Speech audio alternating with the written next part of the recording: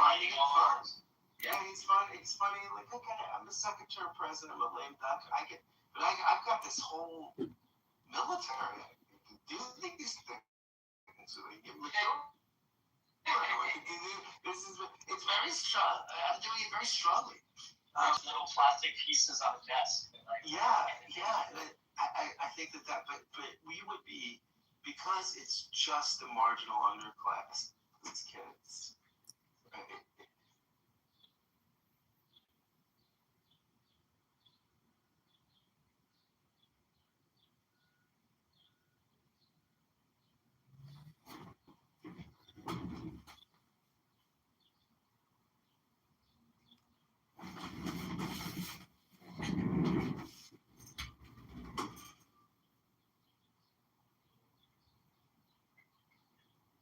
Well, I can tell you as someone that had a draft card.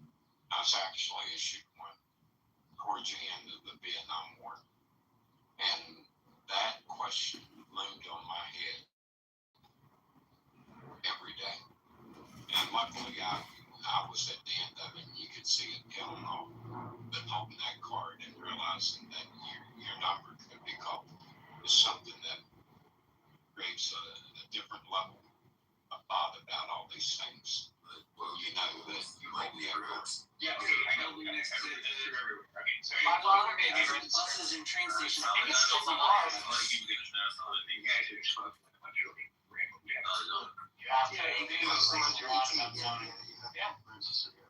think about like building a bunch of rental apartments. It's like, this is one of the means by which like the middle class How did that work? I don't remember. Grandfather and my dad's father was a navigator on bombers out of Italy in World War II. And he said the following thing, and why he joined the Air Force. He said, I figured you could kill more Nazis with a bullet. So that's why he joined the Air Force. And I think like that idea of service to America and being American and you do the things, that was a big idea for my grandfather and my dad. And I think he tried to have that be for me. So we did. I don't know. It was probably just a piece of paper we put in the mail. I'm curious, where do you stand politically? I'm a Democrat. I'm probably best described as a Clinton Democrat. Okay. Yeah. I've never voted for a Republican. All right. Yeah. I tend to vote for Republican, but I think when people see me in the decisions I make, when it comes to local government, they consider me a very moderate Republican. So are you saying on spending, like you're not like some kind of decision to make fairly would seem to not be that conservative? Well, one thing we had come up, Scott, was a liability issue with some contamination that one of our state's largest employers was involved in. And I was, to a man, the only person that brought their chemists and their engineers into the meeting and really grilled them. Everyone else was just willing to go on with it. On the other hand, I tend to be conservative with the money that the town has to put them in good financial positions where they don't bankrupt and impose burdens on an older population they can't bear.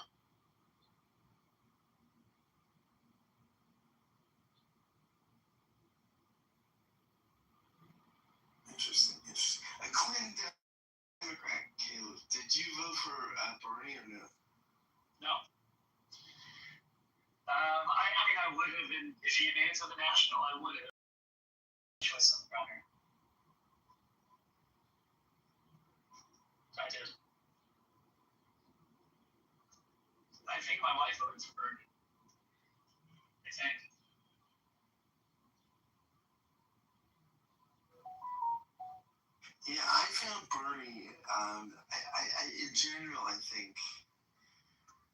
Richard Rorty in an interview, one of the great philosophers, he's dead now, but of our age, the interviewer was asking, what can philosophy do for the country, for the world? So, well, I think philosophy could help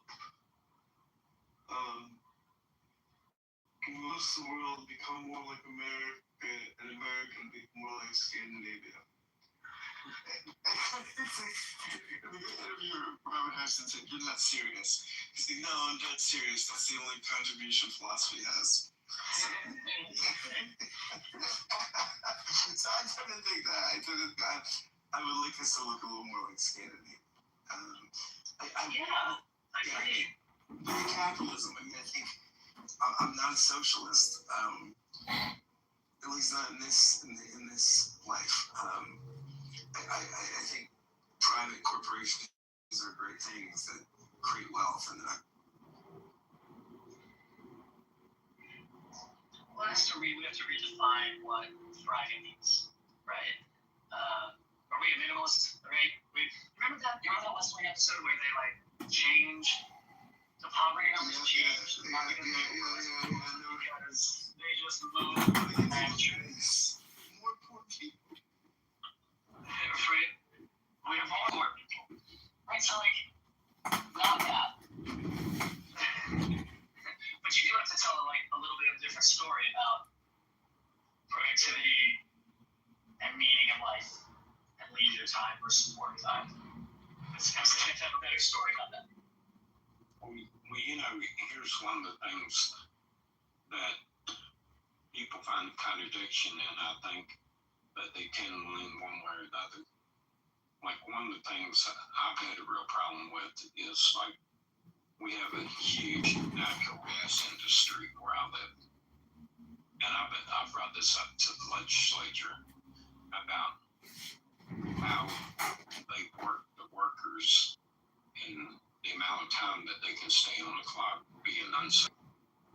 I don't see that as being unreasonable.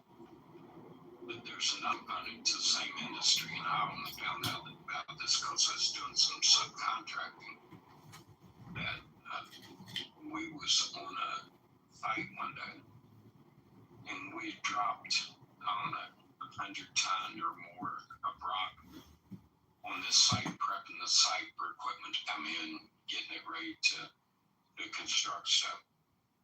And we had a guy there that found what can be no more than like a couple of quarts of oil on the ground. And he's talking about removing all that 100 tons of rock to compensate for this small little spill. And that's when I said, if you want to correct it, there's a 5-gallon bucket, dig it up and put it in there. It's those two extremes. In those two things that I always found a little disconcerting. You can have concerns about real issues that the corporation's doing, like the hours that they've worked. Some of these guys, I think, creates a real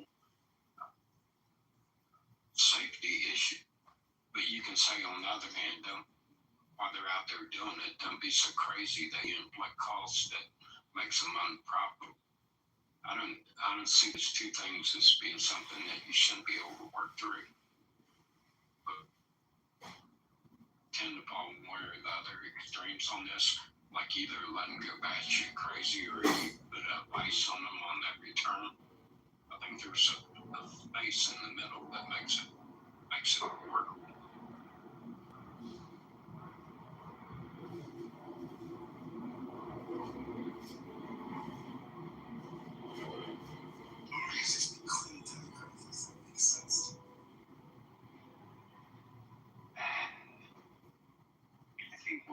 I think we're in a political reorganizing time. So yeah, it does make a little bit of sense. I think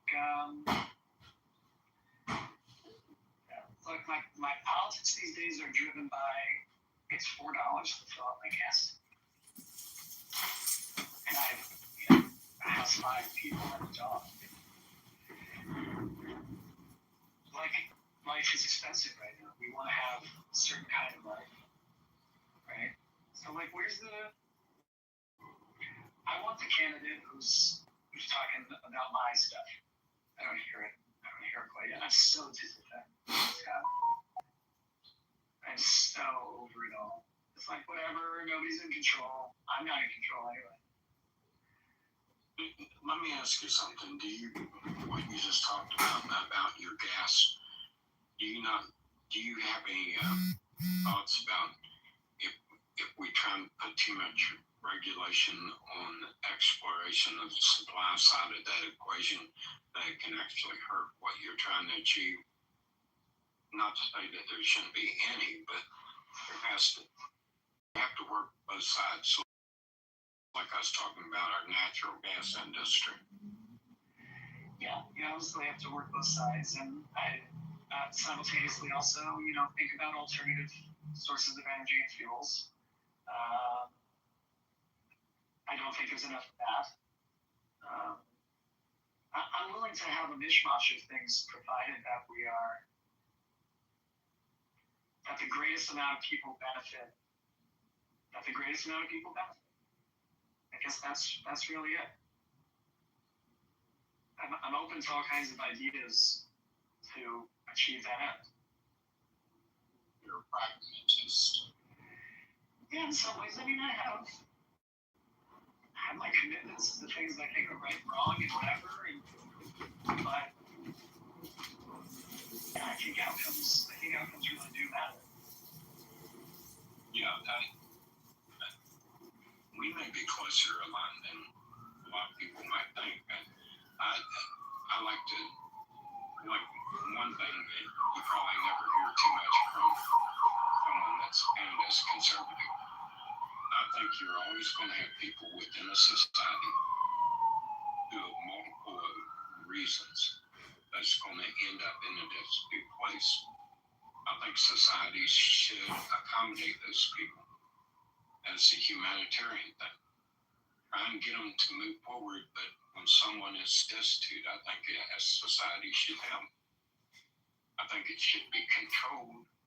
I think that the objective should be a functioning group of people trying to contribute.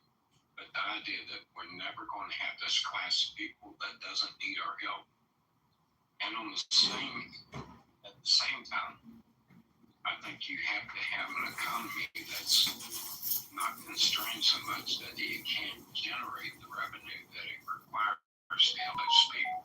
I don't know if that makes any sense. Yeah, that makes sense. Hey, this is Alistair. I'd like to say something about this. Let me know when you're done. Yeah, I think that makes sense. I do. Part of what I think you're talking about is developing a national ethic around the idea. If there's always going to be destitute people, I agree with you. There will be. What is our responsibility to them, and how do we effectuate that? Right? Private industry can do a lot. Nonprofits and these kinds of things. Government can do some too. Yes, Alistair.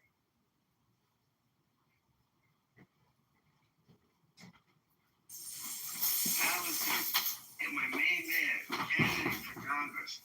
Yeah.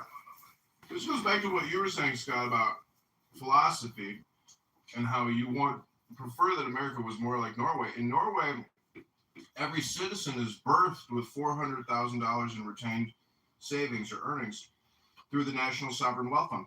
In America, when you're born, you're literally born into $400,000, individually to debt. You go to us.clock.org. So all I'm trying to say is philosophy deals with natural law. And unfortunately, because we have a corrupt financial system, we are outside of out of natural law. And that's our problem here in America. And it permeates corruption everywhere. Look at all of this SNAP fraud, all of this Medicare, Medicaid fraud. It's everywhere, and it's international in scope. We have Russians coming in and ripping us off. We got Romania. So what I'm trying to say is if we had sound currency and we actually had Congress people and senators with spines, we could actually try to save America by becoming more natural. and actually adhering to the laws of nature and philosophy. But unfortunately, we have delusional individuals, and that's a global community. And so I'm just trying to say, in some ways, it is one community. And if you look at the communist model versus the capitalist model, it's either 5,000 corporations or one corporation. But the whole thing rests on sound money. And until we actually can peg our currency, we're fucked. And what I'm trying to say is we need politicians who can eliminate debt with the stroke of a wand, because it was created with a pen. And a lot of people who hold our debt overseas, they don't know that we're going to fuck them. They just don't know that yet. But politically, we will, and we have to save America. I am complete. There we go. Easy. Canada, how is the campaign going? It's good. I'm running for mayor of Chicago. I was removed from the ballot for Congress. And the interesting thing is I don't expect that I'll win. But the fun thing about politics is, as a candidate, you can speak publicly. And the other thing is, when it comes down to the petitions, I can challenge the mayor who's going to run again. To me, that's the most exciting thing, is that I get to help manipulate the system because I have the experience. And when you challenge petitions, as they accused me of fraud, well, guess what I can do as a candidate? I can actually challenge and request that the Chicago Board of Elections perform a full audit. And I am present at that audit, and I'm the one challenging. So if the mayor or other candidates try to fuck with the system by submitting illegitimate signatures, well, guess who saves the city? John Kitover. I can remove candidates from the ballot. That's a big power as a know-nothing candidate. So I know how the game works, and I love playing it. Hello? I love what you're doing, buddy. I love you. I think you're a little bit of a wacko, but I like that you're, exercising your agency for the people. John, let me ask you, what's your position on the formation of the Federal Reserve at Jekyll Island? I don't know. To tell you the truth, it's like I think there's not a speck of dust on a place in the whole universe. So it's possible that all this growth, though artificial, is a great thing because of the unnaturalness of unsound currency. But with regards to specifically the federal, every country has a central bank, it's considered modern economic science, so to speak, to basically do inflationary spending.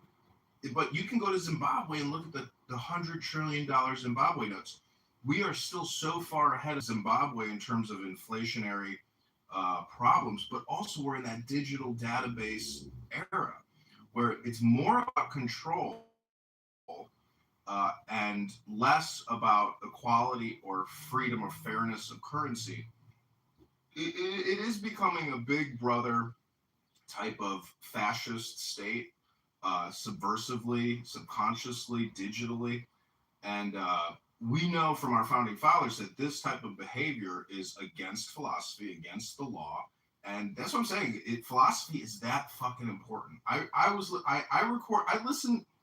read Marcus Aurelius's Meditations and I recorded myself reading it. And when I go on a power walk, I listen to it and I'm like, this is fucking brilliant.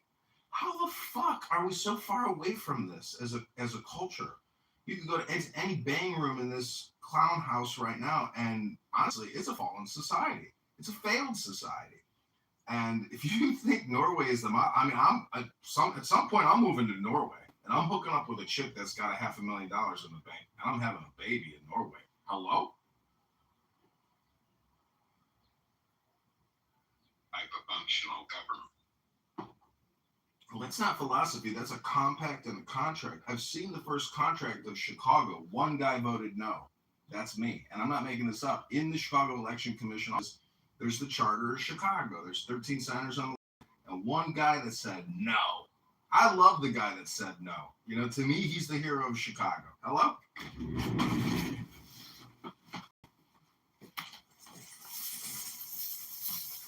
John, you're the hero of Chicago, buddy.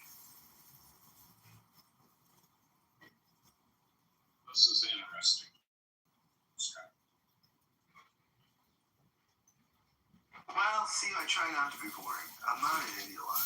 I try to have conversations that are, stimulating. So, Well, not Gary Baumgarten. a rabbi on the stage. It's fantastic. Gary Baumgarten, yesterday, I created a new Clubhouse account called Earth Day, and he kicked me from the room and blocked me.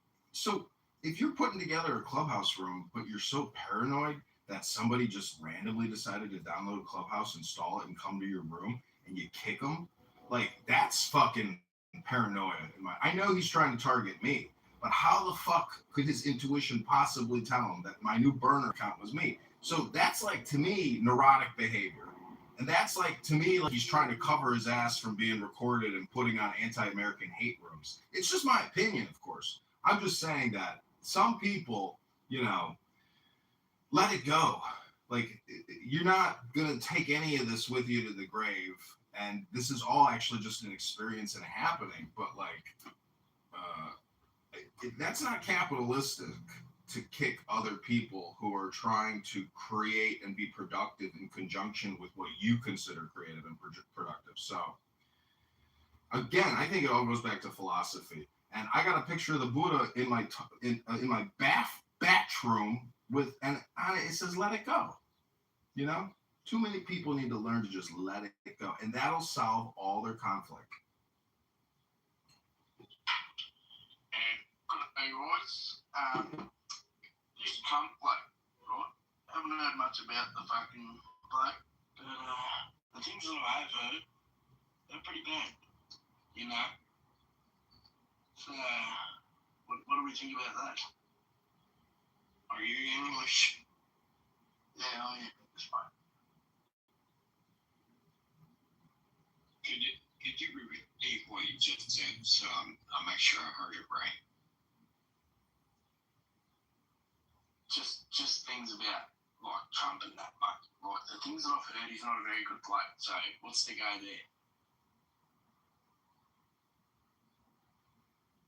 Personally, I think the English and Australian people never evolved since 1946, and I think it's because of the war. I think because so many Australians and English people were killed, they have the lowest genetic intelligence of most populations. And I think Keka's here evidence to suggest that my theory could be accurate. Hello? Oh, you Yankee fuck. Fucking you the dumb cunts that voted Trump in to sell this bullshit. Fucking you want to shut your cunt. Or come around there and fucking sort you out right now, you fucking stupid cunt. Talking shit on Australia, this is a fucking beautiful country. We are way more involved than any of you fucking dogs. And I fucking hope you cunts all burn in hell, you fucking filthy maggots. Again, I think that... Let me ask you a question, though, seriously. Do you think that you guys have any kind of social problem with immigration over there? I've been seeing a lot of disturbing things and how, like, if you post certain things on social media, you can be put in jail and stuff. Is that a problem where you live? Oh yeah, mate, it's a massive problem. In Australia, there is problems, I will admit. We have a fucking government that's trying to control us all. It's a fucking bullshit situation, to be honest. But it's a pretty fucking beautiful country, and to say that we are fucking slower and fucking less bold than the rest of you is just pretty fucking disrespectful, if you ask me. It's a theory. It's a scientific theory of World War II and the 60 million that died in World War II. It's just a theory that a tremendous amount of human intelligence was wiped out, and thus we get individuals like yourself that can barely transparently say a sentence and use ad hominem nonstop. Hello? Have you ever heard, like, what an Aboriginal person sounds like? A nigger? Have you ever heard a nigger before? Again, I'm just trying to say that I think you are evidence that the... I'll come around there and I'll blow your fucking head off. Yeah? Well, some people actually... Use the N-word in the room. No, use the N-word. Some people get what they deserve. I'm just saying that if you actually believe that one of the reasons why Britain or England has allowed themselves to be completely invaded by Muslim hordes is because so many of their men were wiped out in World War II. World War II is the greatest tragedy, in human history, I think, personally. I mean, I can't think of anything more insane that Europe literally just self-destructed in absolute anger and chaos, extremism. And the funniest thing is I'm going to create a movie. It's going to be called Hitler the Schmuck. And there's this film called The Dictator where it's like all this World War II archive footage that Adolf Hitler was like recording of himself in like the same way that a social media influencer does today. And I'm just saying that like his intelligence just wasn't there. And there's a reason why he did what he did. And it's just so tragic. You see all these videos of people that were wiped out in the war, and you just wonder, where was the intelligence? It just wasn't there. The awareness wasn't there. The philosophy was not there. Hello?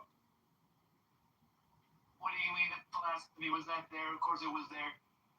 No, it wasn't there. You can see it in the videos that Hitler even shot of himself. The guy was basically high on codeine and creating Instagram videos with films and then distributing them in movie theaters. That's what the guy spent many years doing. That's not leadership. That's what many politicians are doing today. And they're not leading. They're not actually trying to do good things for their voters. Instead, they're just creating campaign videos for the next campaign.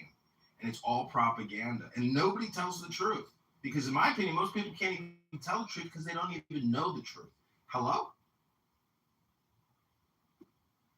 Well, part of the problem has been my experience is truth behind the issues and what it's going to take to solve the issues. They want the easy way, and they want the politicians to facilitate it.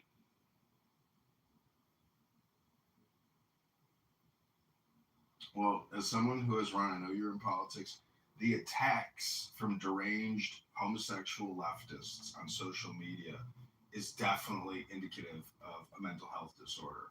And these are like vicious, violent, disgusting comments that many gay men and other socialists make on social media. Again, I think it's a fallen society. I think when Caleb says, oh, we need to have national service to create a unity amongst our people. Well, yeah, maybe that'll work. But I think America is already fascist, and it's going to become even more fascist. And it's because the politicians are criminals. And tree the other day, and I realized that we are all just leaves on a tree, and the tree is the network, the communication network between all of us, invisibly linking us. And this is why I am very anti-Muslim, because when you study Mohammedan law, they created an in-group in the year 660. And when Muhammad's Medina Charter or his Islamic Constitution, if you ever read it, it's basically a document on how to lead a mafia organization. He is the Don Corleone of the Middle East. And I'm just trying to say that if you read the U.S. Constitution, the Declaration of Independence, etc., that is a progress in intelligence, legal jurisprudence, and the transmission of countless generations to try to create a more equitable and enlightened society. But when you read Mohammedan law, you're like, oh, fuck. And the people in 2026 are still using the Medina Charter. And the Palestinian blood money, if you kill a Jew, well, that's in the charter. It's blood money. So we're dealing with essentially a revolutionary political mind virus, which is unstoppable because it is the combination of church and state. And it's completely the opposite of us. So the war in 2026 against Islam is the same war as 770 or 880. And I'm just saying that there is still this huge legal cultural clash in the world, which is completely unresolved because there's no philosophy, on my opinion, in the Muslim side. Hello? Can you share your views on the Israeli Epstein connection, J.P. Morgan, and the other colonizers?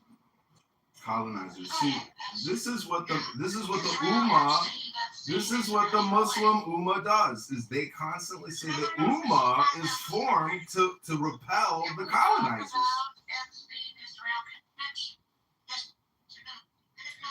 Stupid. Have you seen the Bannon at Jeffrey Epstein interview? Because that interview is incredibly insightful and fascinating to see the inner workings of Jeffrey Epstein's mind.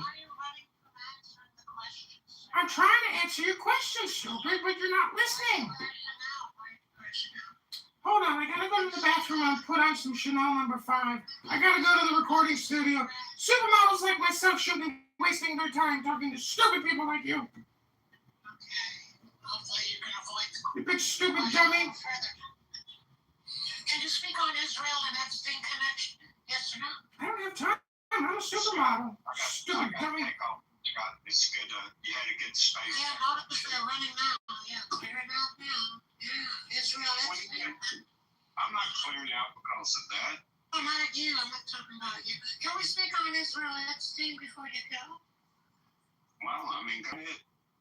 Enlighten us what your point of view is. Well, if you say the word Israel, you should say Israel Epstein. If you say the word Epstein, you should connect Israel. You should say Epstein Israel. Anytime you mention it in a sentence, do you agree with that or not? That's my question. Simple question. Well, there's a possibility. Can you draw? Yeah, the two were directly connected. Mossad is Israeli, and blackmail is Israeli, and control and AIPAC and Epstein is money and control and power. Do you want to speak to it? I mean, I don't have to go deep, do I? Or you don't see the connection, or you do see the connection? That's a simple question. Yes, I see the connection, or no, I don't. Which one? No, there's a difference between. Yes or no, it's real. It's No, simple. No, it isn't. Oh, wait, well, complicate it for me.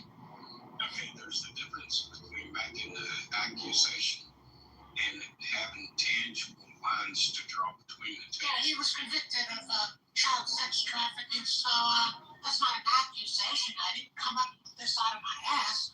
This is fact. So, speaking of the facts, do you see a connection between Israel and Epstein? Steve, before you answer that, Steve, just know that stupid here is a white gay man living in his mom's basement, and he goes around pretending to be a black woman. I feel so bad. Steve, just go do what you gotta do. Don't entertain this guy. It's a gay white guy pretending to be a black woman. It's ridiculous. You're so stupid, you big stupid dummy. Shut up. You're getting so angry. Let me ask you.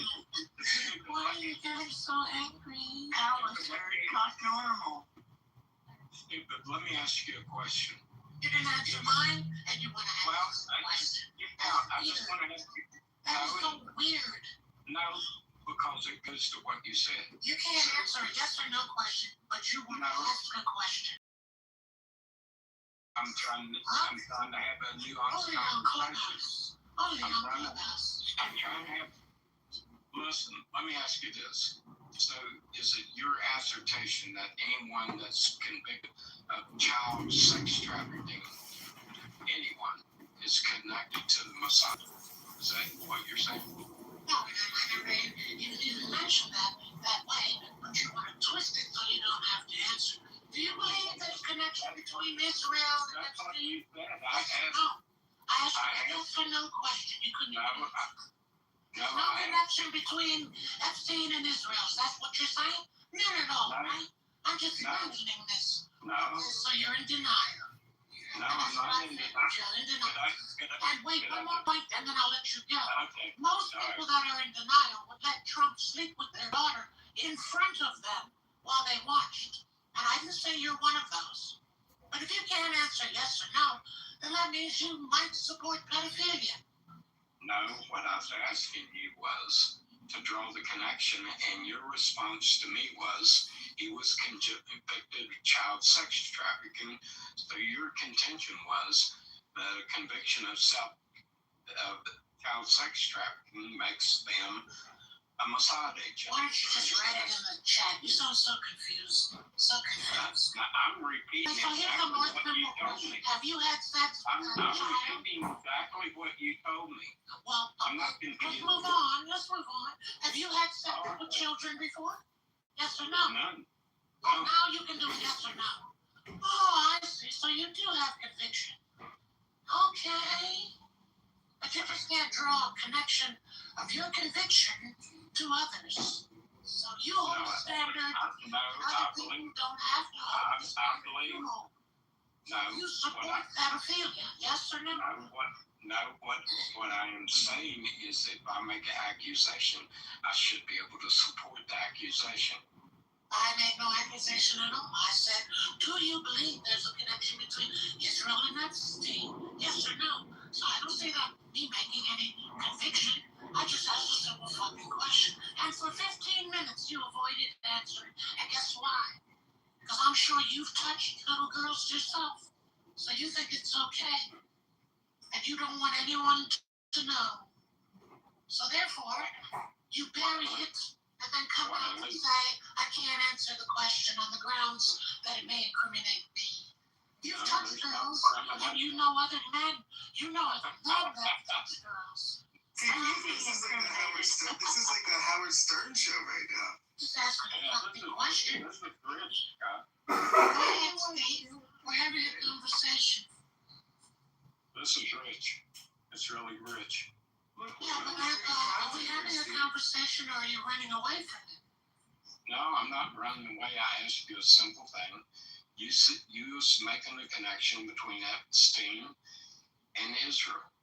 Let me make it easier for you. Howard Letnick pulled up Epstein with his kids and his wife and said, I went for dinner, but I don't even know why I went. Do you find that weird, or do you find it strange? Or do you find it... Scott, is this a Howard Stern show? Because I expect a professional show. This is becoming unprofessional. I've got to go. I can't stand to listen to this nonsense. Have a great day, everybody. Bye. Bye, stupid. Bye, Joe. Bye, Scott. Bye, Caleb. Bye, Steve. Bye, everybody. Bye. Leave quietly, stupid ass. Scott, I don't see yours doing any tricks. Scott, like I was saying earlier, I enjoyed the space. Steve, are you running from the conversation?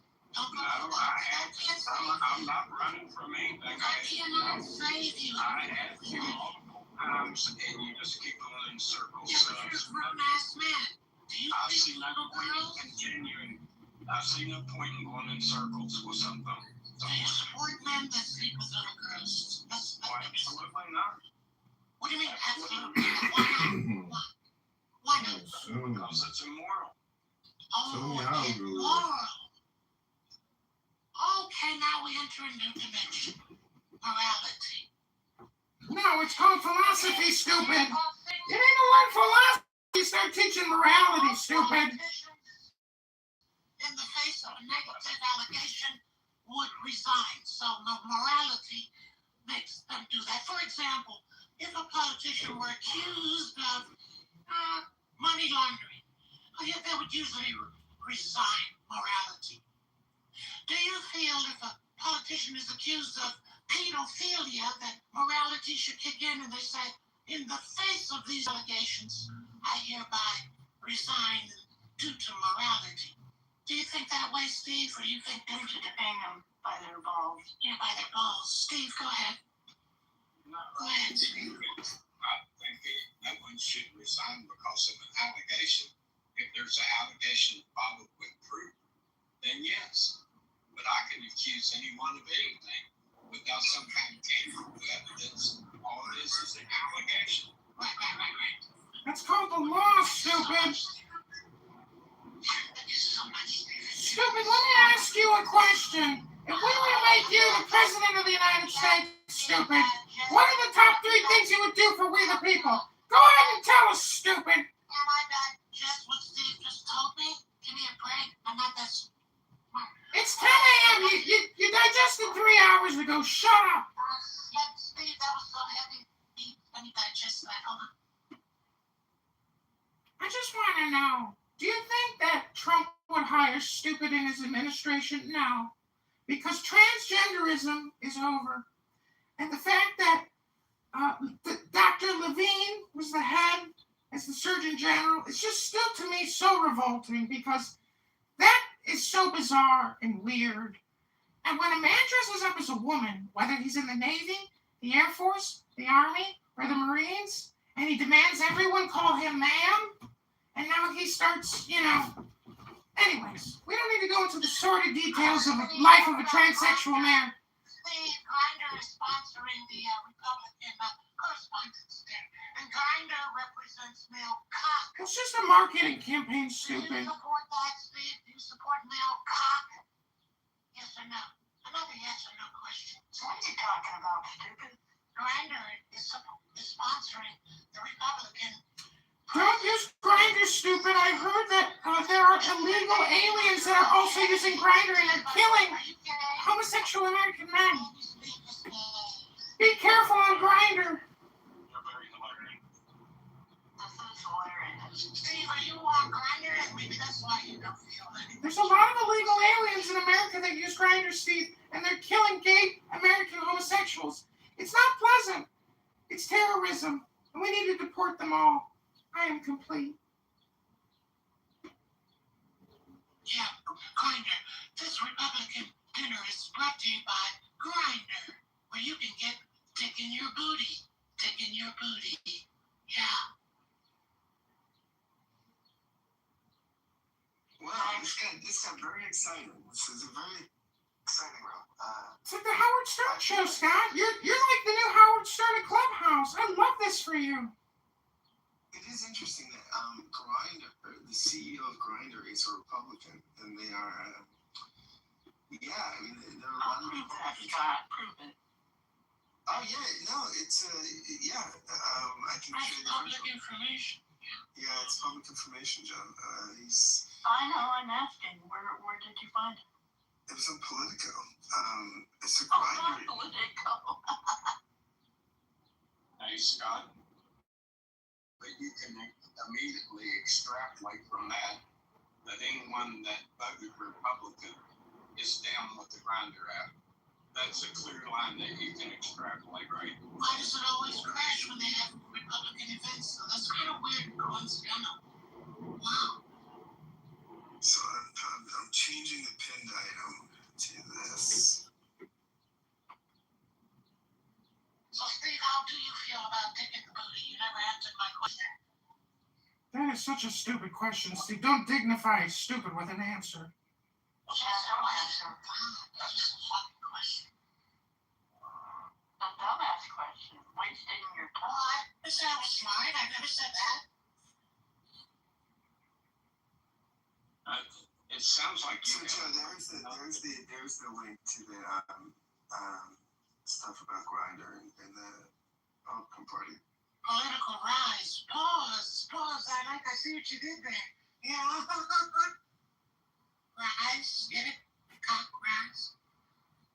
Stupid, why did you change your name from Point to Stupid? Is it because you felt you wanted to truly express your inner self as a stupid person? Well, I'll give you an example. For example, now, underneath my PTR actually is what I think you are, which is a stupid bozo.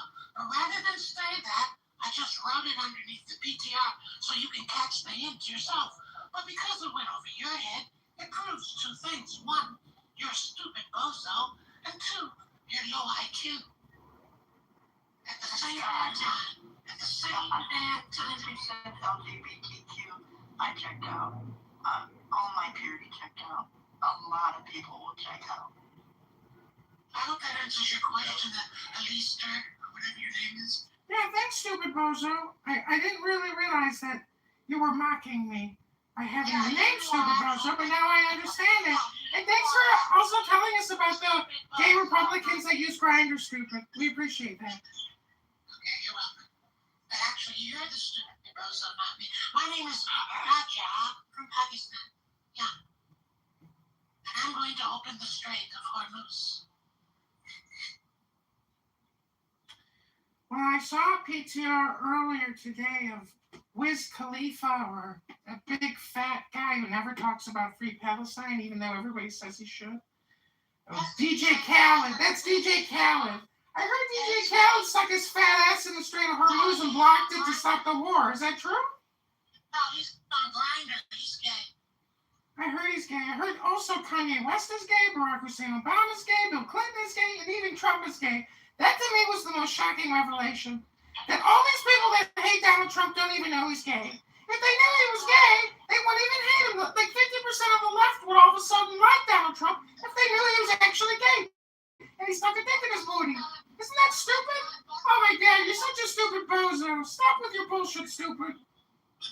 What about Scott Bessent? He's gay too.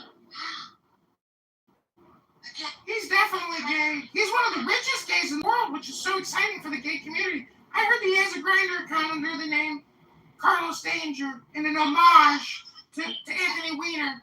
It's an homage. Do you know what an homage is, stupid? yeah, Scott Bessent is on Grindr too. Yeah. Do you speak French, stupid? Because my favorite French word is presence. And if you translate it into French, it sounds like puissance. You've got such incredible presence, stupid.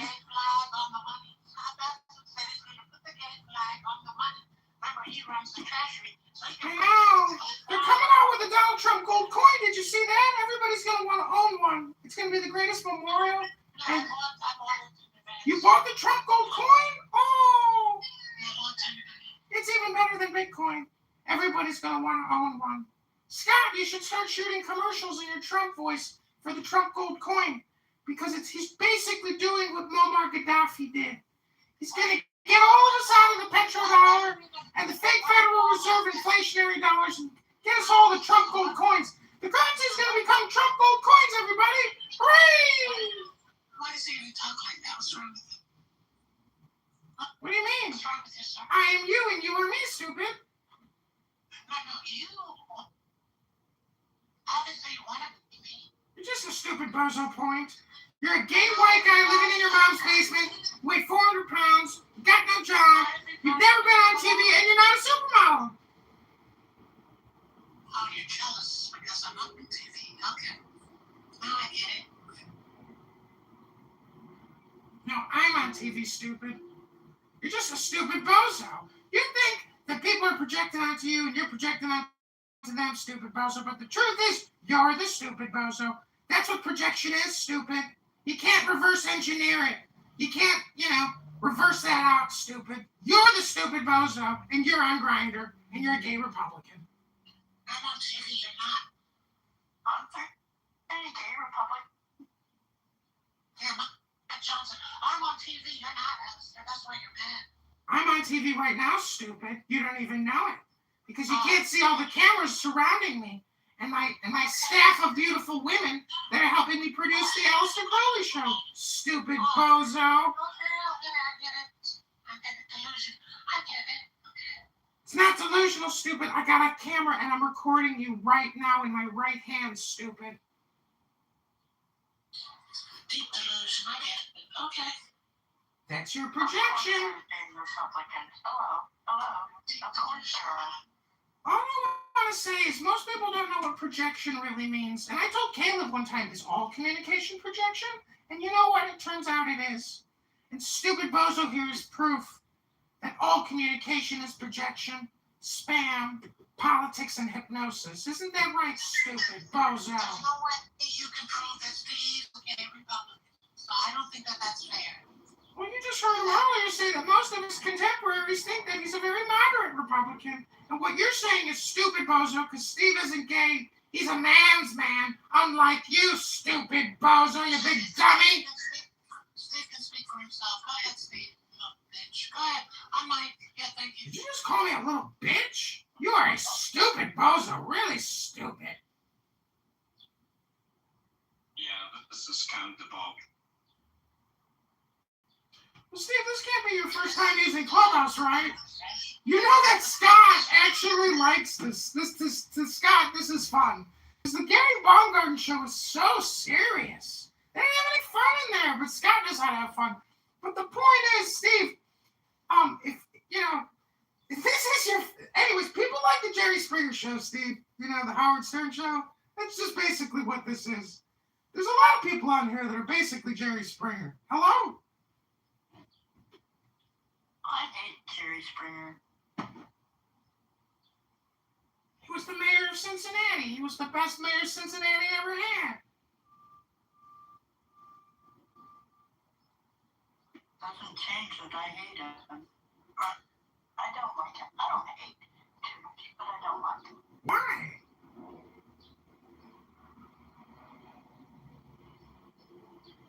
Why not? Well, what do you think Clubhouse Clubhouse is. That's what I'm saying. Like, how do you like not like Jerry Springer, but you're on Clubhouse all the time? It's the same fucking show. Hello? Hello? I know, right?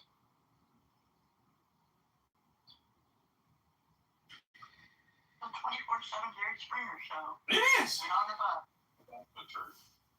It's a stage. This app is actually, the real name underneath Clubhouse is The Stage. It's a theatrical production of stupid bozos. Just can't, stop spamming each other with their stupid bozo thoughts. Hello? I think Jerry Springer was decent in the beginning, Leanne. I don't know what happened to most of our leaders in those TV shows. I think they went amok. I think Yeah, that too. Of course that. Or they wouldn't survive. Well, I'm pretty sure some I'm of good. How are you? I'm headed towards Kitover, Indiana to hang out with my peeps up there. My Republican peeps. I agree with Steve. I don't stand with any men or stand next to any men that sleep with little girls under 14. I agree with you, Stephen. At least we share something in common and have a similar belief because you said morality does not allow you. you're one sick to stupid bozo. Did you just hear what this pedophile said? He said that he believes that men should be able to legally sleep with girls under 14 or 15 and you're disgusting, stupid. I'm reporting you. I'm screenshotting this and reporting you right now, stupid. Stephen, Did you participate with no, 14-year-olds? not at all. But Steve doesn't either. I'm reporting you, stupid bozo. Mark my words, when you come back with a party hat, stupid, that was me. I'm reporting your account right now for pederasty. Enough is enough, stupid. I'm reporting you. Steve, I encourage everybody to also screenshot this room and report stupid for trying to encourage people to commit pederasty. Report stupid bozo now. Mass report. I am complete. support pedophiles. That's the point. I respect that, Steve, because I feel the same way. Pedophiles should not be protected. I agree with you, Steve. Steve? Unless you change your mind. Did you change your mind? no, I'm listening to what you say. It's Well, did you entertaining. change your mind about what we agree on? Or you now want to go back on it? You do support men that engage in pedophilia. Which one is it, Stephen? I don't have to be redundant. Okay, so you're on the fence. Okay, that's what I figured. You just pulled shit out of your ass.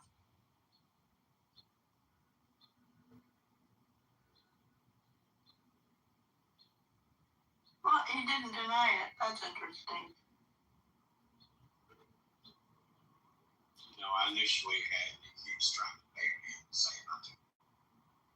Yes, Steve, I agree. A lot of Republican women are complicit with their men engaging in pedophilia. You're right. I know this and you know this for many, many years. Yeah. Joe, have you ever supported men? Joe B, I want to show you my PTR. I just reported stupid for trying to encourage pedophilia on this app. I've reported you. I encourage everyone else to report stupid bozo here. A gay white man who's actually living in his mom's basement who pretends to be a black woman. I've reported you, and I expect your account to be deleted within 2 hours, stupid bozo. Farewell. And when you get your new party hat, that was me. I got you that new party hat. I hope you like it.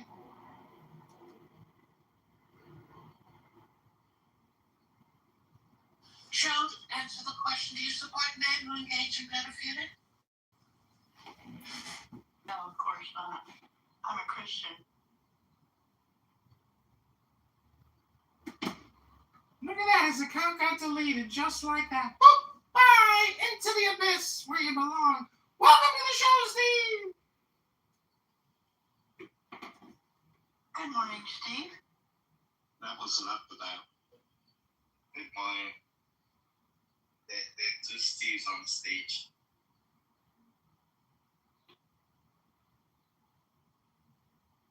How you doing, Steve? I'm okay, and you? Yeah, we've just been drugged through the gutter and back. We finally got out of it.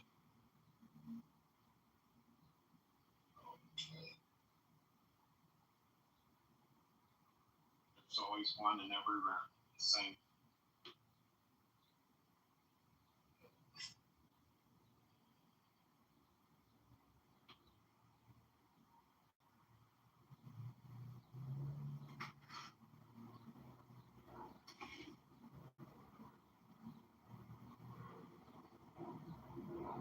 You know, Scott had earlier started the room up and talking the 15 years in a deep dish kitchen talk.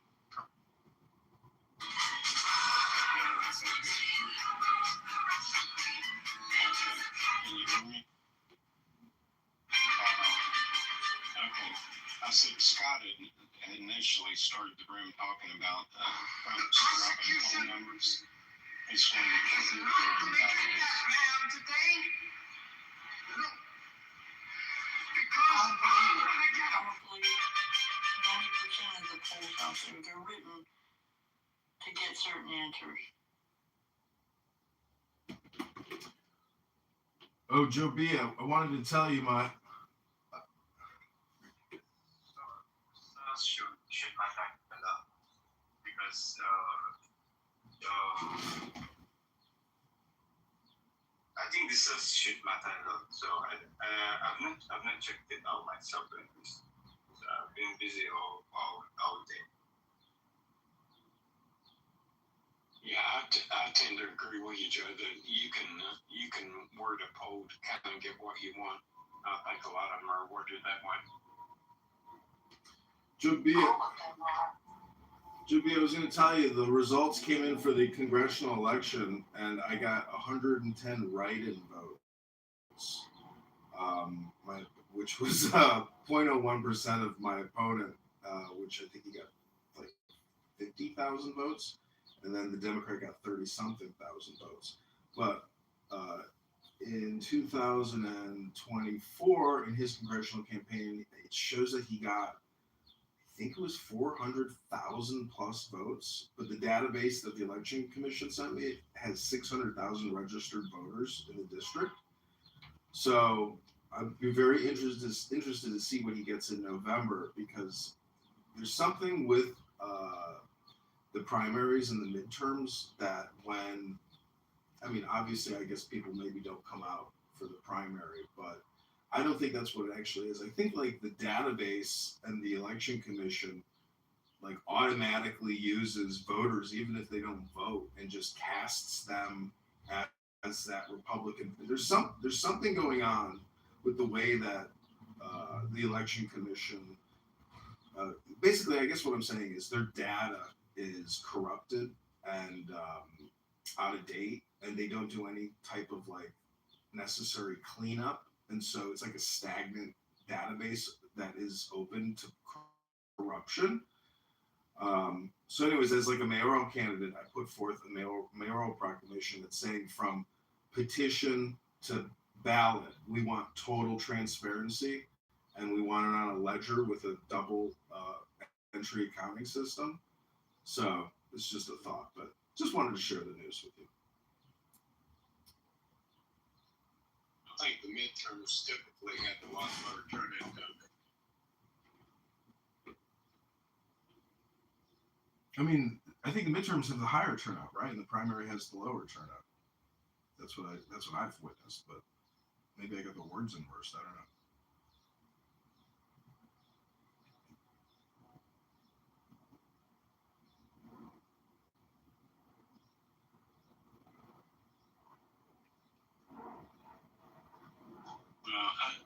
I'm interested to see as this thing in Iran drags on how the sentiment's going to be about it.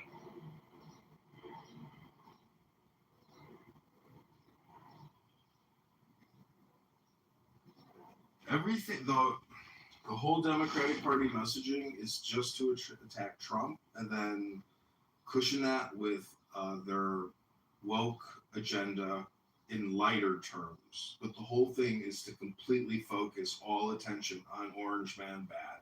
That's all they got. They don't have solutions. And that's the thing about politics and communication and hypnosis is unfortunately it has been proven time and time again to work. And that's why America and it's just a great and it's just a tragedy and an irony that the people who want change and believe that they're voting for it are contradictorily actually voting against themselves because they're being hypnotized uh, by this mediocre and inferior messaging, which works because they believe that they are the opposite and they are the resistance. And therefore, that type of messaging for this demographic works over and over and over and over again. It's just Boy Who Cried Wolf. But the tragedy of Boy Who Cried Wolf is it just works every single time. Hello?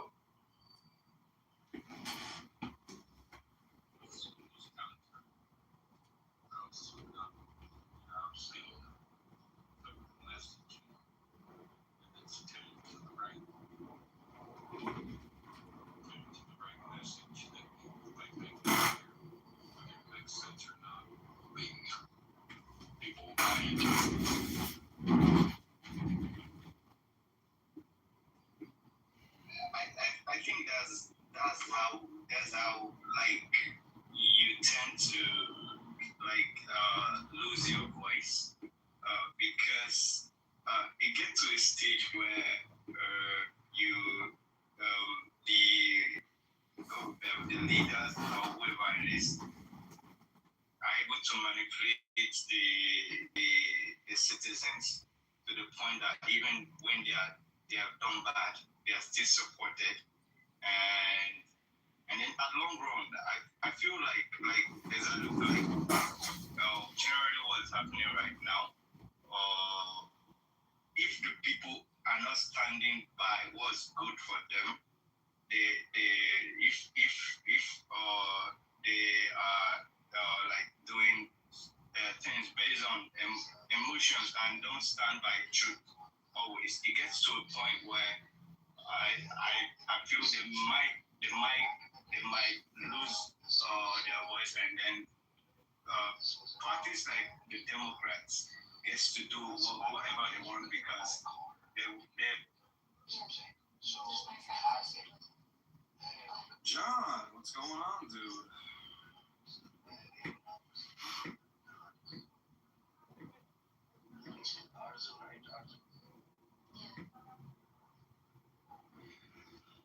Mr. Kitover. What's going on, Jeff?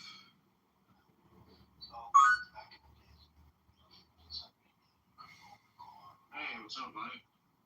Hey, what's going on? Yo, I got a quick question for you. Did you used to stream on a different app with other users under the name Aeon? No, I have not. All right, I was just wondering because you kind of look familiar. Oh, okay. Yeah, that's not me. All right, fair enough. Yeah, that was kind of wild last night. That dude was just, waffling. Yeah, he definitely had some anger management issues. And I think an identity crisis. Yeah, a little bit. Yeah, a little bit. And then he was trying to separate himself from the black Hebrew Israelites, even though it sounded like he pretty much espouses the same BS. Very weird situation. But anyway, so I guess we can just talk about anything in this group. Yeah. I just came across this Bible passage, and it's not really startling to me because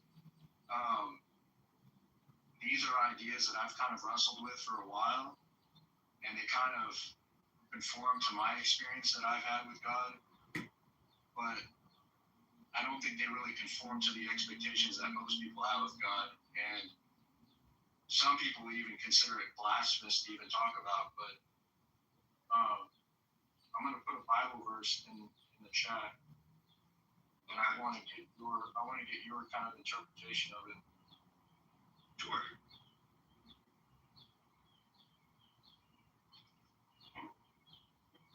Okay, Isaiah, I form the light and create darkness. I make peace and create evil. I, the Lord, do all these things. I don't think the whole evil thing is blasphemous. If that's what you're getting at, is that what you're getting at? Yeah, I don't think it is personally either, but I think that if you were to say that to a lot of people, that God is responsible for evil in the world, or that God transcends good and evil, I think they might take offense to that or might not fully understand that. I'm going to look up the CCC on it, see what the interpretation here is. But I do know when they refer to evil written in the Bible, it's not referring to like the evil that they're talking about in the problem of evil. They're talking about like calamity. So like a calamity would be like like a natural disaster, like for an example, like the flood. Right. That kind of thing. So this verse is one of those lines that sounds harsher in English than it does in its original context. The key issue is the word translated as evil in the book of Isaiah 45:7. The Hebrew word is ra, which is a broad Semitic range. It can mean moral evil, but also calamity, disaster, misfortune, or judgment. In this passage, it's not about God creating sin or moral wickedness. The CCC, the Catholic interpretation, is very clear that God does not create moral evil. Moral evil sin comes from the free will of the rational creatures, human beings, angels. What that verse actually means, a more precise rendering would be, I make peace, well-being, and create calamity. So the verse is asserting God's total sovereignty, not moral authorship of sin. So light and darkness, symbolic of order versus disorder, peace, shalom, or evil, ra, prosperity versus calamity. God is saying there is no Bible force like a dualistic good versus evil gods. I alone govern all outcomes, even judgments. Why this matters historically, this was written in a context where surrounding cultures like the Persian religion had dualism. A good god had an evil god battling each other. Isaiah rejects that outright. For an example, I think they're talking about Zoroastrianism there. Okay. That's the dual thing. Let me see. Where is it talking about Zoroastrianism? Well, like the culture surrounding these people at the time, right? So like you have the Persian religion. It doesn't specify it here, but I know what they're talking about. They're talking about Zoroastrianism, Okay. which kind of had this like yin and yang kind of thing. Like good. There was a good god versus an evil god. This is like saying right out, like this is the god above that. He's the judger of all these things. Calamity and misfortune can descend upon you. But anyway,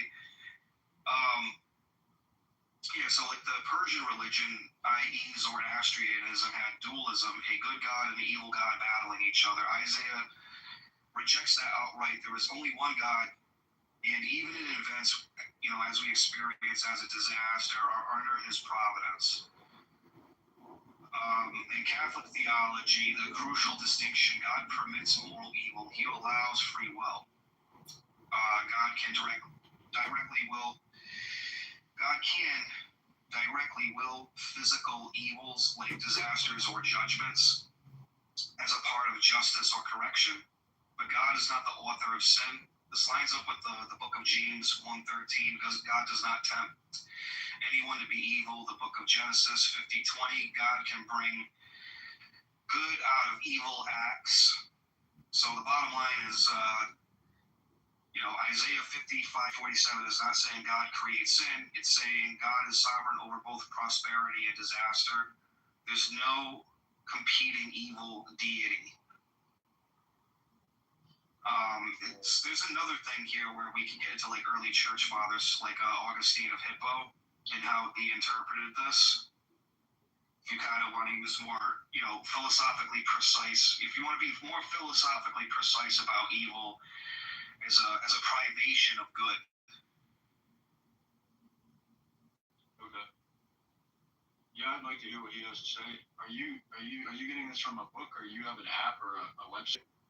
Yeah, usually, like, if there's things that, like, I don't know about, like, I'll either go on Google and look at the catechisms of the Catholic Church, the CCC, or I'll go on, Chat GPT, just to kind of get, like, a roundabout, clear understanding, so I have, like, all the data points, like, right there in front of me, and I can actually get websites that'll take you elsewhere. Oh, that's cool. I mean, Illumi, is there something wrong with that? Why are you laughing, dude? It's like, what is it called? ChatGPT, like, bros. I don't know what, like, yeah, as if you weren't familiar with ChatGPT. I'm pretty familiar with what it does. It's a good aid to kind of look up information and get statistics from websites. But the way you said ChatGPT, I don't know, maybe you might have had like a brain processing thing, but.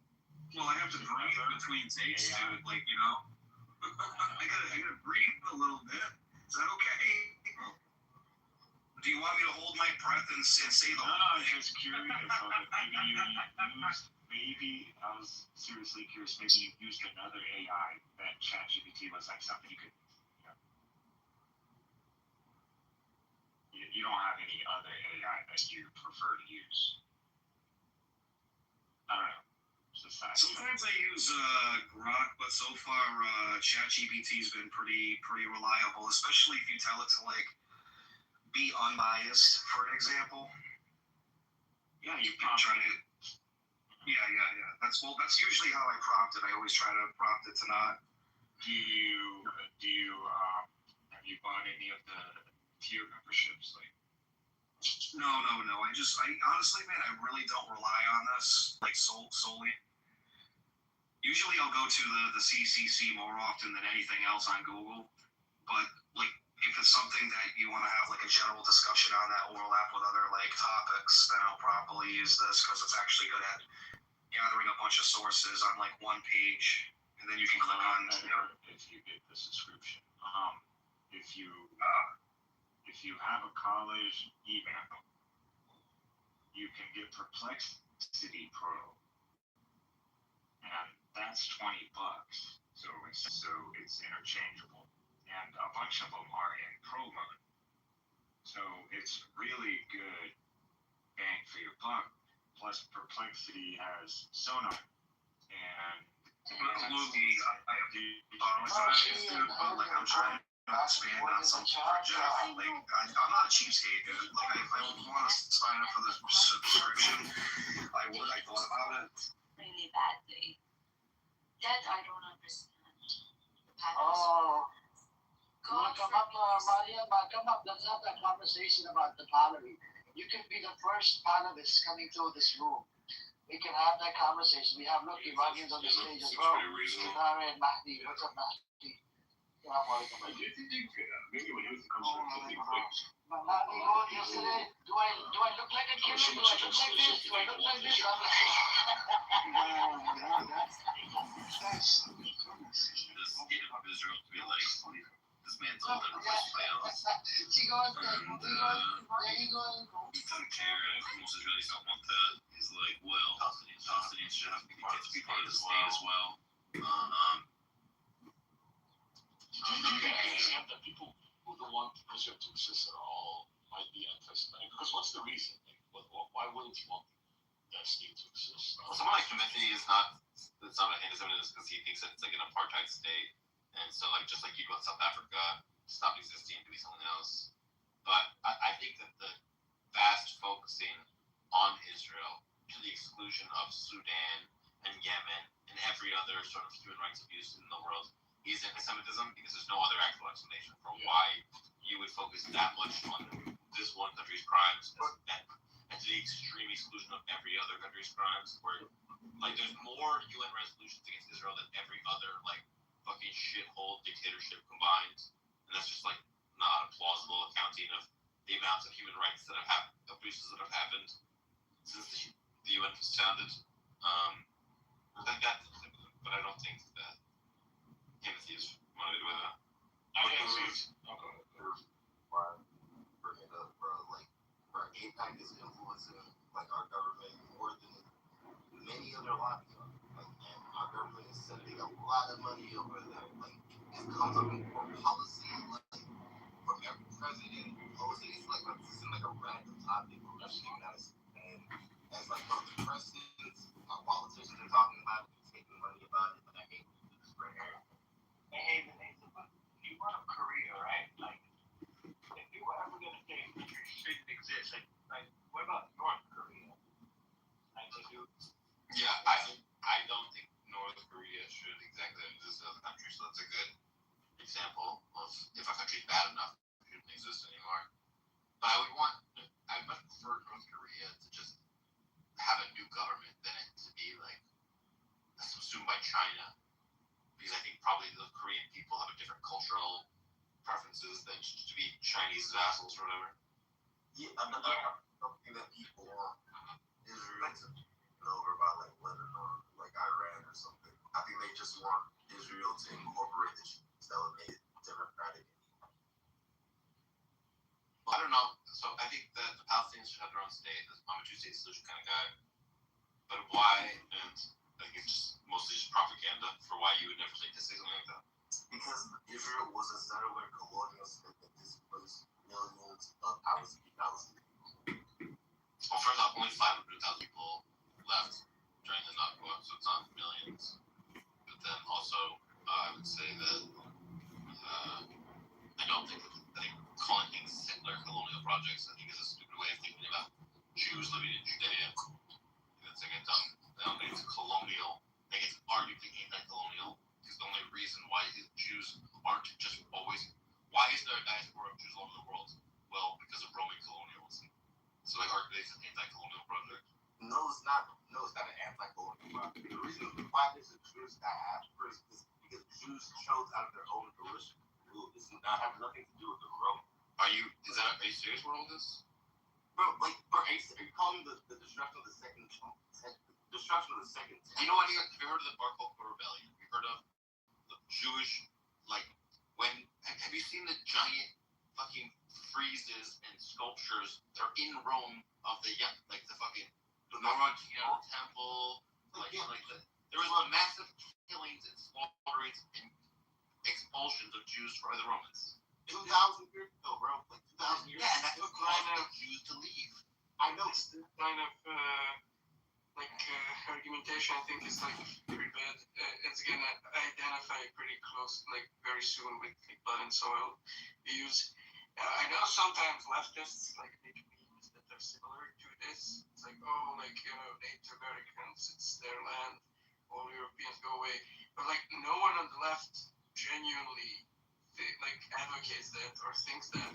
And like everyone who would, in seriousness, discuss this issue would say like, yeah, if someone were to genuinely think Native Americans should now like advocate all white people to leave USA and for them to have the territory because of their historic right to the land.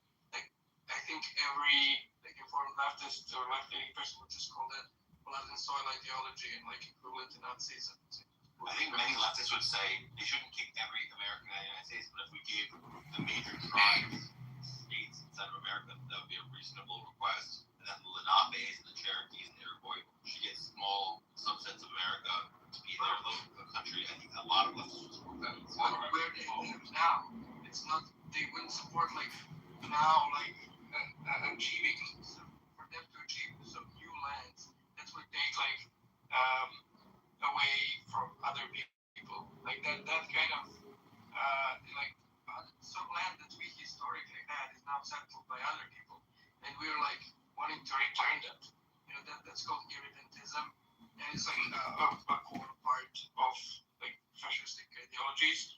And to base it on the historic right to the land is literally just called in political and blood and soil like view. Listen, I prefer my political ideology to not be blood and soil. I think it's blood and soil intuitions don't play a part in people's ideas about the multiple plan, as in like a lot of affects people's psychology, whether you like it or not. And then I go, okay, so if it is part of your psychology and you are thinking that, oh, this is whose land it belongs to, who's got the blood and soil claim, well, the Jews have a very reasonable blood and soil claim. So for them to achieve some new lands, There should also be problems with each of them. I don't think anyone should be making that claim. Like in my country, it's like more recent. It's like, oh, you know, Serbs. It's like, you know, I mean, people Serbs and Albanians across kicking each other out for like basically 200 years now.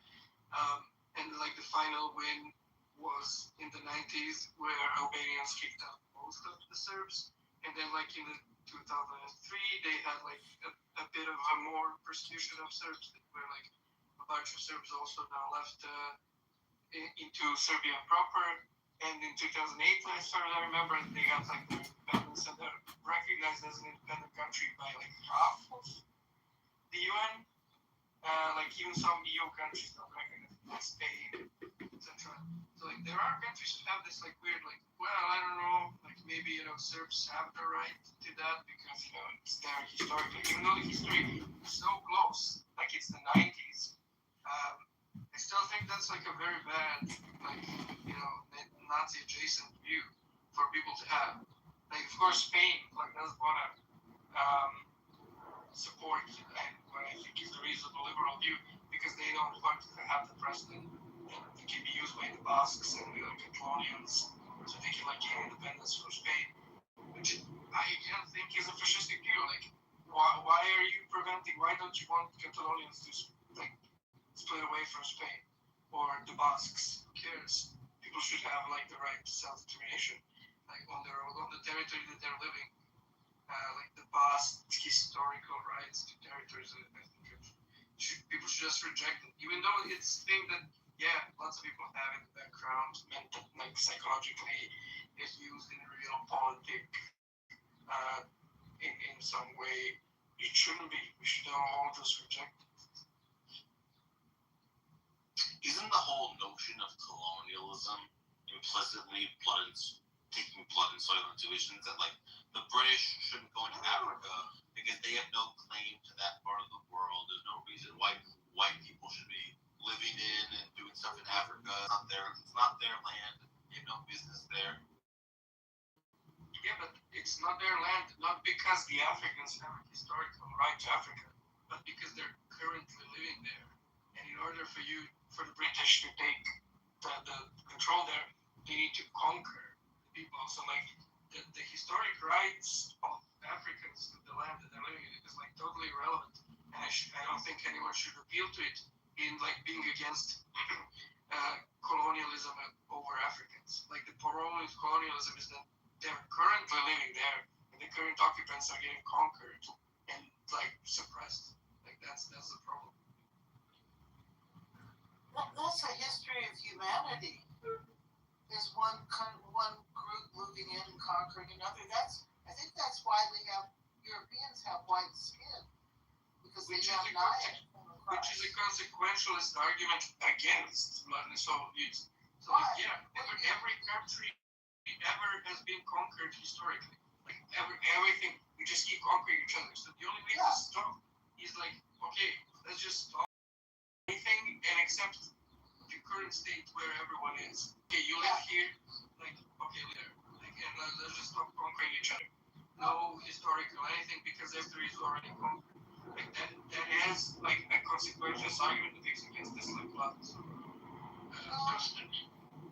Because we ended in like a very big regression or something. I just had one more question from Sam. To Sam, how much do you think of the Palestinian propaganda is a leftover of the whole Marxist origin of Islamic Brotherhood. No, I don't think it's very much that at all. I do think that like it is weird that there's like what's called the Green Red Alliance, where like communists and Islamists will like work together temporarily because they have this joint enemy, which is like the liberal West, and they both hate them so much that they'll like work together. But it is hilarious when this is not funny; it's pretty horrible. But like Khomeini, for example, he like worked with the communists and like, slaughtered them in the 80s. There's a huge purge of communist leaders in Iran. So like there'll be stuff like that happens. I don't know, why would you think that it's like a Marxist thing rather than like there's a group of people that feel like their land was stolen from them and they built their entire identity about that. I feel like it's enough to motivate that they don't need like Marxism to I think Marxism inflames it just because the Marxists did have that, and also Yasser Arafat was educated in Russia, Soviet Union, and I think so was Khomeini maybe. I mean, a lot of them were educated in the Soviet Union. Was like, I think one of them even had a degree in, the Holocaust or whatever. I mean, I just there wasn't illegitimate, resentment against all these immigrants coming in, but I think it was inflamed by an ideology that they accepted, or if they were the battleground, the Cold War battleground. You could say, Michaela, that there is somewhat of a symbiotic relationship between certain aspects of socialism and this, right? Because they are both vehemently against the Zionist project, first of all. So that's already there. You have like common ground. But there's plenty of money being funneled towards Gaza. Oh God, this fucking loser. But actually, there's data to back this up, right? So the social democrats where I live, right, and I think Bob can attest to this. They've donated massive amounts of money in order to further education. And I'm not saying that it's like, nefarious. I think they did it in good faith.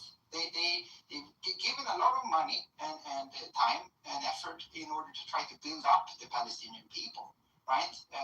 But unfortunately, that money has not been used for the thing that it was supposed to do, right? So that is, I think, and of course there is probably some parallel you can draw, Michaela, where it's like, you have the brown oppressed people, and then you have the white, evil Jews that oppress them. That's probably also, a dynamic that is, especially to liberals in the West, is very compelling, right? So that's what there's a reason that they didn't accept the two-state solution. They just rejected the state of Israel from the beginning and didn't even try to form their own state. And I think that a lot of that was an ideological motivation. I think it was influenced by the times, the leftist, the Marxist stuff that was, that was going on, and it still is going on. But why did they not agree to form their own state? Why? Hello? Yeah, no, it's a good question, Michaela.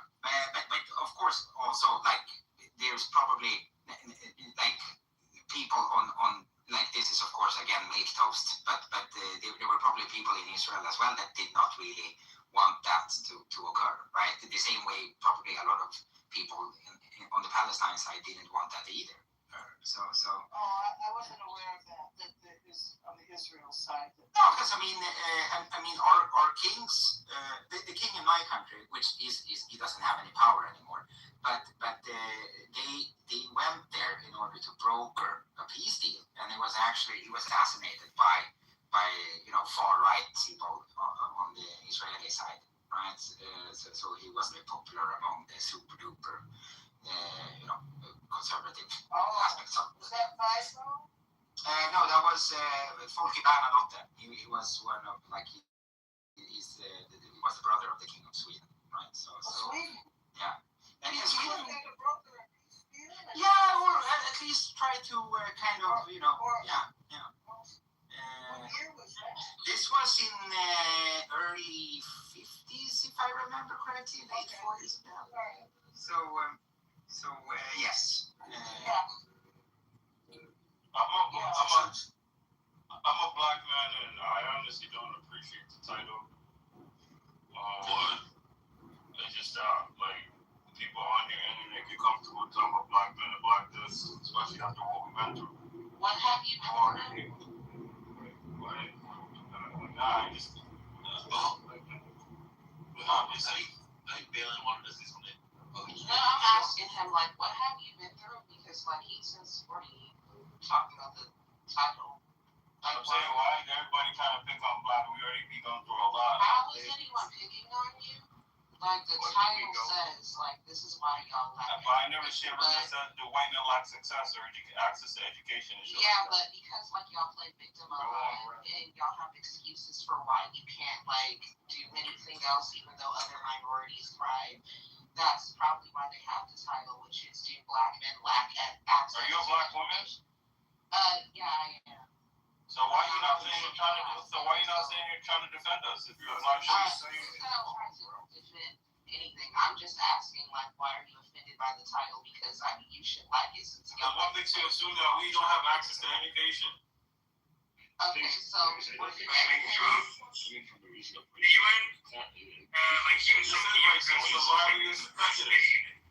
is it racist? From the definition of black education.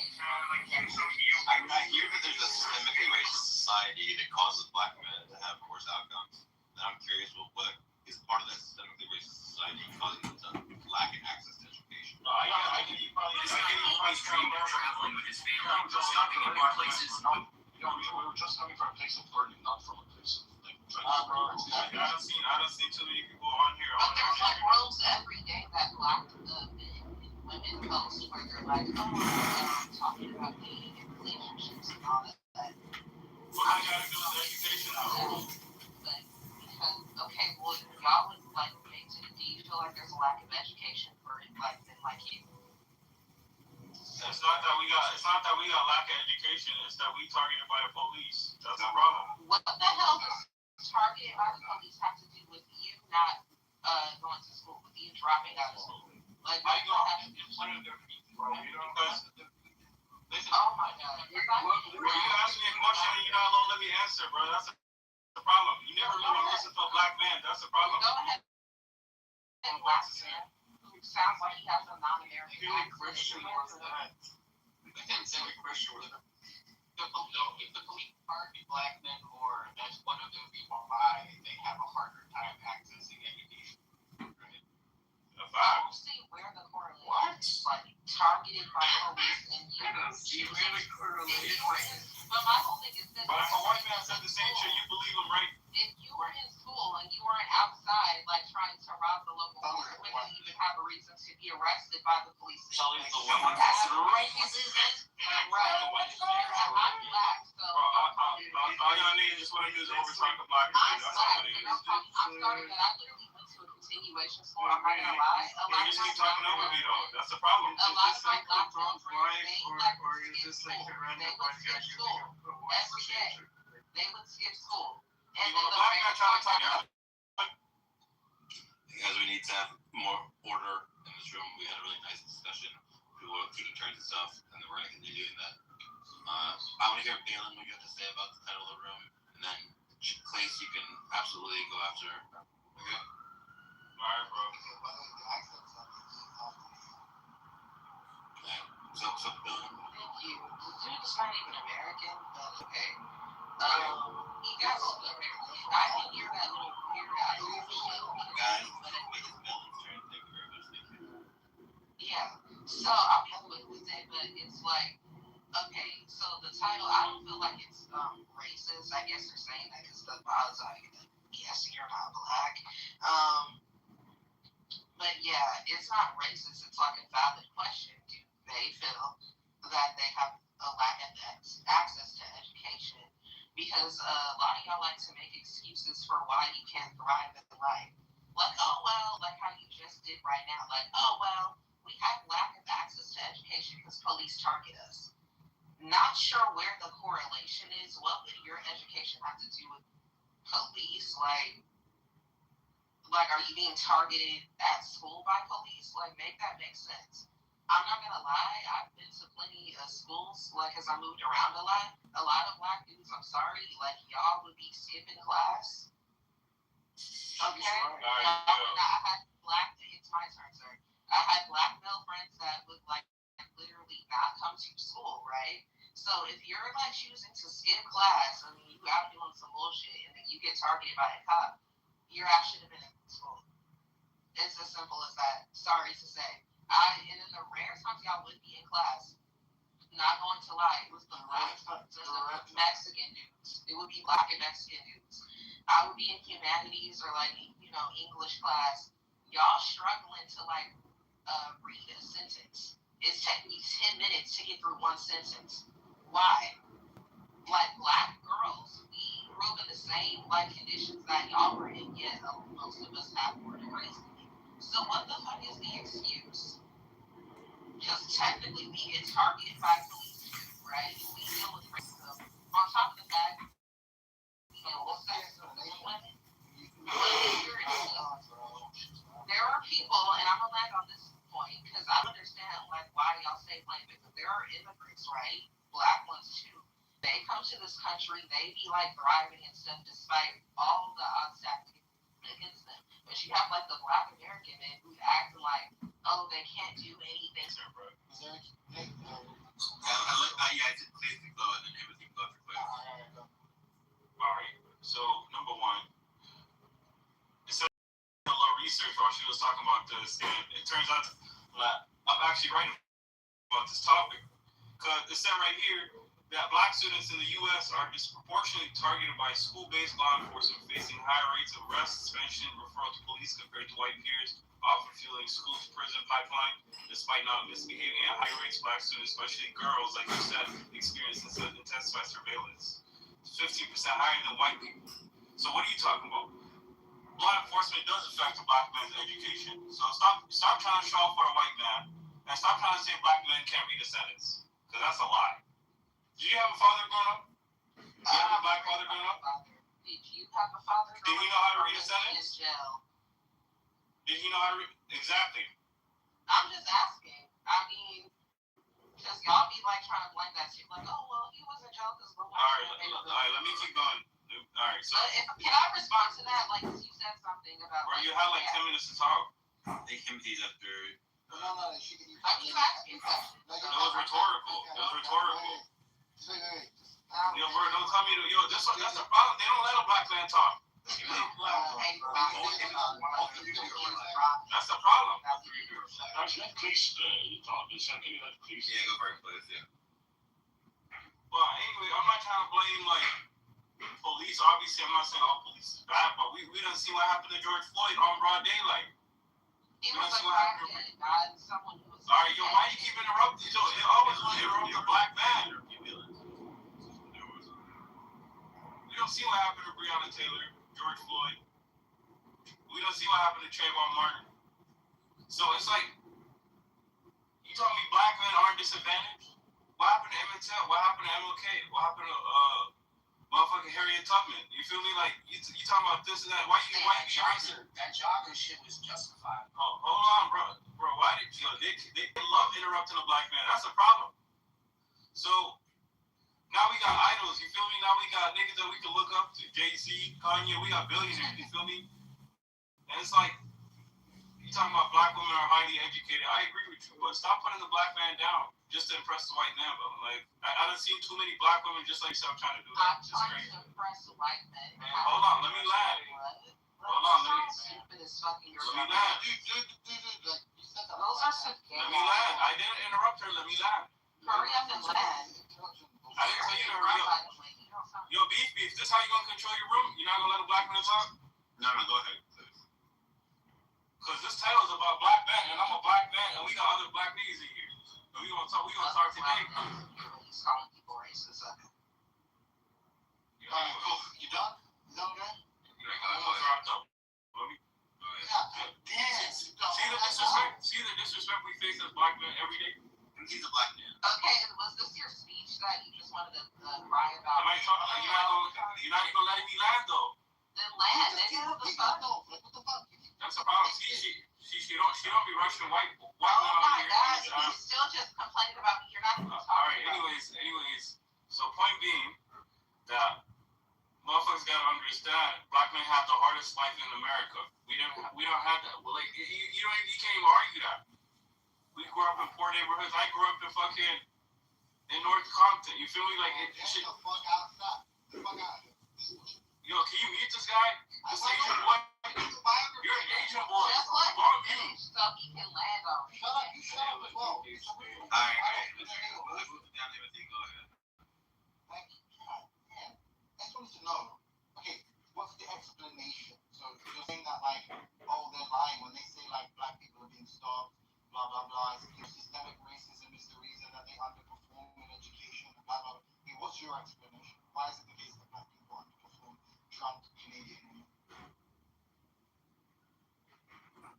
You're talking about Claire's the drunk Canadian. Obviously, I'm talking to you.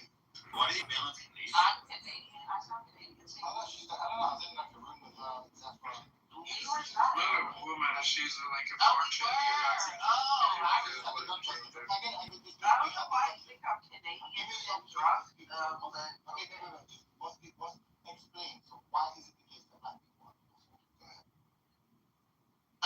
So I don't know if you heard what I said when it was my turn, but I kind of already answered that.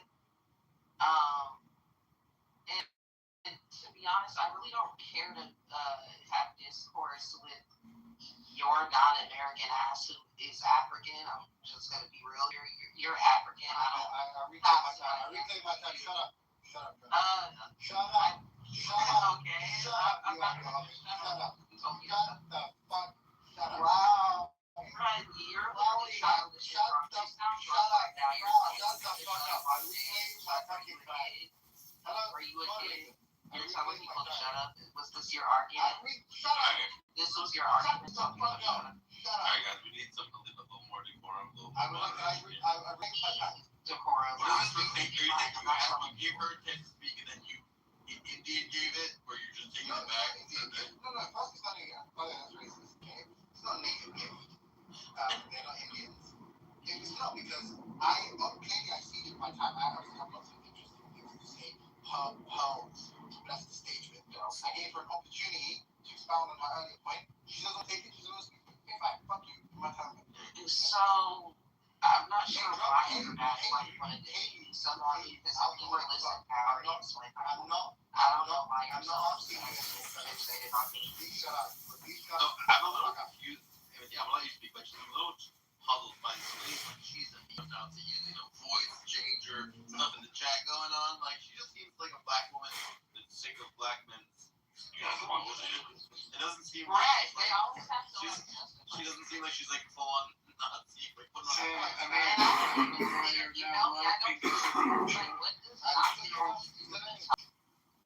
Wait, is he not in the room? Oh, fuck. You know what I was gonna do a hilarious bit. Why I start giving my life story and then see how long it lasts. We just have people address the topic and not like censor themselves and troll right now because the guy was speaking for starter time than she was where she was. Like that racist nonsense here. These are like two non-Americans. Like I'm the one who grew up as a crybaby. So you said what? Okay, so I guess you're using your opinion instead of objectivity. Where's the racism in what she said? If I'm a black man and everything she said is exactly what happened. I was in the same class. You're also like an Uncle Tom type. That's fine. Like,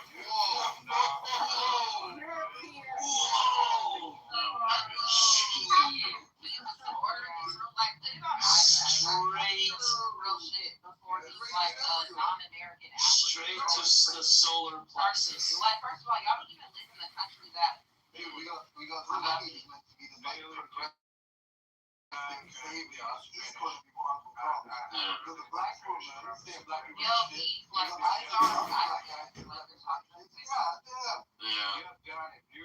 I think the term would be ant, like an ant contaminator or something like that. Like something I can actually get ant. So here's the beautiful thing.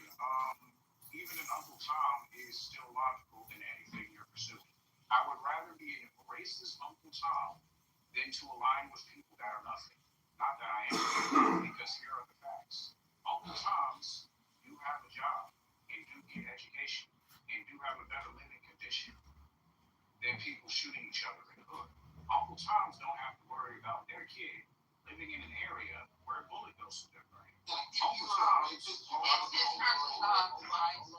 That makes sense. That's the reason why I have a question. Whoever is speaking, you're a man. If you're a pedophile, you'd want to be a rich pedophile. Yeah. You'd want to be Jeffrey Epstein. You don't Yo, be why are you not reflecting empathy for him? talented pedophile.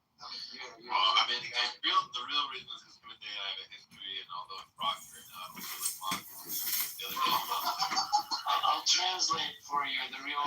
I screamed and cried at him and called him a bad friend. I'm trying to have a lighter gloves today to try to balance it out. That's the factual answer. Why I'm not.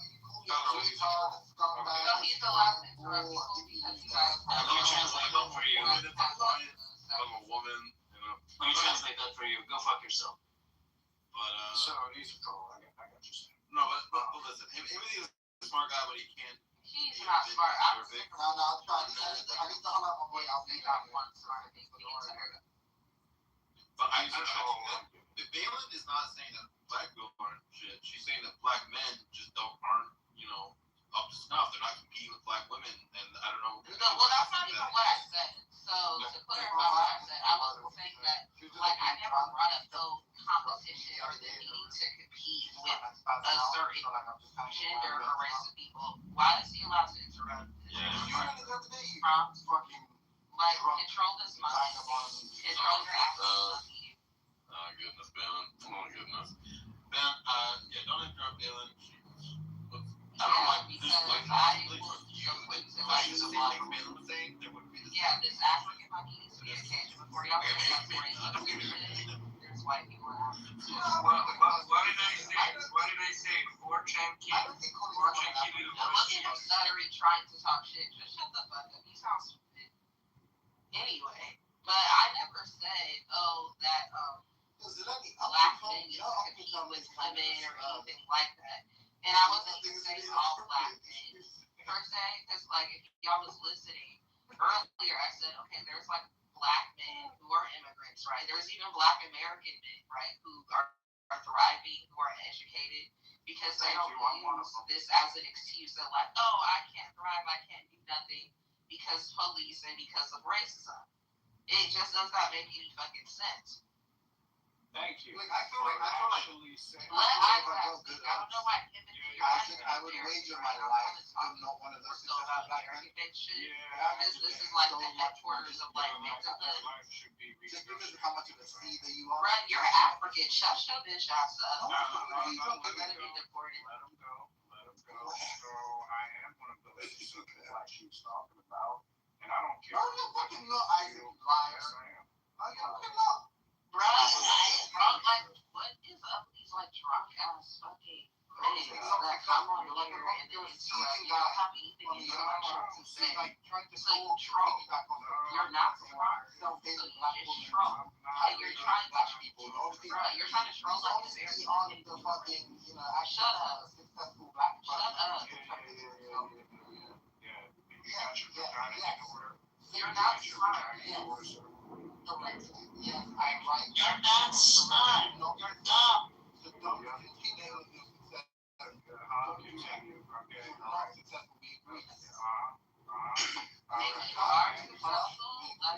This is black on black crime. This is black on black crime, guys. We checked out the black on black crime. Well, he's usually giving these like intellectual and hyper progressive arguments, and now he's like, not see what change your Uncle Tom. So as I was saying before, I am the example. He's a monster. He's a fucking monster. They have more respect for people than brother talking. I am the example. Whether you can feel like that or not, if you feel otherwise, I suggest that you're transgenitals in order because it sounds like you got a problem with My mother. it. Anyway, Oh, nice. so But he's got Transgenitals need to get in order. my So, transgender. moving on from whatever the fuck Whatever that means. Exactly, thank you. Moving on from whatever Pretty cool though. you feel. Y'all here just like Um, creating the neologisms. issue is what exactly That sounds like that was. Oh my God, I can't even hear what I said. Oh no, I can't hear what he's saying. That's such a huge Talking loss. over people. One mic on Isaac.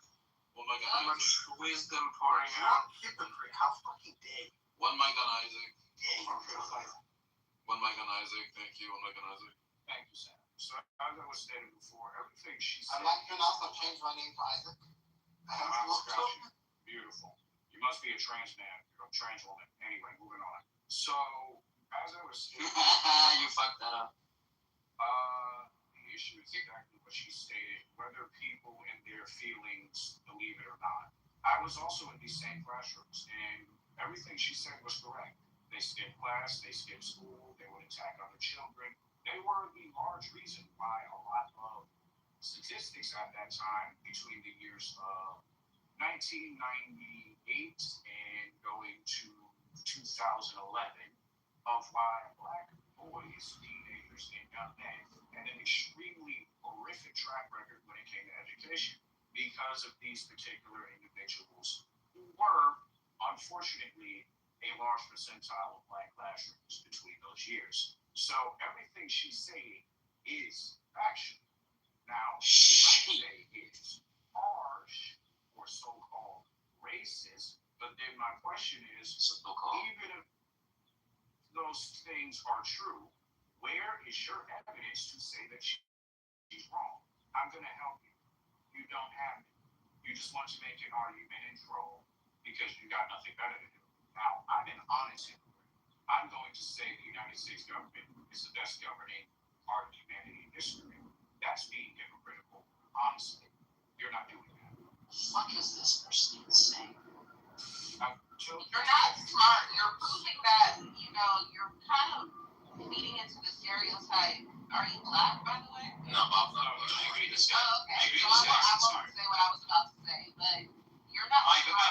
agree that the If you yapper can't isn't comprehend smart. what the guy was saying, then either you don't know basic fucking English. Good one. Nice stuttering on top. You're right. I'm not stuttering.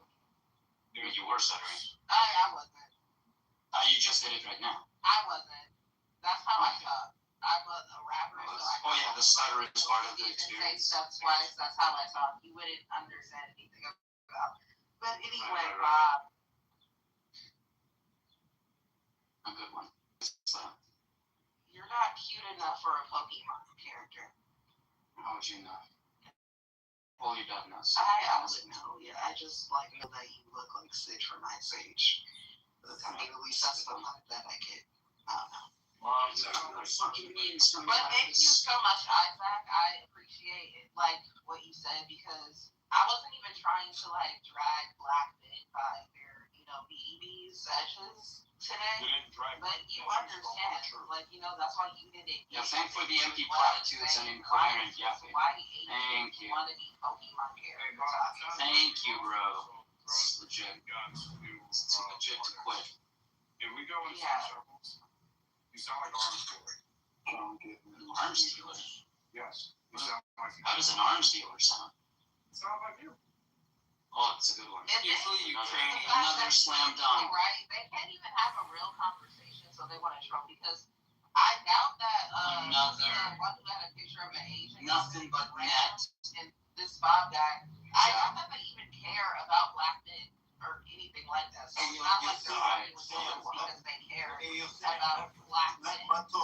They're arguing with us because they're not smart and so they want to troll. We're trying to They're not smart. Alright guys, enough Let Brett talk. He want to talk on the topic. Yeah, so from what I'm understanding, the conversation is about access to education, not just. That's what it says. Okay, are you retarded or something? Are you retarded? Truer words were never spoken. Alright, bud, what's up? So this would cannot be about like people, I don't know, wasting what education is provided. This is a conversation about whether or not there's equal access across the board. And we all know that that's not true. We understand how the American education system is set up, where based on where you are in the country, the funding, like there's drastic differences between the level of education that people get across the country. That's not even something to be debated. So that would be the question, right? Instead of this nonsense about like, I guess, they're trying to dance around it, but basically these other two people are saying that black people are the issue. I guess I think I would never argue that there's equal access to education. There's equal education. We all know that funding to different school districts based on the tax bracket that found and stuff like that. That's unequal. The question is whether you have access to education at all. And I think that because you have the internet, you have like basically more knowledge than library values in your phone for the price of the internet bill. That black men have extreme access to education, and that they have more access to education than anyone in human history ever. That you have unfathomable amounts of access to education you have, and that the black man says I can't get an education. They're just literally lying about what in fact they have access to. Okay, so you're just saying any form of education. So if you had a book, if everyone had a book that was about, ABCs, 1, 2, 3, then that's access to education, right? Well, because they just have the letters and the numbers? No, I mean, it matters the order of their answers. I mean, that's essentially what you're saying. Like, if we just have access to some form of education, then that means... No, I mean, you have access to more education than anyone in human history, and that you have any book you want to read, you can trivially get access to for free. Almost every professor has their lectures online. Almost anything you want to learn how to... I try to get books all the time online that I can't get access to and I have to go buy books. What the fuck are you talking about? Okay, well then you need to get better Wait, hold on, wouldn't that be anybody though? Like, have you tried going to your local library? library? Trying to like get access to something and they can't buy the book. Wouldn't that be anyone and not specifically targeted towards black men? Yeah, but that would suggest that there's probably black men black different levels of access. men is actually access to education. That's why they date white girl. That would suggest that there's different levels of Okay, access to education. Black men take care of Jason, right? Like, I just don't want you crying, when you get killed. But yeah, like, that's funny. I'm not even gonna go into that. Like, we're on a specific topic, so go ahead. So, what I'm talking about is different levels of access to education.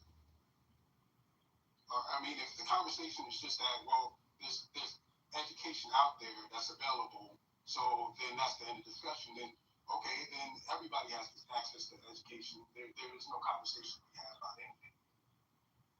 Well, I guess I would say is that black men overwhelmingly do have access to education. Everyone does. And then the question is, one, why would they not avail themselves of it if it's just very patently there? Now, there's a separate question of like the unequal access to like credentials, like degrees and stuff like that. And then we talk about that, and I agree that there's an inequality over that. But just education, no, I think everyone can truly get basically any piece of information, any book, any. I don't know if you guys know this. You can just sit in on professors. You don't have to pay for the school. You can just literally go to a class and just sit on that. Like, I have friends who have done this. Like, you have very much access to education system. Even better than this black man speaking. Yesterday, in 2017, I used to watch the Harvard Weekly breakdown and film lectures on biology. I watched the entire thing. It's beautiful. Yeah, for anyone that actually wants an education, he is right. You can literally watch entire lectures on all subjects: science, philosophy, politics. They're literally all on YouTube. The difference is some people are interested in, to remember, Princeton, Harvard, Yale, and a lot of other universities release this on YouTube. Other people, they go on YouTube and look up sports. That is the difference. Okay, so Right, or they look at their favorite like rap sites. First. So are we not even talking about like the foundations also of education, like whether or not you had good access to education through your K to 12. Because if you didn't, and you're like an adult now that can barely fucking read or can't read at all, like what would be the point of having access, even if you were stuck in the middle of the goddamn Library of Alexandria? But I have a question. Why would you not be knowing how to read as an adult? Like, is there what reason would you not be able to learn how to read? We're not slaves anymore. This isn't slavery. This isn't the fucking plantation where black people were educated Asian immigrants. Like, bro, this is not some debate room. It's like, what reason would you not be able to learn how to read as a child? I want to get back to discussing what I was speaking on with Lund. So, Lund, if you're saying that the school is so-called responsible for the total education K through 12, you must not know the actual education guidelines and policies on what that means. No, the child in America, in this universal across most states, different states just choose how they apply it. The education, the K through 12 system or the general education system in this country is not responsible for your aptitude or skill to apply the knowledge it gives you. Its job, and this is his only job, to give you a general census of an education so that when you are an adult, you are able to integrate in society. You can thank the industrialists in the 1900s for setting it up that way. I don't think it's a great system. This is what the fuck we got, though. It is not the school's job to make sure that you can read. It is the school's job to make sure that you have the ability to learn how to. Not that you're great at it, not that you actually know what the words mean. That is not his job. That is not the curriculum's job. That is the teacher's job. Now, if you have a bad teacher, that is something you have Is it the janitor's job? It could be janitor's job, but I'm not talking about that either. Yeah, it is the teacher's job to portray the curriculum so that the children understand it. The education system is. How about the PTA meetings? Do you think those matter? So your argument is that the education. What's the difference between teaching something and like allowing you to be taught?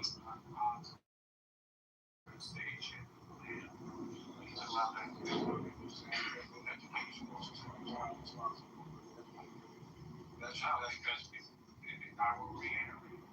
Understand and don't listen to the words, feel nothing but the words.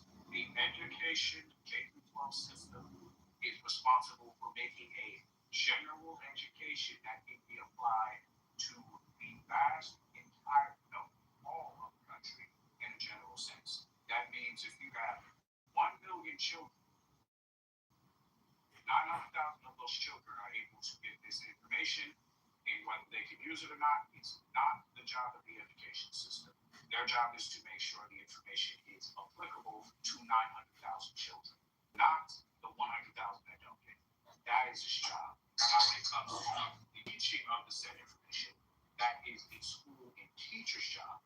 That's where you would actually have to go and face the problem, not the education system itself. Okay, so Does this moron think that like schools and teachers are somehow like divorced from the education system? I think we should sell drugs.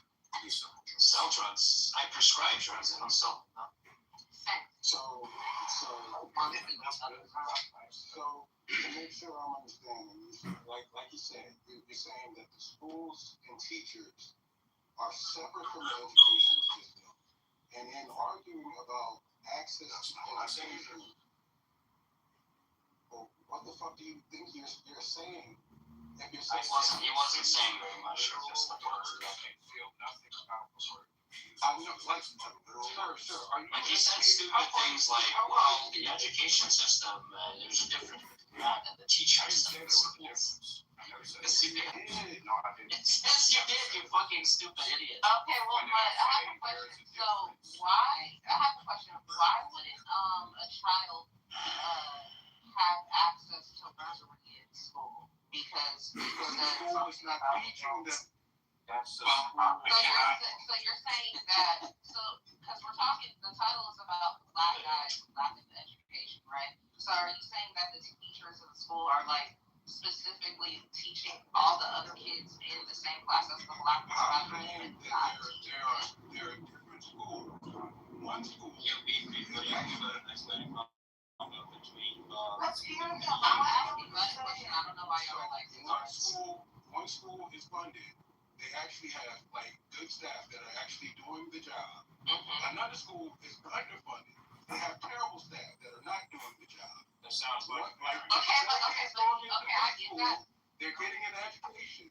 The kids that are going to the bad school are not getting an education. Yeah, they That's what we're talking about. Okay, that's completely fine, but my question. Okay, but my Very question. simple. You And answered people it, that sir. that are talking about this conversation should be able to follow if they're actually educated. Okay, but here's my question though. My issue with what you're saying is like, okay, you're talking about funded schools and underfunded schools. I hear all that, but my whole thing is like, how is it? And I'm gonna use myself as an example again. I didn't, I went to some public schools. I went to some ghetto ass schools, right? And I still knew how to read, and there was other students that knew how to read, right? But if there's some students that don't know how to read, I'm just kind of confused. Like we're in the same environment. We got access to the same education. So isn't that, because the school's underfunded, they're not being taught how to read? So how is it like we learn how to read? Now we can all like in the same school, but like the black, There's different. Thank you. Yeah, but you're babbling. You're repeating yourself over and over. Okay, yeah. So there are different funding levels for different schools, and some schools can't keep up with expectations or requirements that certain schools need, and other students don't need. You're not even a smart. Yeah, I go troll. Imagine. Yeah. So anyway, there are different funding levels for different schools. Don't know how to. Oh my god. It's not a question of do people know how to read. Well, that was my question so much. So. Oh, okay. Well, that's a stupid question, and it's not related to the topic. And it shouldn't be so stupid. It is. That's what we were talking about. It shouldn't be a dumb. We grew up in the same environment. How is it that like I made a quick example. You should work on not being a dumb hoe. In this, but black boys aren't. It's not like they went to a special nice school or black boys. Shorty, everybody understands your argument. Like you don't need to. Like, okay, so answer the question. Explain like how that shut works. the fuck up. I can answer. I mean, I was So you should just shut the fuck up. All do is Yeah. So there's yeah. There are situations. My thoughts on you. Might You have. know what I'm saying? No, No, it was going back and forth with Mud and the lady. Well, Mud was answering the question. Like I was done. Yeah, and Mud. Yeah, Millet and Bob, the two weird trolls. Yeah. Okay. So there are situations, for instance, where you might have two kids going to the same school. But because Making the same point again. Can't you just finish? Like, what is up with I didn't even get the whole goddamn sentence out. So they might have families. So my parents might be educated, and they might take the time to read and give me the foundation so that when I go to school, I can easily pick the shit up damn near on my own. Versus there's other people who are in families where they're uneducated and they don't they can't really teach their kids how to read on their own. So that they need the school to do it. Now they're going to a shitty school where that's not happening, those kids are going to be fucked. Or it could be a situation where it's a shitty school and maybe there's one or two good teachers. And I lucked up and I got a good teacher. Versus the other kids, they got shitty teachers. There are very different things that can happen that can lead to this result that are not fucking complicated. It should be very easy to fucking follow. Oh, I was just going to say, it's also the teaching method. I was helping in my local school with kids who didn't know how to read that well. But anyway, the teaching method, my mother sent me to private nursery school or kindergarten, so I learned the phonics method. And I've witnessed the methods they're using. They tried to train me in my local grade school to help a kid in third grade who was behind the other kids. And it was just gobbledygook. It was not phonics, and I think they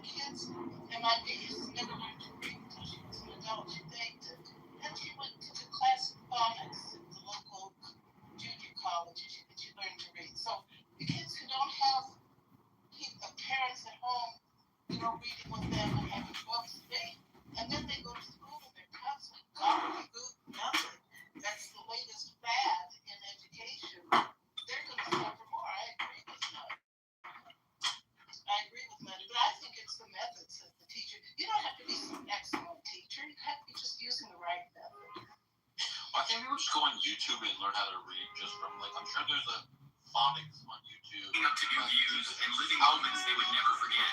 I've said it once. Video, just watch it right now. Yeah, if I could add to that, No, you can't add to that.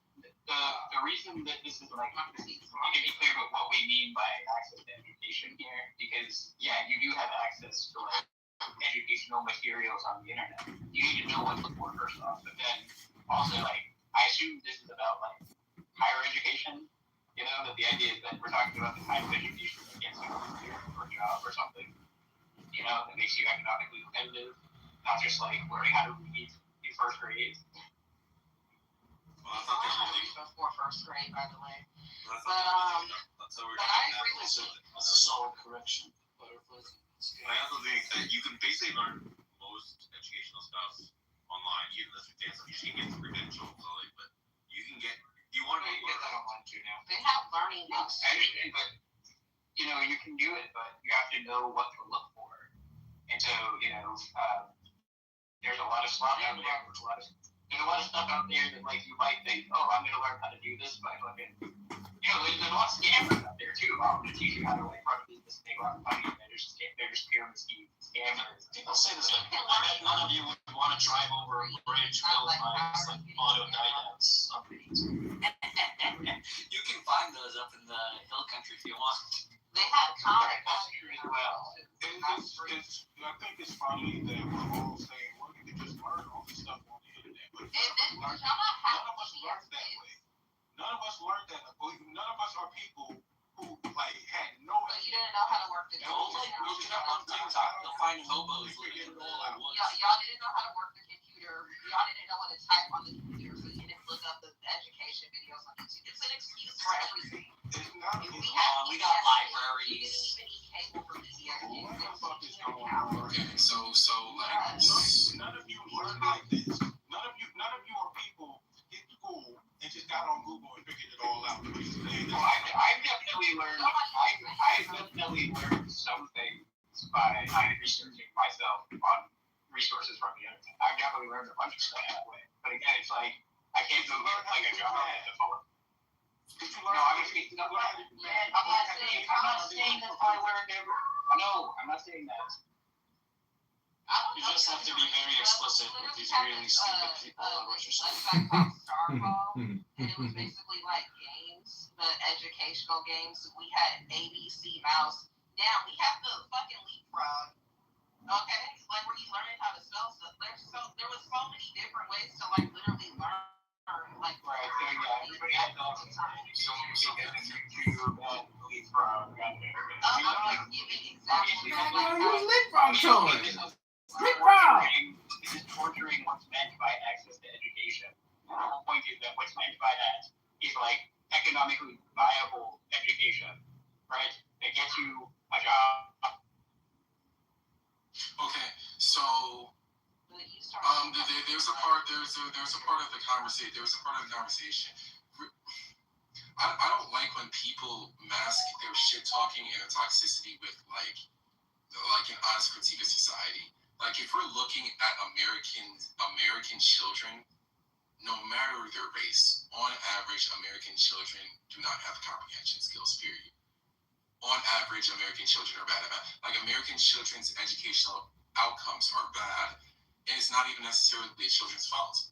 One part of it is actually one dude just testified in front of Congress a few months ago. He's an educator, he's a doctor, and he was talking about how technology is actually making our kids dumber. The more you implement technology in schools, the more distractions there are. And it's not even about distractions, it's just about how the human brain has been optimized through like natural selection to learn. We learn from people, we do not learn from gadgets. And this whole entire COVID, the remote learning thing, we do not learn from technology well. Technology can assist human learning, but when technology is the primary, about 2/3 of all educational outcomes are set on the family life outside of the home. It's not that complicated to do arithmetic. It's not that complicated to learn how to read. But when kids are trying to learn and they're growing up in a toxic family environment like sometimes I feel like teachers are stuck between a rock and a hard place because the educational outcomes of American children aren't even their fault, even though the teachers aren't perfect. Even if we had perfect teachers, the outcomes would still be bad because our families are fucked up. The kids don't have time to learn because the families are fucked up. They don't have the discipline being enforced upon them. There's so many things that are out of alignment in the American society. It's way bigger than black boys don't know how to read. Who the fuck knows how to read? Even when the girls are graduating. Look, go ahead. Public school teachers are also living on like subsistence wages. Like they're not paid very well. No, like this is a civilization. This is bigger than just talking, bringing up a stat about black men to make them look bad. This is an everybody problem. This isn't, except for Asian, Indian, and Nigerian children, this is an everybody problem when it comes to education, just because we don't have the same type of social structures that support children anymore. The technology is making kids dumber. Every single thing in society, since a child is born in 2026, 2025, is trying to He is an accelerationist. He claims that young African American man claims he is a stormtrooper and other horrible things. We're gonna move to a different room. Can't stand listening to that whole shit. She keep calling me right now. I'll call you, bro. Leave me alone. I'm trying to call you. She ain't waiting. I'm gonna call you out. Hold on, bro. Let me pick up this call, bro.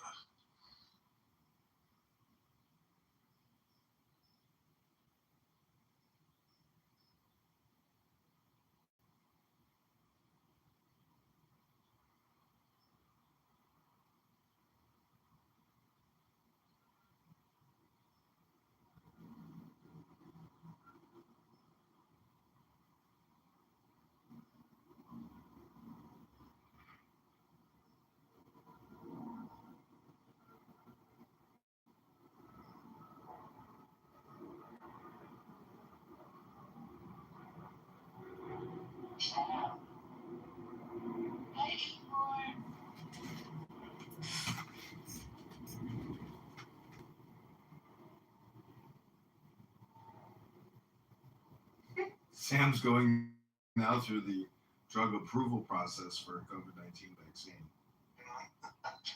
Is this? Are you trying to get your teacher's credentials? Yeah, I'm going to be starting a credential master's program in the fall, actually this summer. I have decided between there's either the local DCU that I got accepted into, and there's a smaller private school that's actually kind of impressed with what I'm moving towards. So either way, I will be starting a program, and I've been studying. I mean, just to this is late in my career, so I started studying just to sort of as a proof of concept to see whether I really deal with like around kids. But I kind of like it. They're cool. What made you decide to get into teaching? I had always wanted to. Like when I was at university, I sort of intended to become a math teacher or something teacher. And then I didn't, partly because my favorite teachers always had cool stories to tell, often about the work they did and stuff and different jobs. And I sort of wanted that. And so I started doing different things, did a bunch of kind of interesting fun travel things for a while, and then I started working with it. And then I just, several times in the last decades, I could actually look back because I took a tab. I started applying for a program, then I got another job. I would often get reinvigorated about doing this in between jobs and stuff, and then I would do a job. Like okay, we'll see. Let's do this for now. And then anyways, maybe too much time has slipped by, but this is also a good time because both my kids are kind of all finishing up their public education experience. They don't want the schools they're at, so but yeah, this is a really good timing. I'm definitely older, but the reception has been very good from students and from teachers. It's been a very welcoming experience so far, which was a little surprised by. You're in a geometry class trying to if something's truly worthy or you're coming to an axiom about teaching. Interesting. Yeah, it's all about proving things Yeah. with what you know. All right, so let me welcome everybody to the room. This is the Scientific Discourse Club. Many of you I see are not members of the club. I encourage you to be members. You have access to educational materials on the internet. You need to know what to look for first off. Administrators. I've said it once, I'll say it again. Do not. Yeah. Very interesting. Okay. So, so we have 4 administrators in the club. Myself, I'm a chemist. Ben is a jack of all trades, master of all, mainly electrical engineering, physics, and things like that. John Mallinckrodt, who is a physicist and a retired professor of physics, and Andy, who is an engineer, does engineering stuff. So, master of all. So we do have this time slot. It's 9:30 Pacific, 12:30 Eastern, as a standing time slot on Fridays for rooms, and we kind of rotate between the 4 of us as we lose. I mean, whoever wants to do it says, "Hey, I'm going to take the room this week." But also in the middle of the week, we have just random rooms, pop-up rooms, etc. So follow us, and we'd love to have you in our rooms. Before we start, hi Andy, how are you? Hey, Sam, doing great. Thanks. Hi Ben, welcome to the stage. Hey man, how you doing? Lots of always lots of new and exciting things, but yeah, nothing right now. Right now, I look like a Ghostbuster because I'm about to go and clean my neighbour's and I'm putting on a backpack vacuum cleaner, and it looks so much like a Ghostbusters backpack, but it's actually got Ghostbusters stickers on it. So to track out the beam tune as well. Yeah, make sure you don't cross the beams. Yeah, I'll try not to cross the beams. That is the key. Yeah. And we also have Yoni on stage. So Yoni is always a special guest, but especially today because she's the one who suggested we do this room and has been kind of pushing for it for the past several months. So finally today is the day. Hi Yoni. Sam, thank you so much for this room, and I can't tell you how excited I am. I know that's silly, but it's true. Well, let's see if we can keep your excitement through the. So the slides for today are posted. The link to them is posted at the top. Let me know if you guys have any issues accessing them. So this is drug development series. I do several series. I do the pharma series, chemistry series, and IP law series. And that comes from my background of being a PhD chemist and then a patent attorney in the pharmaceutical area. So basically kind of available in these 3 areas professionally for the past 30 years. So on this pharma series, we're going to talk about the drug development process, meaning that from the time a disease is identified until a drug is approved for that disease. What are the steps that happen? So on the second slide, these are caveats. I'm only going to talk about the approval process for a small organic molecule therapeutic. So this is basically whatever pills and tablets, etc., that you take. Those are all small organic molecule therapeutics, as opposed to biological therapeutics. These are things like Remicade or Humira or or other injectable antibodies that are biological therapeutics, or their gene therapy techniques, or things that are not just a small organic molecule that deals with this. And for small organic molecules, basically anything under 1,000 grams per mole, thereabouts. We also are not going to talk about the approval process for vaccines nor for medical devices. These are all, so the four that I have up there are four of the multiple divisions in the FDA, and there are other divisions as well. I'm only going to talk about the small organic molecules. Let me ask a question. Uh-huh. The hot topic on social media right now is peptides. Do peptides fall under either of those? Those are biological. Okay, thank you. Yeah, sure. So on the third slide, I have this cartoon of inside of a cell, and this is called the signal transduction pathway in the cell. So basically, what we have receptors on our cell walls, and these receptors interact with a molecule. That molecule could be a molecule that your body generates, like adrenaline or insulin or any of the other hormones or mediators in the body. And so, or it could be an external one, like a toxin from a bacterium or a biological that you inhale, etc. So this molecule binds to the receptor, and the receptor has two components to it. One is actually three. One is outside of the cell, one is inside of the cell, and one is within the wall of the cell. So when the substrate binds to the receptor, it causes a change in the structure of the protein inside of the cell. And by doing that, that opens up a reactive side of the protein that causes a reaction take place. A goes to B.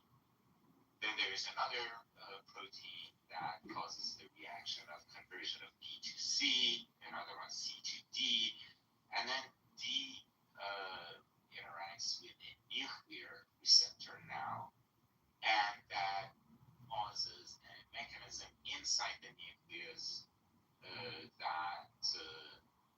that causes DNA to be transcribed into RNA. RNA comes out of the nucleus, and then the RNA is converted or translated to a protein, and that protein goes ahead and does some functions inside of the cell. Some does a reaction, whatever. This is how a normal body functions, a normal cell in the body functions. And so what is a disease? And this disease, I'm not talking about infectious diseases or injuries. I'm talking about, other diseases like diabetes or cancer, etc. Disease is a disruption in the signal transduction pathway, meaning that at some point B doesn't go to C. It could be that the process is completely truncated, or it could be that B goes to X, and that causes another signal to be employed, and not the original signal, and so that will cause an irrelevant protein or a bad protein to be synthesized, and that causes malfunction in the cell, and that's a disease. So what is the treatment of a disease? It's the restoration of the proper signal transduction. That's treatment. So what do? We basically introduce chemicals into the cell so that they either stop that reaction from happening, push the protein into doing the right reaction. A whole bunch of stuff this drug will do inside of the cell, which causes the restoration of the signal transduction. So we discovered disease by basically looking at the symptoms of the patient, but then biochemists and physiologists go to work to figure out what is causing this disease, and they will come up with this signal transduction pathway and then malfunction of the signal transduction pathway. So most of this work is done in academia because this work can't directly be commercialized. It's relatively expensive and very risky, as in the sense that you don't know if what you are discovering can lead to a therapeutic or not. And so what we do is that we have kind of put the risk of the non-commercialization of the discovery onto the federal government, on the taxpayers, because this is something that ultimately the taxpayers are going to benefit from it. That's the philosophy. So this like three happens in academia. Sounds to me like socialism, communism. Government's paying for everything that people need, huh? Even though they didn't know they needed it. So the first stage is the basic science that we talked about. That's identifying the target proteins, meaning that the activity of which protein are we going to change, or say modulate the activity of the protein. Which protein? Yes. Go ahead. Well, for those who might be listening later that aren't chemists or in this field, I think there's a big misnomer when you said we introduce chemicals to the body and people are like, oh, you shouldn't do that. But for them to understand that the entire body is a complex chemical reaction. So that's not a bad word. And also when you said academia does this, which indicates, I guess, in this case, that doctors aren't involved, that you don't want doctors involved. You wanted academia and the PhDs instead. So I think that's where people might listen to this and don't have that awareness and say, oh, this is the bad people talking. You know what I'm saying? Yeah, so in the sense of chemicals, water is a chemical, salt is a chemical, right? And so anything that exists as a matter is a chemical. So maybe I should have used the word compound. That would have sounded better, but all compounds are chemicals. So it in a scientific sense, the word chemical doesn't carry a bad connotation. It just means a matter that's composed of molecules and atoms. So physicians do not get involved until you have patient contact. And if a physician is involved in anything before, they're basically using their MD as a PhD. That is, they're not practicing medicine; they're practicing basic science. And so we won't see physicians in drug development until we get to clinical trials. So the first step is basic science, which is, as I said, identify target proteins. We talked about that in slide 3. Second step is what we do in the lab. In the chemistry section of a pharma company. So pharma companies usually have two main divisions. One is chemistry, the other one is biology. So it is the chemistry division that starts the work to identify a lead compound and several backup compounds that could be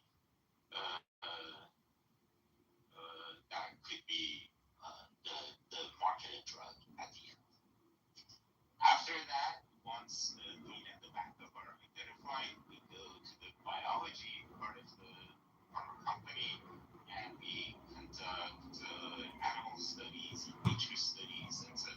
drug. And once we have all of that data in a satisfactory manner, we now leave the pharma company and go into hospitals. And this is where physicians get involved.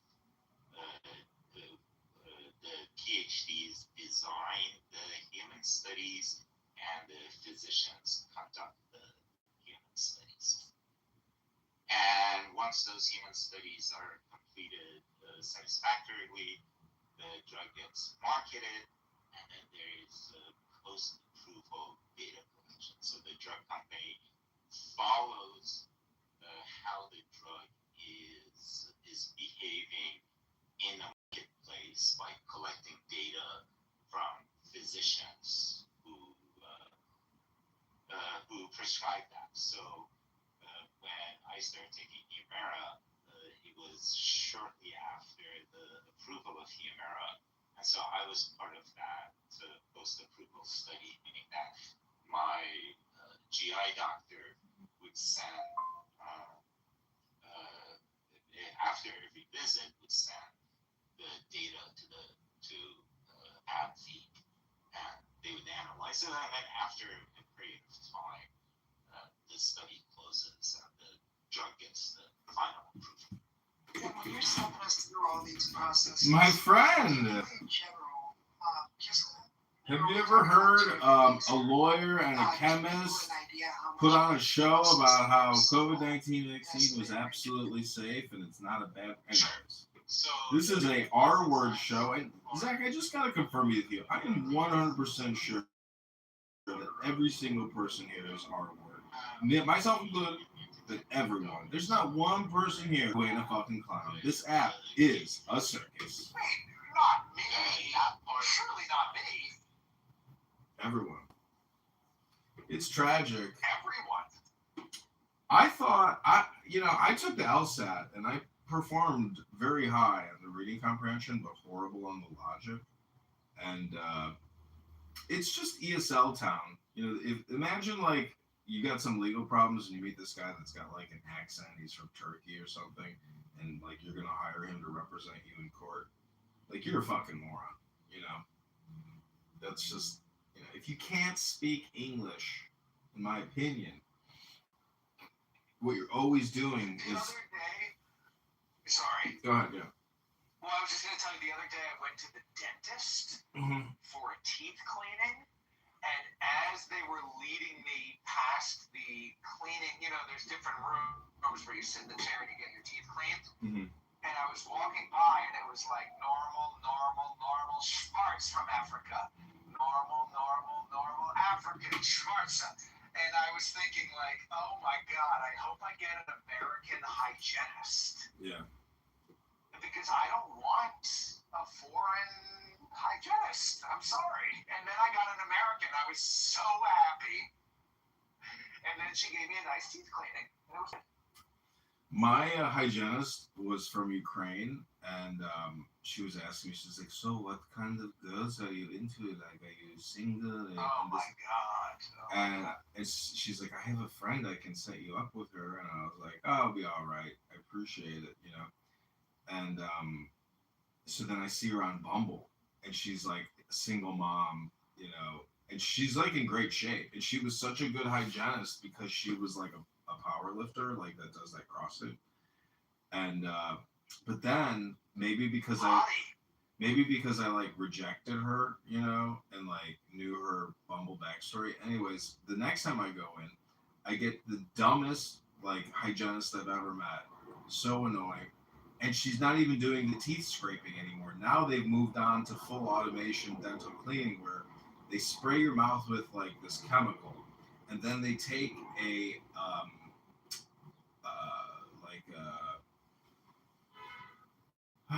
like a micro rapid vibrating, cleaner, and then they clean the spray off to confirm they cleaned the area. But it's not like a true, scaling. So I've seen that. They make your mouth purple and then they take the purple away. yeah, and they're like, how did you like our new procedure? I'm like, I didn't like it, and I don't want to do this, and I'm never coming back here again because, Give me the hot Ukrainian. Yeah, give me the fucking But see, the thing, I wonder if the Ukrainian requested that she not clean my teeth because she found me so, disagreeable. So I ruined my good dental hygienist relationship by, seeing her bumble and knowing that her friend that she wanted to set me up with was actually her. Anyways. That's nice to be hit on by a hot Ukrainian dentist. She was not hot. She was like a 50-year-old woman. Oh, I see. She was not hot. I missed the part of that She story. wasn't like some 26-year-old recent dental hygienist graduate. She was like a 50-year-old, war-torn single mother. She was like a marm. Anyways, welcome to HAP. There are two ways to say the acronym: highly annoying people or highly argumentative people, but we have found annoying people are argumentative and very argumentative people are also extremely annoying. Therefore, there is no difference between annoying or argumentative. There is only HAP. If you find yourself being a HAP more than you should be, well, this is your wake-up call to stop being a HAP. If you have a lesbian who gave you $120 or a grandmother that gave you $200, but her fingers are too brittle to whittle those sticks, well, just put a video in front of that fucker and say, watch this video. Can't do it? Too bad. You paid. Sometimes you win, sometimes you lose. Sometimes you're the bug, sometimes you're the windshield. And today I need you to keep working on that basket. Get to work. Anyways, I want to say I was dying laughing the other day. I heard Pepe screaming at a certain particular group of people that claim that they are a certain color. It's kind of ridiculous when a human claims that their whole identity is a color. And so if melatonin density happens to reflect light at a higher, spectral degree, well, that's not who you are, And so we have an education problem, an enlightenment problem, a philosophy problem. We don't have a racial identity problem. That's their politic. And so when Pepe said, "Zip it, chimp," I couldn't stop laughing.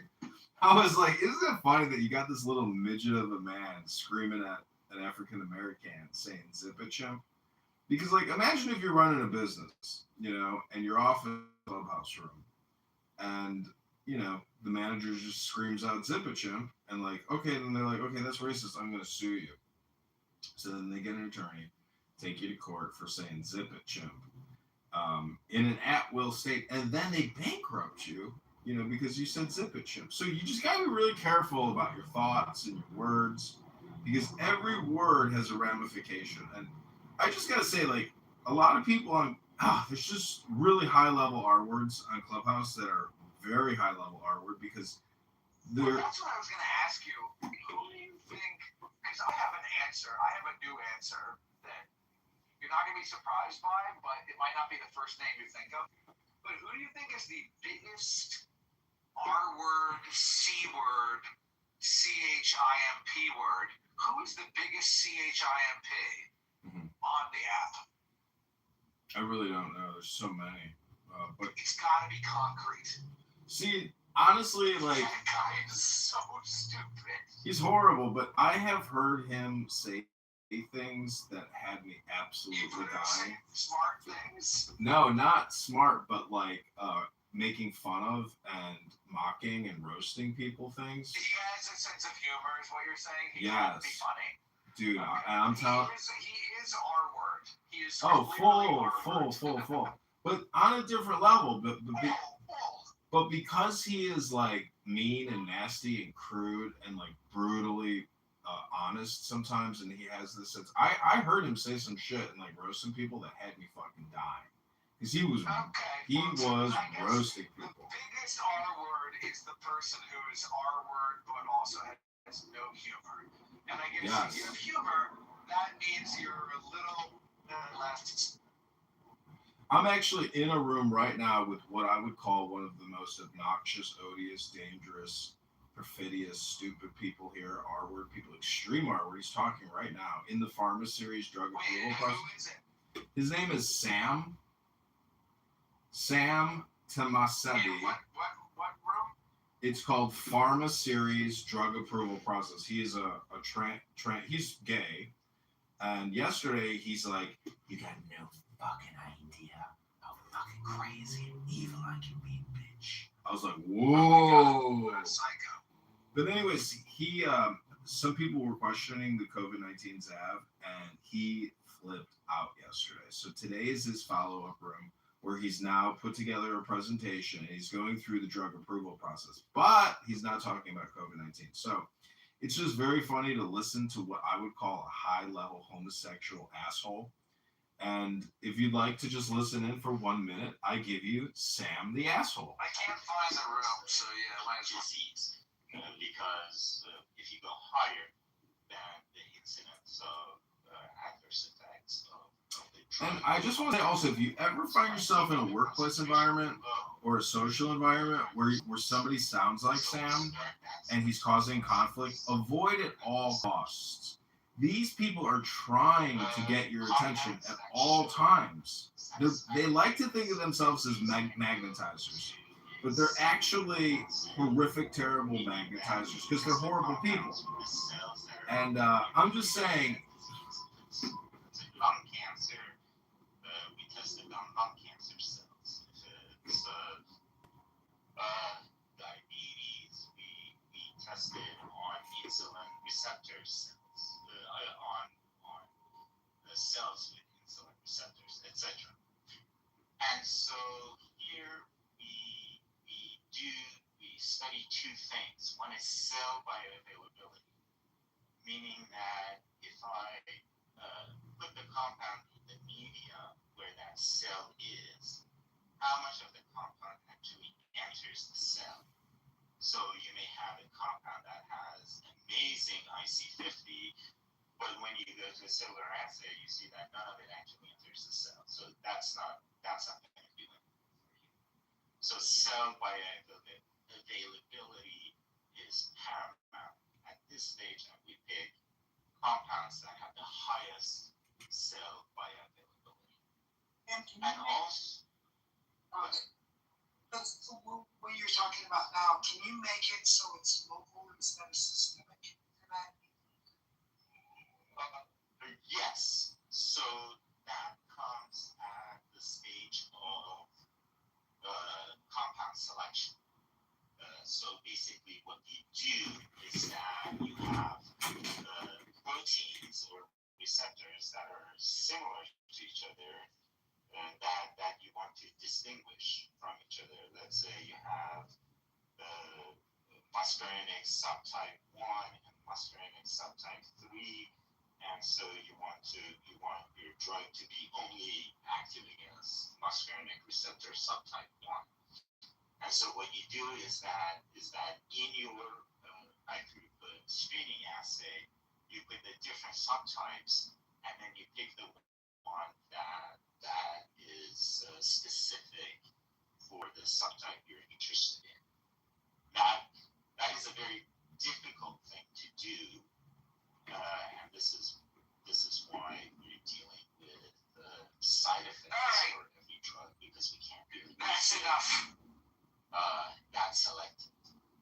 just go in there and ask them, say, hey, Sam, how does all of this apply to what Pfizer did in developing the COVID-19 vaccine? And did you take the COVID-19 vaccine and multiple boosters? Because I think I'm having long COVID, and you'll just watch him fucking flip the fuck out. Just trust me. Go in there and just say, excuse me, My Sam. shit got fucked up. Can you repeat the line, please? Go in there and say, hey, Sam, I've been listening and it's fascinating. I'm just wondering if Pfizer utilized this protocol for COVID-19 vaccine, and if you took the COVID-19 vaccine and how many boosters you took. Because I think, and then go in there and say, and I think on my third booster, that's when I got long COVID. And you'll just watch him fucking, his head will explode like a firework.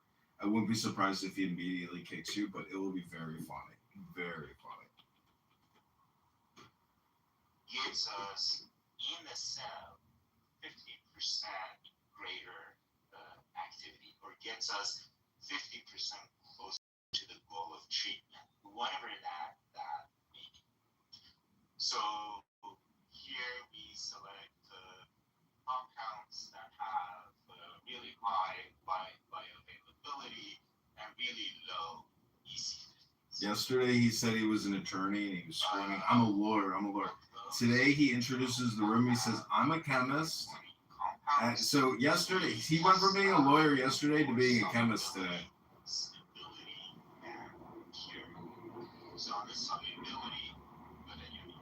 Yeah, can I ask a question really quick?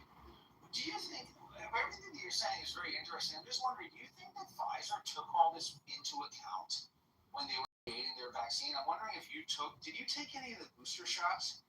Yes. Because I took 3 boosters, and I think that's probably when I got long COVID. Do you have any opinions about that? Like long COVID? That's a question best addressed to a physician. I'm not a physician, so I can't answer that. But yes, indeed, Pfizer went through all of these steps.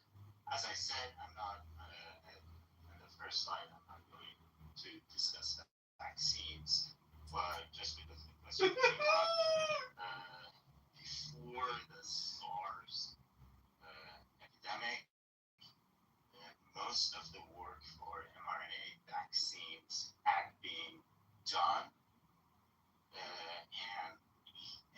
and so the FDA was aware of all that work. When SARS came, there was a question whether we should introduce mRNA vaccines, but at that point, the pandemic was kind of small and it wasn't cost effective when it comes to mRNA, but when COVID came, it became cost effective. So when COVID came, they needed to do the last few steps in this process, those initial steps had already been done, and that's why they could get emergency approval for the vaccine. Anyway, so you look for solubility of the compound. Is it soluble in a base? Is it soluble in an acid? If it's soluble in an acid, then you're going to formulate it, meaning combine it. All right, well, that was very disappointing. Yeah, well, yesterday he was flipping out because this guy was like, when my mother took the Zab, she immediately got Alzheimer's, and for 2 years she didn't know what year it was, and has all kinds of health problems. And then they started accusing him of being dishonest, and he was like, "How fucking dare you? It's my fucking mother, you fucking pieces of shit. You think I'm coming here and making shit up? Fuck yeah, fuck it." Like, it was so crazy. And anyways, I'm just saying. You think he was being sincere? Yes, 100%. And these people are just like, they eat COVID-19 Zab candy. Like, they think it's candy. And so I was in another room and I was like, could I actually prove to you that the COVID-19 Zab was ineffective and a detriment to every person who took it? But the only way I can do that is if I mock you. So as he was like giving this lecture about the Zab and how safe it is and how all the statistics prove that there's just a little inflammation, a little bruising, and that's it. And so I was like saying, anyways, I was just mocking him in my English accent, and I was dying laughing because I was like, it really proves that that everybody's just fooled. My Pacini was perfect. It was exactly what I needed to protect my body from an invasion by a global viral pandemic. It protected my body perfectly with no harmful side effects. And my health is better and stronger than it would have been otherwise. For if I would have caught it, but the vaccine protected me. How dare you question my vaccine?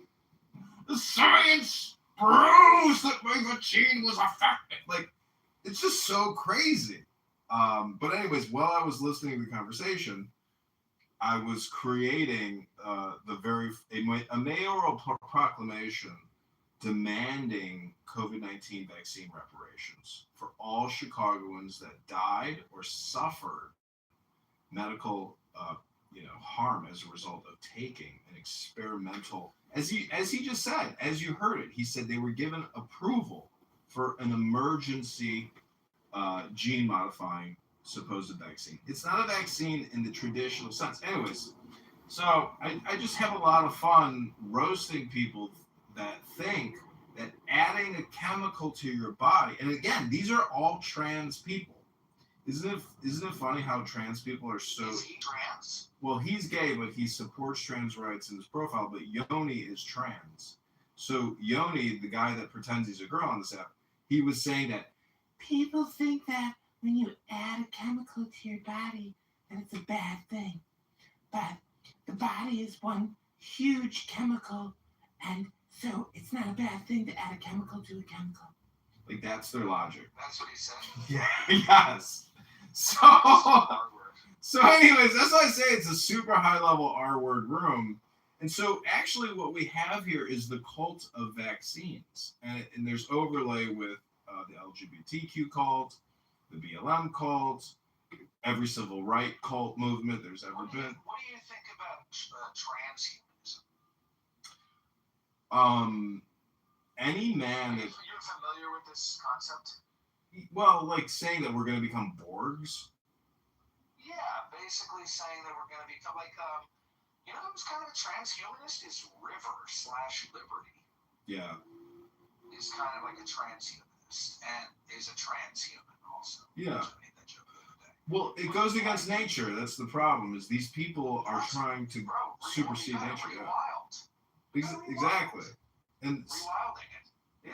They're trying to violate natural law. They want to invert natural law because they don't like the situation. They actually don't like nature. And in the... Yeah. Sorry, I don't mean to talk over you, but have I talked to you about the book Ishmael the Gorilla? Yeah, like every time we ever talk about books, FYI.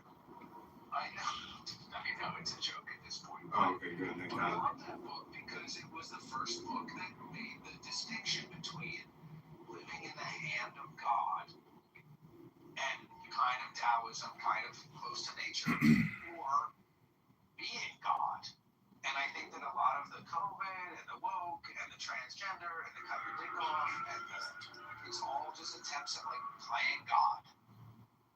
And they want to play God. Yeah, well, instead you should do Taoism. What's the opposite of good? Dog.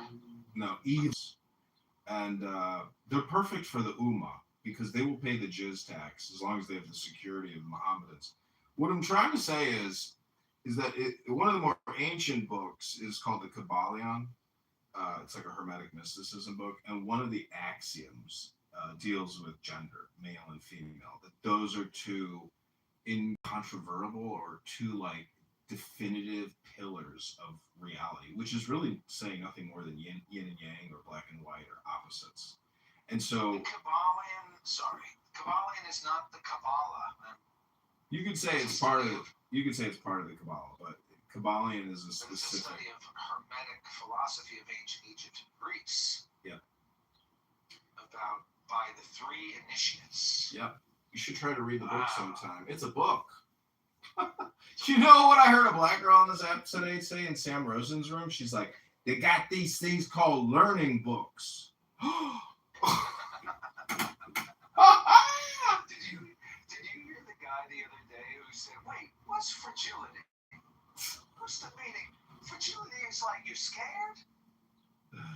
That's what he said. He didn't know the word fragility. This guy in Sam's rooms was like, he's like, you got to be extremely detailed and totally literal with every sentence of these retards.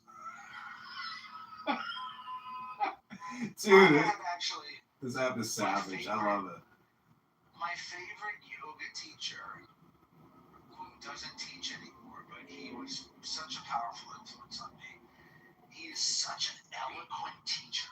Mm-hmm. And the way he's so good with his words, he'll be like, I can't even imitate it, but he'll be like, take your right hand and put it behind your shoulder or put your face in the ground and your palm is on the small of your back and now push your hips forward.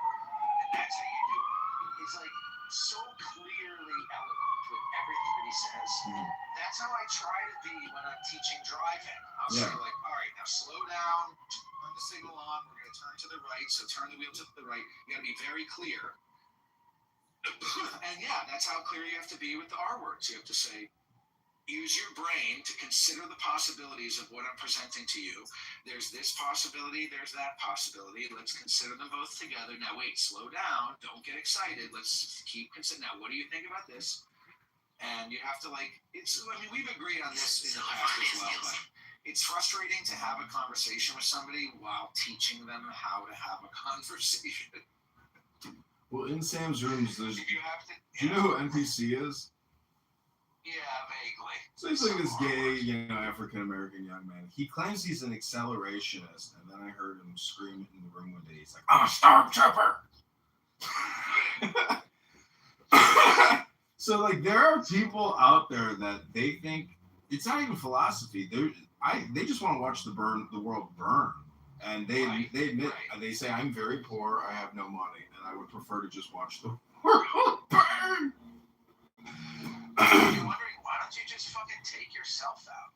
And it's because they are malicious, and they want to cause mayhem. They want to stick around to do evil. What's funny is they say there's no Sam has a room right now. It's called "There's do black men have access to education," and it's ridiculous, gossip drama fiction type bullshit. And it's a very small selection of probably really good books in your local library, but accomplished after yelling at him and saying, "Why don't you let me on stage?" Then he let me on the stage, and I said, "Thank you for letting me on stage. I appreciate that." Wow, what did he say? He didn't respond, but he didn't boot me out, so I feel like we're friends now. Do you know who Regal is on this app? No, I don't think so. Some fucking one. He's high level Christian, extreme Christian literalist, and anyways, having an interesting, pleasant conversation going on, and I feel like sometimes I'm helping people, sort through their neurotic behavior. And you're teaching them how to think. Not just think, but I'm imbuing my personality of, okay, don't be a crazy asshole all the time, Right. And so eventually he flips on me and he's like, "Shut the fuck up!" So. And you're like, see? That's what I'm talking about. So I said nothing, and then I was doing something in the kitchen. I come back, and I'm like, "Excuse me, by the way, did you just say to me, shut the fuck up?" And he's like, "Yeah." And I was like, "Did you tell me to shut the fuck up? Did you tell me to shut the fuck up?" And I just kept saying it until eventually he kicked me. And then he went on, but see, he was talking to this other chick. So he went on to have this lengthy conversation with this other chick about how Andrew R. Demeans him, and I was trying to explain to him that your personality is out of compliance. The way you talk to people is just, it's offensive and argumentative. And thus I said early in the room, I was like, "By the way, I'm going to co-opt your room. This is actually a support room for HAPs, highly annoying, highly argumentative people like yourself and everybody in here. And if you want some advice, just don't talk and just listen and confirm that we're listening to HAPs."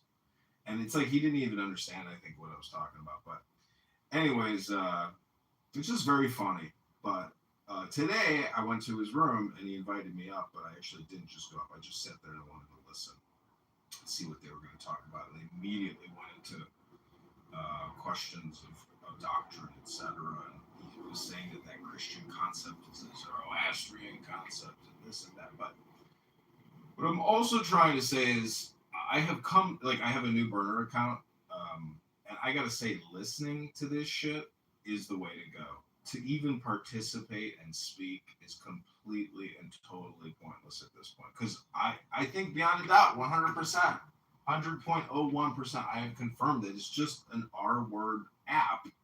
But the best part of the app is roasting the R words. That's when it actually, to me, is the most fun.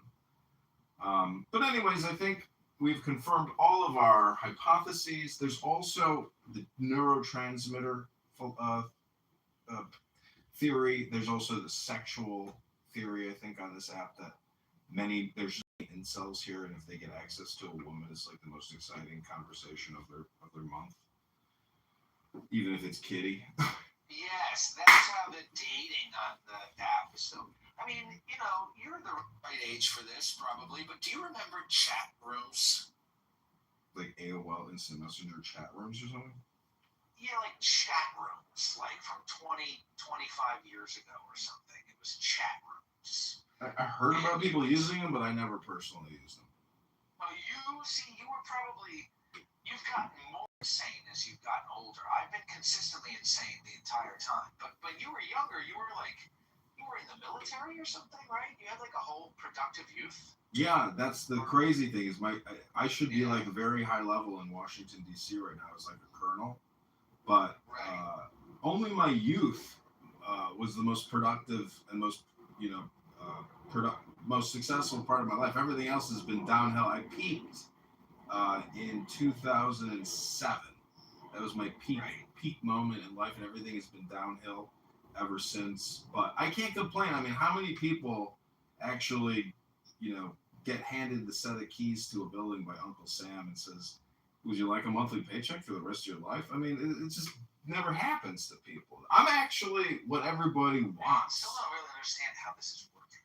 Do you rent it out? No, I own the house. So how do you get a monthly paycheck? Because I get VA disability. Yep.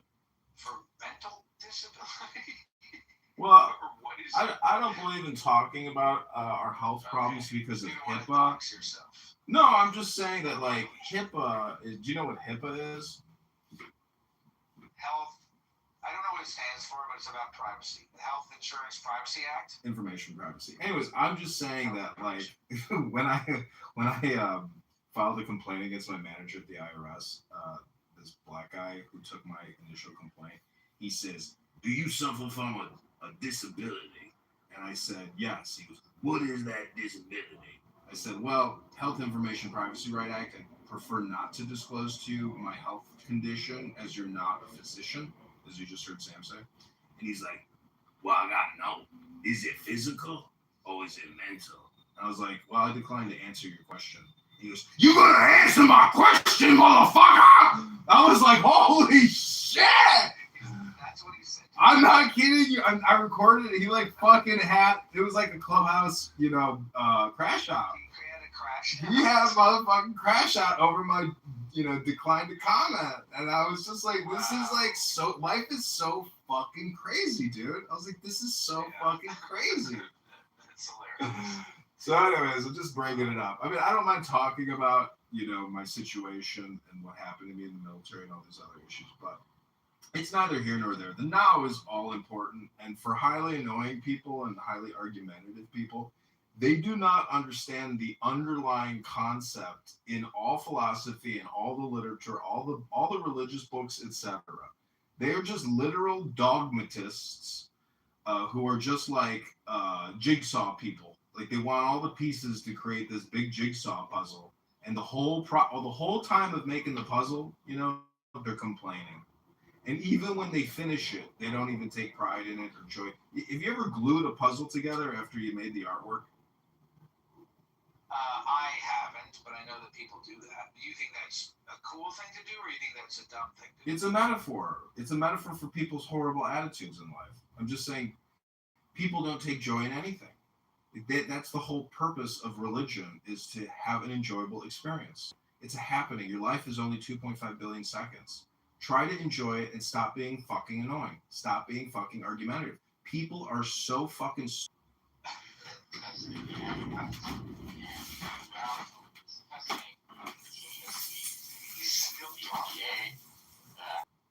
we continue reports to the FDA, and maybe based on the progress of these studies, the model for the study also changes. So we kind of continuously change the studies that are being done in order to get the data that is best useful for the FDA approval. Now, I said we do trials in animals, and out of those trials, what we get is engagement to institute hand raising. It's not what I should be doing. Yeah, let me do that because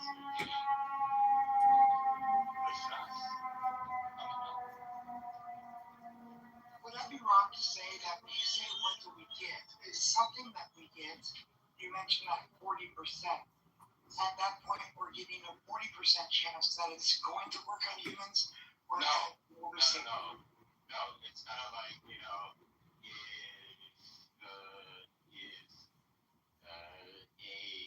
So 10 milligrams. basically, I think it's like a user error, like a malfunctioning. See, enlightenment means that like you know that you're in control of your drive. You know, like the car, the body. You're basically a soul and an avatar. But imagine if you knew that. Imagine if you knew that, you'd probably stop complaining, right? Like you wouldn't be complaining that you have 2.5 billion seconds to do what you want to do in your avatar, vehicle body. But real intelligence is knowing that you're stupid. And there's only one way out of stupidity, and that's through books. Many people today on this app are actually just talking to you through ChatGPT. Whatever the topic is, they put the prompt in and just read it to you as if they're talking to you. That is the definition of like psychotic, neurotic behavior, in my opinion. That's not true self. So we have like a self-functioning error. There's the big self and the little self. And I think I fixed Sam Rosen. You see how you can actually, by having a sincere, intelligent conversation, if you have intelligence, can maybe help like unfuck people? It doesn't work with everybody. And over the years of Clownhouse, I realized that just the other day that I have heard some people say the exact same things for many, many years. And it's easy to sound intelligent, but if you're on this app talking all day long, you are not intelligent. You're just not. Have you ever done a perspective drawing? Do you know what that is? A perspective? Like fifth grade? No. I bet you do know what it is. You have a piece of paper and you do a vanishing point. Mm-hmm. And then you use a ruler and you make like two lines that both terminate at the vanishing point. You have a horizon. Mm-hmm. And then you end up making like a street. Yep. Can you picture it? Yeah, I've done that. You do it in school, you know? I remember doing it in like sixth grade, making it's called a perspective drawing, and it teaches you about the vanishing point. And so in the driving, I mentioned the perspective drawing because, for example, when you're pulling over against the curb, you want to be parallel to the curb. Now the curb, it looks like it's going to the left. It looks like if the curb continued that it would go to the left. Mm-hmm. But actually the curb is going straight. It's just that our perspective changes as it goes further into the distance. So if we were to use the curb as a guideline to drive as close as we currently are to the curb, we don't want to get any closer, we don't want to get any further. We want to stay close to the curb. Yeah. We're using the curb as a guideline and we're driving straight. What I have to tell you is that the African kids cannot understand this concept. And I think it's because they haven't done a perspective drawing. It's English, man. They just don't understand the English. It might be a language thing, but what they do is they hold the wheel perfectly straight, and they wait until they like almost crash into the curb, and then they turn it slightly to the left and hold it perfectly straight. And they wait until they almost go into the oncoming lane, and then they turn it back to the right. I'm like, bro, you need to kind of like use your hands like this, back and forth, back and forth. You got to kind of go straight. But I think it's like, I don't know if it's a level of intelligence or if it's a comprehension or if it's a putting the puzzle together and gluing it together or whatever. But it's like some people, I mean, when you're talking about unfucking people's brains,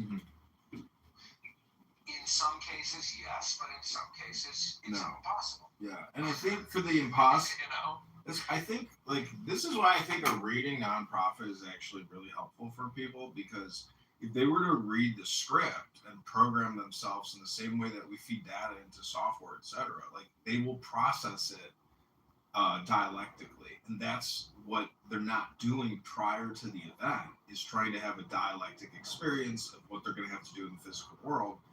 And this is what, like, pre-operational planning and role playing all goes into like operation movements.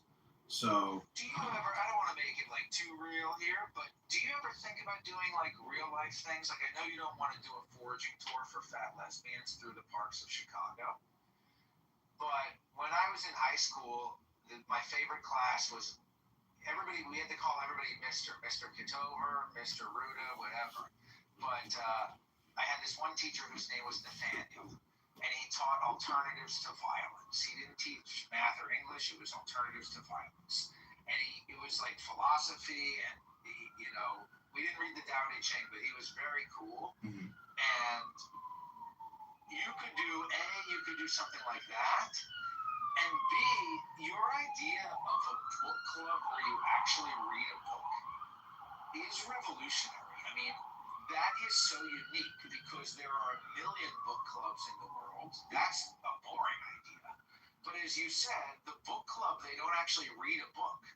They just talk about the book that they might or may not have read, or they might have watched the movie, or they might just have tea and crumpets and turn it into a chat session. See, a If book. you actually did like a book club where you actually read a book, like that's actually kind of a cool idea. Well, see, there are only two types of people in this world: those who read books and those who do not.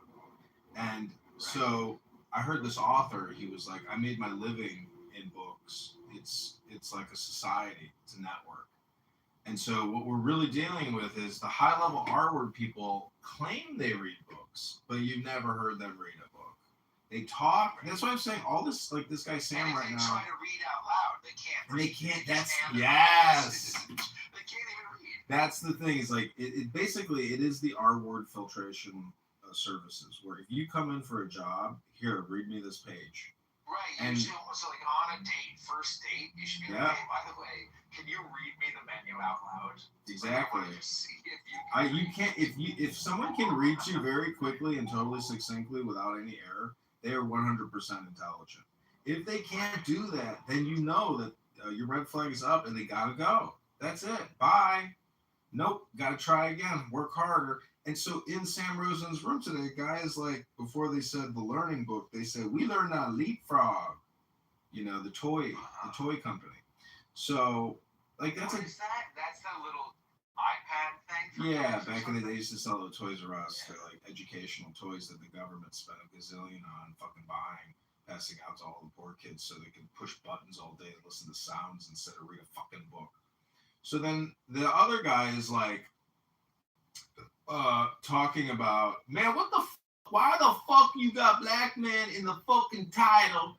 Like, why you gotta call out black man instead of just having a room and educating black men? And then I started laughing. I was like, thinking to myself, I'm like, could you imagine like if he was to just say, hey, I want to try to educate you guys something and educate myself in the process so we can educate, like actually do what you're complaining about.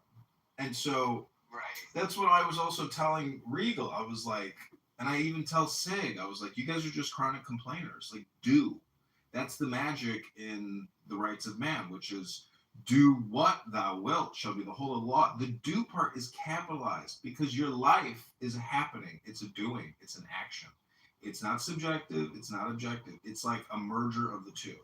So in the world of highly annoying people that are extremely argumentative, silence is always the secret. And I can't even imagine how many people have died, like in the streets, because they decided to say something to a hap in the street, and that guy happened to turn around and fucking paste you and kill you as you smashed your head in the skull. Oh, it was called. I think it was called 5 Types of People Who Can Ruin Your Life or something. 5 Types of People That Ruin Your Life. Yeah. And this was about identifying and dealing with high conflict personalities. I think I might have told you about this, but I read it when I was diagnosed with borderline personality disorder because he's talking about narcissists, borderline, paranoid, antisocial, and histrionic. Yeah. All of these crazy people.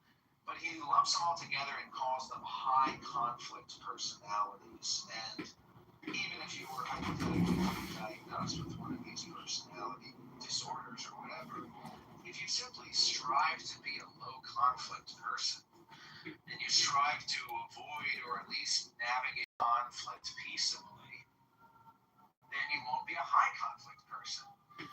And for example, when I think of a high conflict person, I think of Dr. Jasmine, a good example. Or just anybody on Clubhouse. The majority of the average Clubhouse user is a high conflict personality. And that's the type of person who you want to live in the street, because if you interact, what his conclusion was, as far as high conflict personalities, is that they can maybe heal themselves if they want to avoid malady, like a raving madman on the street. You're not thinking about healing that person. You're thinking about avoiding that person. Yeah. Getting away from that person. Yeah. That's a crazy, crazy person. Like when you're on the highway and somebody's being crazy, you don't try to get into a conflict with them with your car. You just avoid them. See, this is where I think, like MK Ultra. Have you ever seen Clockwork Orange, where they're drugging? Yeah, of course. Yeah, they're drugging him. They're putting him in. He's making him watch the TV with his eyes open. Right.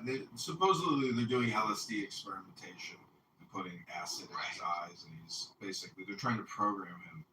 But I do, like, if I had a family, okay, and like I had meditation cushions, or let's say I owned a meditation center and I had a room full of meditation cushions, and people, gathered for my meditation course where I would read poetry for an hour and pass a book around. It would be just like my Clubhouse rooms, but in an actual real room with meditation cushions, and there would be no, highly argumentative people and no highly annoying people. It's a personality disorder, like you said. So the thing is, you can't, when I say unfuck, you can't change these people's tone.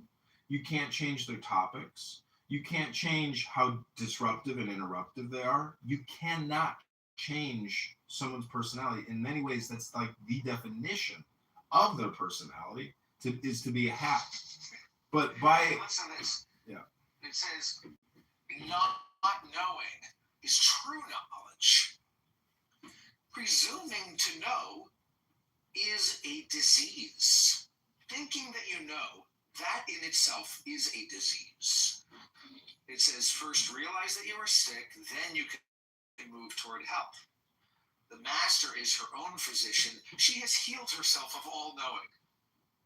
Thus she is truly whole. So knowing something is a disease that you should be healed from. And when you're truly healed of all the knowing, then you'll be good. Well, yesterday If you are diseased by knowing, then you're full of disease. You're a piece of shit. Yeah, I mean, I have a tattoo on my arm that says I'm the wisest man alive, for I know one thing, and that's because I know nothing. This guy Sam is reading a chat GPT to people and put together an AI document on drug discovery process. He claims he's a lawyer and a chemist, and he's got, and he's anyways. What I'm trying to say is, I called the hospital yesterday and I was like, hey, can I make an appointment with a psychiatrist, or do I have to come to the walk-in clinic? And she's like, you ever seen a psychiatrist before? I said, yeah. And she said, yeah, you got to come into the walk-in clinic. You can't just come in. And I was like, so I can't get a prescription? I was like, I can't get a prescription the same day. She goes, no. And I said, and she said, you had a psychiatrist? And I said, well, that's why I'm calling. And she said, You're just surrounded. This is the problem if you live in Chicago. Wait, I got one more story. Let's All right. So wait, what happened? Yeah. So Was that it? that was pretty much. Yeah, she de-escalated after that. And I said, okay, thank you. After that. And so one time I was being evicted from this apartment building that I lived in. And so I called what they call like the Chicago Low-Income Housing Legal Assistance Hotline or something.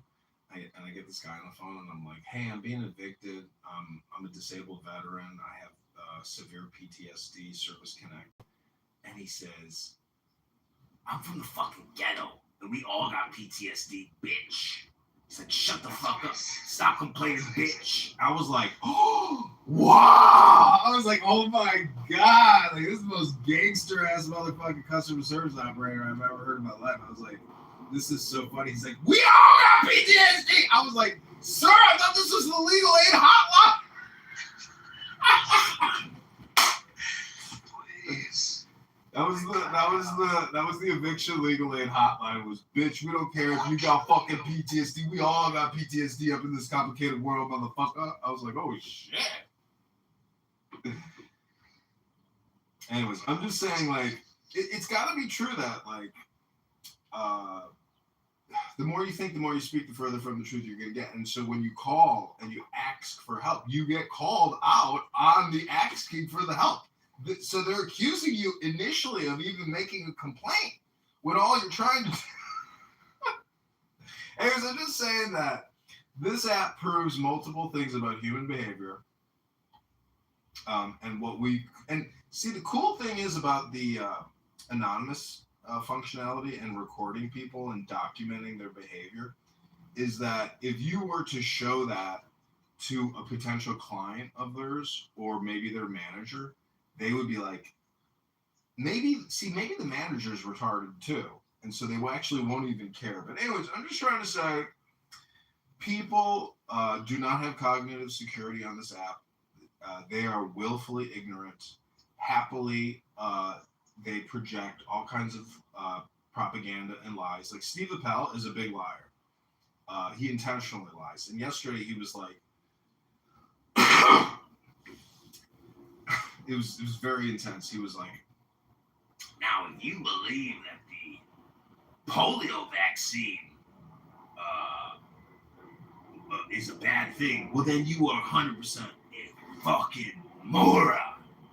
But I have a controversial opinion. If you think the COVID-19 vaccine maybe has some negative side effects, well, then I wouldn't say you're a fucking moron. But if you believe that these 5 major vaccines are bad for you and won't save your life, you're a fucking moron. And I'm just like, that is just so not scientific.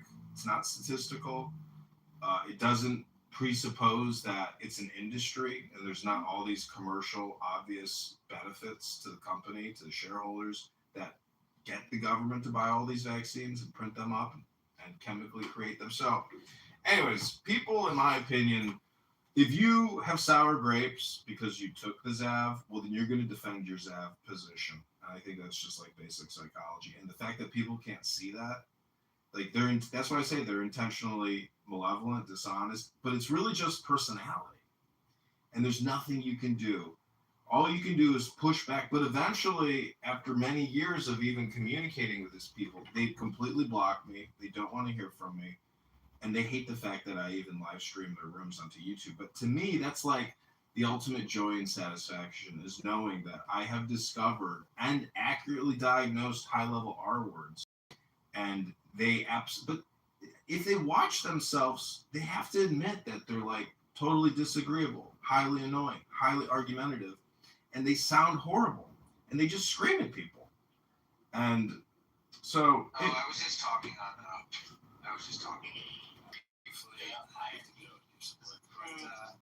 I called this guy. I doubt I've ever told you the story. Do you have sites? No. Now you're muted. No.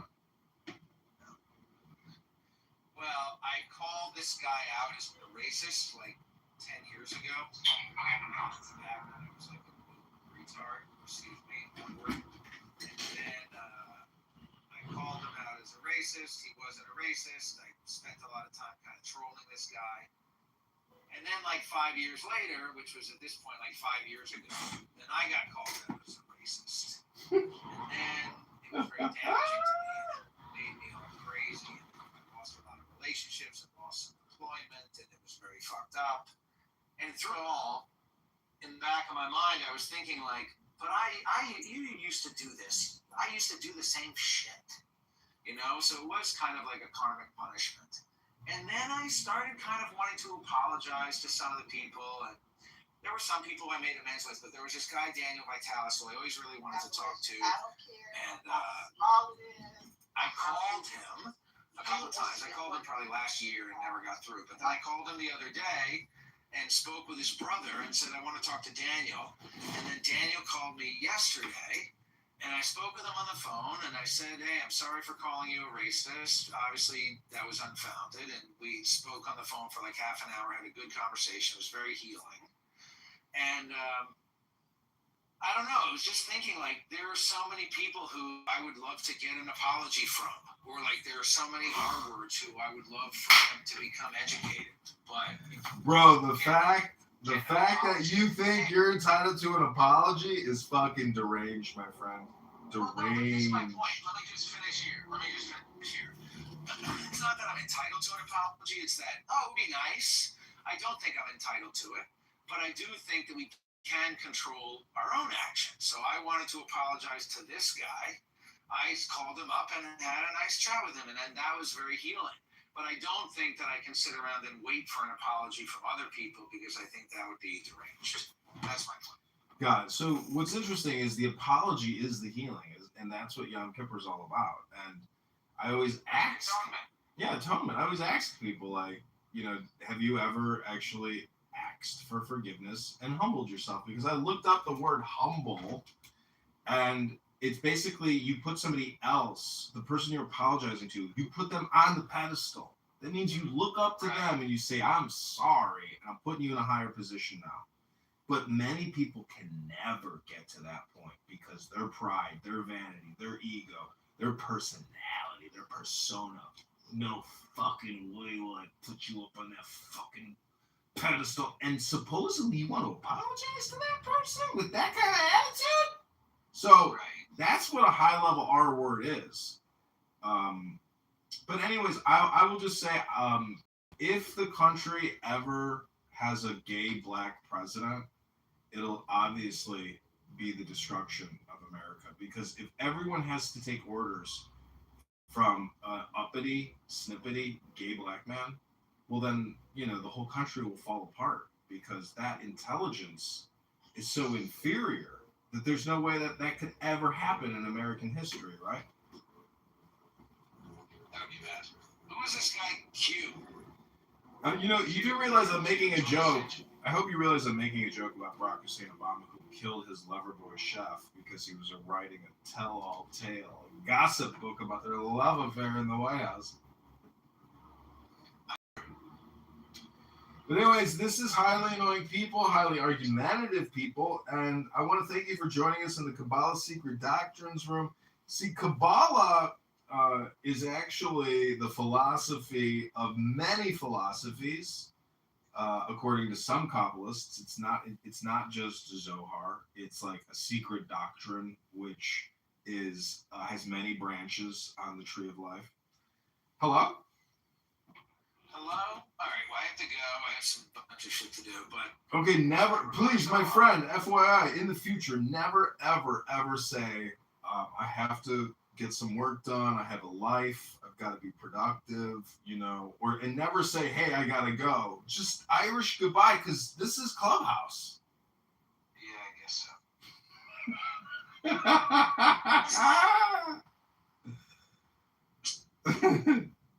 Eastern influence on this. You have heterodox influences, right? And I pointed this out to you, and then I'm saying, where did Muhammad hear this stuff from, and how did it end up in the Quran?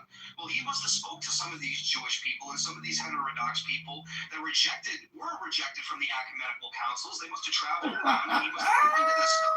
I don't see what's so fucking hard to understand about that. Secondly, we say that our book is inspired by God, right? Wouldn't you say on the basis of that, let's just give Muhammad his due credit, right? Let's give him credit where credit is due. Maybe he's writing a book inspired by God as well. Is that more acceptable? But look, it wasn't directly from them. It was from Paul and James. They were 50 years or 25, 30, at least 50 or 60 years after Jesus' death. So these people, they can't write what Jesus said verbatim. Is your book the verbatim word of God, or is it inspired by God? The verbatim. Oh, okay. So you're a dipshit and you just didn't listen to anything that I just said a minute ago. Oh my God, bro. You come on, bro. All I'm saying is if you're overly committed to Muslim fucking brainwash. You know what? That's what they do. They do the sloganeering. you can't prove your Here's point. the sloganeering. Here's the sloganeering. We have a perfectly preserved fucking book. Well, you know what? I got a perfectly preserved jar of pickles in my fucking fridge. Is that the pickle of God? Bro, what type of example is that? Bro, it's time, bro. Come on, bro. Chill out, bro. It's not that serious, bro. There's no way you can get to me right now. Can't kill me, bro. I'm not nowhere around you. I'll probably call the FBI Secret Service on you. Just letting you know. So calm down, bro. It's not that serious, bro. Calm down. Dude, this is why I just prove your point. Like we're having they have this thing called cognitive dissonance, right? It's a thought of view inconsistent with its human value. The thought of view is that you think you guys overlap with our religion, and when I'm showing you how you don't, you still want to maintain this thing. This is what I'm trying to say. This is my argument. But it doesn't. Okay, this is my argument. My argument is the book that you're getting. I'm saying that book is not authentic. That book was 50 years after Jesus. So I'm trying to say, how consistent is that book when it's St. Paul, James, to be honest, written 50 years after the death of the fucking prophet? I understand, but for me to explain one language, you speak only one language. All the things that people say, all the things that people remember, they end up in the fucking hadiths, though. You know, it's the same thing with the original manuscripts in the Quran that all got fucking burned, dude. Well, why is it good to do it in one sense, but not good to do it in another? These are the people. Not right there, dude. To do that. It's not the way you're thinking. But listen, you know what they said? This scientifically proven, right? When somebody knows the Arabic language and he's learning it, right? He uses the two parts of his brain. So for me to try to explain to you one Arabic to another language, try to explain to you, you would never understand it because you're only using one part of your brain. You only know English. I use a part of my brain where I get the Arabic, right, and have it translated perfectly from its Arabic. Then what? What about if I use that part of my fucking brain? Is that okay? Okay, then that means you will be more open-minded and you will try to reveal some of the facts. And I'm trying to tell you, the thing, I'm telling you my facts. I'm saying people remember that. People at that time, even before Uthman, when he compiled it, people were already memorizing it. People already knew it. All he did was compile it. So people had their own personal Qurans and they had their own writings and their own side details. They remember it. Which would be considered a hadith, right? Which is how people talk to each other and translate and recite it into oral traditions and explain the understanding of that thing. Why are they burning that too? That's not what I'm trying to explain to you. It's not, they never did that, bro. Why are they burning it? They never did, bro. Yeah, they did. They burned the ones that were already errored, that was already ripped, that wasn't fully completed. Like some of them was not completed. Some of them already have it. How do you know that? This is the consensus. This is what they did it for, bro. You cannot just burn it. How do you know that? I know this for a fact. Who told you that? We listen to what the prophet revealed to us. That's what I'm gonna ask you one more time. Who told you that? Or I'm gonna just get this out of here too. The prophet told us, bro. Oh, the prophet told you. Oh, you take it from so we're doing circular reasoning today. Because I can just tell you, the God of my Bible tells me you're fucking wrong. And I can say my book tells me your book is fucking wrong. And do circular reasoning that way, right? And not even make a fucking argument. Or bring a counterfactual. Is that okay? Or like, because now I fucking win, right? That's okay? I can use circular reasoning because my book says so? Alright, you got it, bro. Alright, yeah, fair enough.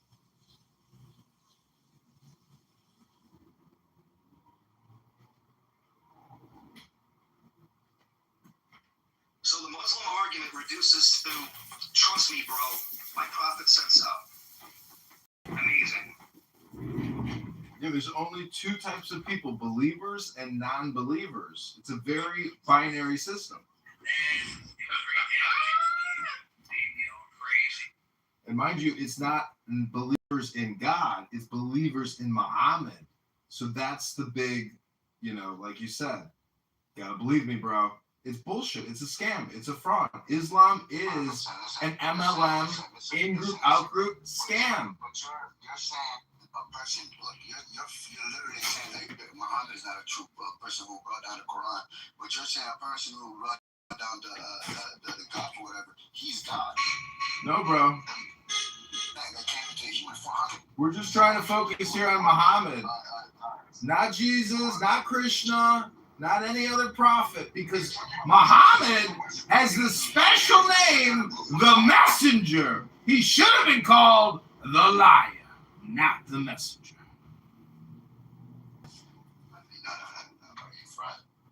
No, bro. You just don't know how to detect frauds and scams because you got a bad bullshit detector. You probably got a bad gaydar. You got a good gaydar or a bad gaydar? I bet you got a shitty gaydar because you can't detect fraud. You can't detect scam. You can't detect when somebody's lying to you, setting up a fake doctrine, a fake legal code to enslave you like the mafia. Hello?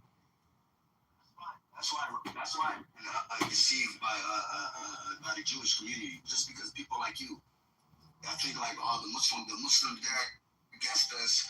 We don't believe. I'm willing to bet that this motherfucking bank ain't never read the Charter of Medina, the Constitution of Muhammad. You don't even know the laws of Muhammad, bank. You never read it. I done read the whole fucking thing 5 times, top to bottom. I know the scam, baby. You don't even know how the scam works. Tell me at least one amendment from the Charter of Medina, written by Mohammed the scammer, the fraudster, the liar. Listen. Now you gotta talk shit, bro. Well, I gotta talk shit, motherfucker. I'm talking about the law of Muhammad. Go ahead and read it instead of talking all the time and not citing a goddamn thing, you fucking spreader of lies. We respect Jesus, right? So we can't talk shit. Yeah, because you guys own Jesus, right? You take everything and copyright and infringe. It's all you guys do is lie, steal.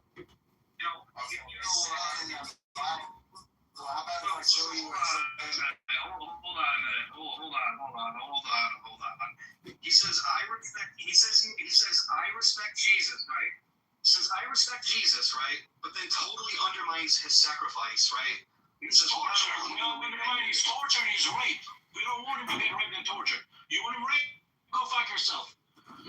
Yo, undermine the torture. Elsa says that the fucking Baba gang raped by a bunch of black men in the desert. Yeah, you piece of fucking shit. You horrible fucking mother kid. That's why listen, the Christian community right now. You nice torture. Go fuck your torture mother. The white Christian go rape your mother. They're being fucked by gangs. Go rape your own child right now. Why don't you do that? No addicts. All the community right now you're talking about the Christians, they're women, they're white women, they're being fucked by black men, impregnated by black men, and their fathers were. So Andy, does that answer any of your question, dude? Like I kind of try to parse out your question as hardcore as I could. It's okay, but I got another kind of let's approach it from a logical perspective point of view, okay? Question. All right. So, in the narrative of Christianity, right, the original texts were written in Greek, and I've never heard that the narrative goes like, oh, you need to be able to read and write Greek to Did they kick him? Preserved, correct Bible. That's never been the narrative. It's not everybody would speak Greek, and it would have been influenced as much as Christianity was influenced. So the other follow-up question to that is, now if we do go by the Greek texts, how preserved are the Greek Orthodox texts? That's it. Somebody could pull it up on Google.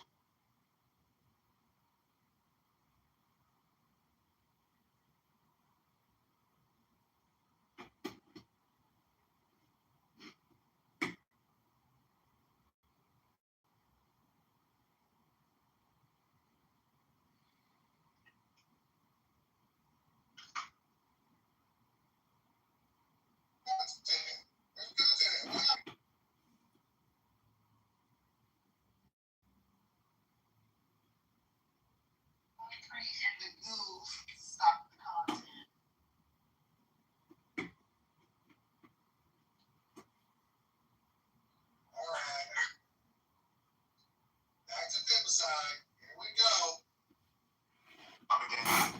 15 years in a deep dish kitchen taught me what you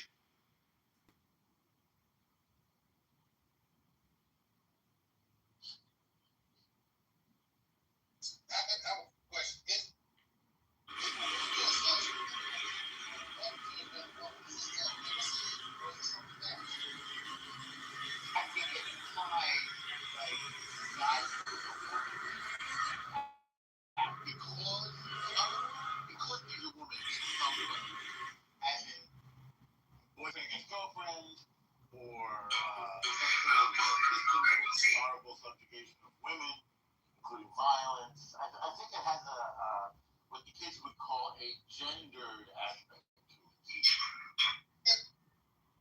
Okay, get that, but what if you say like Molly finds out about the other woman that the man is with, and she decides to kill that other woman. So she's killing her, and she's a woman.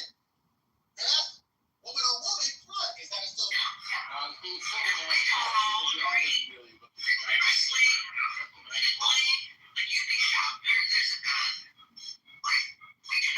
I'm not saying it is the man's fault, but the killing of the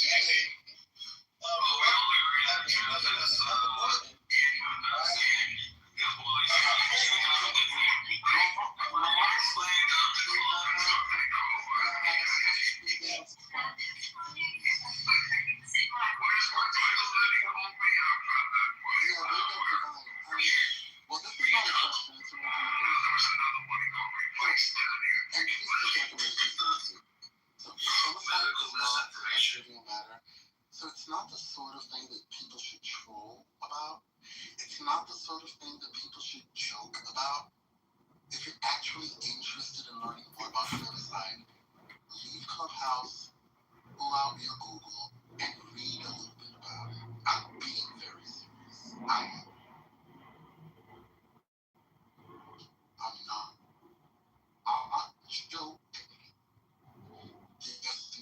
No, I'm serious. It's not it is.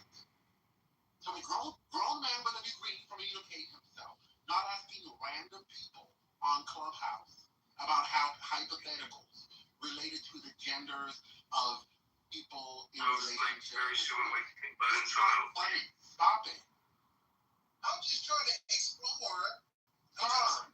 And I'm saying explore on your phone or on a computer.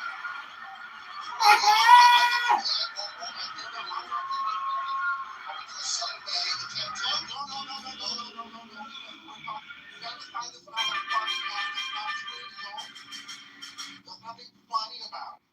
And it's not a trivial matter. It's something to engage with seriously. Not unseriously. This is what you're doing. Talking about you want to take a damn survey. Oh, come on, man. Look, I'm just trying to stimulate some conversation. You're not stimulating. You're not stimulating. I'm not stimulating. No, you're not. You're not. I'm your restless for the rest. Yeah, we don't want to talk about that. But yeah, Ron was just leave that alone and talk about something else. Well, what else are you going to talk about? Anything but that. Can I talk about the woods for a second with you? The forest? The woods? Yes. The forest? Yeah, the wilderness. You mean the trees in the forest? The difference between? Well, we're getting there. So let me tell you about that. If a tree falls in the forest, it's the man's fault. You reading me? Yeah. You know. That's it. Yeah. Okay. First lady, are you there? First lady, hello. Ben, are you there? Ben, hello. There are people. Your mama is, she has her hand raised, so she needs to be brought up. She has breaking news. Your mama has breaking news. Can somebody bring her up? Okay, your mama, come up. Hand raising's being turned off.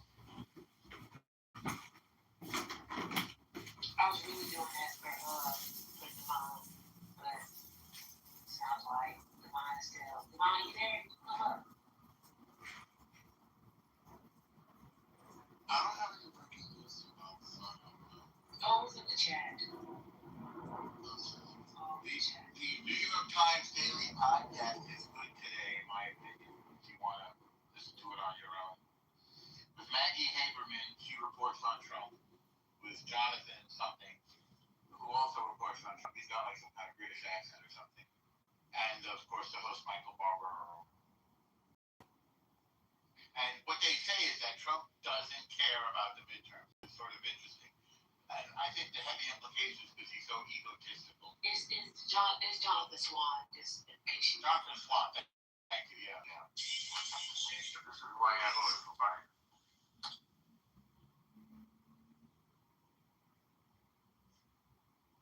Excuse me.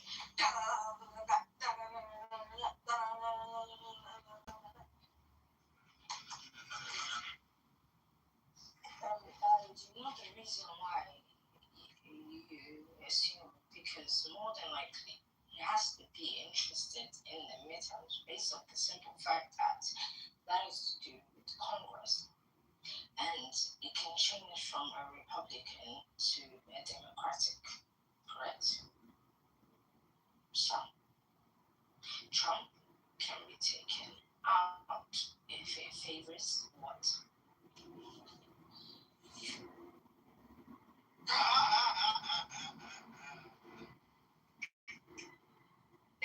I wish Devon would come up so he could be modded so that he could send people like this down. This is just embarrassing. I'll come back. Don't leave us, your mama. Don't leave us, please. You talk about wishes. Can I wish that Hurricane takes off Lassie Shamar Moore out of his PTR? I don't need to see that. I don't need to see glistening Shamar Moore day after day. It's just not doing it for me.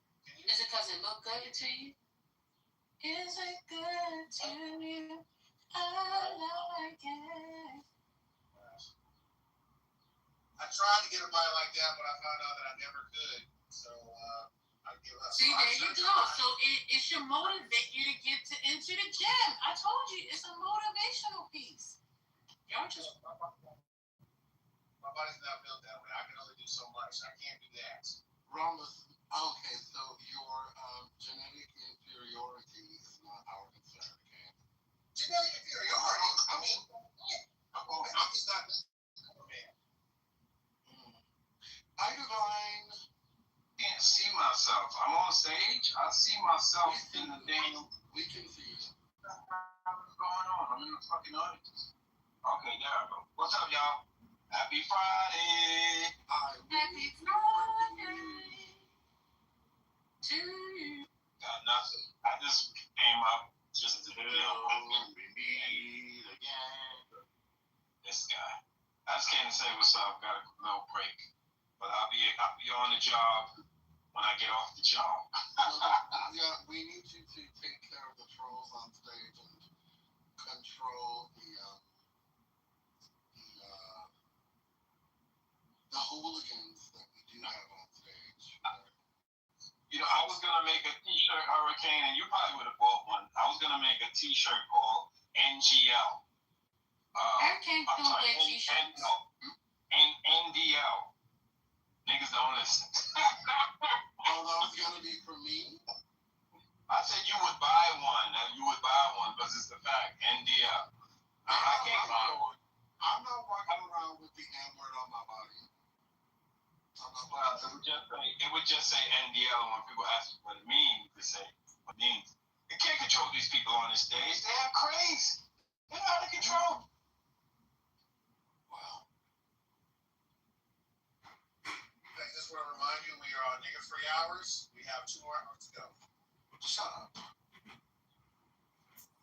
Oh yeah, how's the meeting going?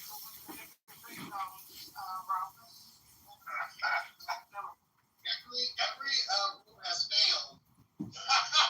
Every room has failed. But I'm trying to implement my nigga free zone.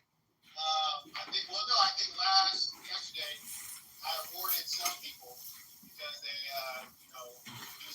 use their vocabulary creatively, dance around the word, which was great.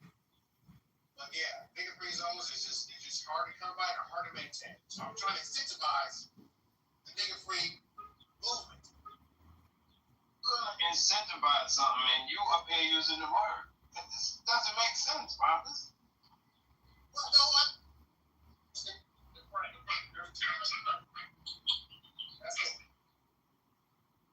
I hear what you said, but gotcha. Copy that. If we can just start with 2 nigga free hours and successfully do it, then I believe that we can move towards a larger number. And one day, Ron, but just so you know, we've been in this room on many occasions and not heard that word for hours. I don't think the people that frequent this stage use that word as often as you're implying. Shout out, I think Tira's here. I don't know if she stayed. But shout out to Tira. If she can come up. I don't know if she has some news or she knows what's going on in the world, or she could just tell us how beautiful it is in New York City today. Oh my God, what a nice. Beautiful.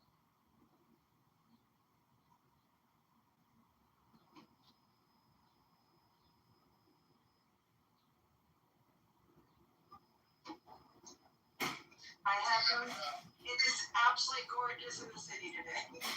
I'm going off to Queens right now, so. Queens get the money. Call that QT. What is it? Queens get the money. QGTM is the hashtag. So if you ever see that, Tara, that's what it means. Queens get the money. I've never heard of that. What does it stand for? Why did I say that? Well, people from Queens think they get more money than the people from the other boroughs. Not that. Is that really not a thing? It's a thing. Dollar bill. No, don't ever say that. Don't ever say that. What made you laugh? What's up?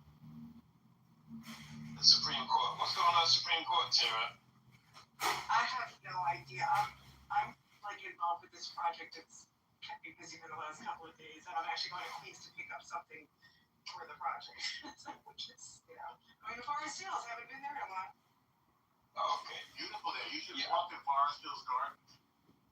Well, I grew up in Forest Hills, so, but I don't usually go out there because I haven't lived there since I was like 15. That's what's that? Near the E? Is that the E line? Or the F? Yeah, I think First and I think, Continental. isn't it E? Because I used to take the train to the Donnell Library when I was young. Oh, that was like so exciting for me to go along, when I was like 13. So You know they rebuilt it, right? How? What do you mean? No, I don't. Yeah, it's all new and modern and beautiful. We'll be in Forest Park on Sunday. That's off of, Norm, you should know Forest Park, off of, it's a Cross Bay Boulevard, but what does it turn into? I just call it Cross Bay. We got an event there on Sunday, so that's going to be good. What kind of event? Is that an invitation? So, yeah, anybody can come. So we're coming together and we're going to support the family of the young man that was killed in the park in Queens. So we're gonna go from from Forest Park on Cross Bay over to Roy Wilkins Park where the young man was killed. And when we get there, we're probably gonna take up a collection or encourage people to donate to the GoFundMe for his family. I'm sorry, I don't know who was killed when. Who passed away? It was a young man. He was an aspiring actor. His uncle was a videographer. He went to high school in Queens. He was beat up, and after they beat him up, they shot him in the chest. It was all over the news there. They shot him in the chest. He passed away at Roy Wilkins Park. And yeah, it was a real tragedy. Young man that did it is on the lam. He was flown to Jamaica by his parents. They put the whole family on blast on social media. People are really getting at NYPD like, come on, find this guy. The streets are saying find this guy. So yeah, it's a real mess.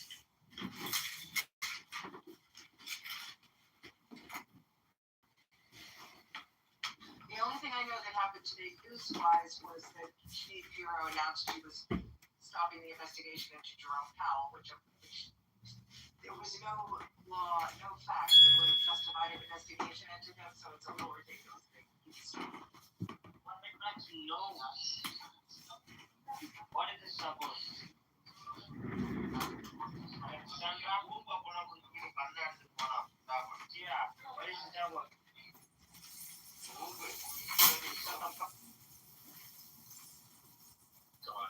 Yeah, thanks for that, Tara. And we spoke about that the other day. It's ridiculous that they want to accuse Jerome Powell of taking kickbacks. It's it's just that the budget was too much, which is crazy. I mean, first of all, Trump keeps saying the budget was $3 billion, then it's $4 billion. He just keeps changing the figures. It's nothing like that. It went from 1.9 to 2.5. Okay, so it's not even close to what he said. But forgetting all of that, things happen. There are charges go up because COVID. Because if anybody's ever done a home renovation project, I think you know that, right? Exactly.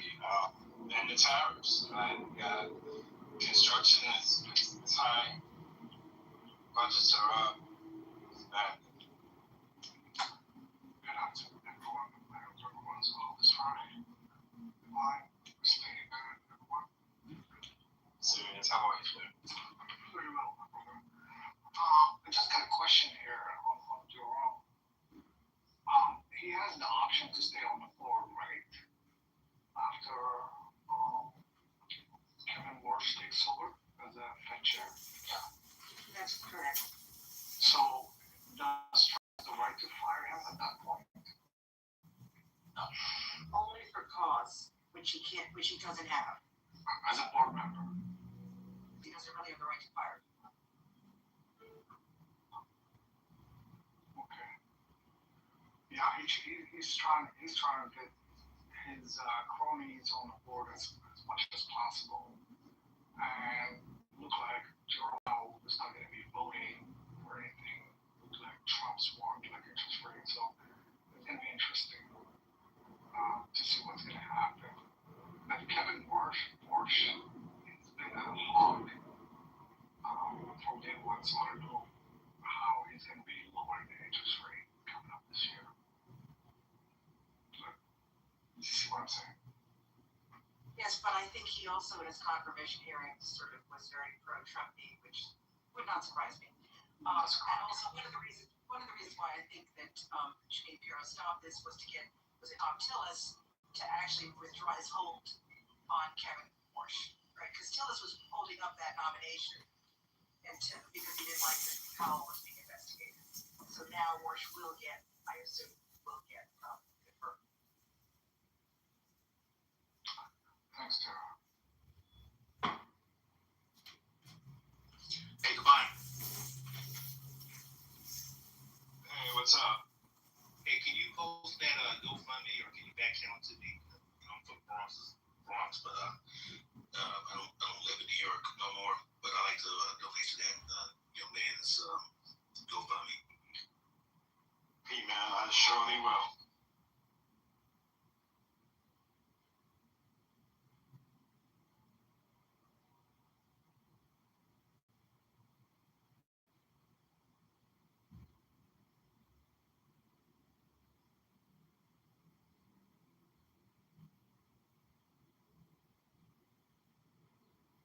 Hi, Sirius. I didn't get a chance to speak to you. Good afternoon to you. Good afternoon. Hey, P-Man. How you doing? You have to do.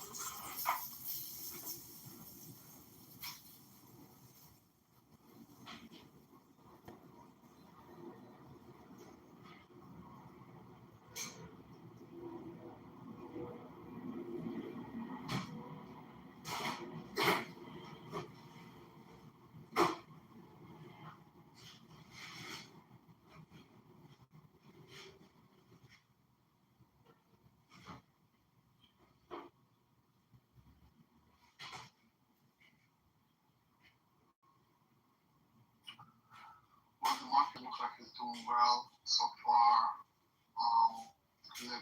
Leading by the NASDAQ, the tech sector. More than anything else, oil prices are going up also.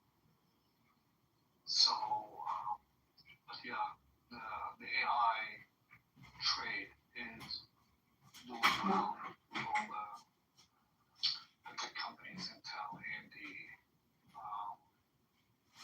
Micron, Palantir, and everybody else. But I don't know if you agree, but I do have some concerns about how quickly this is moving unless we can see some clear feasibility studies about the environmental effects of these data centers that are very much a part of why we see, this sector booming. Not saying it shouldn't be booming, but I think that there are some things that in a SWOT analysis would clearly identify whether or not we should have some concerns or at least discuss, what it might look like in 10 years, 15 years, 20 years. You know what I'm saying? No. I think. I said you are right. Yeah, I don't hear too much about that side of the coin, but we have heard a little bit of chatter about residents who are currently living near these systems, and that's not really highlighted too much either, but I know there's been some chatter.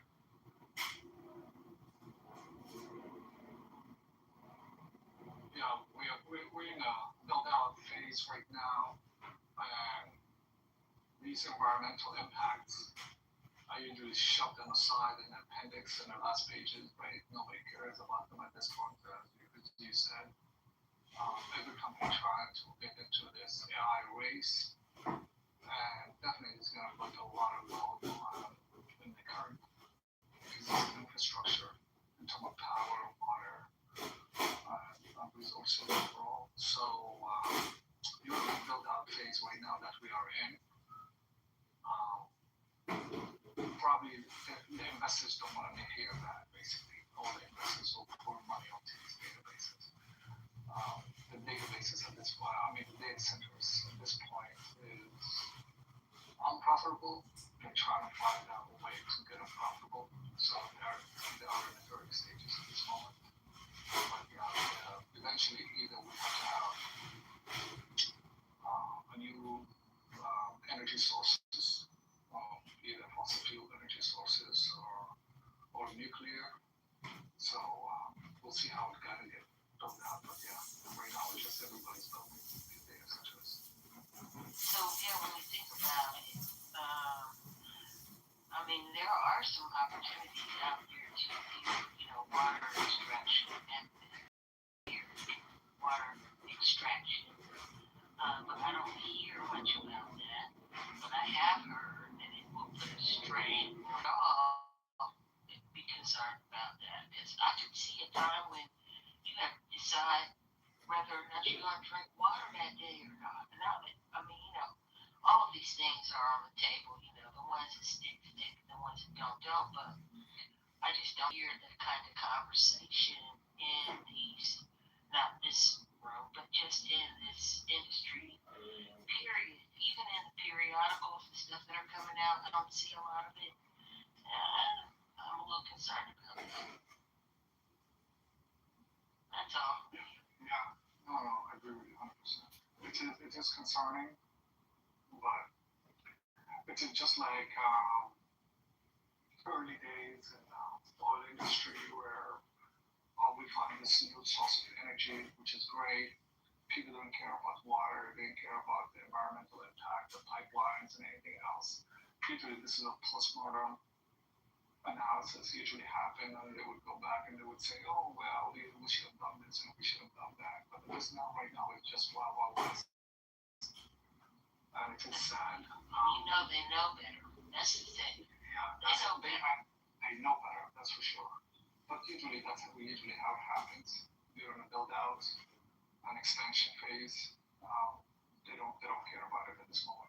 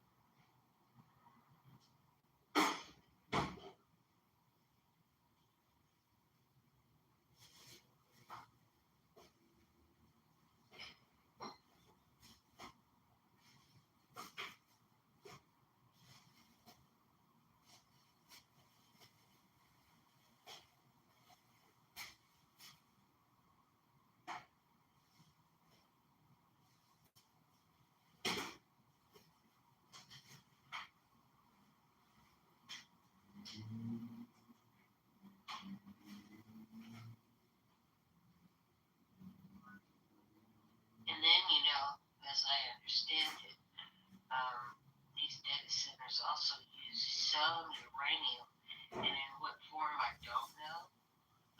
But you know, does uranium poison the water supply? I think it does. And then, what is the cleanup, or what is the protocol for making sure that doesn't happen? So yeah.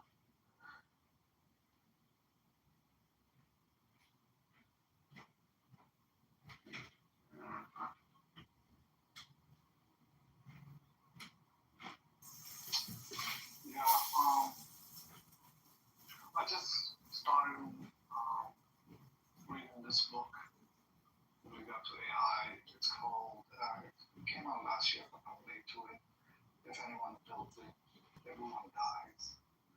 Otherwise, superhumans AI would kill all of us. It's by Nate Soares. Basically, it's arguing that, you know, these AI systems, agentic AI, basically, they're gonna be so smart, much more intelligent than human beings.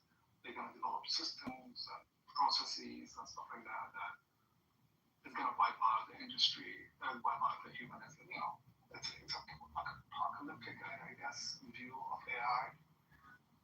I've just started reading it, so I don't know enough about it yet.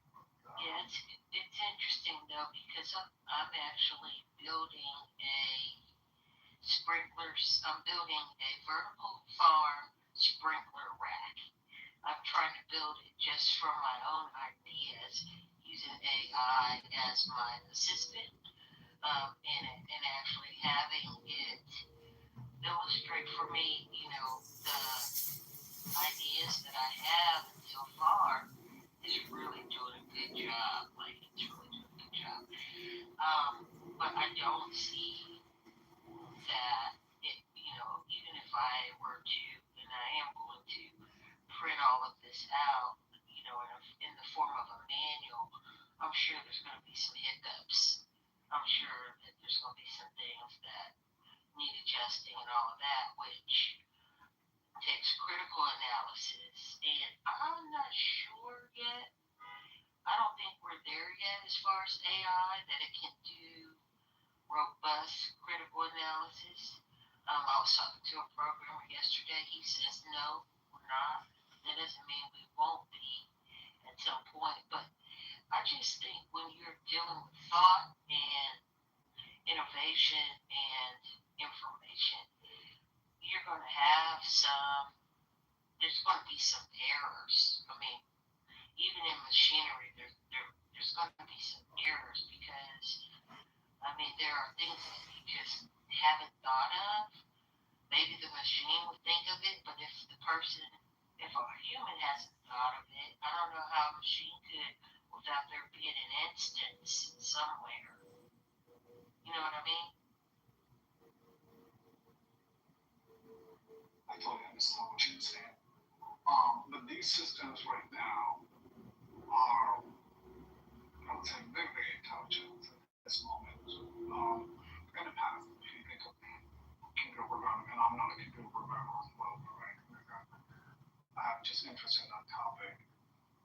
You know, we used to get a set of instructions.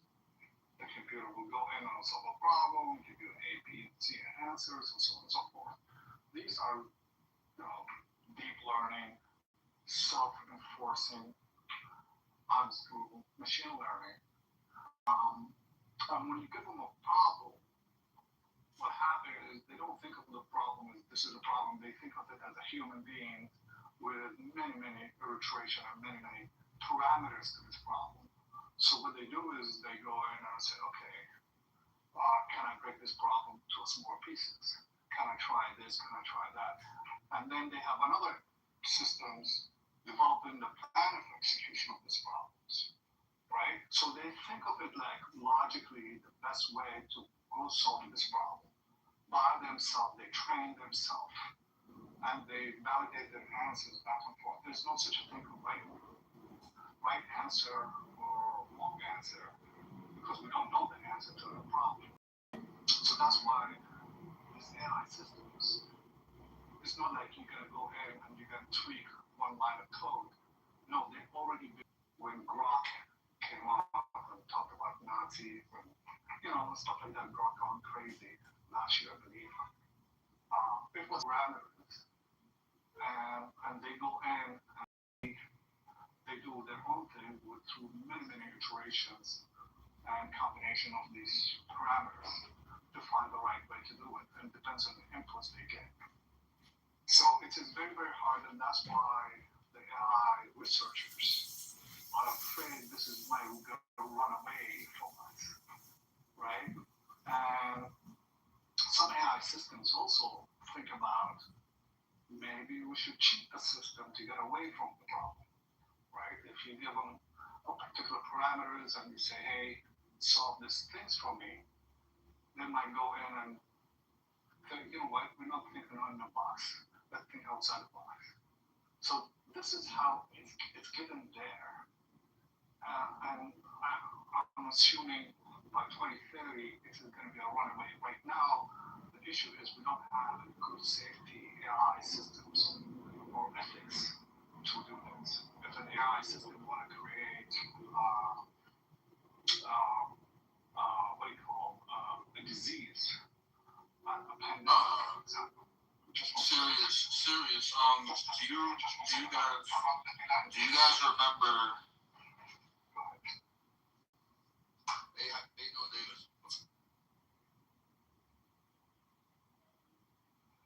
What I was saying is like now this is a huge proliferation to an AI system across the globe. And yes, there's a lot of application that could be used for good, but there is also bad people in the world, and they can use that for bad. Bioengineering, bioweapons, it's a massive problem. Nobody's controlling that at this moment. These are the risks and stuff like that. So that's why this is the little bit of the book that I was just reading it. So they talk about these kind of stuff. What's the book?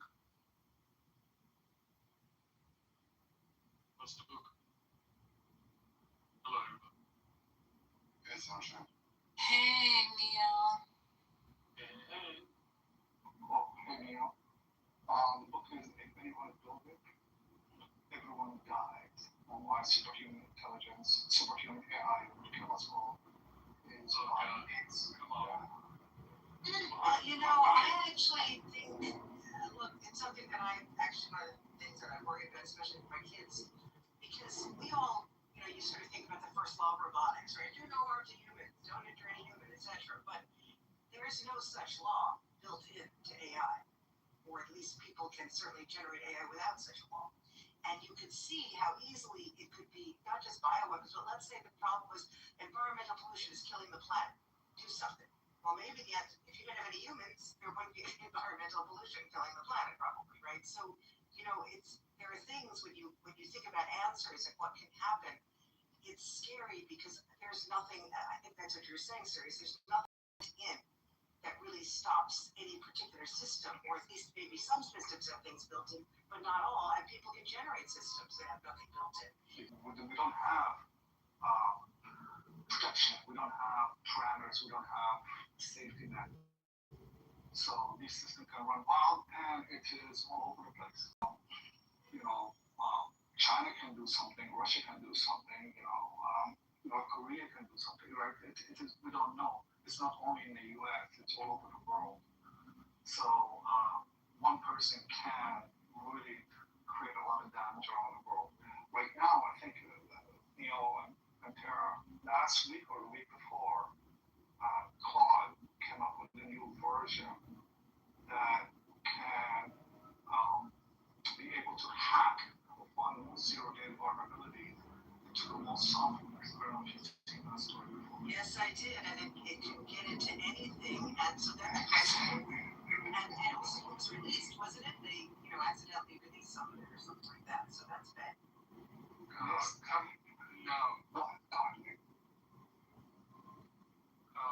The claims of AI companies should not be taken as philosophical truths. Eliza Kowski, the writer of the book, shouldn't be taken seriously at all. He's not a practitioner. Anyway, I don't know where to begin. No, the point is, I'm not saying he's right or wrong or anything like that. I find that book interesting, and I thought to start reading it. But there is a case to be made, that any new technology has a good use, has dual use, good or bad.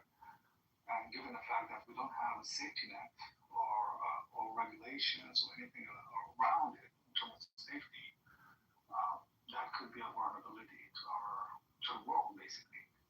And so that's the point of what I'm trying to say. Yeah, that's a different claim than what Eliza Kowski makes in the book. His whole claim is that human brains are thermodynamically efficient. AI would allow vastly possible AGI would outperform because it's going to be installed on better hardware software combination, leading to fast takeoff, right, of intelligence. The problem is that his ontology of intelligence is exactly that. I just put it in 2 sentences. It's not a serious book, right?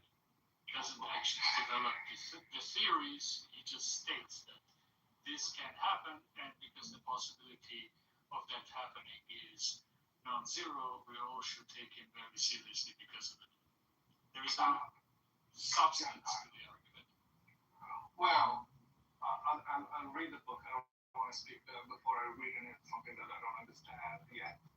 But from my quick research about it, it says, hey, we're developing this new technology that is, many CEOs said that, even Altman said that in OpenAI.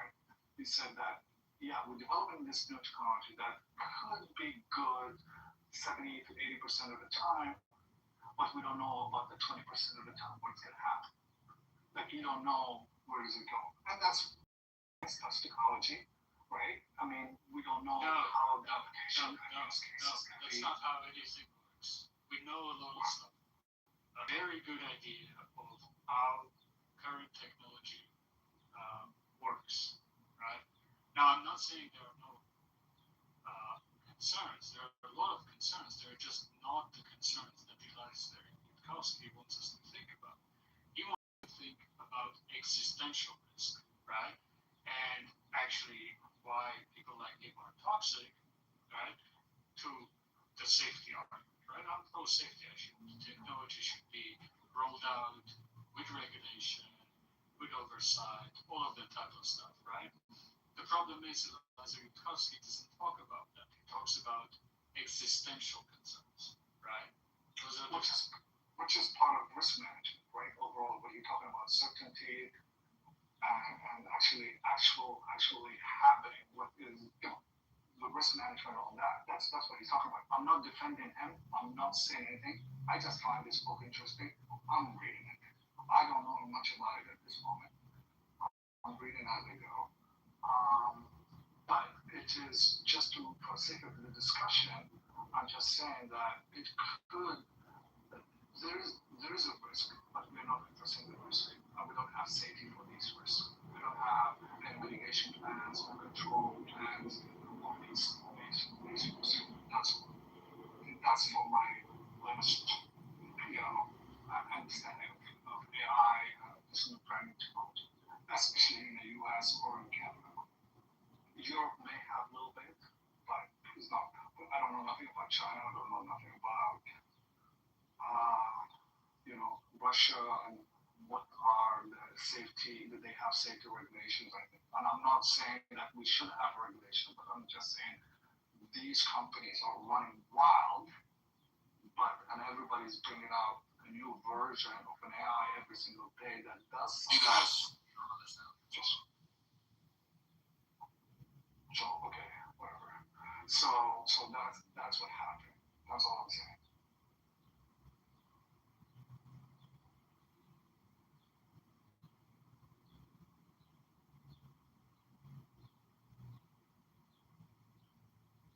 The politics of this AI conversation is pretty hard.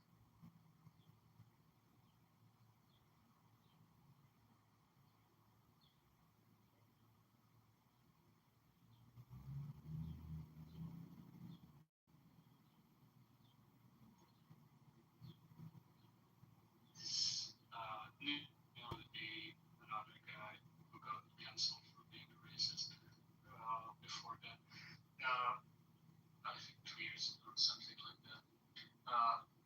They are interested, like heavily utilitarian approach to ethics, making really weird arguments about human life in the future because etc. is more valuable than human life today. Can find their arguments on less content. Or they are kind of crazy ethics utilitarians, right? And there are AI safety or artificial intelligence is very focused on existential risk for those reasons, right? The politics of it is very strange because they don't like the whole OpenAI initial marketing approach was based around this concepts, right? They since have backtracked, right? And Eliza Yudkowsky and his kind of lost political cachet in Silicon Valley and generally. This book is kind of an attempt to get back into it. But again, if you're actually looking at politics of regulation of all of those things, currently OpenAI and others using arguments like this are pushing to treat artificial intelligence as an existential risk vis-a-vis the competition with China to possibly ban sales of NVIDIA technology, right? NVIDIA doesn't want that, by the way. NVIDIA really wants to sell it to China, right? And now they're accusing China for stealing their technology and training their models, which are progressively getting better and better and better and now are free and open source. Big threat to for-profit models living off of profit. You can get Opus Claude equivalent of Opus 1.5 or 6 running on commodity hardware today using the Chinese models. So they're a threat. And these arguments are primarily used today to gather political support, to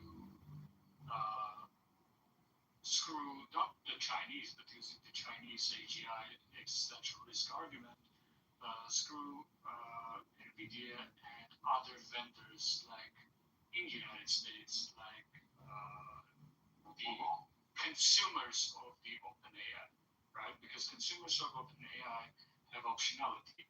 a lot of consumers of OpenAI are also consumers or self-host the Chinese uh, models, right?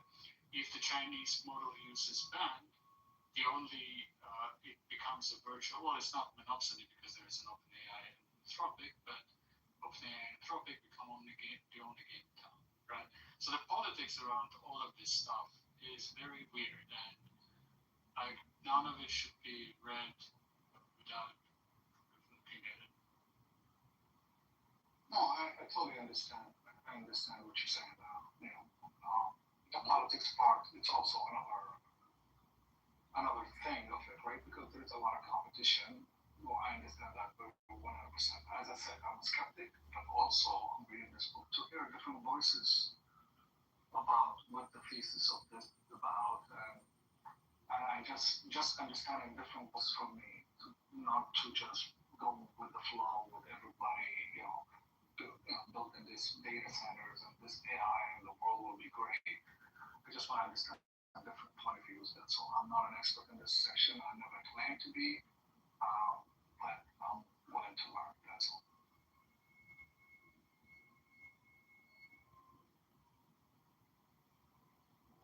Oh, good afternoon. Neil, you gave a great summary of the current discourse in state. Just want to say that. Thank you. Yeah, probably like very few people understood what I was saying because it's really hard to follow and nobody, the mainstream media does only this CEO said this journalism. There is no real analysis of any. Like I haven't read this anywhere. Yeah, I haven't, but I can deep dive into the less wrong community and the effective altruists and all that kind of jazz and tying that back into the people at Republican or OpenAI. Like, no one was in a really long form article about that, Yeah, well, there was one exception. There was a good profile of Sam Altman. What's the guy's name? The author, the project. Oh, you're talking about the New Yorker one? I think I finished it. Yeah, that one was good, but I need more kind of business interest analysis, right? Like, what is the incentive of OpenAI and Anthropic pushing? Yeah, thank you, man, pushing regulation of Chinese models, right? While NVIDIA is pushing to sell GPUs in China, right? Yeah, I agree. Like all of the distillation, the anti-distillation arguments make no sense to me, and it feels like, well, at least it was pretty popular to make those arguments in 2024, 2025. I haven't seen those arguments in 2026 as much. Yeah. Oh, really? Based on distillation, yes. Oh my God. I don't know. It just doesn't make any sense. If training on the output is wrong, but training on all the inputs is not stealing, and like it's just pure regulatory capture in my mind, at least. Well, that's clearly what they're. Well, this is not new for Silicon Valley, right? Uber, etc., etc. If you can build 0 to 1, Peter Thiel book, right? If you can build a monopoly, that's what you should do. Monopoly is the best business.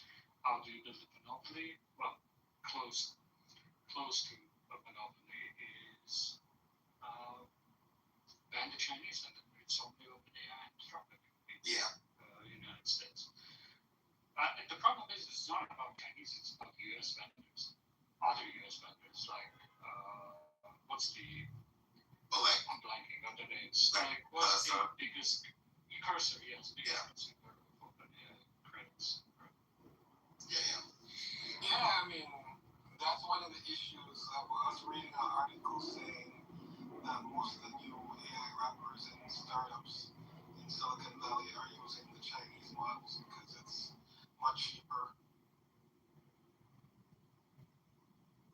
Yeah, that's the thing, right? Like for coding, okay, sure, you want access to the best available state-of-the-art closed source. It's probably better, right? It's still pushing the limits. But for prompt engineered task that is evaluating some consumer sentiment from an email, you don't know. You don't need GPT 5.5. Like it can run on run on 8 billion parameter model, Chinese or non-Chinese. And most business workflow tasks are like that.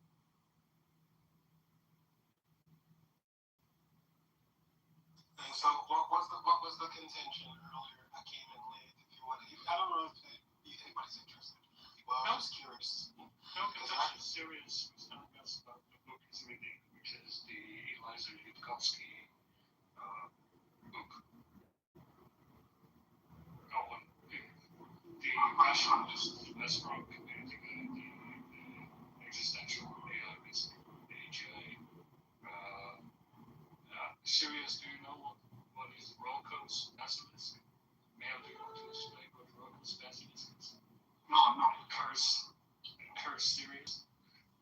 No. I'm just, as I said, I just picked up this book because I ordered it from Amazon. I don't have it yet. But I just thought it is interesting. So I'm just looking forward to reading it. That's the whole point of it. That's it. Yeah. Roko's basilisk is the refashioning of Laplace demon, I think, probably a thought experiment, which is in the future, if there is an AI, right, and an AI is existential risk, it's as bad as Eliza Yudkowsky. This is his thought experiment. I'm just illustrating it for what passes as philosophy in Silicon Valley. And if in the future AI exists, right, let's say 20 years from now, and that AI is evil, right?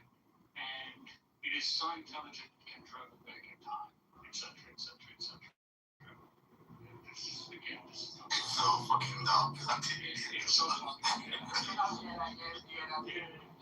way too many levels of extrapolation for me. And AI, it's not my argument again. This is so dumb. I feel cringe just recalling that thing. And it knows that you, as a citizen, voted against for AI regulation, and it's going to hate you for that. It's going to torture you infinitely. That means, because that can happen by a high probability, according to Eliza Yudkowsky, you should do everything possible, right, to make AI either not happen, or if it's too late, you should do everything possible to keep that AI happy. So I thought my AI is not so please.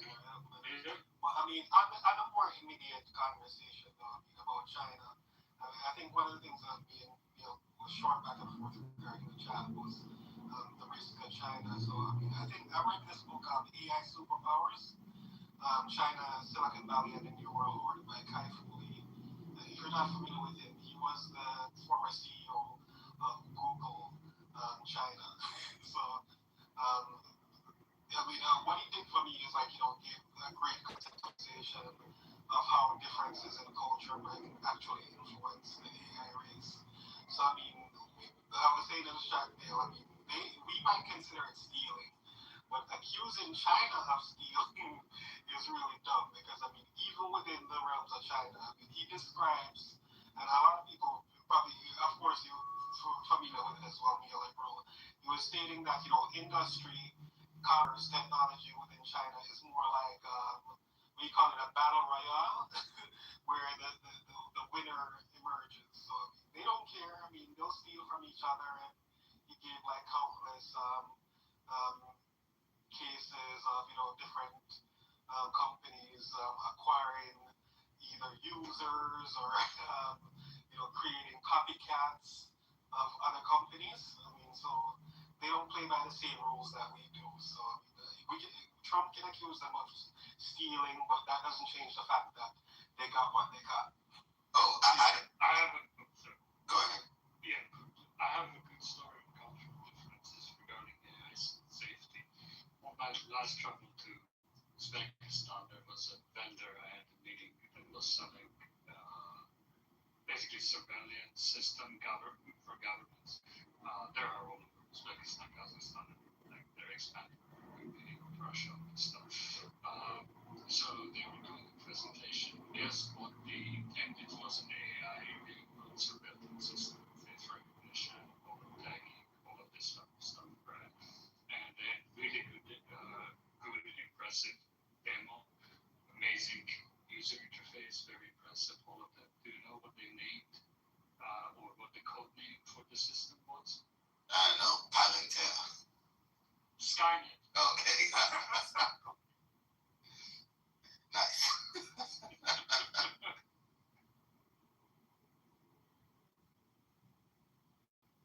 You were saying something. Yeah, the existential threats, though, I mean, it's quite interesting because, I mean, I heard you saying in the chat again. So, I mean, the mythos scare is, it could be advertising and promotion, but I don't believe it's a fear tactic because, I mean, they literally held official meetings with these companies and identified some of the zero-day threats that they were able to uncover or discover using mythos. So I mean, literally, if they were the bad guys, they could have hacked these systems. So I think the threat is actually, and I was thinking about something which is ridiculous and absurd because I mean, you've seen all the articles or stories about different researchers and safety engineers actually resigning from their jobs and because and I'm like so I think some of that is fear too, but I think it's also a real concern because the problem is even if you look at it just a typical example like hallucination is that the problem is that we still cannot get these models to do exactly as we order or to stay within the boundaries. So if the people who are creating these models are able to do them either, then we still have an issue. Yeah. So on the mythos thing, like, I'm sure it's helpful. I'm very skeptical of how these AI companies do measurements and benchmarking, as well as how they talk about what they're doing. Because after listening to Sam Altman and Dario Amedi talk about, AI will replace all engineers in the next 1 year, and AI will give them all lawyers in Truly 6 months. true. It's just a little bit, like a bit leaning too heavy on the marketing for me and less on the Well, actual technology and science. No, I agree with you. Sorry, finish that. Absolutely. Yeah, so that's the one thing. Like, if Mythos was this all-powerful and super helpful system that Anthropic developed, then there would be no excuse as to why Anthropic had great performance in April and had a bug in the system where they would clear out old expired context, clear out old context in an effort to, make things snappier.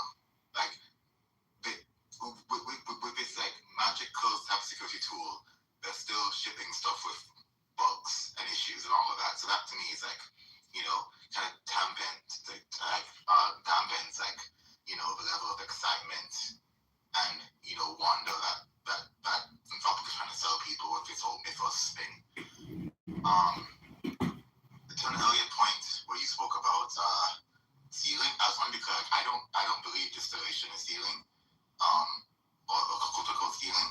And I'd also make the argument that this is kind of a tangent, but developing countries, should play a little bit looser with IP laws in general, just in order to catch up and to compete with developed countries. Like in my mind at least, and I know it kind of sounds a little bit libertarianish, like IP law as it is right now kind of incentivizes developed countries to maintain a lead. And developing countries should that China does kind of skirt around that. That's all I have. Okay, so I'm the first. I'll address the second point first. I'm not a moral absolutist. So when you say stealing, I'm like, what does that even mean? I mean, it's cultural. So I mean, you might consider it stealing. Jamaicans, you're Jamaican. You always say that finders keepers. I mean, so it's all relative. But I mean, on the earlier point, you should know from working in corporate, don't listen to the CEO. Don't listen to the CEO. The CEO is either selling something or trying to present an image.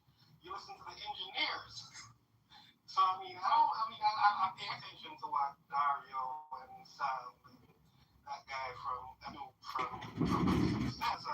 Because I mean, When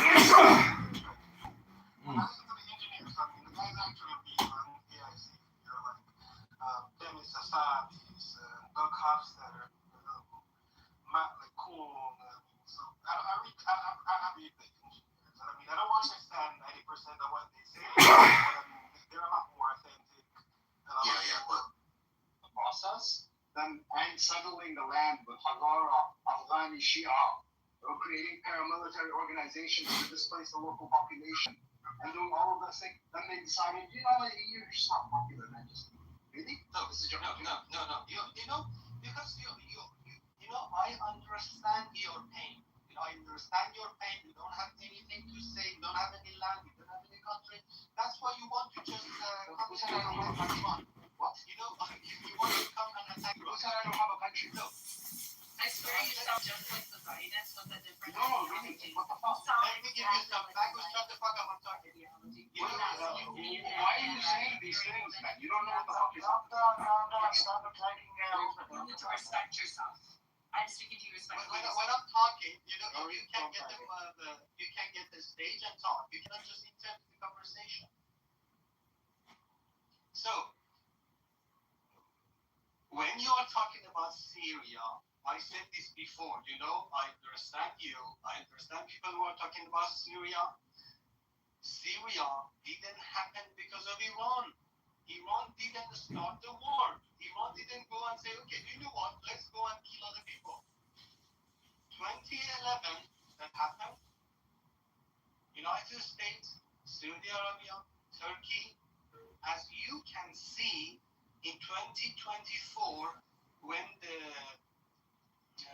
Ahmad al-Shar got the country, Trump said, this is not me, Trump said, I put Ahmad al-Shar in the office. Literally. Trump lies a lot. Did you believe everything that Trump says? This part, because, they changed their behavior. We understand. Similar to that ISIS or Daesh never attacked Israel. We understand why.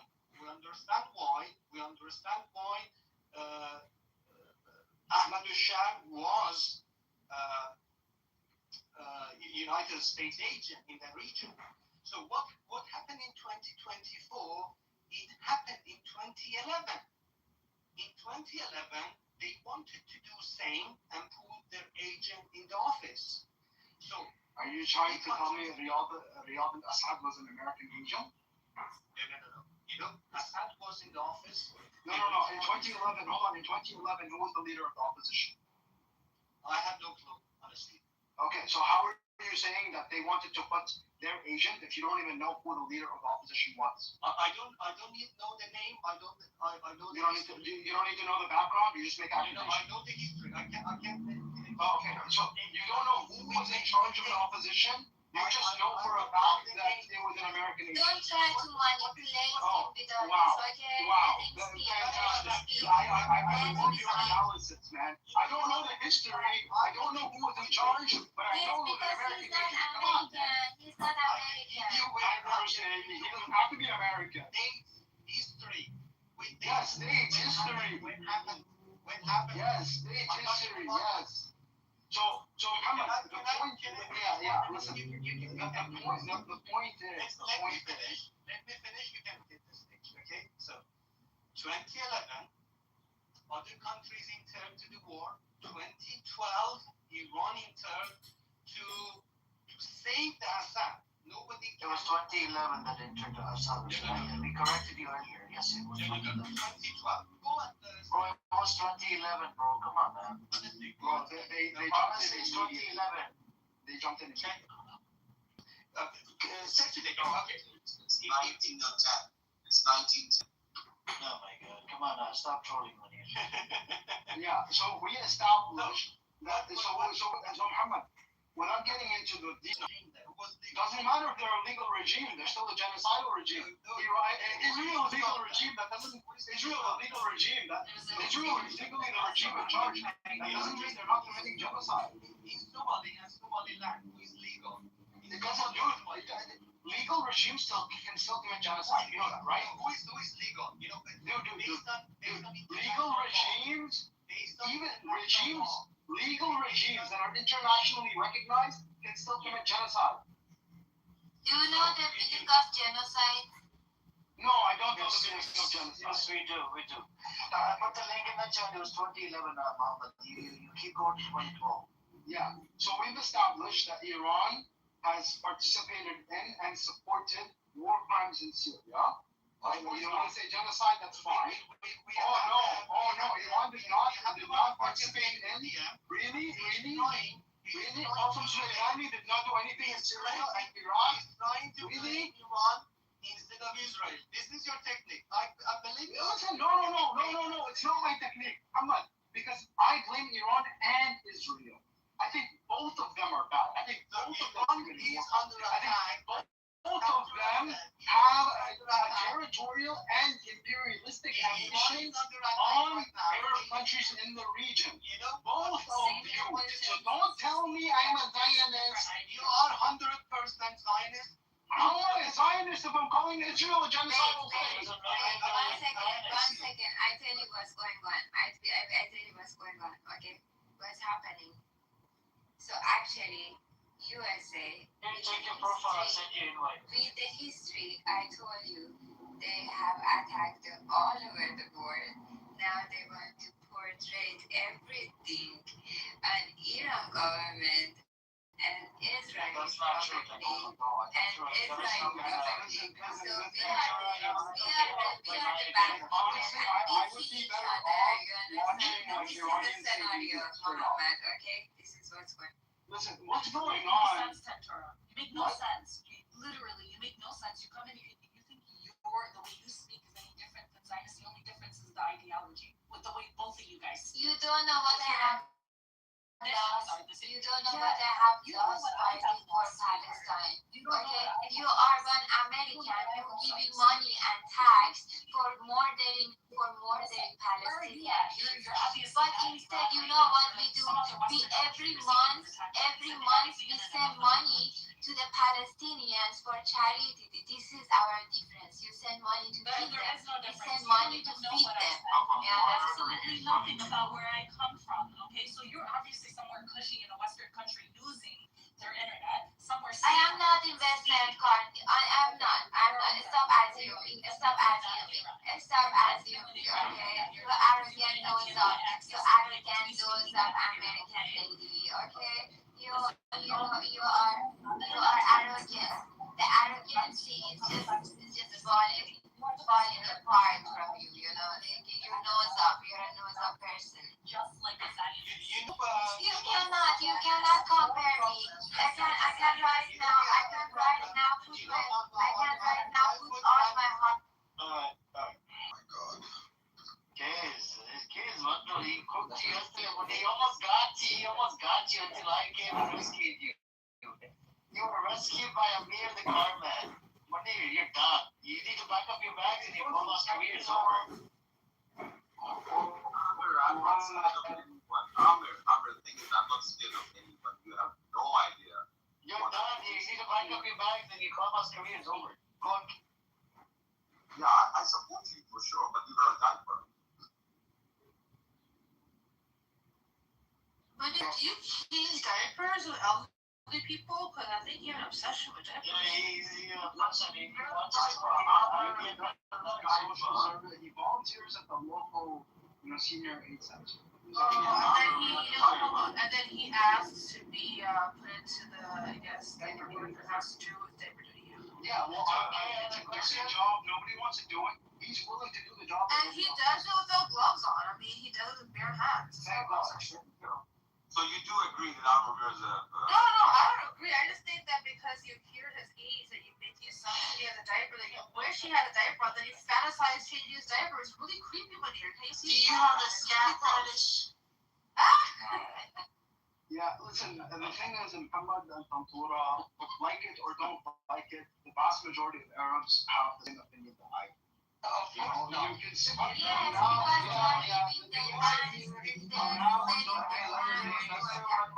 Let her land is playing, and then I can give it to you, Muhammad, and then Tantura. Can we do one mic at a time, please? We can't even understand what the fuck is going on. Go on, Benyado. Yeah. Yes, you just give it to my Santura, please hold on. Go on, let Daniela finish.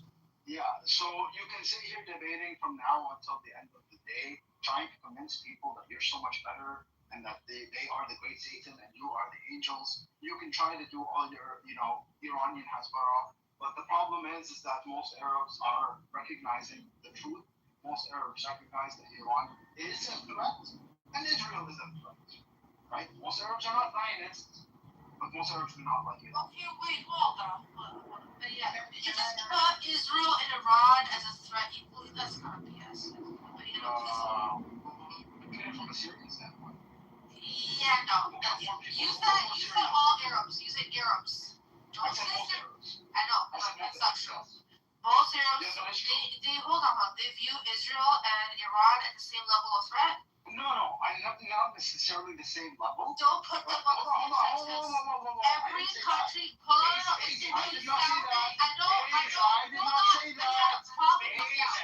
Let me correct you. I said most Arabs view both as a threat. Yes. Not necessarily at the same level. I know, that's what I said. Hold on, shut up, Daniela. I said do not put them on this, don't place them in the same sentence at all. No, they belong in the same sentence. They do belong. Every country has a potential of threat. Is it anywhere near Israel? Fuck no. Yes, it is. No, it's not. In the case of Iran, with regards to Syria, Lebanon, the Gulf countries, Wait a minute. Hold on. Iran has committed more atrocities in Lebanon than fucking Israel? Atrocities. No. Hold on. You didn't let me finish the sentence. You didn't let me finish the sentence. You said it. I caught you. No, you didn't let me finish the sentence. I was gonna say they've committed more atrocities in Syria and Iraq. You said Lebanon. Hold on. I also said the Gulf countries. You said Gulf countries? So wait, yes. You also said Lebanon. Yes, I said Lebanon because they have also basically tried to take over Lebanon. Please walk it back. They haven't caused as much atrocity. Yeah, you can't. No, I didn't say that. No. Because you didn't let me finish my sentence. Please, some of the same. Ace, you did not let me finish my sentence. You did not let me hear my sentence. I said that all of these countries, I listed the countries that view Iran as a threat, and then I was getting to the atrocities. I was saying they have caused more atrocities in the case of Syria and Iraq than Israel has to those specific countries. Okay. There is nothing to say here. We know that Baniana gets Who's killed more Syrians? Wait, this is not the point. You actually said no. You said most Arabs, first of all, then you also supported Lebanon. Then you went to go and try to clean up what you were saying. Yes, most very specific. Most Arabs. So we agree. Hold on. Iran and Israel as a threat. Same level threat. Not necessarily at the same level. But hold on. Ace. But most Arabs view both as a threat. Okay, so where is this stats? Who's most? Do you have stats? You want stats? Yeah, you want to bring stats about our favor of Iran in the Arab world? One second. Who's the aggressor? Who actually has caused the most amount of havoc? There would be no Hezbollah if there wasn't fucking Israel. That's not true. Right? 100% true. That's not true. That's not true. Wouldn't have been the opportunity for Iran to come in and support them and infiltrate within. No, Iran came in well before Israel did. That's a lie. No, that is absolutely true. No, how? Musa Sadr was حركة عمل, and he rejected it, and for rejecting that sectarianism, he was disappeared. Okay, for rejecting that, he was disappeared. Okay, so after the death of Musa Sadr, then in 1982 comes the split up, and there is many years later until Iran is directly involved in the Hezbollah and is giving them most of the funding. So yes, would there be Hezbollah if there wasn't? So Ace is 100% right. There wouldn't have been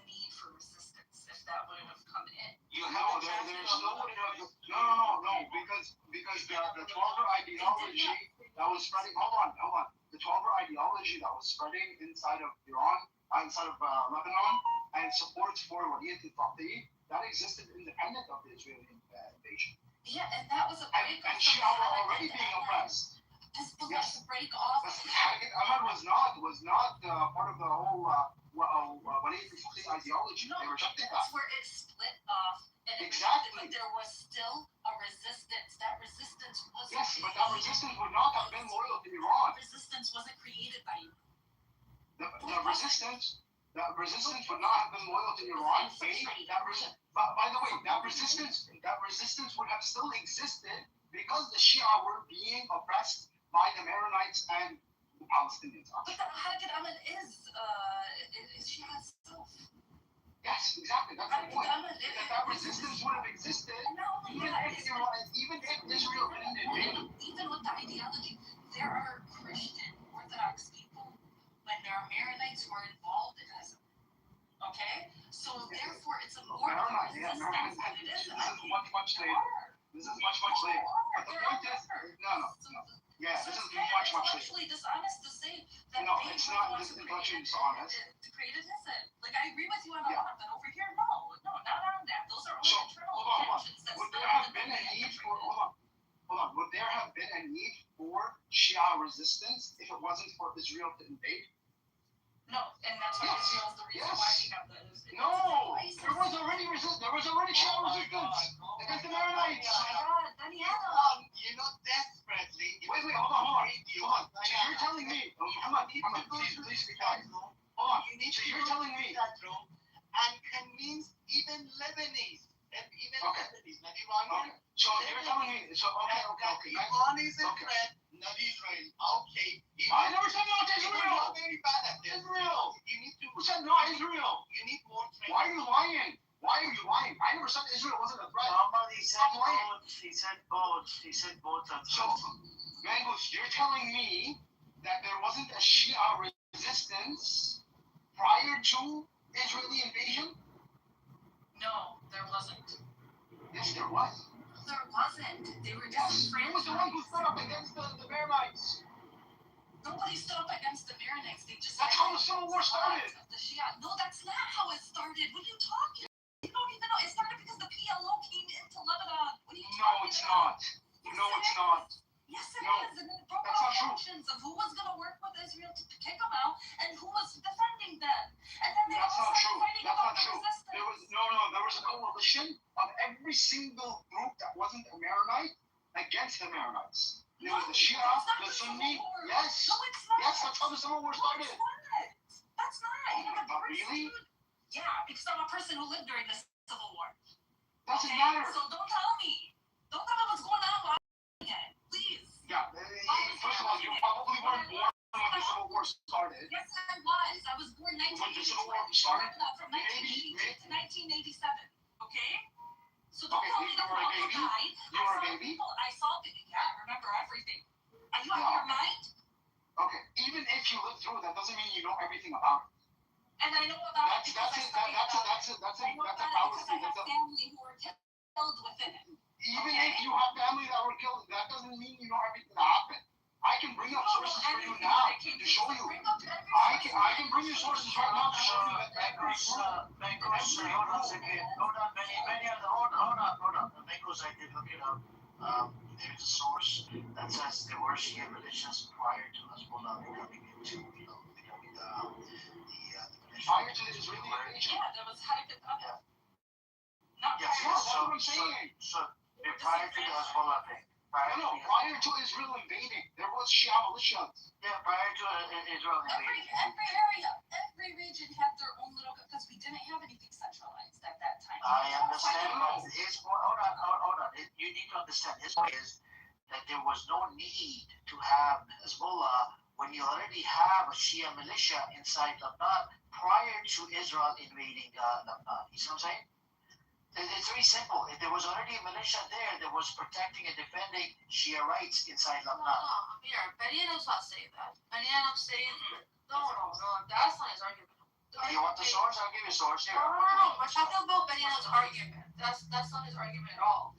he's basically said that, Hezbollah wouldn't be Hezbollah. It wouldn't be something that Iran sort of, brought together if Israel wasn't the aggressor, right? The resistance would have existed if there wasn't a resistance.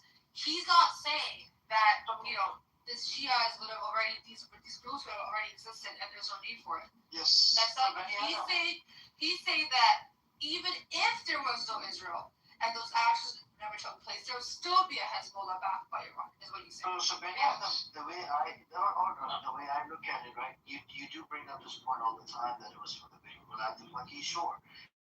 We can say one of the reasons was Gulati Faki, but there was other reasons as well. We can't deny the other reasons, right? The other resisting against the occupier, and Iran made Hezbollah more stronger than the other militia, right? That had more weaponry and more funding and training by Iran to be able to resist against the occupier because they hated Israel. What do you think about that? You think that's a better argument to make? Because I don't necessarily disagree with you, but my argument is that there were Shia paramilitary forces that were established prior to the invasion of Israel. I understand, but those are small. Okay. Those are small. No. Some of them were actually quite sizable. No, they were small ones. They were only They were not funded. They were not heavily funded by Iran. They never said Hezbollah. No. I understand they were funded by Iran. Yeah, but you need money to be fucking militia. These things expensive. Not that much. There was Maronite militias. There were militias of socialists. There was militias of what's it called? Of communists. Everybody had their little armies. They weren't anything serious. They were just all in the region. They were serious enough to start a civil war. Because of what happened? Because of the disagreement on what to do when the PLO came in. No. Yes. That's not true. Okay. Let's rewrite history. At this point. Hold on, I'll find the source for you. So Bengoz, you're making the argument it's due to the PLO doing attacks from inside Lebanon, due to the PLO doing the attacks. But then here's my next question to you.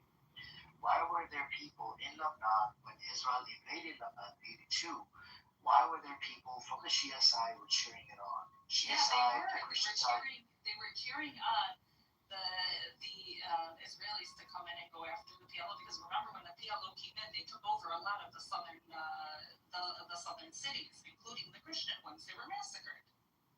It caused a lot of civil unrest, and then between the civil unrest, you had the people who were like, "No, we're going to resist with them," and then you had the people who were like, "No, we don't want to get involved in this. That our resistance only comes toward the border," and others who are like, "Just get them the hell out." And that's where the Civil War comes about, in a very simple term. You have the ones who wanted them out, the ones who wanted to fight beside them, and the ones who said our resistance only goes within Lebanon and nothing further than that. So Hezbollah was needed because it was more powerful than any of the militias out there. Hezbollah wasn't needed, Hezbollah was created. So after Musa Sadr, who was one of those who said our resistance only goes as far as our borders and had different ideas from the PLO, and then he was disappeared. He was disappeared at that time because of different interests, including Gaddafi, the IRGC before it came to fruition in Kuwaiti, and as well as the PLO all had their hands in the disappearance of Musa Sadr. Okay, and take many after he was killed or disappeared, because even till this day there's arguments whether he was still alive, whether he was disappeared, whether he was killed. Okay, then Harakat Amal, which is the resistance group, and it wasn't even a resistance group to begin with. It was a group to rise up the Shias that were disenfranchised within Lebanon after an avalanche to the cities, and the government never came to help the minorities. So that's where Harakat Amal came from. It was like a movement of hope, and it was to like educate the poor Shia population. Even the Shah of Iran was donating in order to get the education of us and to start businesses. That's how it started, and then came the invasion, and then the resistance to the invasion. And after he died, it factioned off, and then Hezbollah became. Because Harakat Amal did not want to, play by Iran's rules. So there we go. Splits off.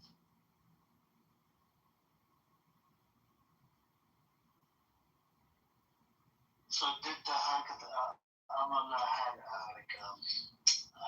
ability to fight against Israel? They did have an ability, and then they did.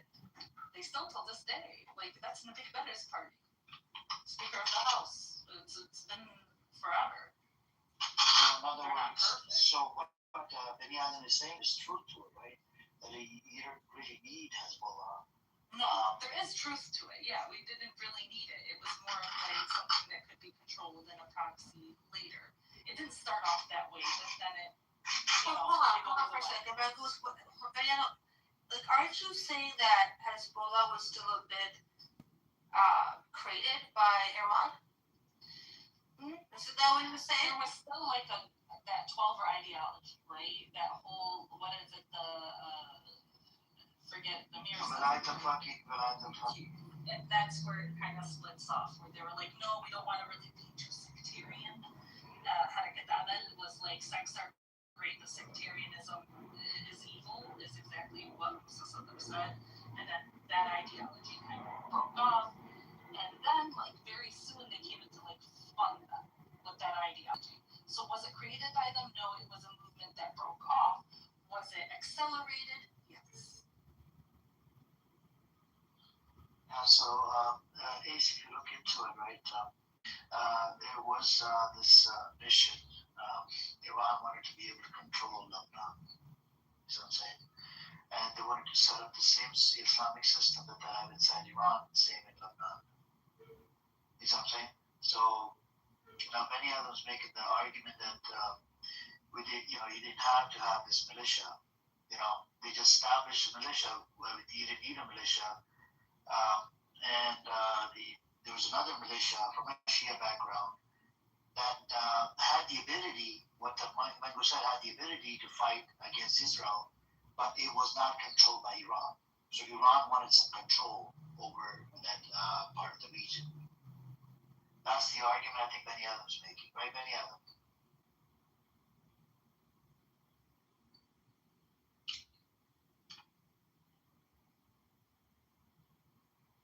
Benny Adams is checking with Israel to see what he's saying. He needs to say. So, Muhammad, can you please stop calling him? He's not a Jew. He's Christian, by the way. And he not only hates Zionists, Muhammad not only hates Zionists, he hates the Jews as well, by the way. He's anti-Semitic. Right? Anyone, who is saying Iran and Israel has same threat to Arab war. That's his opinion, Muhammad. I can't suppress his voice. How is that making me a people? How is that making me a Zionist, though? If I view Iran and Israel, both of them, equally as threatening to the Arab world, how does that make me a Zionist? That's his opinion. Opinions, everyone has one. I can explain. You want? Okay. So,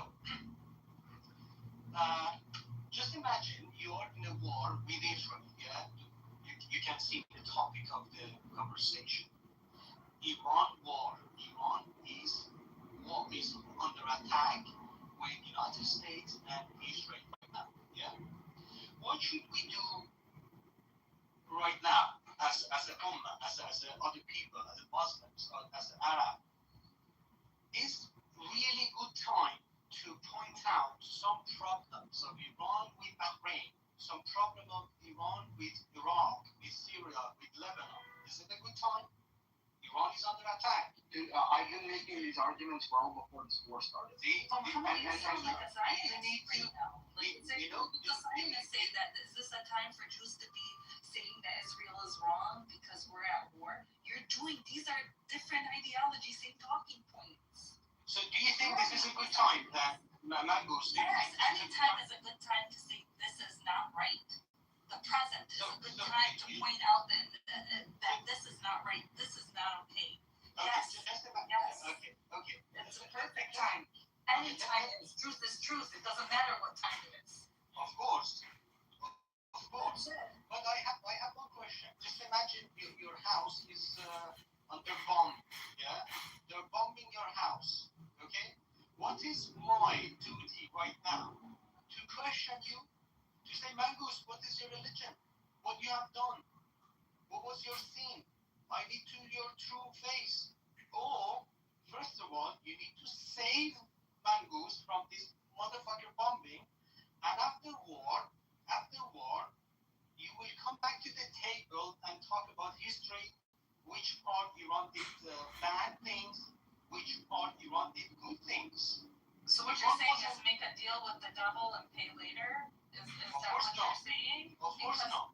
Because that's the thing, if somebody has me at gunpoint, in your own analogy, someone has me at gunpoint, and they say at gunpoint, if I'm gonna save you, though, I'm gonna take your firstborn daughter, but I'm gonna save you at the same time. You're basically saying that I have to kowtow to your saving comes with a price. Your saving comes with something I have to pay to you, which is loyalty, which is subjugation. It's the same thing. We're going to stop out of the subjugate. Can I talk? Go ahead. Because you keep incriminating yourself the more you speak. Okay. So, I understand your pain. You know, you have a lot of pain, and this is a very good time to take a revenge of Iran. Yeah, you can go ahead. I can guarantee you, all of you here in this chat, Iran will win and already won the war, kick the United States ass and Israel together. Iran will be much, much stronger there, and it will be 36,000 years over there. You cannot challenge huge, big nation. This is the reality. What is my point? I'm saying Iran is not there to taking over anything. We helped Lebanon. You got money, as you mentioned, for your education from us. No. Now you're coming here blaming me?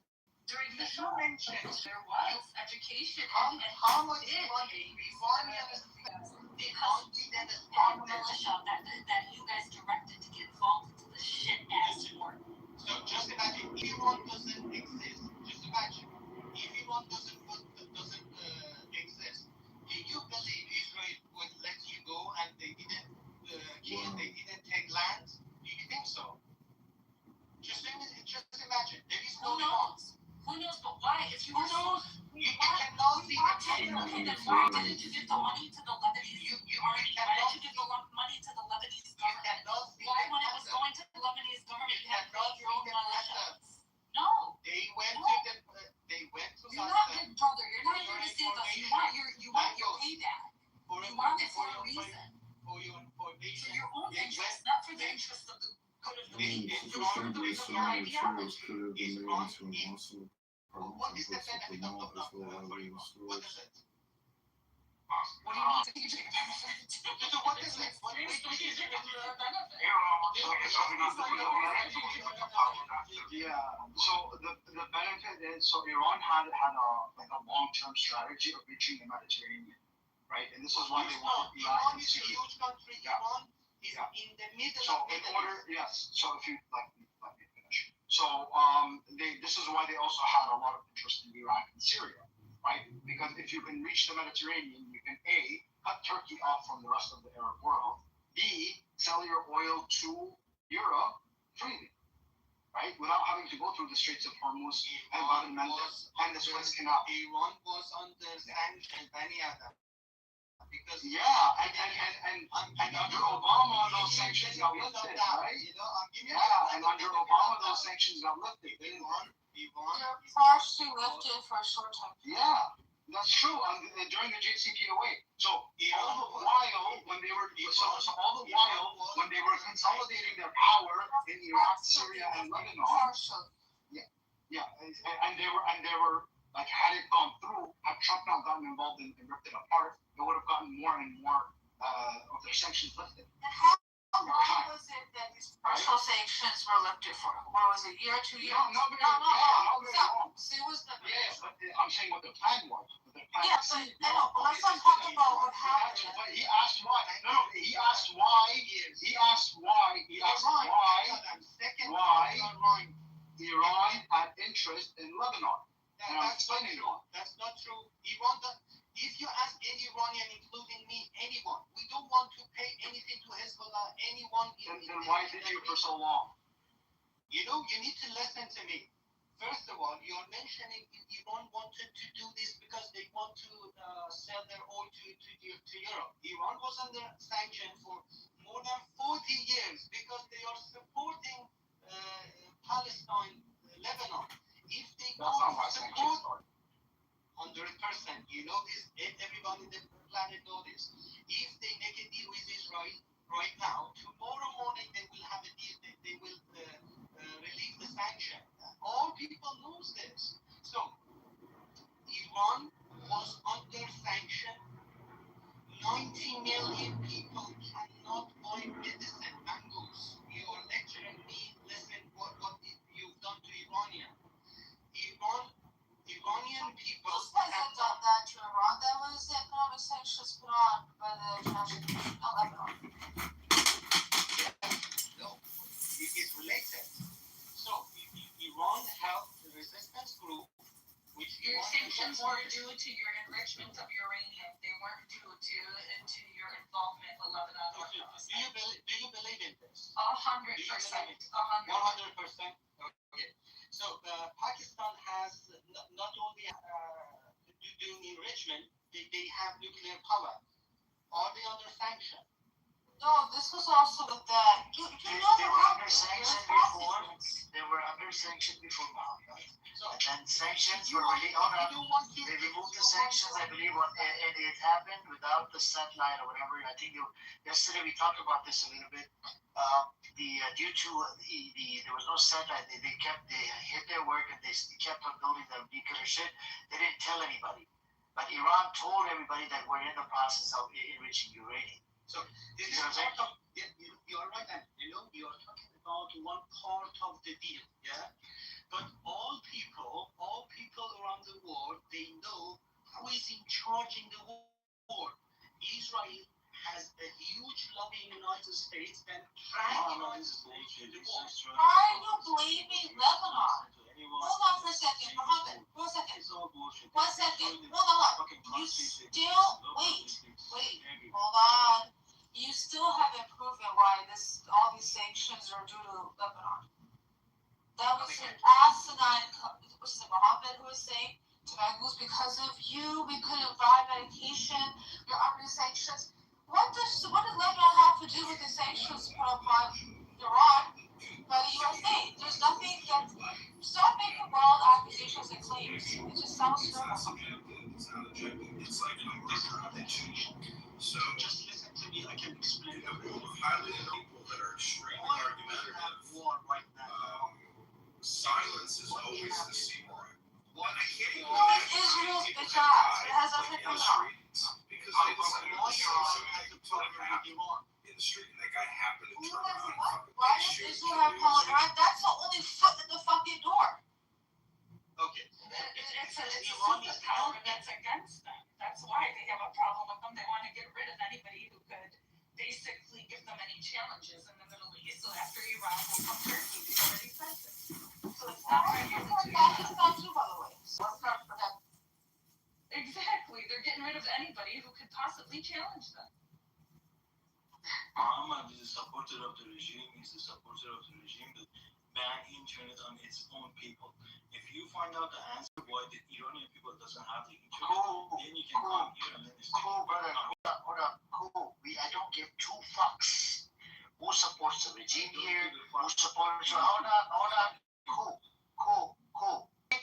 Motherfucker, shut it. You fucking mother gender. Okay, I'm sitting the audience like a little scumbag. Mother gender. I don't give two fucks whether you support the regime or your anti-regime or Raza Pahlavis. I don't give two fucks. I want this conversation to happen in my fucking space. Unlike your disgusting animals that run fucking spaces, they're very biased. Even if you're a fucking terrorist motherfucker, I'll still talk to you. Come in here. Fucking idiot. This is why I allow Zionist terrorist Jews in here as well. Look at, we have one in the audience sitting, Maria. That's a Zionist Russian terrorist Jew. He's there, right there. He, like a little fucking roach. Can't believe this. They want this room to be one-sided. No, it's gotta be one-sided. No, I want the smoke. I like the smoke. I mean, it lives for the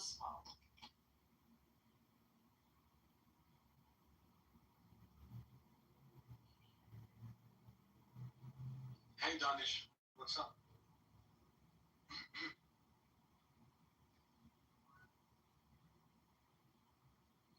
I brought you back up because you didn't want to shut up, cool.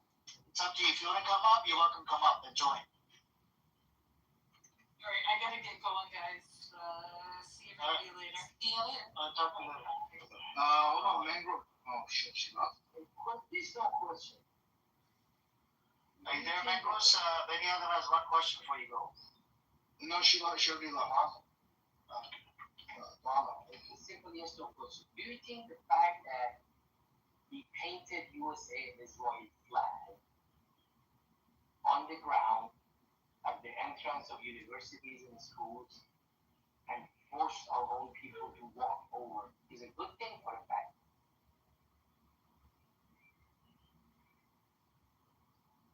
Question is for me, okay?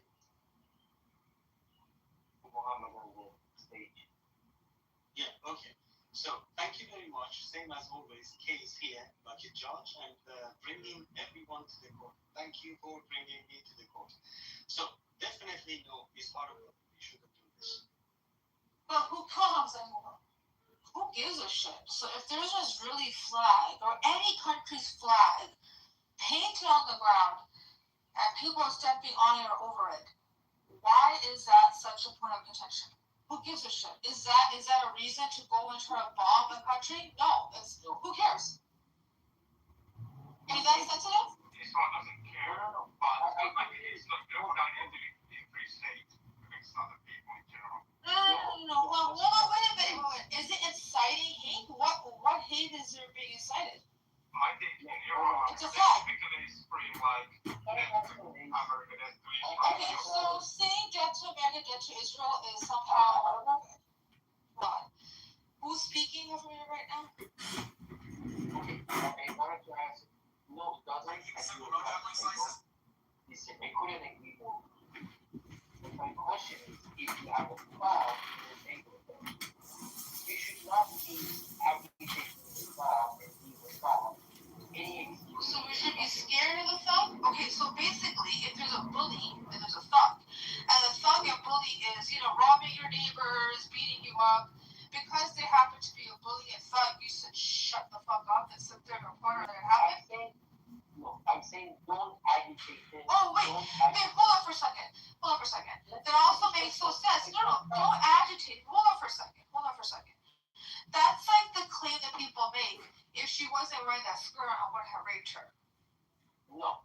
People who are gonna, if it's a thug or a bully, whatever you want to call them, they don't need a reason to do what they want to do. They'll make one up. They'll do a false flag if they have to. So they took something so tiny like a flag on the ground, but that's a reason to go and kill 168 girls? I already said I couldn't agree with you. Yeah, but even you saying to give them a reason is actually cowardice. That's cowardly. Okay, so we have a thought and bully that would find a reason anyway. Why would you want to give them even more reasons?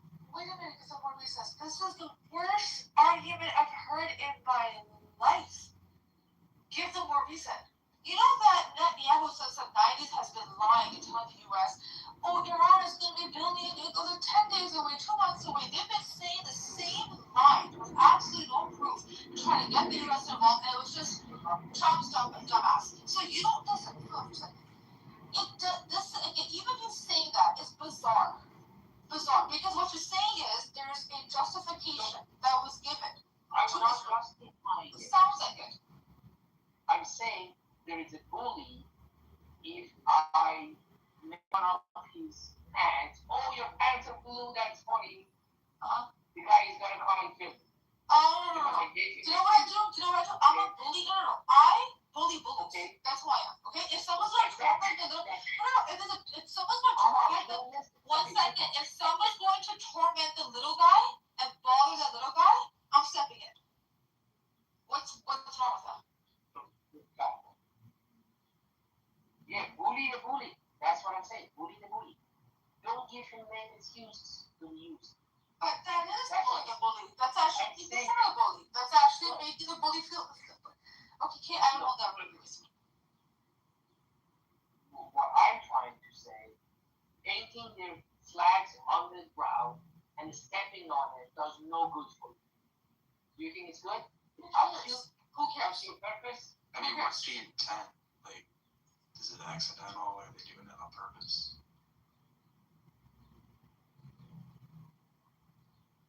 Some sort of a hatred. Paint it on the ground, burn their flag, shout, insult them all you can. Bully the bully. That's what. That's not it. So how about those Christians that get spit on by these Israeli Jews? Okay, they get spit on. That's okay. And you know what these people do, right? These Christians, they tend to not, they turn the other cheek, and they keep getting spit on. So when that happens, if these Christians were to, do something in response, would that be, oh, you know what? Israel now isn't just spitting on you guys, now Israel's burning you. That's their fault. I know this is a really poor line. Could you say, is it a morally right thing to do? Morally, fine. We can have that conversation. Is it an ethical thing to do? We can have a conversation. But hold on a minute. We're talking about human rights here. So are you telling me Israeli Jews have there's a rule that they're allowed to spit on Christians? No, I would say it's bad manners, probably also in Israel. Wait, hold on a second. Hold on. Are you telling me religiously they have a right to spit on Christians? I'm sure many Jews teaching they do have a right? That they have the right to speak on people. Ooh, that's I'm pretty sure they do, like, in accordance with religious do this. And no, I don't think they do it. I'm pretty sure, like, in accordance with their laws, they're allowed to. Does it say that they should do it or that they're allowed to do it? I'm pretty sure it does say they're allowed to do it, yeah. But is it like they should do it, like whenever they pass a Christian? Depending on who you ask. Or does every religion say that they are allowed? It would depend on interpretation. So, like, for example, so this happens a lot in the Torah. If you read the Midrash, like the commentary of the rabbis, where, like, if God says you're allowed to do something, sometimes they interpret it as they should be doing it. So when it comes to, for example, charging interest on loans, they are not allowed to do it for other Jews, but they are permitted to do it when it comes to non-Jews. If you read the Midrash, the commentary on Christians. So when it comes to, like, if you read the Jewish commentary on that, for example, they will say that it's a mitzvah, it's like a blessing, to charge interest on non-Jews. I'm talking about the spitting. Right? Spitting. Yeah, charging. So, but if you read the Bible coherently, charging interest is akin to biting. Yeah, but a black cat and dog. Talk about the spitting. No, but it's the same principle. It's not the same principle. It's absolutely the same. It's harm. It's insult. I know, but I'm talking about explicit, right? Explicitly. This is it. I'm pretty sure they are allowed to do it, yes. Are you aware of any To cause harm. in Judaism? I'm not aware. It would be to cause harm or to disrespect, right? That they're allowed to do to non-Jews. And they, in some cases, should be. Here I would like to note that Christians, at least in principle, are supposed to treat everybody nicely. Muslims that is true. have also some difference between how they treat Muslims versus others.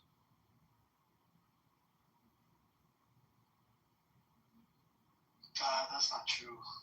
At my mosque that I go to, they actually send out volunteers at the church for volunteer, and then the Christians, they come over to the mosque to volunteer as well, clean up and help us with the mosque day-to-day duties. So respectfully, go get your facts straight. Even during month of Ramadan, they tell us to invite your neighbors. It doesn't matter whether they're Jews or Christians, and to let them know what the religion's about and this and that. It's not about hatred. It's all about peace and this and that. And we even have the verse in there, not to mock your religion. If I point one finger at you, you can point two fingers at my religion. All right? So go get your facts straight. Go do your own fucking research on this. Yeah, there are couples with extremists and so on. Yeah, there's extremists. What about the Christian extremists that are literally going after the fucking, abortion clinics in America? They And not to mention, you had that genocidal maniac in New Zealand or some shit that went into the mosque and that killed a bunch of people. It was a Christian. Yeah. But the point is that Christian teachings do not support them. Okay, Christians do not support it. Literally, PFLP was a Christian Palestinian movement that resisted, that did a whole bunch of attacks on Israel. By the way. Yes, they are certainly look into that as well. and so on, but the teachings do not say so. That is very interesting. Anyways, we got heated earlier. Anybody else wants to come up? We have Cool. Do you want to come up, Cool? It's up to you. I'll send you an invite. We can have that respectful conversation because you could not stay mute. You have a problem, you cannot stay mute. Anyways. Hey, what's up, Rocco? Oh, we have Noah. How are you, brother? How you doing, sir?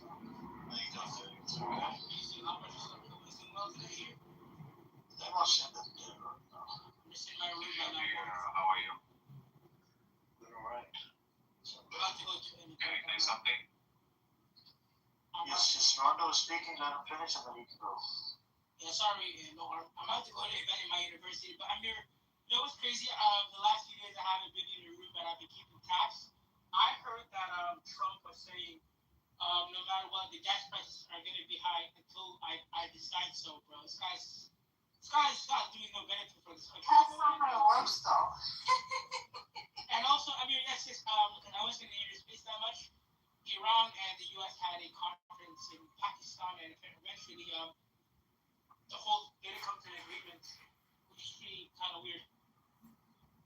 Hopefully, things end soon, bro. Summer is like about a month away, and gas prices in the summertime is gonna be no fun, bro.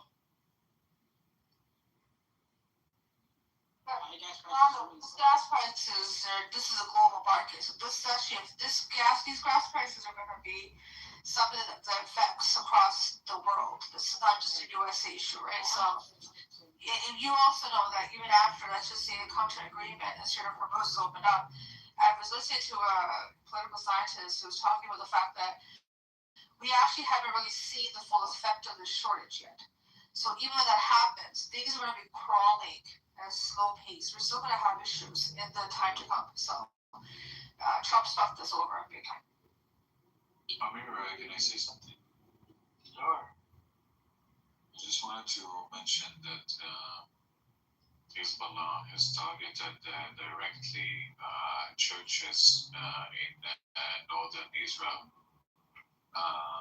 They struck the Greek Orthodox Church, and also quite recently, 2 weeks ago, the Great Byzantine Church in Area, and there were direct strikes. The rocket fire damaged that church, and yeah, I don't think that they really care about these holy places for the Christian population in Israel. Didn't they destroy the statue? No, they destroyed the churches. And didn't the IDF destroy the Jesus statue in southern Lebanon? Yeah, there was a soldier who destroyed the Jesus statue, and that soldier was punished, and the IDF made a new statue. But this is not the first time, though. It's multiple times. Yeah, I know, but you know what's the difference? That Hezbollah would never come and repair the church that they destroyed and never apologize for that. They do that on purpose.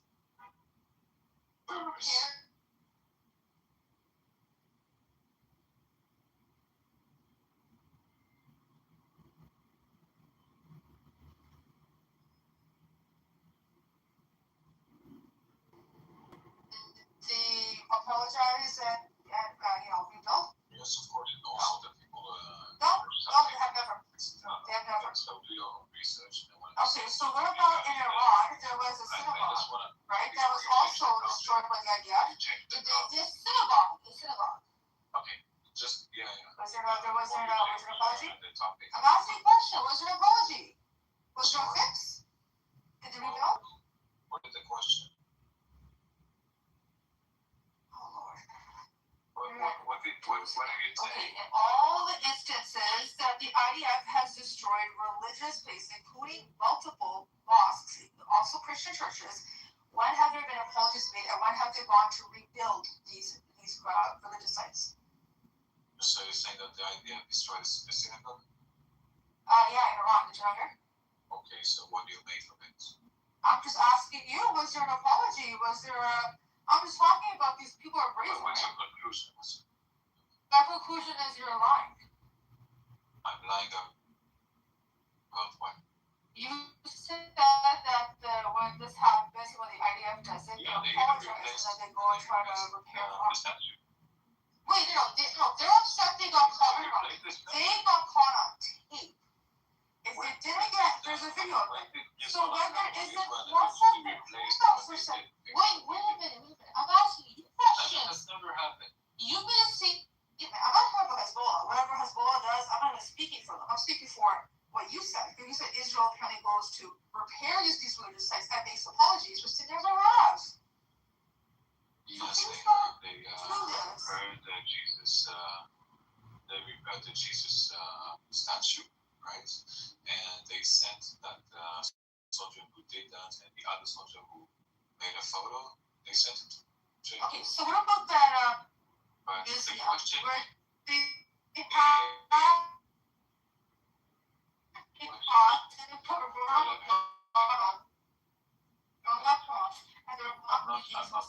and then after there was a big because it's international. I'm not done. The question is, do you think that Hezbollah would actually bomb this church? Can you give me I don't know. I'm asking questions. That's why I don't know. Let me finish. Militants to jail for bombing his I said I don't. I answered your question. I said I don't know. When it comes to I said I don't know. That's what I said. Okay, you don't know, but what do you think? I can't make up an opinion on something that I don't know anything about. Oh, you don't people have they? You made a statement, Norm, about the fact that apparently Israel does do X, Y, Z, but then they don't. Yes, they do. You made absolute, and you gave me no, and there's no evidence for X, Y, Z either. So that's why I put you on it. If I'm not gonna make a claim. Oh, okay.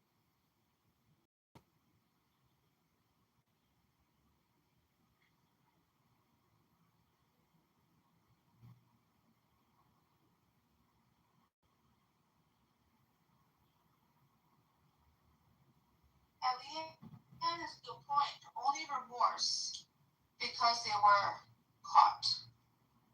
That's true. And by the way, what's her name? Radium Giles. It's crazy. That's actually a real thing that happened. Like ages ago. It's so disrespectful. And then I believe there was a lot of backlash from the international community that they went and kind of took it down. But they only do things if there's ever backlash.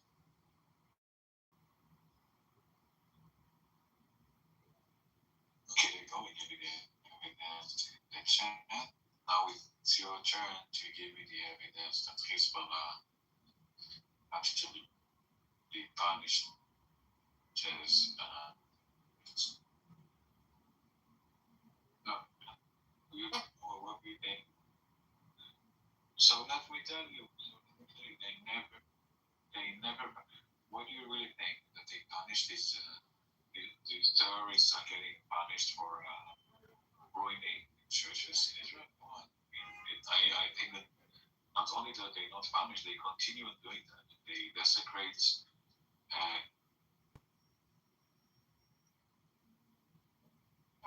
No, you're not even listening to what I'm saying. You're just interrupting. You're just talking over me.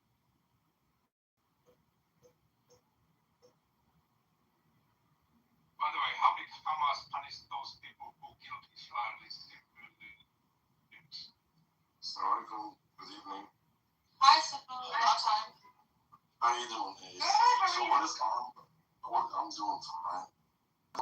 Norm is saying that Hezbollah has a like targeted Christian churches or suburban churches in Israel, and they won't fix them, punish them. But apparently, when Israel does something heinous when it comes to religious places, they not only apologize, but they also repair. I think Amir brought up the idea of called tape desecrating, and I think it was. I mean, it's not. This is.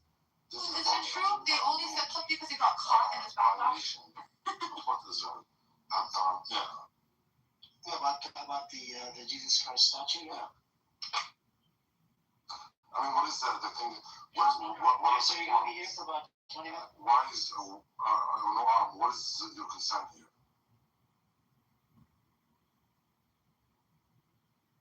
Noor, go unmute and answer some.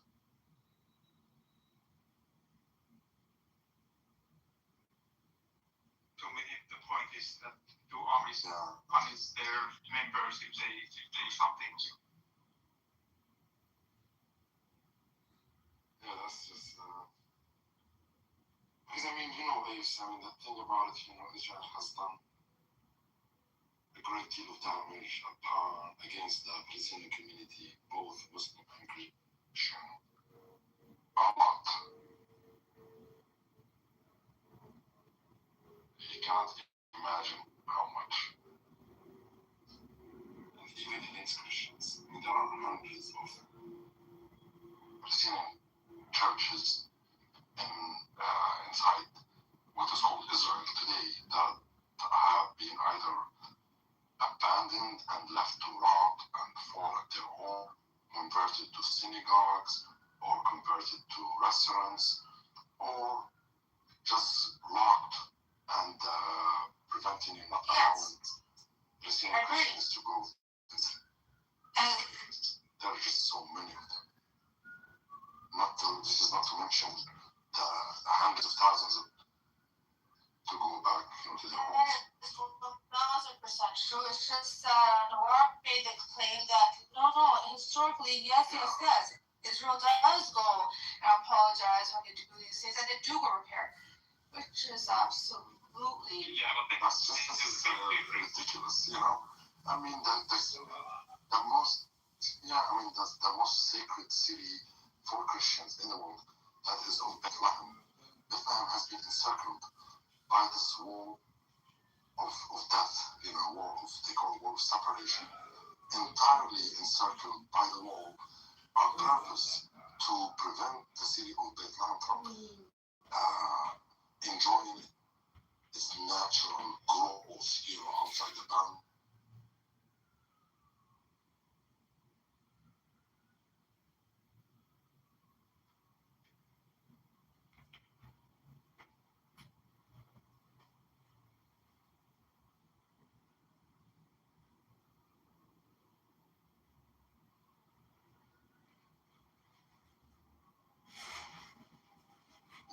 Divided, not just the city, their home has been divided by the wall. On one side, they go inside, takes them to inside the city, and the other side takes them outside the city. Have you seen in Lebanon where over 1 million people are being refugees? And then some of them are being sent to return to home, and they have nothing left. And some of it was so disgusting when in these videos. This heinous idea of fucking monsters took over someone's home and was cooking like it was her fucking place. Come on. Having people just be an honest broker. These people in here that try to argue and have conversations, be honest at least. I don't care what side you stand on. Israel does crimes against humanity, desecrates religious sites all day long. Don't make it seem like they don't. Do they make a business as a byproduct? Byproduct? Let's say there are soldiers in the whole building, or if it's a mistake or so. I didn't get your point, Joe. Yeah, okay. My point is only that in war, there are always bad things happening. And it's a big difference if it's a mistake or just a byproduct of the military actions. or if it's intentional destruction of something like that. And what are you referring to here? For example, in Israel, in Lebanon, are they intentionally doing something that they shouldn't? They did destroy the Christ statue, and they admitted that it was a mistake and they punished people. But are there some similar cases in Lebanon, for example, if some individual Israeli soldiers would have destroyed something that they should not have destroyed and they would be punished or left unpunished? Right. So I mean, you see, you have, if you want to judge, if you want to be fair, are you an Israeli, Joe? No, I am not. Nothing to do with the region. Yeah. So I mean, the whole project of Israel is to destroy and weaken the natives of Palestine, mainly the surrounding areas. And everything that has been done there was premeditated, was calculated, orchestrated, was not done by coincidence. My understanding is that they are intentionally trying to weaken Hezbollah. They are not just weaken Hezbollah. They say, you see, they would bring Hezbollah as an example, but the goal is to assault the people in South Lebanon. But I think it's obvious that it is probably Hezbollah. We don't know yet what is going to happen in the south of Lebanon, but most likely Israel is wanting to occupy, usurp this areas from Lebanon. We will find out later on. Right now, we only give excuses. I think they have said that they will establish a safety.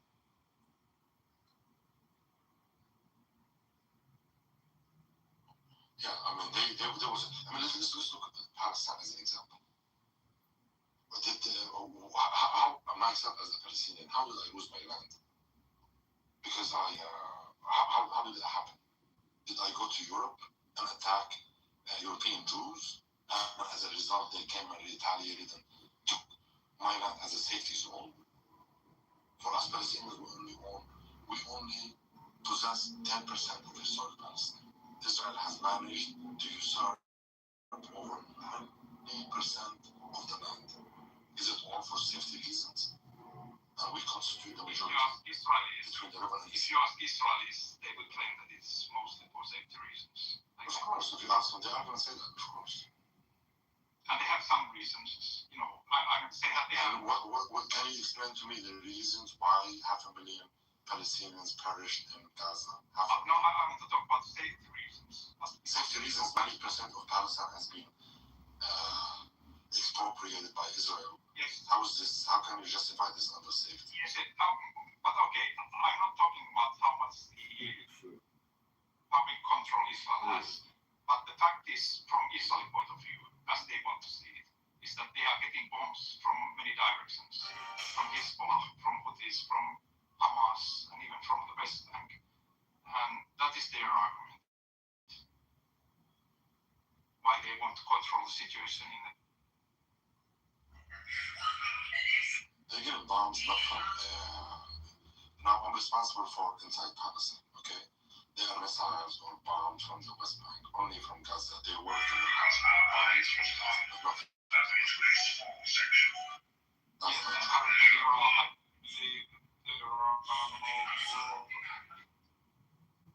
Yeah, there are no rockets. So only from Gaza. Yeah.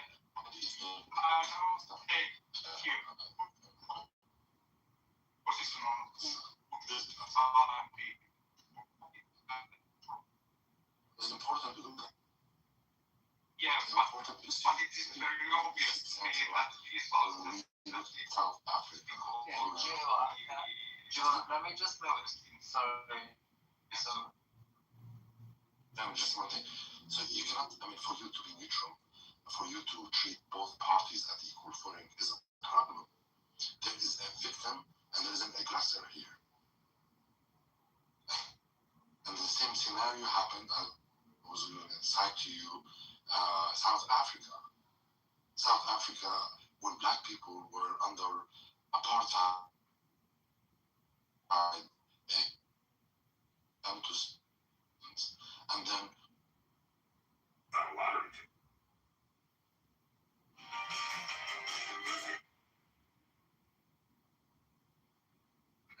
Hold on 1 second. I'm just getting everything ready. Yes. there is a reason for having missiles being launched from Gaza. You have to understand that. And if you don't, you're not going to judge them. You won't be able to see them. But there are Anyways, I'm ready. also reasons why Israel is, I'm ready. let's say, occupying Gaza recently.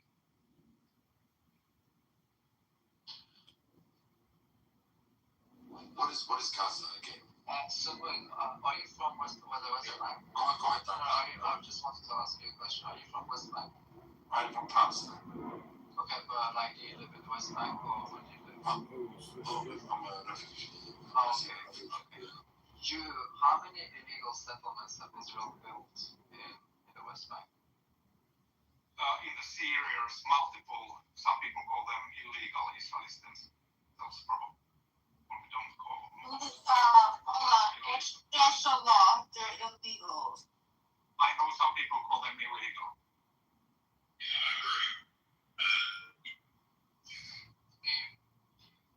Certainly. So international law says that there are dozens, is it hundreds, I think? Well, there's many. There's nine.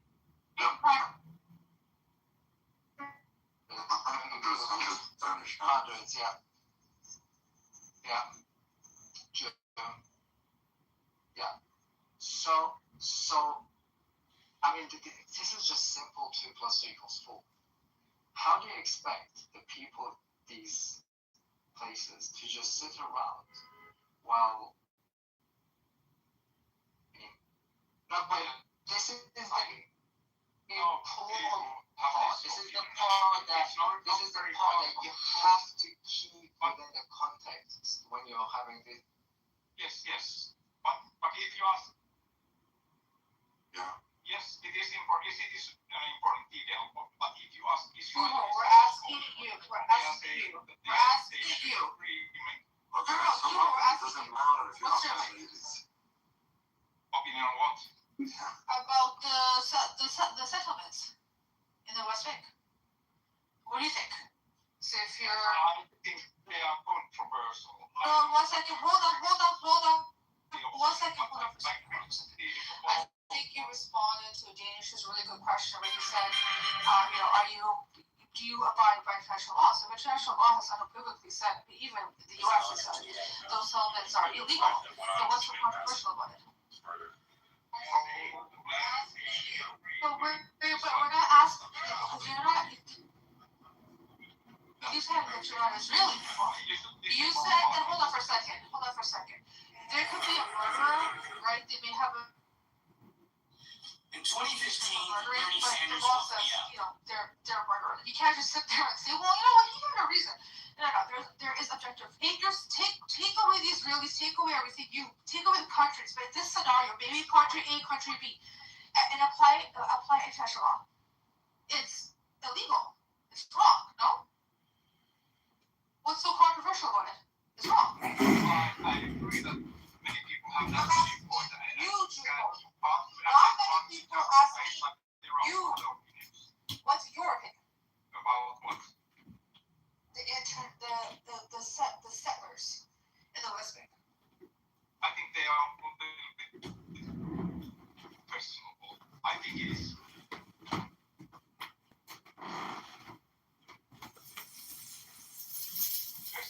If Jews are allowed to live there or not. Do you believe that it is unequivocally wrong to push people out of their homes? I don't think it is. Okay. I think there are 2 opinions. Wait, hold on. I think you are gonna lose a argument with Joe. No, it's not losing. It's just showing that he's just one of these people, what we call them Zionists, right? They don't want to come out and say it. I say that I'm not pro-Palestinian in this sense, that I'm only No, it's not about Palestine. I want to see. But Joe, I said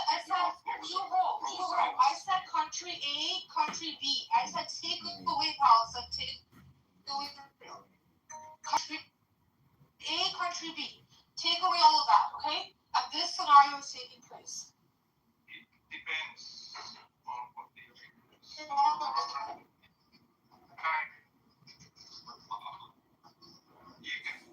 This exact situation, the West, what is the that if the situation is the Yeah. same as in West Bank, then the answer is exactly the But- same as in West Bank. yeah, no, I'm saying, but this is kind of The answer is the same. this is a house country A country B. So take away that. Okay, okay. So you are a pro-Zionist guy. It also depends on what you mean by Just pro-Zionist. wanting to defend Israel.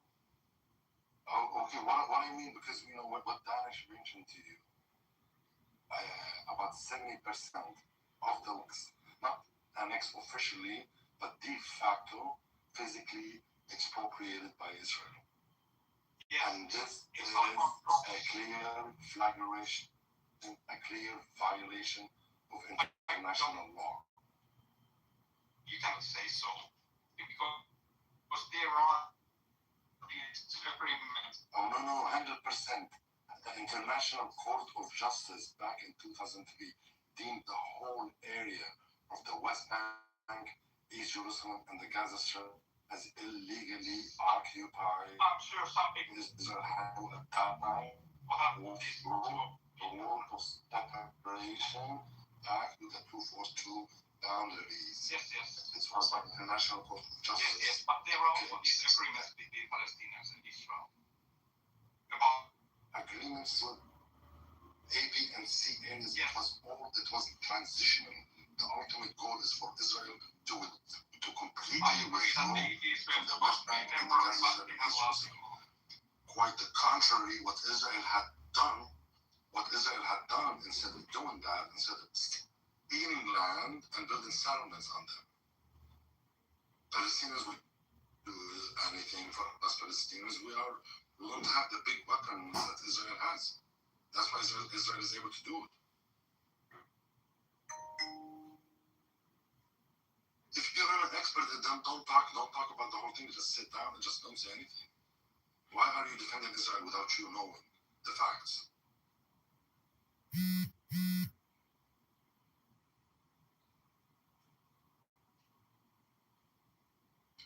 Well, okay, this is an Israeli, then don't talk on their behalf if you don't know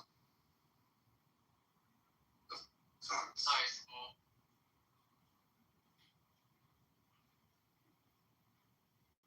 No. This is again.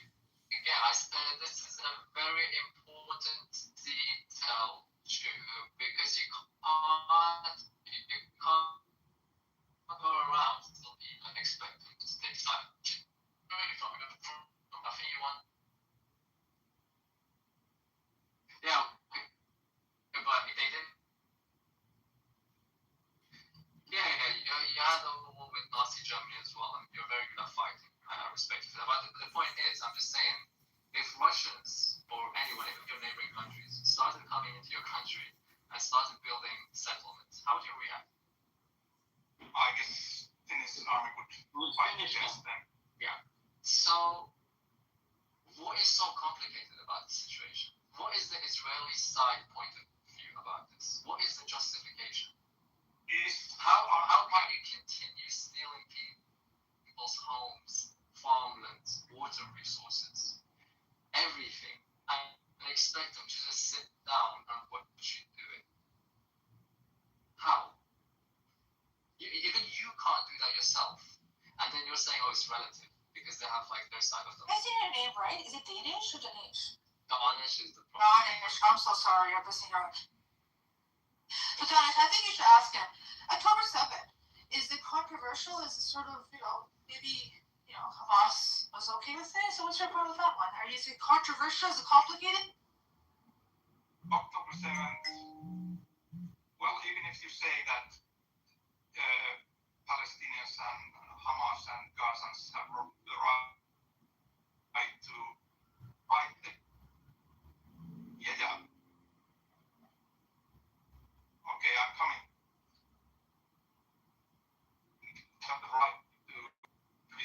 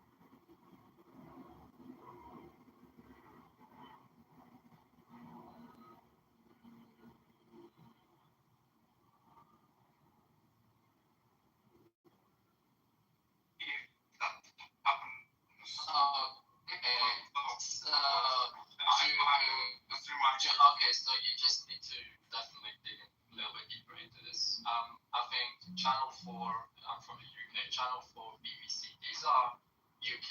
I'm not talking about pro-Palestinian. Many people consider that media I'm talking about UK. One second. UK mainstream media. Just go watch Louis Theroux's documentary where he spent some time with. Yes. What else do you need to see, man? What else do you need to witness? Let me read this, Joe. But there are other people. Joe, let me read this to you. Okay. International body is human rights organizations classify Israel's control over the Palestinian territories, which is the West Bank, East Jerusalem, and Gaza, as a belligerent form of occupation governed by international humanitarian law. It is characterized by military administration, settlement expansion, and restrictions on Palestinian movements. Legal status, listen to this. The UN, ICRC, and the International Court of Justice consider the West Bank, East Jerusalem, and Gaza under a belligerent form of occupation. What does it mean when a people are occupied under a belligerent form of occupation? It means that those people, or the occupied ones, have the right to fight back with all means they possess. So it is a Palestinian right under Gaza, in Gaza or the West Bank, to fight Israel with any weapons they possess. It is rightful. Did you know that, Joe?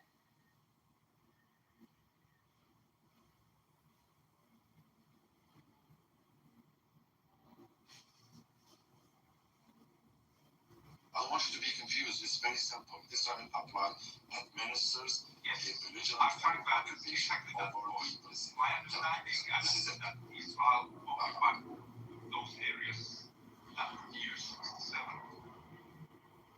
Since then, they have been either under occupation or just unclear about their status. What do you mean unclear? Because they have been from 1967, they have occupied these areas. What is it? Yes, they occupied the from Jordan. Okay. You're okay.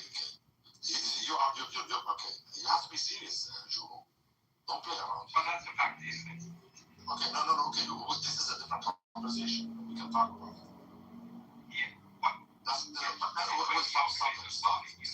We're talking about one thing. We're saying that Israel administers a belligerent form of occupation over the Palestinian territory. I don't care about that. And this isn't me. I'm saying that. What is your? I don't care about you, to be honest with you, Joe. I'm just telling you, the UN, ICRC, and International Court of Justice, all of them. Not you, not Joe, and not his friends, and not his Israeli opinions. And I'm not saying that to you, I'm saying that to the people in the room, not to you. Because I know that now you are just going to be, defending Israel no matter what. But if you have anything to say about that, go ahead and answer. I'm sorry. Right now, I'm acting as a lawyer of Israel because you are acting as a lawyer of Palestine. You are trying to play around. I just mentioned one thing to you, and I'm asking you, do you have an answer to that? To an answer to what?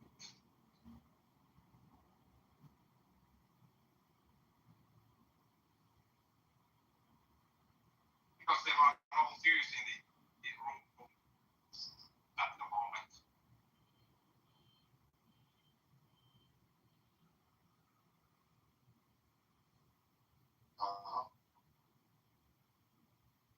Yes, and there are also Arab social support sometimes.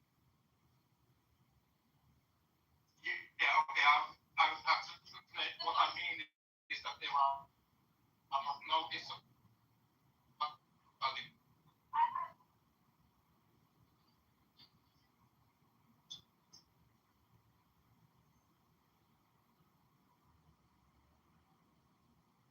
Yes, to some extent, I would feel that as well.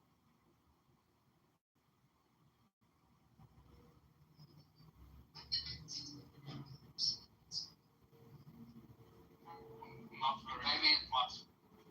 argument with me. Oh yeah, but it's really much. That I make some of the reasons why it's not Like a public attorney. Yes, I'm seeing myself here as public attorney. It doesn't mean like they believe in Israel or Hitler or the murderer. It's just they're lawyers. It's fair trial. I don't know. I guess we're LARPing as lawyers now. I'm just like, maybe Jew doesn't believe in Israel here.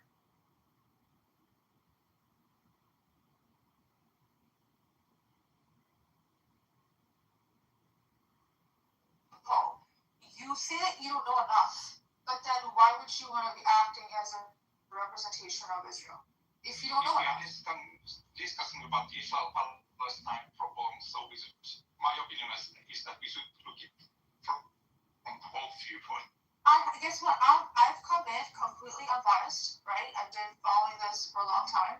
And I'm a very honest person. I can see where things were done, where we were on the Palestinian side, some leadership didn't make the best decisions.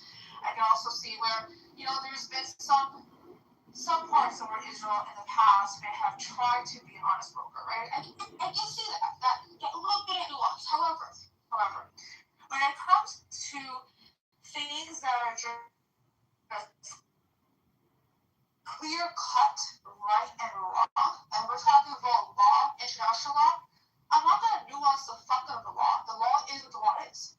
So if Israel's breaking the law, they're breaking the law. I'm not going to try to argue against it. I would like to point out that the international law is not as clear as the local law. Local law, so we should go by Israel's law. So, okay, sure. No. So Israel passed their law. You have to follow the laws of the country. But the international law is more about negotiations between countries and having Got it. Israel has passed a law that if they go and arrest people from the West Bank and they deem them to be terrorists, and the terrorists could be destroying a fucking rocket at a tanker, within 90 days they need to be hung. Now, if this was in the West Bank, let's just say this terrorist individual or alleged terrorist happens to be not a Muslim, but happens to be, let's say, an Israeli who's done some sort of crime. That hanging law does not apply to them.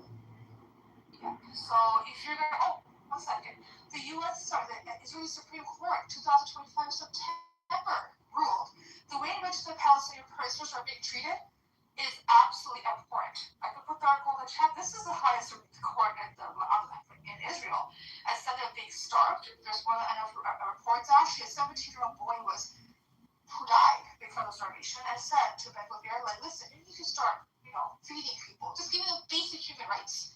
And as a response to that, because they don't want to get basic human rights, they're breaking their own law. What did Ben Gvir push for? Hanging them. Just kill them. So don't talk about the law of the land.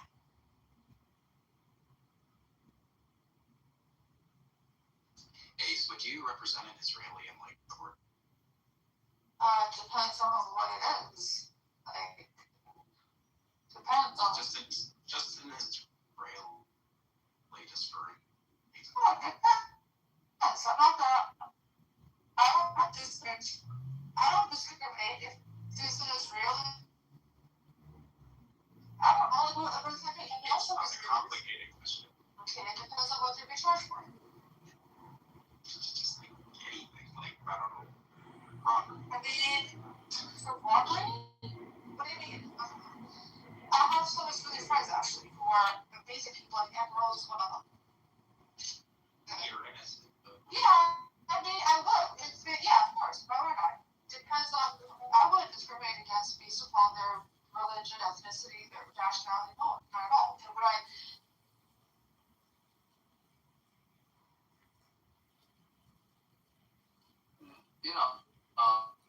I actually tried to be very neutral about this whole Palestine-Israel situation for many years, but in recent years, it's just become more and more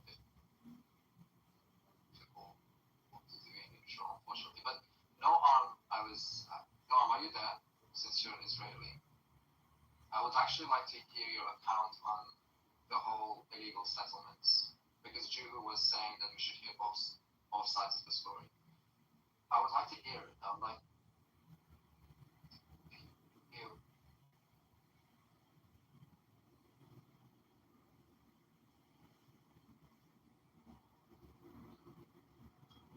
get there is your answer. It's so funny what Malone has of the picture. He is pretending to be as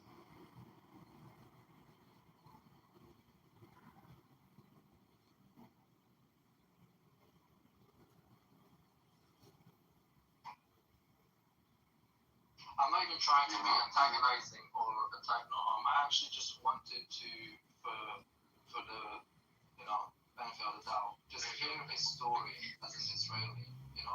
Maybe would help me and Drew actually to understand the Israeli side. You just want somebody to be interested. I don't know if he's. I don't. Absolutely not. I don't actually. I've never yelled at any Israeli here, but no. I just want to know what his story is. I mean, I'm sure all of us would hear it out. And everyone's going to be neutral. That is a thing. Well, I don't know why you're making fun of that. I mean, let's try it. Let's hear it out and see what he has to say. By challenging him and his ideas and his side of the story, it doesn't mean that you're not being neutral. Okay, if that's what you're trying to say. I don't know. Forward dash, whatever your name is. But I'm just trying to say, Juhu was saying he's playing as the devil's advocate from the Israeli side, and he wants to, as we are the Palestinian lawyers, he wants to be the Israeli lawyer. But let's just hear it from an actual Israeli and what the whole story is about the illegal settlements in the West Bank. he's not talking, but he said it before that he believed.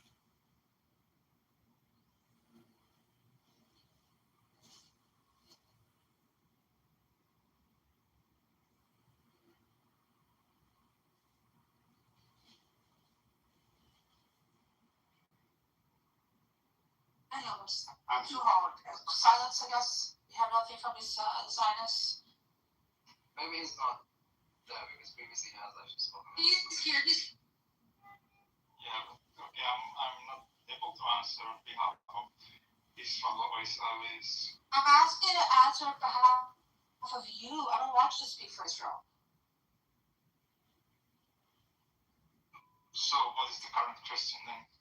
Oh God, guys, Danish Murray. Yeah. Is it still about the illegal settlements? Yes. Are the settlements illegal? Jiwa, it's a very important detail that you just don't want to address the importance of. I have already understood. Okay. So what is there to defend from an Israeli perspective? What have you heard? What have you heard about the whole settlements, illegal settlements in the West Bank? That is for you convincing. Settlements. Let's not start with illegal. Let's say settlements. Okay, settlements. What is it that has convinced you? My understanding is that if you look at it in a positive light from the Israeli perspective, they have agreed with Palestinians that they will control the sea areas. And now the question is it okay if Jews live there or not? Yeah, that's not true. Palestinians did not agree to control the sea area. The sea is for zoning, and it was temporary, and it was still considered Palestinian land. Now it has become long-term. Yeah, but you said Palestinians agreed to that, though. They did not agree to that. Somebody agreed about the ADNC areas. I don't remember exactly how it That's not, but okay, also agreement said that the three areas temporarily, Israel will have military control temporarily. This was only zoning, not borders. And it was still considered Palestinian land. It was not transferred over to Israel. I don't think it was there was no Palestinian state. Right, that's what the Oslo Accords were about. They were about going in that direction, not about the Right. Yeah, I think we all know that. Palestinian country. Right. So this here was Palestinian land by international law. It was recognized by the UN as Palestinian land, and the United States and Europe. More like occupied from Europe. That was in '67, up to '67. But even before then, it was still recognized as Palestinian land by the United Nations and by virtually every nation on the planet. The United Nations proposed that the area would be split between Jews and Arabs. It was. So it doesn't say, according to the Oslo Accords, it doesn't say that our West Bank is Palestinian. No, of course it does. It's absolutely not. Yes. Are you telling me it belongs to Israel? I'm just saying that the Oslo Accord. Is that what the Oslo Accord said? Okay. No, that's not true. Is Palestinian. They don't have to explicitly say. They say the 1967 borders is what they go by, so you know this, Norm. So don't act dumb. Borders. And that is. It doesn't say that. Okay, it doesn't say it. However, it does say the 67. I give up. You're right. Move on. No. We can move on. You're right. No Palestine. No, we could move on. I'm not getting into this trap with you. No, just show the. I'm not. I said I lied. So okay. That's all it takes. So the 67 borders. That is Palestinian land by international law. It's recognized by the United Nations, by every European country, by Canada, by the U.S., by 90% of the world as belonging to Palestinians, and it is recognized that these settlements on this land by Israel is also illegal. By about 80 or 90% of the world nations, including the United Nations and the U.S. And the occupation itself is deemed illegal by Israel itself, and the occupation is deemed illegal twice by the ICJ. So if you have an occupation and it's deemed illegal, if you're occupying, then that land doesn't belong to you.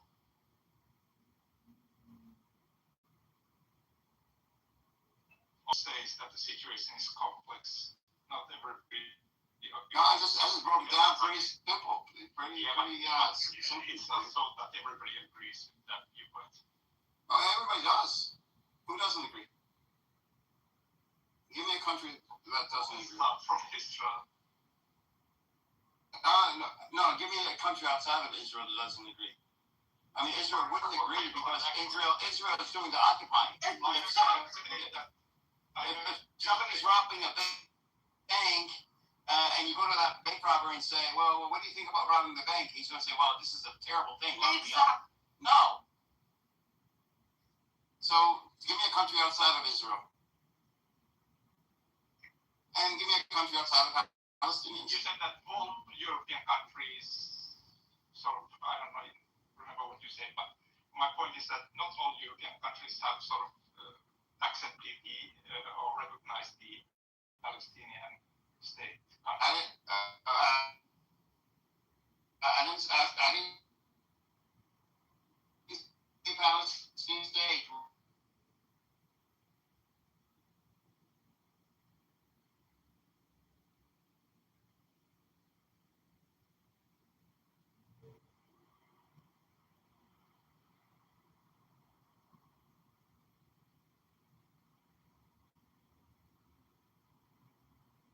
Does the States? Probably the No, the United States says exactly what I just said. Come on. What do you want me to do? Actually, the U.S. also did. You gotta negotiate with me. This has been the position of the U.S. for decades. So give me a nation where their foreign policy is that the West Bank, East Jerusalem, and Gaza belongs to Israel. I would only like to say that probably every country has a little bit different stance on this. I'm asking you because I'm saying every country, virtually every country, if you discount these little tiny island nations who may not have presented any opinion, I don't know, but has stated that this land belongs to Palestinians. About 75 to 80% of the Palestinians, 65 to 80% of the continent recognize Palestinian state. 80 UN nations. Well, two different concepts. But even for you break it down below what Ace just said, okay, about 80% of the nations or 80 nations recognize a Palestinian state. Okay? That's one thing.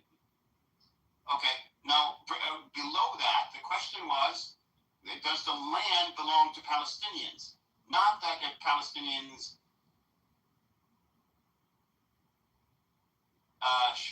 should not have a state. The land that was on belong. Answer. He exactly says that Israel is doing our dirty job. So even if they didn't take the position in their public, they make, you know what? The problem is you guys started this problem, this sort of issue in Palestine from the day the Israel started. But in fact, the problem started long time ago. You know, the whole Western civilization.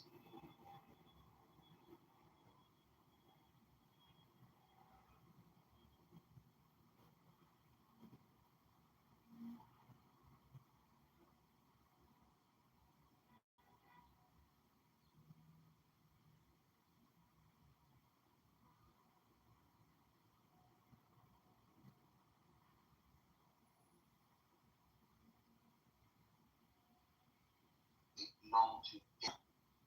You know, they use a Jew as an excuse to bring back that piece of land.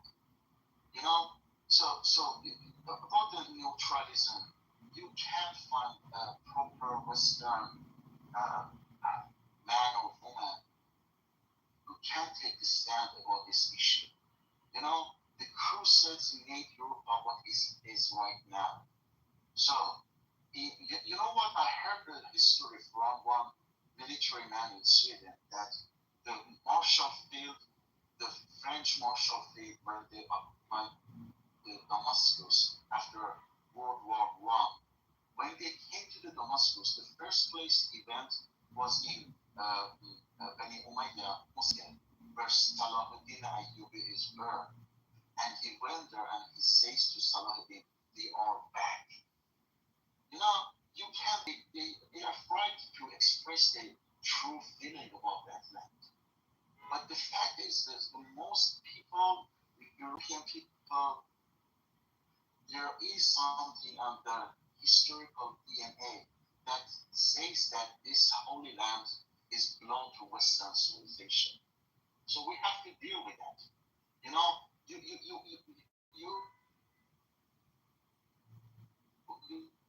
have to do some things and change the scenario. Even that it's not it's against humanity to do what they are doing in Israel and Palestine. You know what? You have to take that land and make them to go and convince the rest of the world that the land belong to them. It's very hard for me to explain that in English, but I hope that I was clear.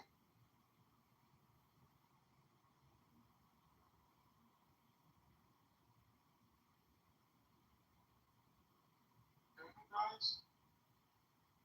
Men jag tänker på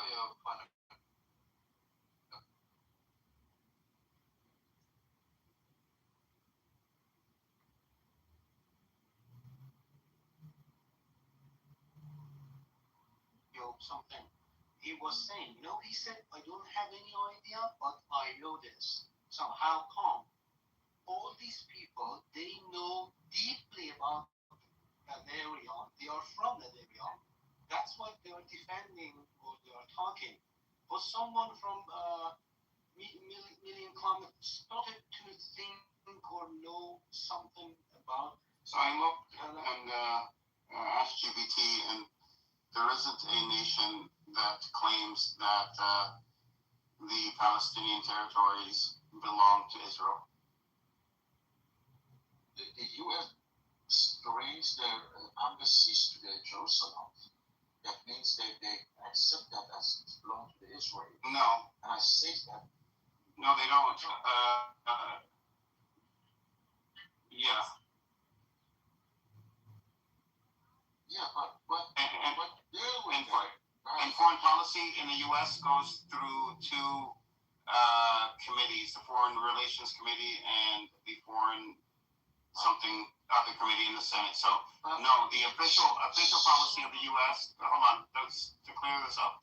What Trump did also, he moved the embassy to West Jerusalem. By the way, Palestinians do not claim West Jerusalem. It's a suburb of what we consider Jerusalem. But this was he could move an embassy or do whatever he wants, but the actual technical position, the foreign policy position of the U.S. is that East Jerusalem, the West Bank, and Gaza are Palestinian territory, and that this land.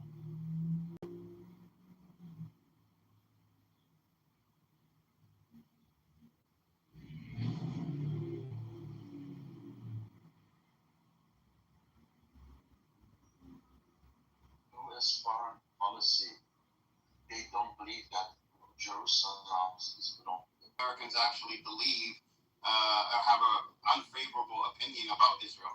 The majority of Americans have an unfavorable. Hold on.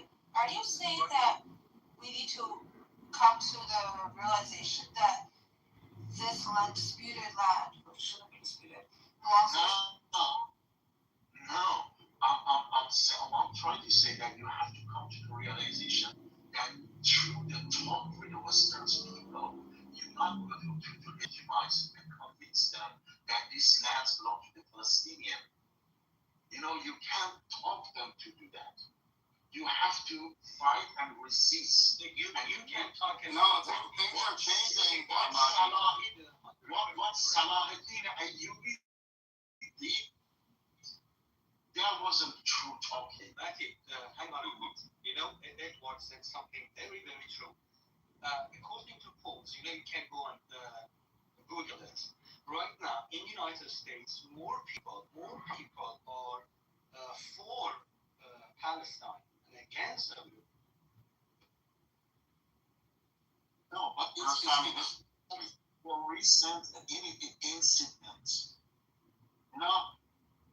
Yeah, I accept it, but when it's coming to change the foreign when new leadership comes in right now. It's got rid of their populist, bigoted leader, who's which is of Trump, and now with the new pro-European EU guy, is actually still if Netanyahu enters the country. Which is true, but the problem with this, Edward, the issue is, let's just be honest here, our foreign policy has been what it's been, no matter what the administration's been in power since 1948. We've been giving these fuckers aid since the inception of Israel. The sad part is, it doesn't matter if it's Democrats or if it's Republicans. It's just that right now, Trump is just so Zionist. He's just belligerently Zionist. He doesn't even do it covertly. He does it in everyone's face. But I will say, because the populace in the U.S., most of us are, have seen the realities of this. When you see, no offense to anybody, but rednecks, when you see them freaking having pro-Palestinian rallies, because I don't want to be disrespectful, but I don't know what else to call this group of people. But let me finish. The next minute administration, whoever does come into power, is going to be very cautious. Is going to have to do something about foreign policy because it is a sticking point. And people make moves and change things, big platform when they're out campaigning. Maybe speaking about it. Look at Donnie. That was one of the things he brought up, and he did come in and make some changes, right? In terms of what happens in New York City and this whole what's it called BDS movement. So, anyways, what I'm saying is, it has changed. Has it been? No, wait, hold on. Right now, we're not seeing it because it's fucking Trump. This piece of shit. You The future. Oh, hold on. In the future, is Israel will be.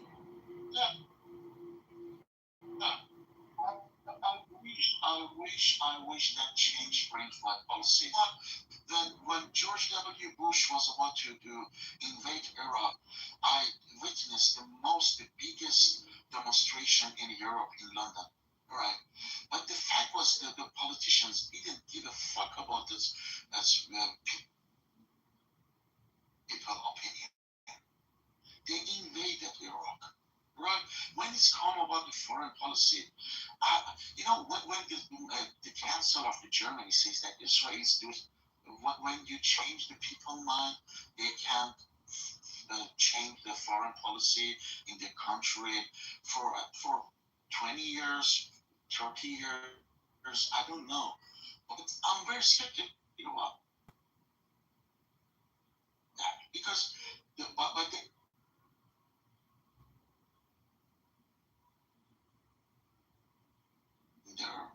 government.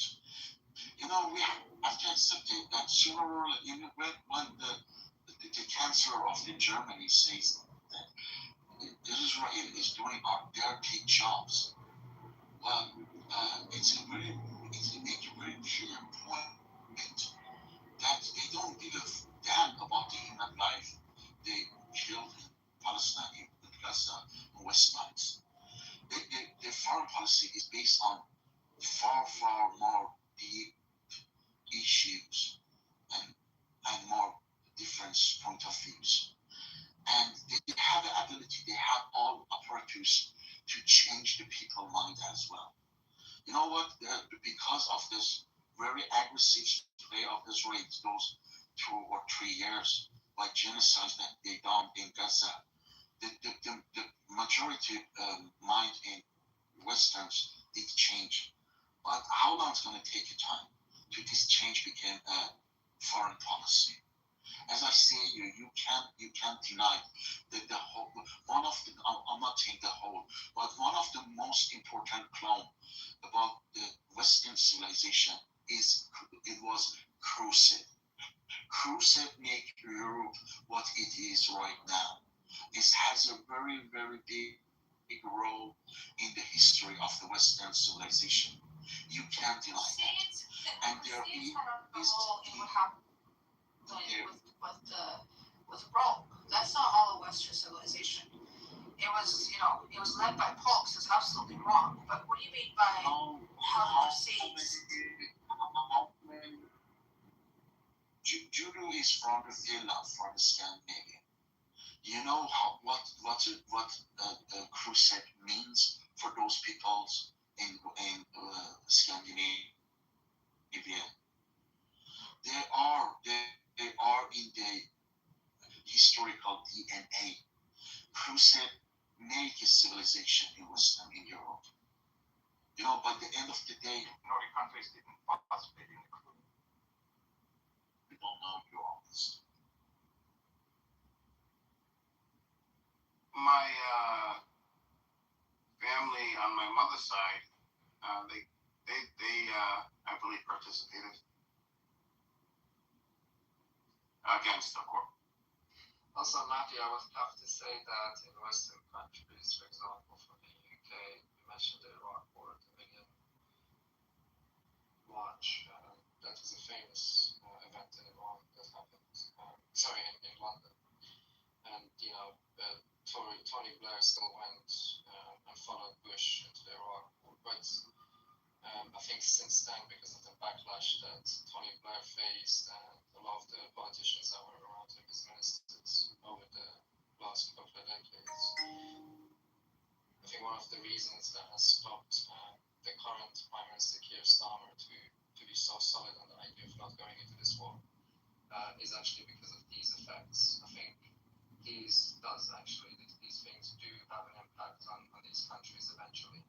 Maybe not as quick as we want, but we are seeing the effects. The UK could have easily, as one of the closest allies of the US, followed Trump's being in this whole war. They could have followed him into the war, but they didn't. If anything, they found us against it. So I think we should be a little bit more optimistic about the West being, I think they're flexible. There's a lot of decent people in the West. Decent politicians, in fact, as well. Danish, do you understand? I'm not blaming the regular ordinary people in Europe. I say that the civilization,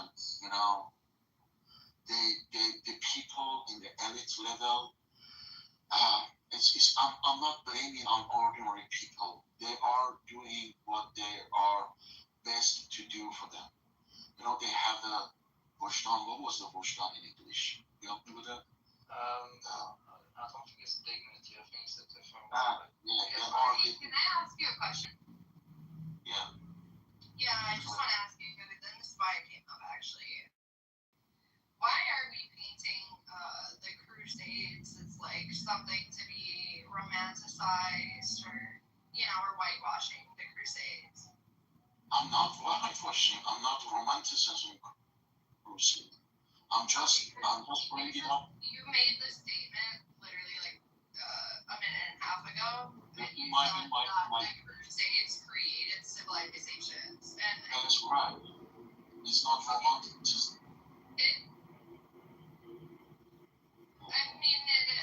Because if you're gonna mention that, you should also mention the fact that they destroyed, and after they destroyed the civilization, it continues to occupy.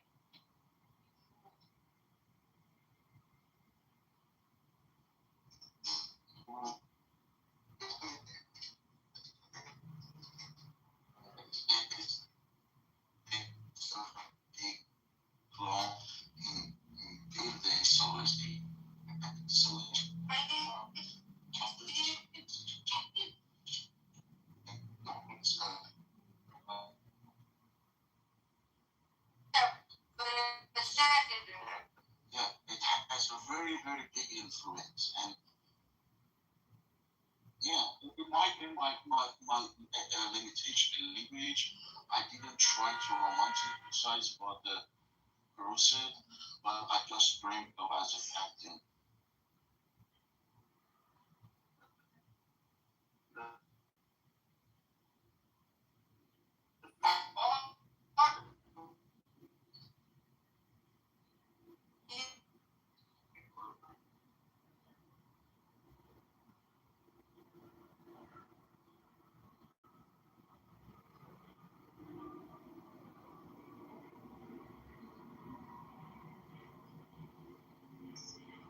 Yeah. You know what?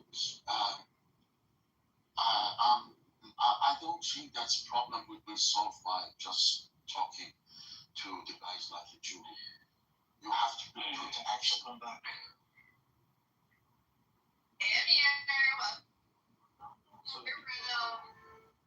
Coco, have you recovered from the last time?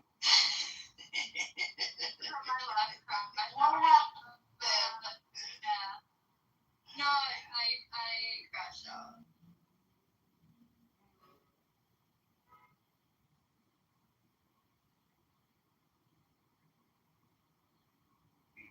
Your soul was activating. No. It's not that I'm like quote unquote like I'm not pro anything, right? Except for humanity. No, but I definitely did condemn all of the war crimes and the imperialism, which is. Wait, hold on. Hold on, Ace. I kind of, kind of cornered Coco at one point. I said, if a U.S. soldier is flying over Iranian space and shoots a rocket into Iranian space, and if Iran shoots a plane down, does Iran have the right to capture that soldier because he just committed a war crime on their land by bombing a school and a facility? And then Coco's response was, I don't want to see it get charged. I'm against this. I'm against. And then I said the same thing. If an Iranian guy flies over America and throws a bomb at a school, I don't want to see him get no. I said it. I asked you the my question. response wasn't I didn't want to see I him asked you. charged. I don't believe that. That's not like that doesn't go with my beliefs. I believe that I don't want to see him be killed. I understand. And I don't want to see him killed. You know, okay, what about, hold up, Coco, what about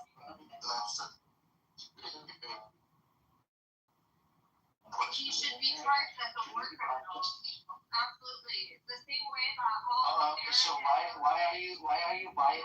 Hold on, Coco, why are you biased on one side? In Iran, he should be brought to justice, just like an Iranian that committed war crime. And I never should be brought to justice.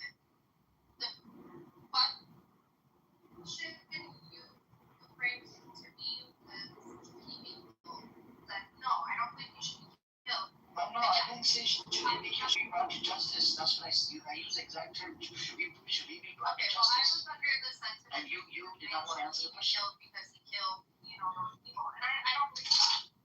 I don't support people being murdered. No, should he be brought to justice? Do you support? Yeah, he should be held accountable and court of justice. I think all war criminals should.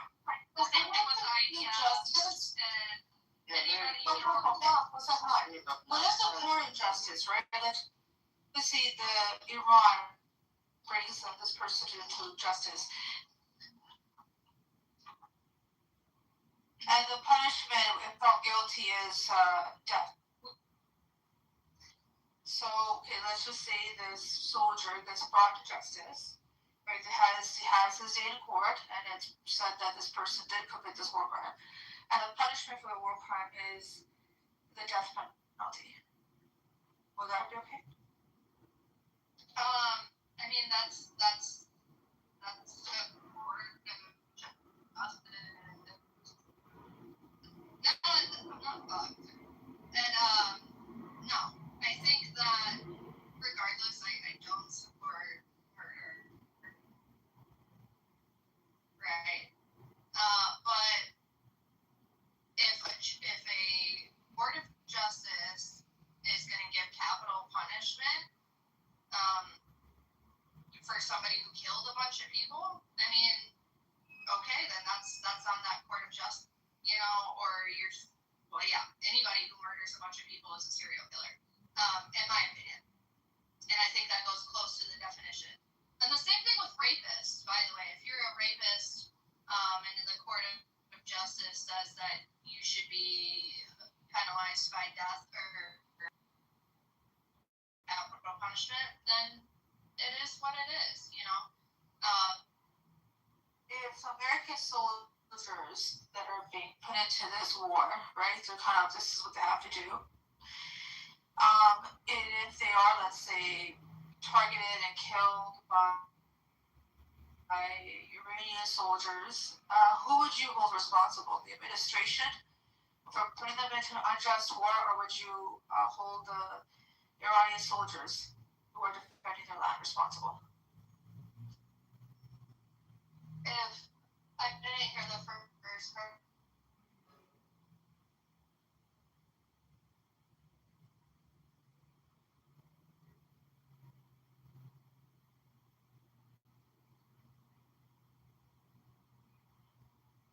And unfortunately, some of them lose their lives at the hands of Iranian soldiers. So who would you hold responsible for their death? The Iranian soldiers or the Trump administration?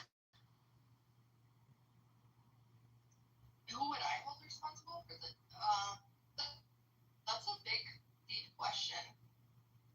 I think the fault is on both parties. I think the fault would be on who did the murdering and who perpetuated the war, right? My soldiers are defending themselves, right? So they're defending their land, okay? And these are soldiers who've been, U.S. soldiers have come onto their land, and they're a threat, right? So they're just trying to protect themselves. And also keep in mind, Trump has been given multiple reports that a ground invasion would be like a suicide mission. It's like the worst thing to do, right? And that's why the last 7 administrations have never gone into Iran. With all this information at hand, his ego says, you know what, I'm gonna go in.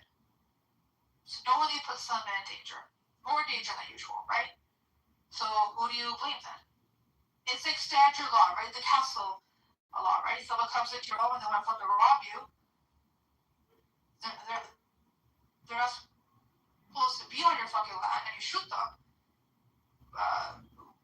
Some if I look back at what I've learned from Iraq War, which I know people keep saying it's different.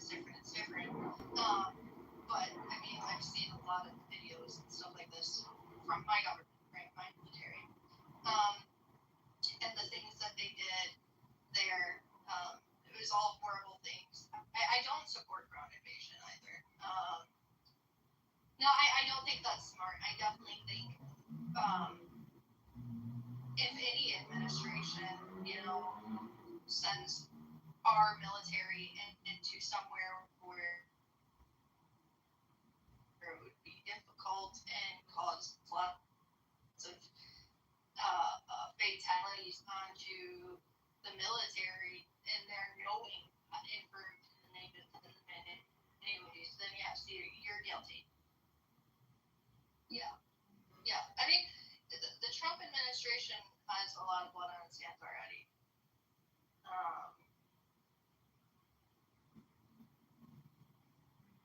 I think it was my favorite thing. It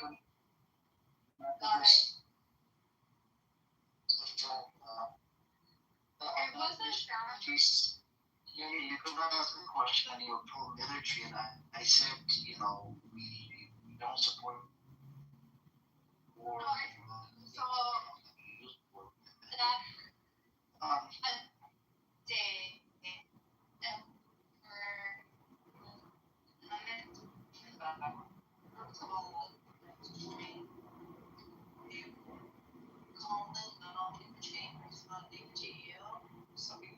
it wasn't like a lot of noise in the background, right? But yeah, no, on that day, I definitely I know that our military shot at making any, and I see people that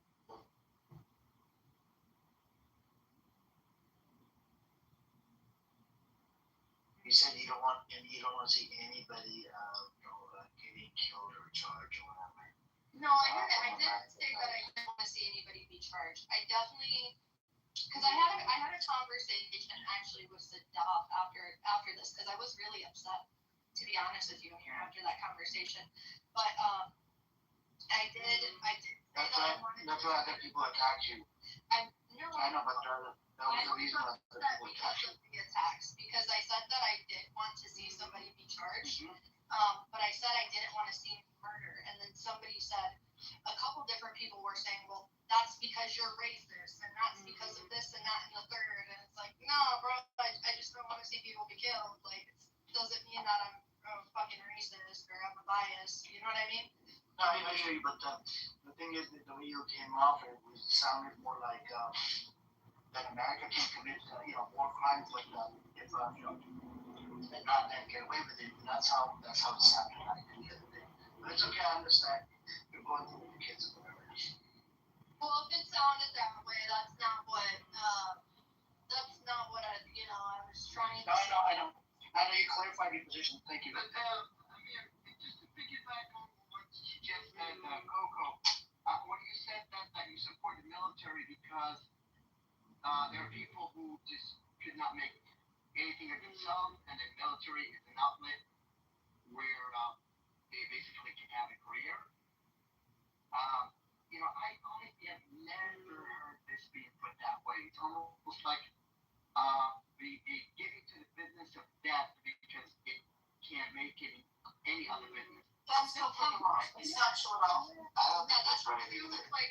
She did well with Congressman Kitover later, but Okay, can I respond? Okay, so that's like a huge inflation of my statement, right? So, my grandfather served the United States military, right? And all he did, well, to my knowledge, he died before I was born, but he was in our Navy, and he protected our waters during World War II.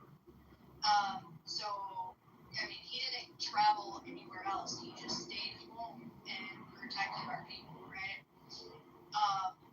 So, no, I don't think that going into the military, and it's just completely not true, by the way, just to say anybody in the military is like murdering people. Like, there's many different outlets within inside of the military where you're not actually drafted to war, or you have to actually go and fight other people. No, I do understand that. My father-in-law was in the military, and he basically just worked in a warehouse. But what I'm saying is, we have a bunch of kids. I can tell you from experience, I have students who were indoctrinated right after 2001. The attacks of 2001.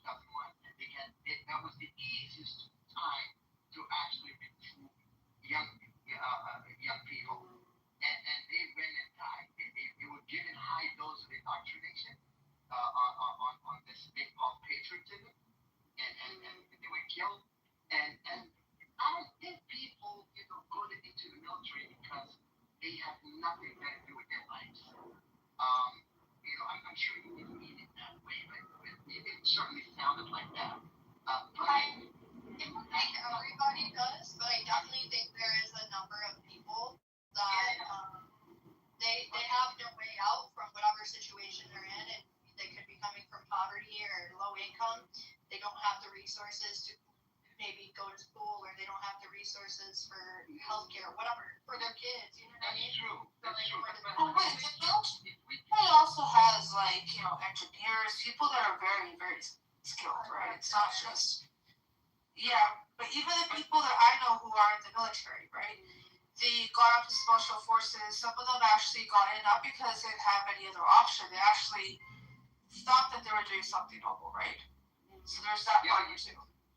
If we take the personal anecdotes and you take your grandfather out of this, you do understand that this is a country that makes a living, actually thrives on creating an enemy every year, and therefore we go into war. We have the military-industrial complex. Yeah, I know. I hate that. That's what we have. And the thing is, personally, I have to say that I will do everything in my power to stand between me and my kids, not joining the military. And right, that way. With you there. Yeah, so I don't understand it, because I'll tell you, it's almost like non-conventional military. You know that we go to war against strategic corporations. You're not going to defend this country. Nobody can fuck with this country that they're dealing with. We have so much fucking firepower that people are not going to instigate trouble with this country. If this country goes to war, because we need to open new frontiers with these corporations. I understand that. Believe me, I understand that. Is it okay if I call you Mo? I was just gonna say. Oh, we'll call him a Hobbit, girl. That's his name. How is this even a Hobbit name? Because people.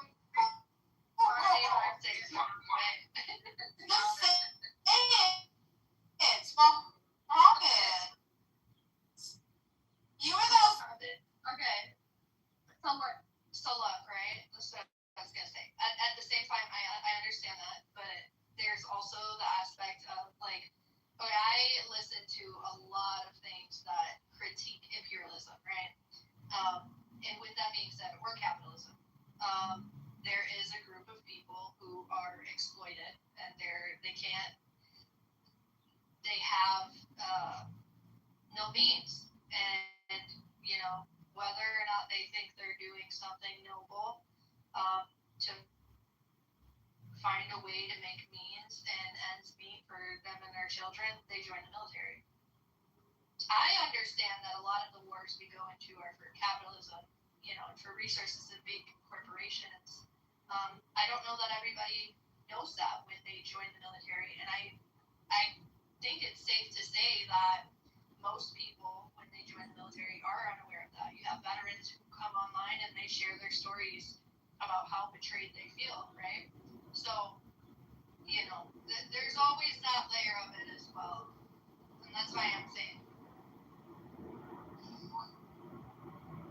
you support the people inside of our military. Correct, exactly.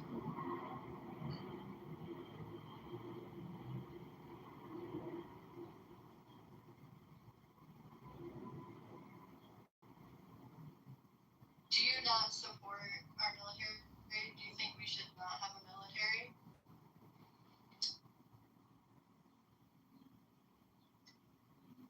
Radium dials, do you think we should not have a military?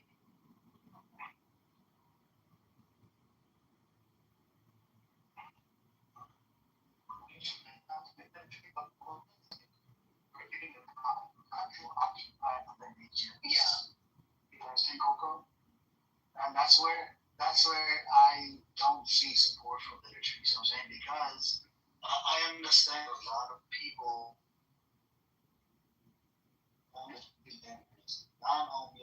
they can't find a job, so that's the best thing that they have available. They can just serve in the military and make that pretty cool month or whatever.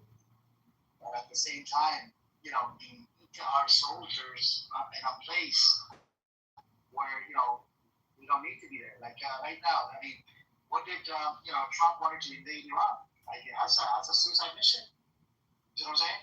You got the American soldiers occupying Iraq. There was about 1 million people that got killed. I'm not saying that the other parties that play a role. There's a lot of other parties that play a role. GCC countries played a role. European countries played a role. And even Iran played a role. But there's a whole bunch of factions that played a role. But at the same time, Israel even forced us, into this war as well. This with Iran, where you end up losing for military, you end up losing for support for government, you end up losing for anybody that serves in there. It's because then you're going against the morality of a lot of people. You're occupying other people's land, and so that's where so my support for the military it changes. If we're getting attacked, I don't, I would support it. I would even support a demonic fucking pedophile that's leadership right now. Even though I hate that fucker, the orange man, right? And it's a normal thing throughout the world. If a country gets under attack, the waiting for the demonic leader or president was actually waiting for that leader when we want, even though a lot of people do not like this leader. Really? Yeah. I think we should replace our military with AI chatbots. No, but wait a minute, Coco. In this day and age, with all of the information that's available, right? Can we still say that the military personnel is just as blind when they go into missions as they were, let's say, 10 years ago? What do you mean by that? By the goal. But, like, they don't know what they're doing. Well, they don't understand the conclusion. Like, for example, here, so the Iraq War, right? So people were sold this, weapons of mass destruction, blah blah blah. People went in with the false pretense, and yes, there are some U.S. soldiers I know personally who are pissed. Some people have PTSD. They're like, what the fuck? Like, this was a completely wrong. We should never have been there. In Afghanistan, there's soldiers who have come out and in interviews and said we were just freaking standing there and like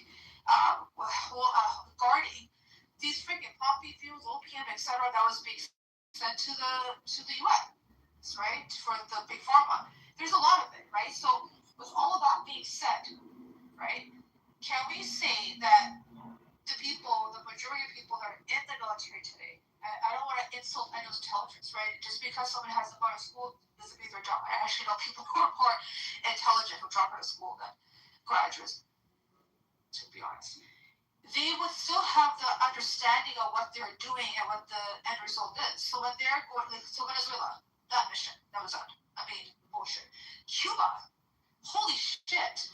The fact that there's a Navy that's blocking everything that they would need, simple things. So after Venezuela, do you understand the state of Cuba? There's already sanctions that are crazy on Cuba. And then also blockading any form of oil that was being sent to them from Russia, China, etc. Until recently, Trump let some in. Do you understand what happened to that country and how many people have perished? So with all of this being said, can we really say that the people who join the military and go into war don't understand the repercussions of their actions on that country? I think after fact they understand they understand, right? After, wouldn't you understand before seeing the history of what your country is doing? I don't think that everybody. No, unfortunately, I don't think every American understands this. Majority, I would say the majority. No, I don't believe that. With all the information that we have at our fingertips. I don't have that much faith in the education system in the United States. And I also think the mediums. It's 1 to 20%. It might even be less than that. I looked into this the other day. Actually know the full Constitution. I don't believe you don't need to know the Constitution. Having it memorized doesn't mean anything. No, not having it memorized, right? Is understanding and knowing like what is inside of it. So are you saying that Americans are inherently idiots? I think less than 20% of, it's not I think it is, it's less than 20% of Americans know our Constitution. So with that being said, I don't believe that Americans actually know their history. No. And I see it all the time. When I'm in political conversations, I see it come up all the time, and people have like this idea that, they have any fucking clue what's going on, but I can tell because that's actually what I like to read, right? I'm American, so that's my history, so I like to read about it, and I've been doing this for about 6 years, so I would say I know American history pretty well. I don't know everything, still learning, but I know the basics at least, right? So, and I am proud. This is a real classical rape. Oh, I'm not redneck, and I'm not a hillbilly either. She's an American. She's a real I'm telling you. She is a full, pure-blooded, red, white, blue American.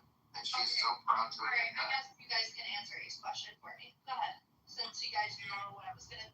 I don't know what you're going to say, but I know the way these G's. Do personal attacks, man. Cash. Don't be doing personal attacks. You can disagree with somebody, but there's no need to. I ain't personal attacking shit. Telling you she racist as hell. I can tell. How is she racist? You don't even know her background. Do you even know who she is? How is she racist? Okay, hold on for a second. How did you tell me who she's racist? Yeah, how can an American be racist? Oh my god. The part where she, you can say she racist, it ain't about what you say. It's what you think. What you said. She was like, a lot of people are in the army because they don't have anything else to do better. She was like, bro, you can read between the lines. If you can't, that's you. I ain't got to agree with anything y'all think. She racist as hell. I can tell. Wait, are you see people that are non-white being up in Georgia? Wait. The military isn't a race. The military is not a race. That makes no sense. What you're saying is not confusing. You're like. I'm talking about the way the pants on top of the shoes. I can tell. Well, that's not even me, but okay, amazing. What else? Are you gonna tell me? Are you gonna tell me how the military is a race? Can you explain to me what race the Cash, am I military is? racist, Cash? Can you predict it? Yeah, can you just go on your. Astaghfirullah, man. May God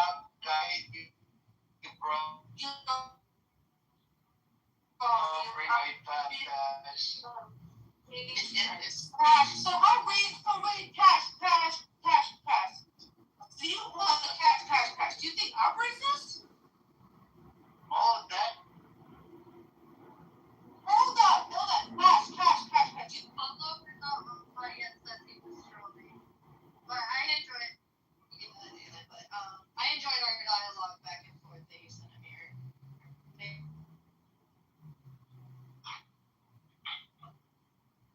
We can, I don't know, revisit this subject another time. Sure. Next time. And Cash, you're definitely racist, bro. With that picture, definitely racist. What picture is this? Yeah, I can't even see. What is this? What are you wearing on the top of the? You don't know who that is? Bro, that white hat is racist, man. Why are you wearing a white hat? That's allowed. We're not supposed to create pictures, man. You didn't create that picture. That's a real picture of Bilal. I know, but we're not supposed to have pictures from Islamic Hairdom, man.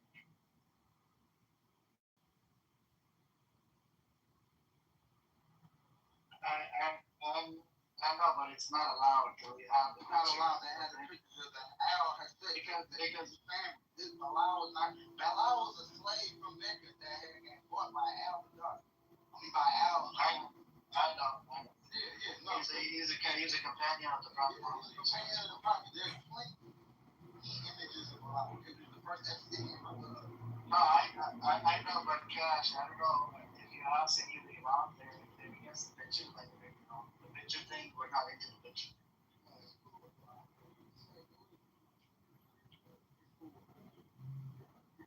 Colors they allow images of.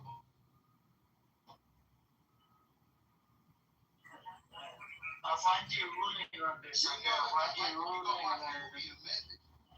allow the pictures of Allah, but they don't allow the pictures of Ali, certain ones. They allow pictures of Hamza. They allow images of Allah. So the scholars agree that you can have images of Bilal of certain people, not the family, not Muhammad's family.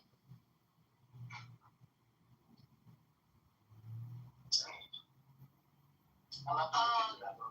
Found rabbit holes when I get this stuff. You gonna hear? I know it's a big rabbit hole. Creeping in paradises before yours, brother.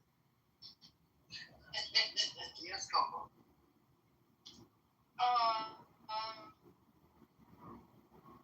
I was gonna ask, Cash, are you implying that people in America No, we got you about to get into it. I'm sorry. I didn't mean to call you racist. I apologize.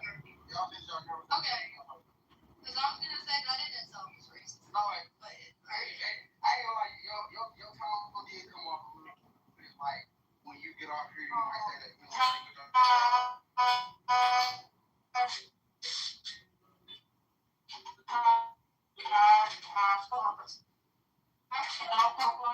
She is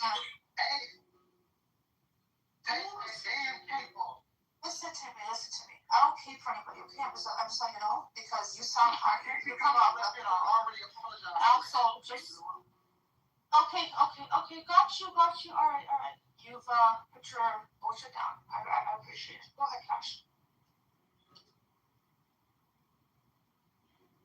So Coco, are you saying that the people in America, a lot of them are dumbasses? A lot of people are uneducated and ignorant to their history. Running for Trump, right? In America. Yes. No, I'm saying Americans in general.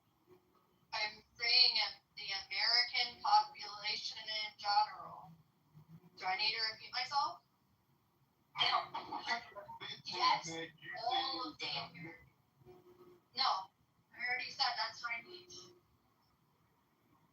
I said majority of the population. We meant legally here. Okay. Clearly these people are slow or something. Yeah. I'm from America. Where are you from? I'm American. That's You don't know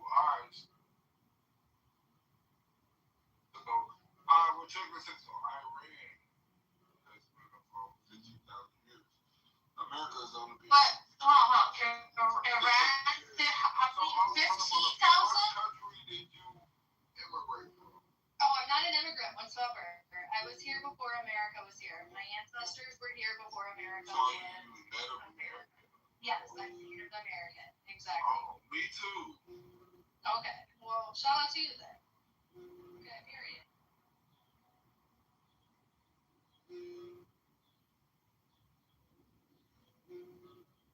Yeah. I got a couple of friends that are custodians. My ancestor, he's a tribe. My ancestor is a tribe. Okay. I was not expecting him to come out with that too, but then he just was telling me, right? So look, guys, I'm not native, but God promised me this land called America 3,000 years ago, guys. So.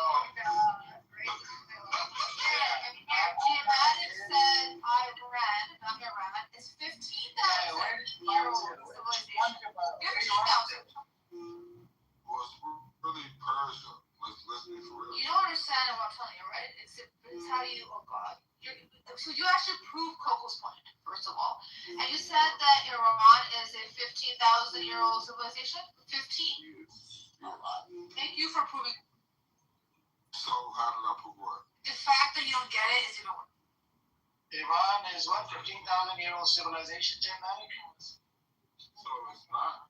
I mean, if you're gonna prove me wrong, I think it's about 3,000. I want you to Google it. I want you to Google. Hold on a second.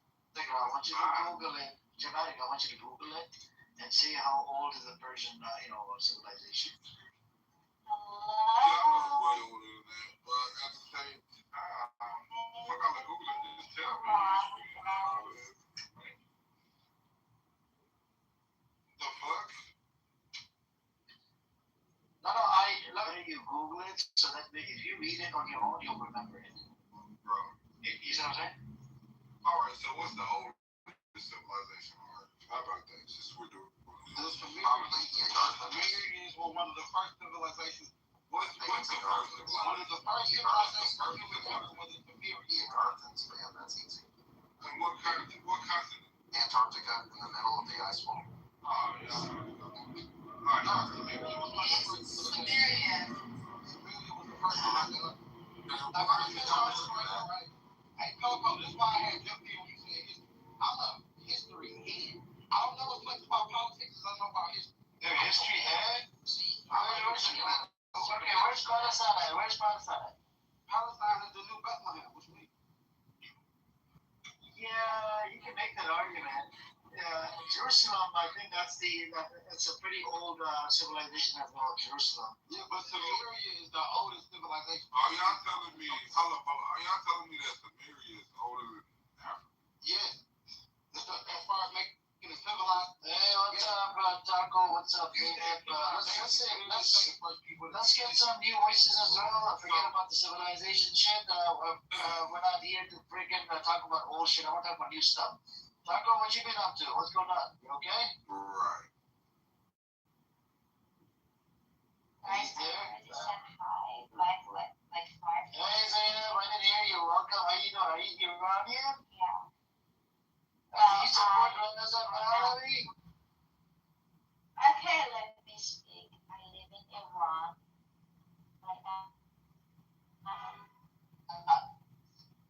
Yeah. You support Ramadan? Okay, you let me speak. I have a Persian. Hold on, Cash. Scout.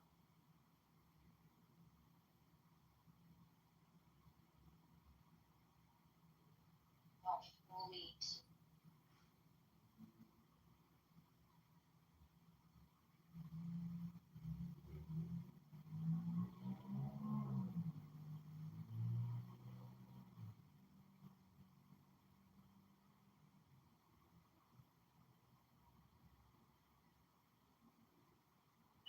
Yes, she Do does. you know who's now? Hold on, bro, mute the fuck up. It's not on you. Yeah, she doesn't know it. Can you mute up? Can you? It's not on you. I'm talking to Zainab. Okay. So send me on here. Thank you. Stop doing that shit, okay? Zainab, so do you support Reza Pahlavi? I don't know how hard it is to answer that question. No, I don't. I don't support this problem.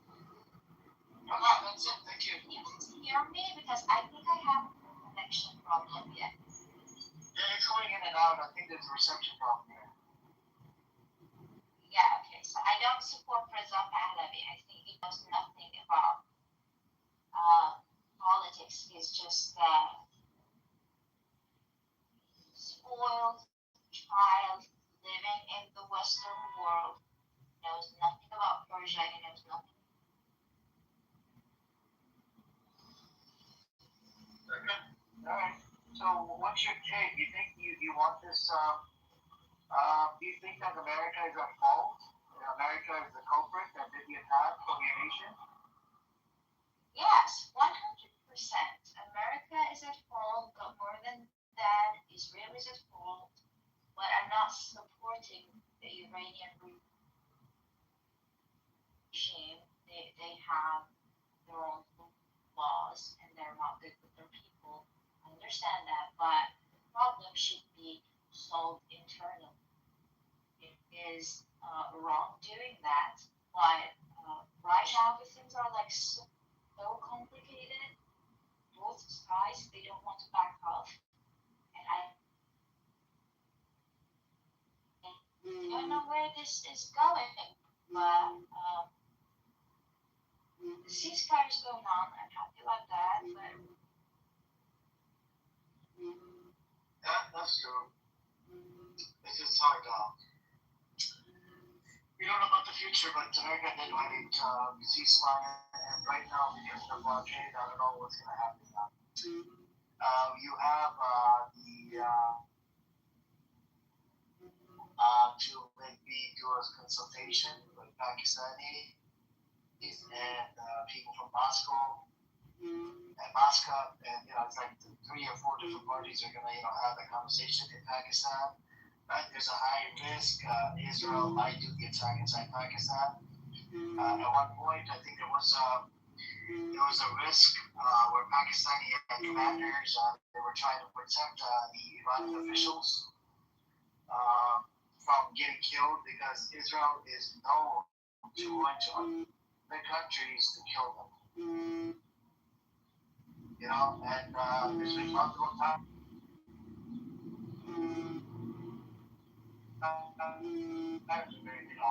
Somebody that's talking and Israel.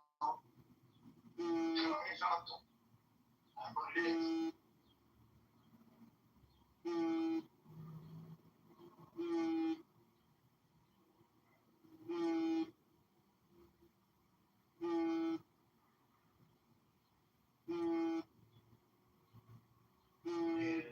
So that's what it is. But they were into Pakistan.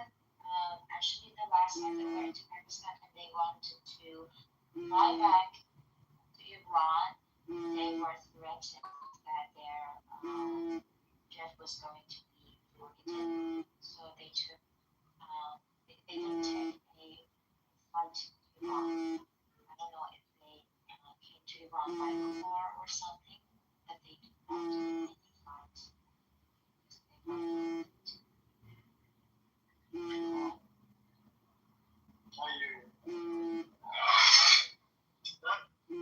I hope the deal happens or some sort of deal. So and they remove the sanction for good, and permanently there's a so Iranian condition is the UN resolution that would say that no more attacks coming from Israel or America. So they want that permanent UN resolution as well. UN, and they want the permanent sanctions removed, and that way no more America always trying to freaking control them. And if the sanctions are removed, Iran is a beautiful country, and I think it will become like the horn of Middle East, like the top dog of Middle East. Well, we only can hope for the best. We know nothing. Yeah, that's true. Yeah, we cannot predict anything about future. But something that I can understand is that both sides are far from, choosing a middle ground. Nobody understands the other person's words, and their conditions are so rigid in their own ways. No one tries to adjust anything, and they're both greedy. So I hope they find a way to choose a middle ground, but I don't see it. But Zainab, the Raza Pahlavi supporters are crazy extremists, man. They're like, Yeah. they're dangerous to the society. They're like fucking animals. Well, yeah. Yes, they're worse than that. They're really worse than that. But it's really complicated living in Iran. Those people who support him from, America or Europe, they're fucking crazy. They're so powerful. Yeah, there was I think he went out again. There was a attack that happened in London. He was a pro-Pahlavi supporter. Do you understand? I believe he stabbed People in here. Hey, what's up, Edward? Assalamu alaikum. Alaikum assalam. We have Zainab here. She's directly talking to us from Iran. Oh, so back to internet backup? I think so. Do they have internet backup, Zainab? There is that internet, but no. I'm using a VPN. Oh, okay. The VPN is illegal, but now that you have a VPN, you might get arrested. But yeah, that's what I do. Yeah. Makes sense.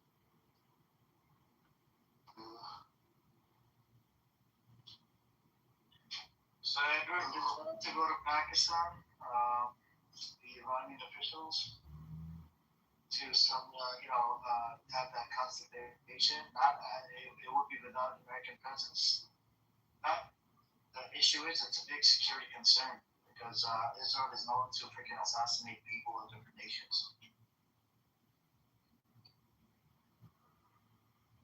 And I don't know if you ever heard about the Iranian demand. They want a permanent UN resolution that would give them a guarantee that they'll never attack me ever again.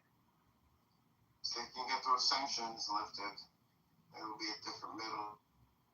Moscow is meeting up, Muscat, and there's Pakistan and Iran. They're all, they're going to have this conversation in Pakistan. Let's see. Wait, hold on. Amir, you're saying that Russia's getting involved? Yeah, Moscow, yeah. Moscow?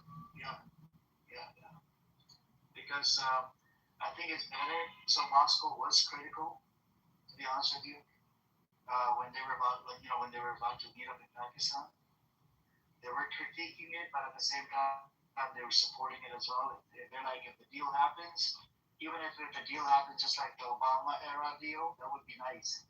But Trump, with his egoistic, narcissistic, son of a bitchy behavior, he doesn't want to concede that, I don't want to do it, similar to what Obama did. Then people are going to be like, what the hell did I do? He did the same shit like Obama did. So he's trying to, get that credit. He wants that freaking credit.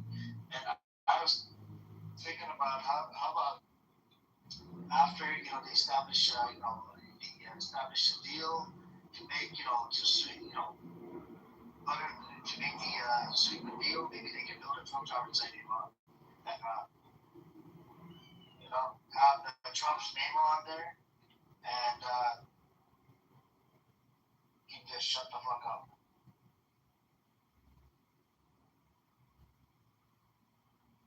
They'll try it. I think they would actually try it. But hopefully, they'll get the sanctions removed, and that would just change everything in the Middle East. And for Palestinians, coming over because of Trump Tower? I don't give a shit about Trump Tower. Oh no, there's big support. There's there's still people supporters of Trump. You think they're going to Iran to go check out? They don't have a passport. No point. Yeah, a lot of Americans don't have passports. You guys heard the latest soundbite from Trump recently in the past couple hours?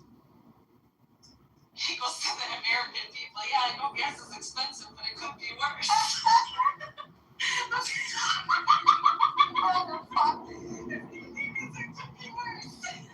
I'm gonna get it as a bumper sticker. It could be worse, man. Wait, did you see that? Is that the recall it that Iran got out where it says Trump 2028, but it says 20.28 per gallon? You know what's funny is the Iranian, the IRGC propaganda is low-key kind of, the little videos and stuff they make, it's pretty funny. We can't call it propaganda. They're way on point. It's just, They are. But you know what's funny about it is, there was a discussion, in Indian country, basically, oh my gosh, we've we've underrepresentation ourselves so much that we're excited to see ourselves in propaganda pieces, and I just thought it was hilarious. I don't know. But did you guys see that, Trump, or the Pentagon, not Trump, the Pentagon approached Ford and I think it's GMC in Detroit, and basically they're saying that, hey, can you guys trade cars for weapons or something like this? And this is the first time this has been asked since World War II, and I'm gonna guess, right, and sources are saying it's because our weapons are being depleted. And it's well, no shit, dude, look at what the fuck we do. And then we're constantly sending weapons to everybody else. But you know what? That's not good for Detroit. That's horrible information, and I hate that information because Detroit's been left in the dumps for a very long time, and I'm fucking sick and tired. Switch to military protection. Well, you gotta hear about the new thing too.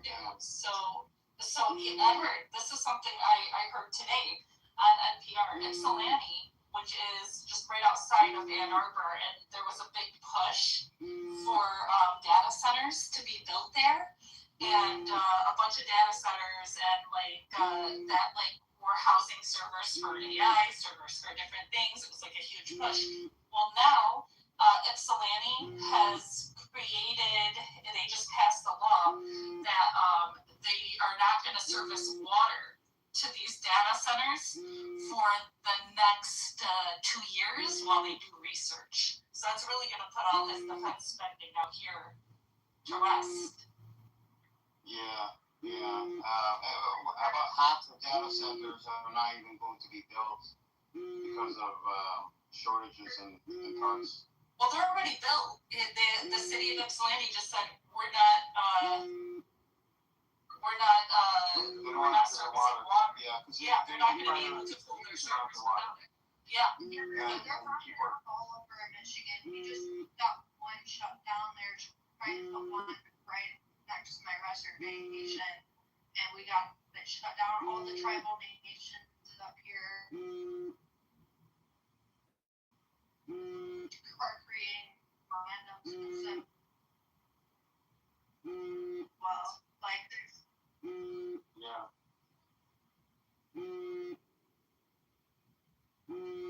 They are. But there are places where they were supposed to put them up. I mean, there are shortages, and these companies are publicly traded too. So, I think we will end up seeing the market, especially the Nasdaq, take a hit from all these companies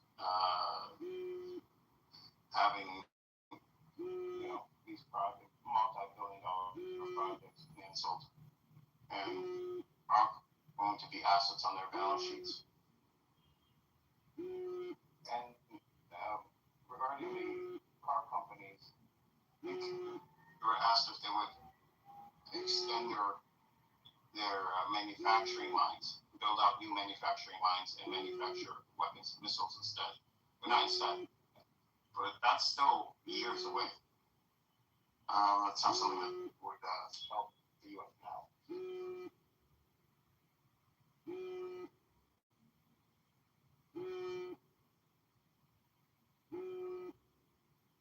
Big win in Michigan. I'm glad to hear that about your Slania. They're going to move forward on that. I have been paying attention to them there, by the way. Yeah. Because you see them popping up everywhere. Because they just, they just want to have the Great Lakes capitalism. But there was just another big win as well at the Supreme Court. The Supreme Court ruled against that drilling in that pipeline that they want to keep going. That's basically a ticking time bomb. So that's a good thing, because if we keep that going, it can just dump inside of the Great Lakes at any time and then just ruin all of our drinking water for, millions of people here in the Midwest. That would be terrible. The Supreme Court just ruled against it. So it's back in the Michigan, I think, the House. So it goes back to the House. That's good. Good news. The fight's not over yet, but it's a big.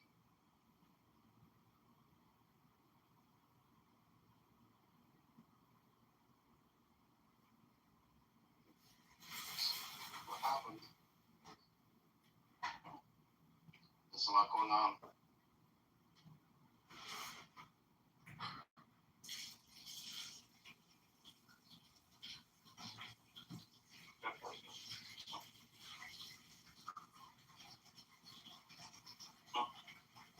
There's a lot. I mean, the UN resolution for Iran, the U.S. could always veto it. Yeah, I was looking into that. There isn't well, first off, Spain didn't do anything wrong. They just told big orange man no. And they met their obligations under NATO. And there's actually no procedure to kick a NATO nation out anyways. So they don't even have a procedure to do it. The Prime Minister has been, or President has been very welcoming, which is going to go on to Israel and as well. There's nothing about it.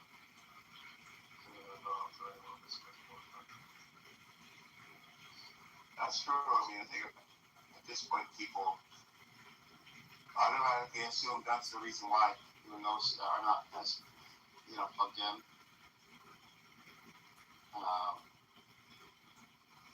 People have been waking up or woken up. So, either way, and then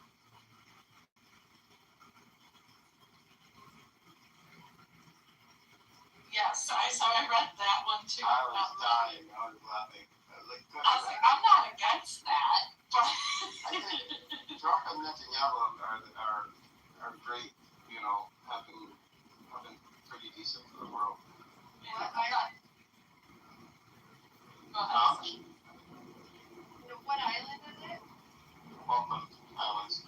It belongs to the British. Yeah. To the British. Obviously, there's always been this fight with the Argentinians and the British. Most Argentinians are saying. We got to a war over it. This is off the edge of Argentina. Yeah. I wouldn't be surprised if they develop at some point. No, I think it was earlier than that, because didn't Prince Edward fight in it? And it was a big thing that he was fighting in the Falklands. It was during the time of, what's her name? Margaret Thatcher. All around the world, the Pacific Ocean. I think Kev Stalmer has already given one or two away. This is not power, so I forgot the names. Yeah, Margaret Thatcher was the devil. That bitch was the devil. She was the fucking devil, Margaret Thatcher.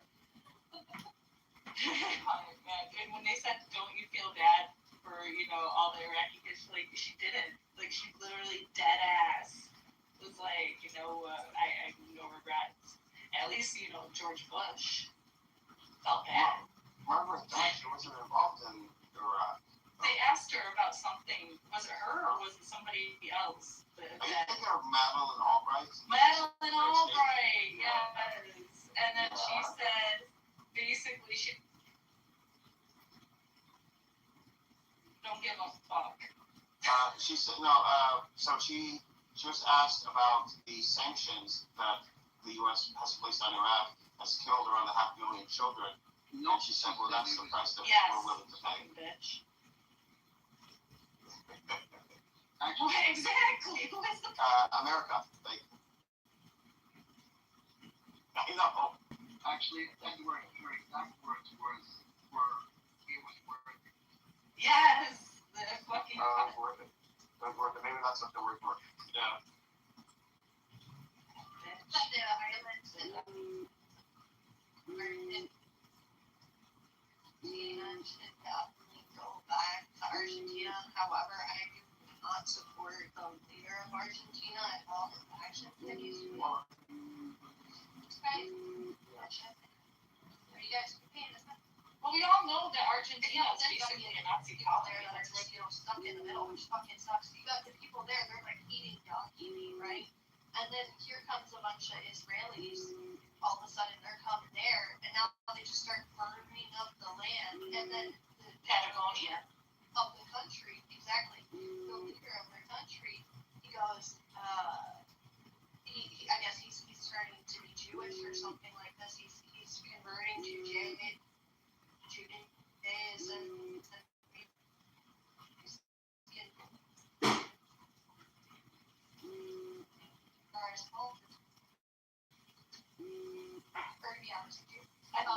With the children of Nazis. They're living side by side right now with freaking Nazis. That's us soldiers. They are living hand in hand. But when they came there, they started doing some of the same practices that they were doing in the Holocaust to the people of Argentina. And the indigenous. Yeah, and then, I guess now, this is what really gets me, is these Israelis are the land, sacred land, all this, and then here comes their, Jewish leader of the country, or just turning to be Jewish, whatever, and now he's making a law which has never been used, by the way, before, right? That if you burn the land, then you can buy the land. Yes. I read that, and then so that's why they're purposely burning the land, is so that they can buy it. It's fucked. Disgusting, absolutely disgusting. Yep, and then you got their average people there, and they're very impoverished, they're eating donkey meat. And you have an argument with somebody about this who might be pro-Israel, and, the first thing they'll spit at you is, you just say, oh, fucking Jews. Serious, I just had this conversation with him last night, and somebody literally was just like, just hate all fucking Jews. It's crazy. And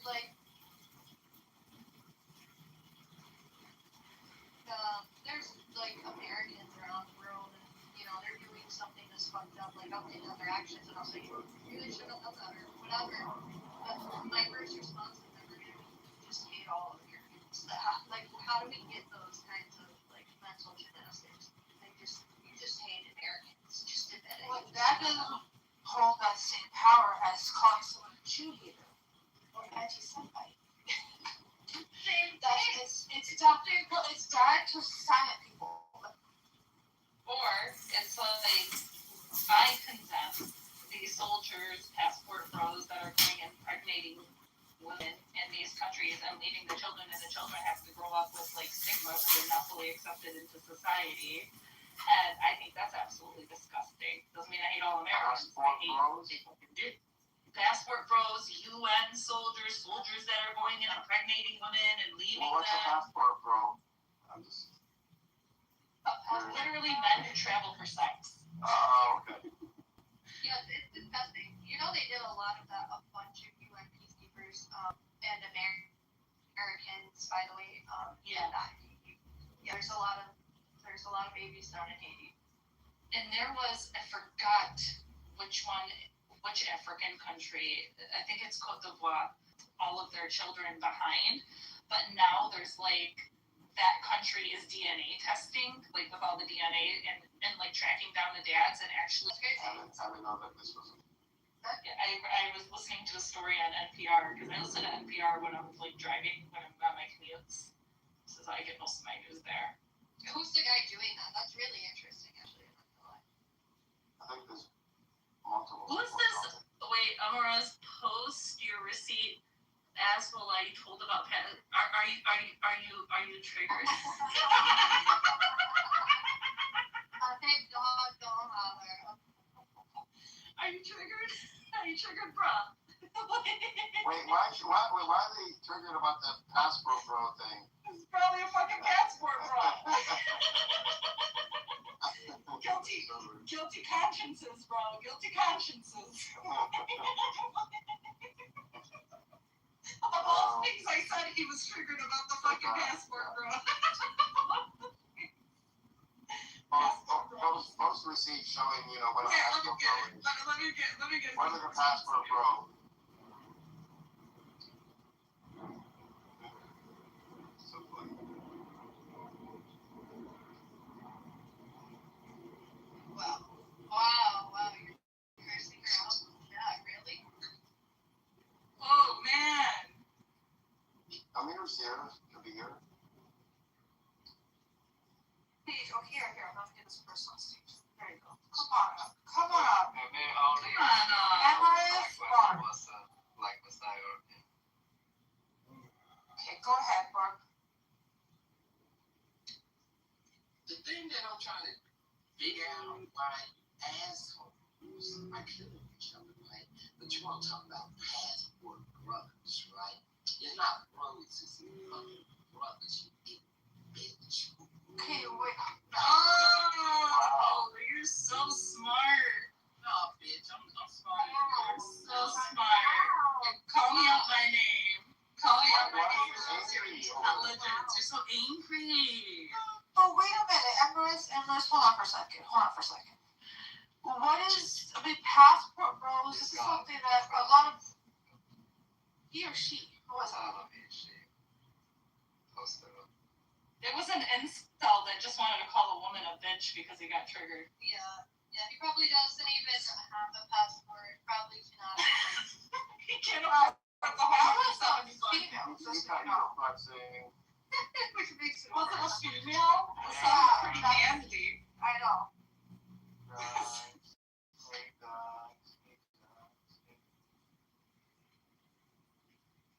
That was a female with a lot of testosterone.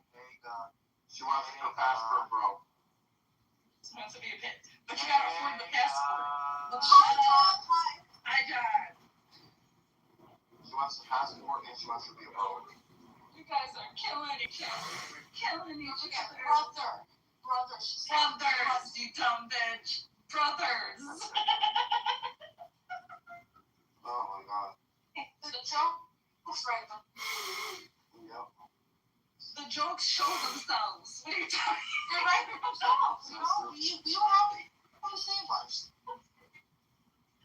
Whoa. They ran out of their room too. They didn't even say that. Because I'm telling you, some fucking stupid idiot that, like you said, can't afford that $175 for a passport. They don't got 175 of their name to get the passport. Did you get clipped? Is this the new account? Like, this is definitely me? Yeah. No, I just change my name every once in a while. Sometimes it's Mangoes, sometimes it's Pumpkin, sometimes it's no, it's Manguzi. Everybody keeps calling it Mangoes, it's Manguzi. And then I put it in my Had a conversation. I like had to. I don't know. I went and took a shower or something, and I thought I messaged you and said sorry, my phone died, and then I showered. But I went to our messages. There was no messages, and I was like, wait, maybe this is the new account. I don't know. So Manguzi, why do you Oh no, shit! I took you off because I thought you were a different Coco. Sorry, that was me.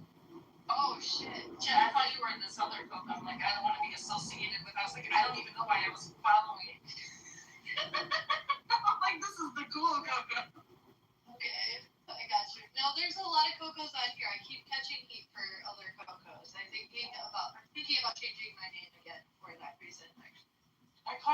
ate the pumpkin. They thought it was the crazy English pumpkin. Totally. That girl is insane. Insufferable. So Mango's, she's gone. Hey, Taco. What's up? I'm here. How's everyone doing? Hi, everyone. Nothing much. There's Tad.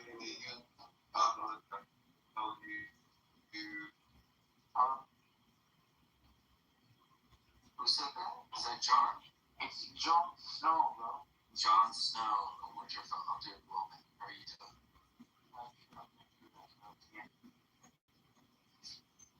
That's good, bro.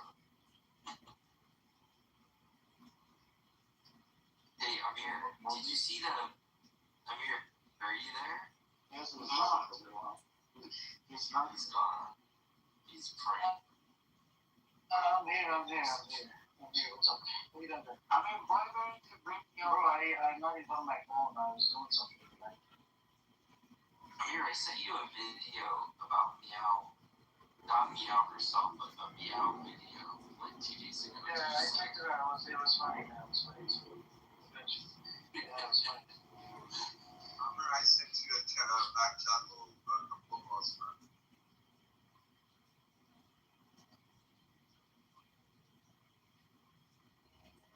Amir, I blocked you. Not blocking a mirror. Okay, any more news, guys? Edward, anything else? I don't know. Amir had the news, or Ace had the news. I don't know who had more news than I did. The Falkland Islands I heard about. Trump wanting, trying to piss off the UK, which is fine, fine with me. I would like him to keep going with that. And then I think he said something about the NATO is not, they need to help us fight or something. I don't know. Why don't we need NATO? Fight the war without NATO. He's winning. Why does he need NATO? Yeah. Guys already talked about Commissioner going to are they going right now to Iran or Pakistan right now? Did you guys already talk about that? Definitely. No, are they going? Yeah, special envoy. So what this means is there will be bullshit negotiations followed by an attack from Israel on Iran. We'll just wait for it. So Israel attacks. What's up? What would you say? Are they about to go Iran? Oh yeah, 100%. Yeah, anytime Jared Kushner and McCarthy big negotiation, it's just it's a head fake line.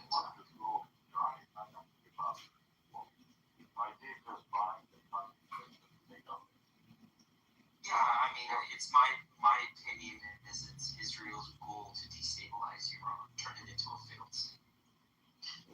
That is their talk. Do you think the Russians being involved? Russia being involved? I think just intelligence. I think they're involved in the talks. No, they're also.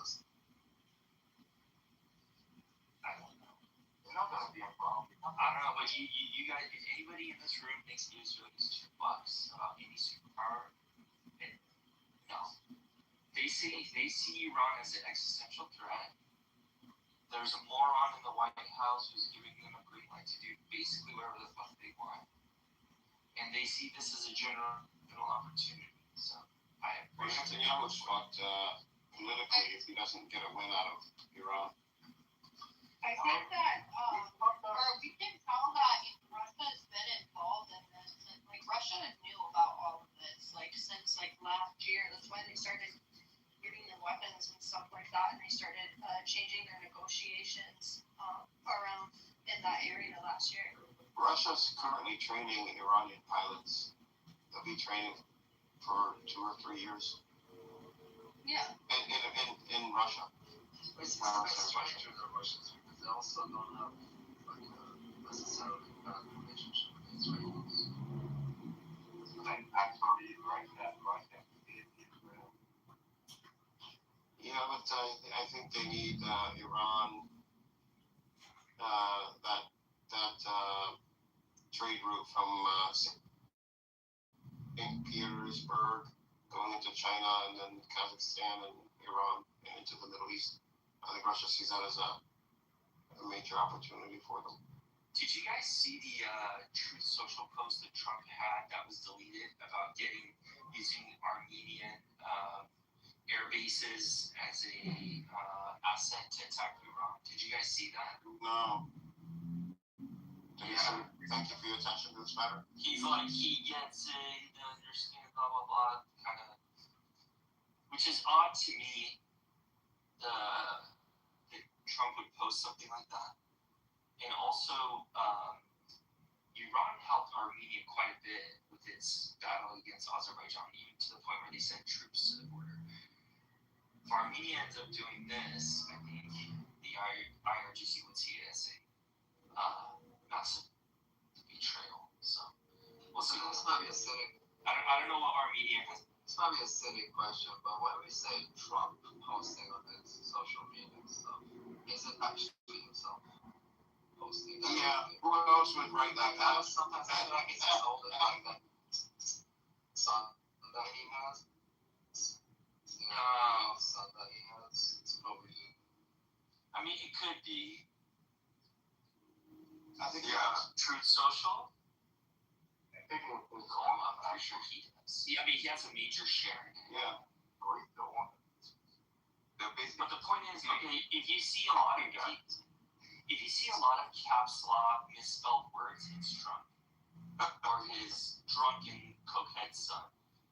If you see perfect English and then it's ends with "Thank you for your attention to this matter," it's probably one of his speech writers. Or it's his son, the one that's autistic. I see him posting this woman shared that her dad used to do and then he would just get on Facebook and start writing horrible things and bullying people, calling everyone around him a peasant. Then he would listen to rock music super mad and he would be like, yelling at everybody in his house. And basically she says that, she thinks that this is what Trump is doing. He's just getting really hammered at night and then he's just attacking people like on Truth Social. You guys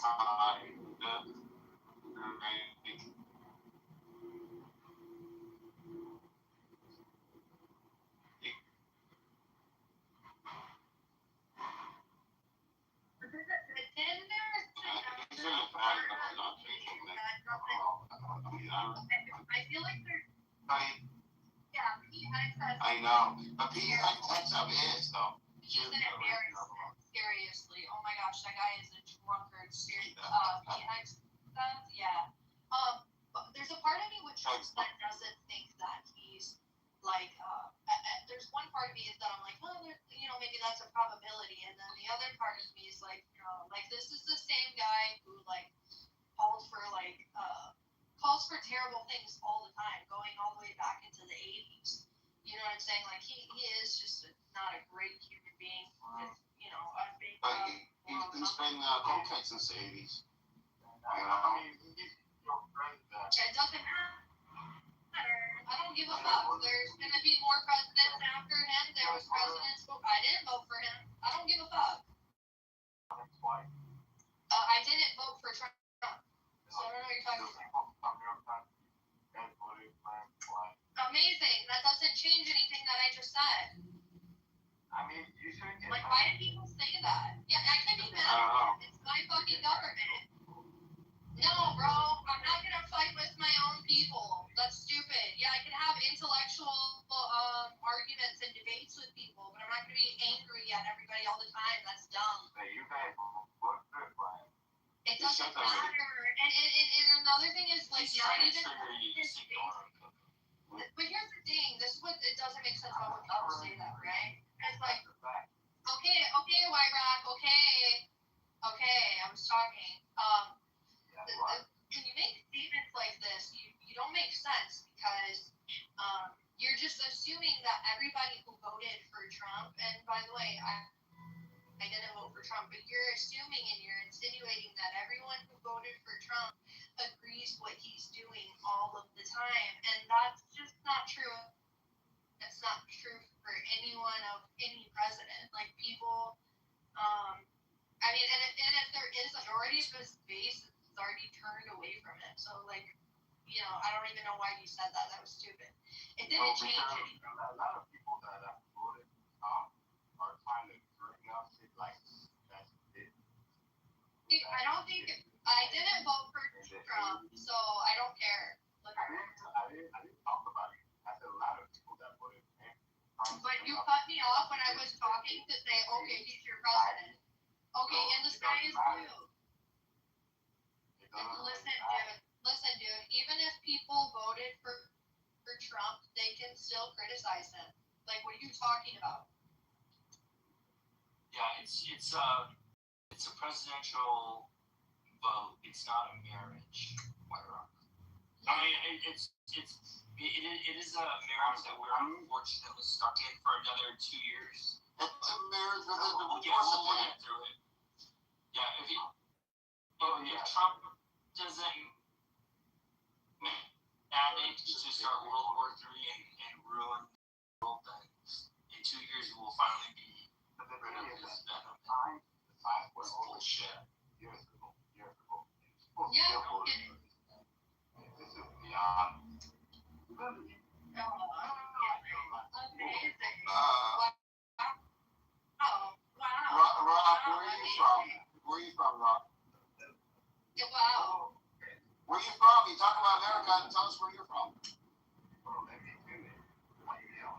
I'm asking you where you're from. You keep talking about Mexico as America. At least we should know where you're going. Where are you coming from? Yeah, where are you coming from? I'm criticizing like the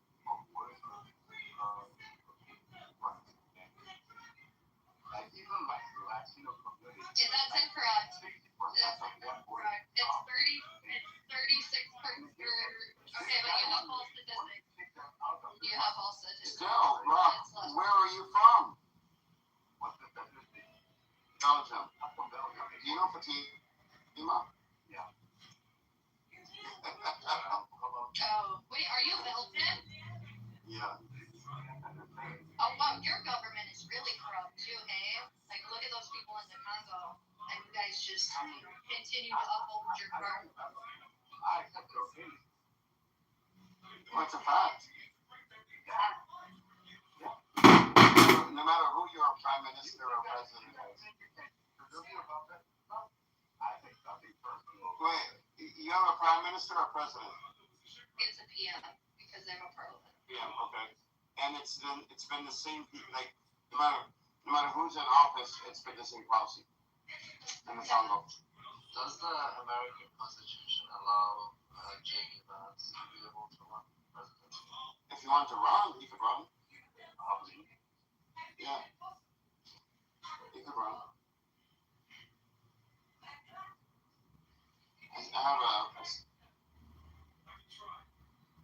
I don't think he has a shot, actually. I mean, don't say that. Why not? It's not how American politics work. Trump's ratings are very low right now. Republicans' ratings are very low right now. I mean, the first time you got him, he came back. So, did he run? And I was why not? Are you sure you don't know Fatima? Bro, I just said, I know her on this app. That's it?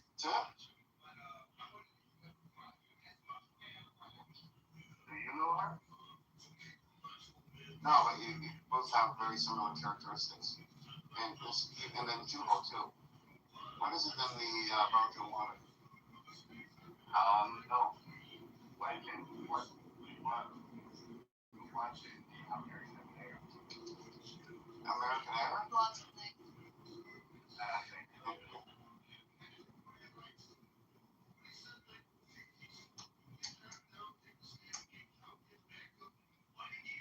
Yeah, There's a lot of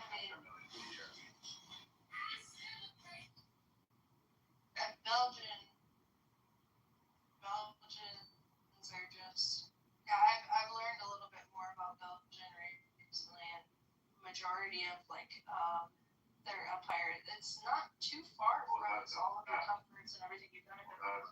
Yeah. Like, King Leopold II, one of the worst in my time.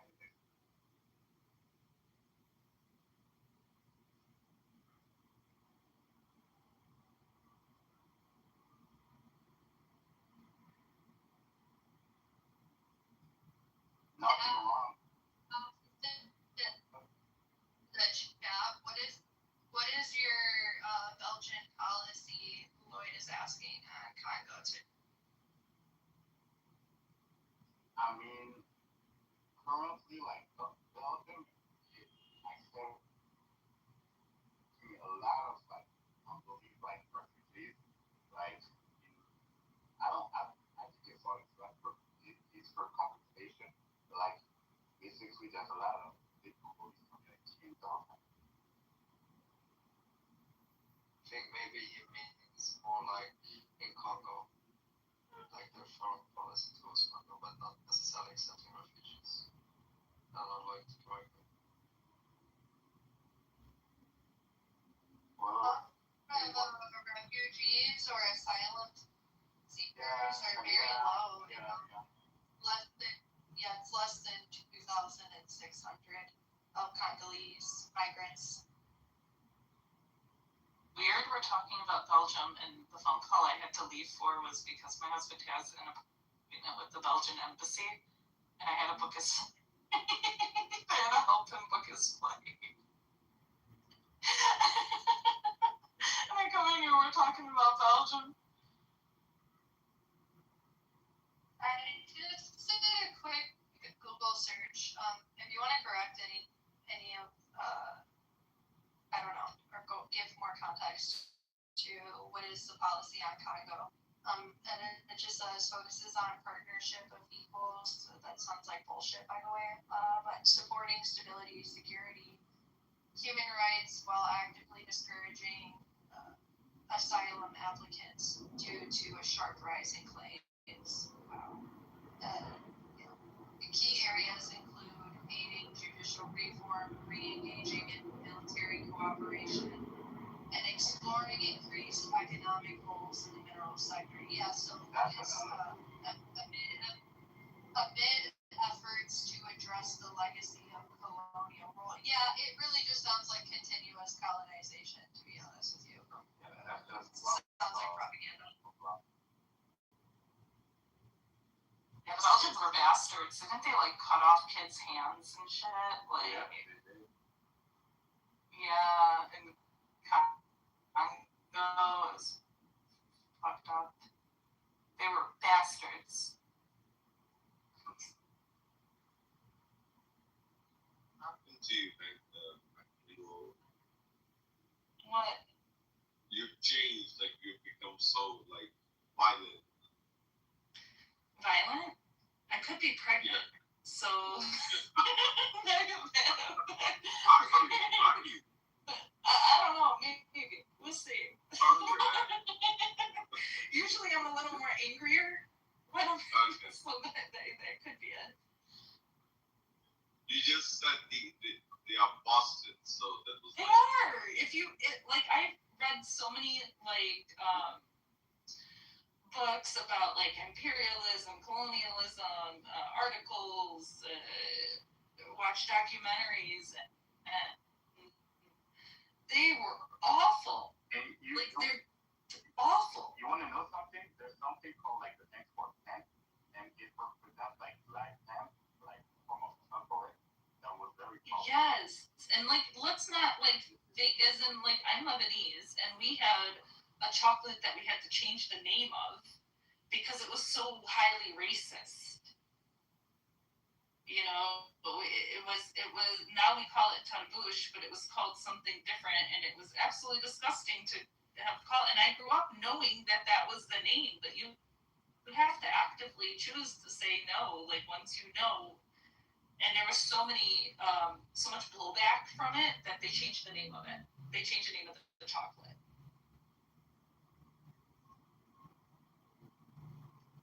But that's abhorrent. How do you feed children a candy called the head of a black slave. And the crazy part is that they have like they also have the topic, they also have this with of that. Like, just looking at things absolutely abhorrent. Like, it's, you can't read these things and say, well, that's my own people, I'm gonna call it out, like, even sometimes when derogatory language is used toward describing black people in Arabic, I have to correct them. Of course, there's nothing wrong with like calling out. For this world to be a better world, people should do that more. Yeah, call it out. Don't be ashamed to call it out. Just say, hey, that's not acceptable. Not in pleasant company. Oh, this is the way they are. This is the way things have always been. Well, so what? Don't let it be that way no more. Don't perpetuate it.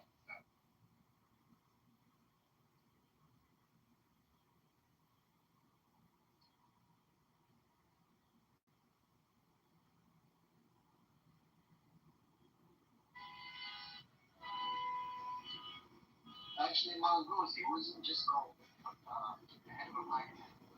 Head of a black slave. Head of a black slave. That's what it was called. Head of a black slave. Yeah.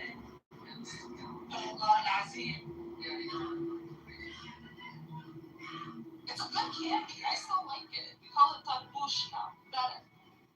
Yeah, tarbush. Much better name for it. Tandoor chocolate. Isn't tarbush means watermelon? No, tarbush is like, the hat that the Turkish guys wear, that little red fez. Yeah, the fez is a tarbush. Yeah, it's something with the young white and the inside, right? Yeah, it's got like a marshmallow cream with the biscuit on the bottom.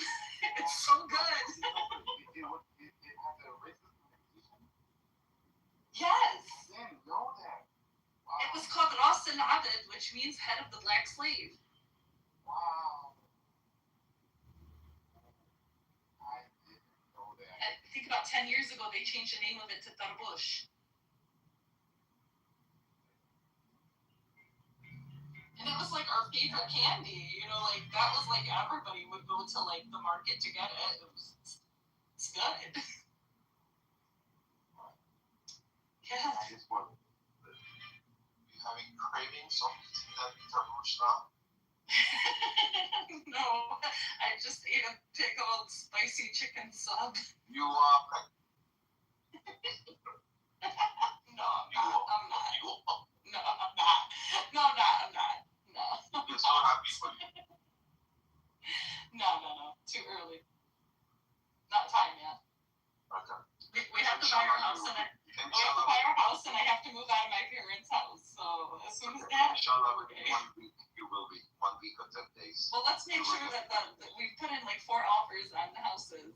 With this market, it seems like somebody's always beating us out on the offer, and I don't understand. Like we're going over. Like we've been offering like tens of thousands over on these houses, not getting the house. So You will get it. Inshallah. Let's see over this weekend. I'm praying. But yeah, that's why he's going to the Belgian embassy to get like a European visa. Like for the both of us, we're gonna. I don't need it, but he needs it. He does. He needs it. I have an American passport. He's just got a green card. He's a resident. Okay. Yeah, so he's got quite a few more years, but he had the green card before we got married. Wow. I didn't give him the green card. He got it on his own. Did he get married to someone else before? No. He applied and paid for it. He's got enough money where they were like, yeah, come on over. You want to start a business? Here you go. I'll give you the green card. Wow. Okay. No, he was already here. Thank God.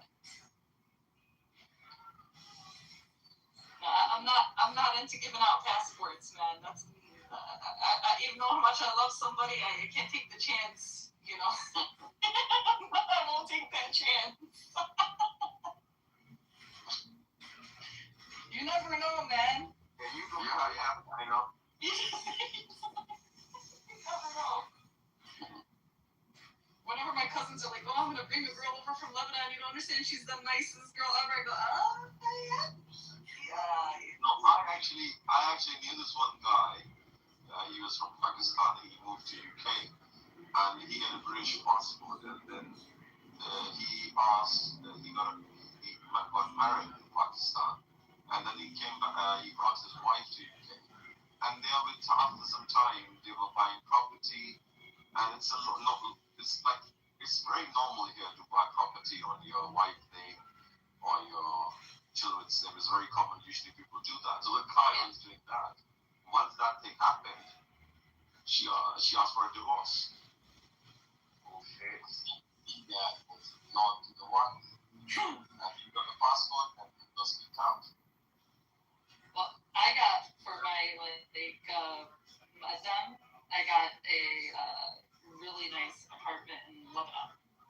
Okay, that's nice. Yeah, very nice in a really nice area. So that's in my name as part of like my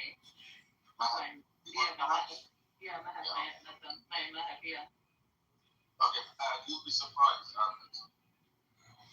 So she's a poet here, and she's also a TV actress. So when she got married, guess what she asked from her husband? What? You can't even imagine what she asked. What did she have? $1 million.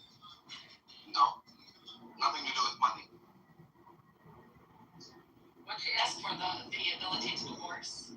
No. She said, my matter is that my husband has to wake up every day at 5 a.m. and never misses Fajr prayers.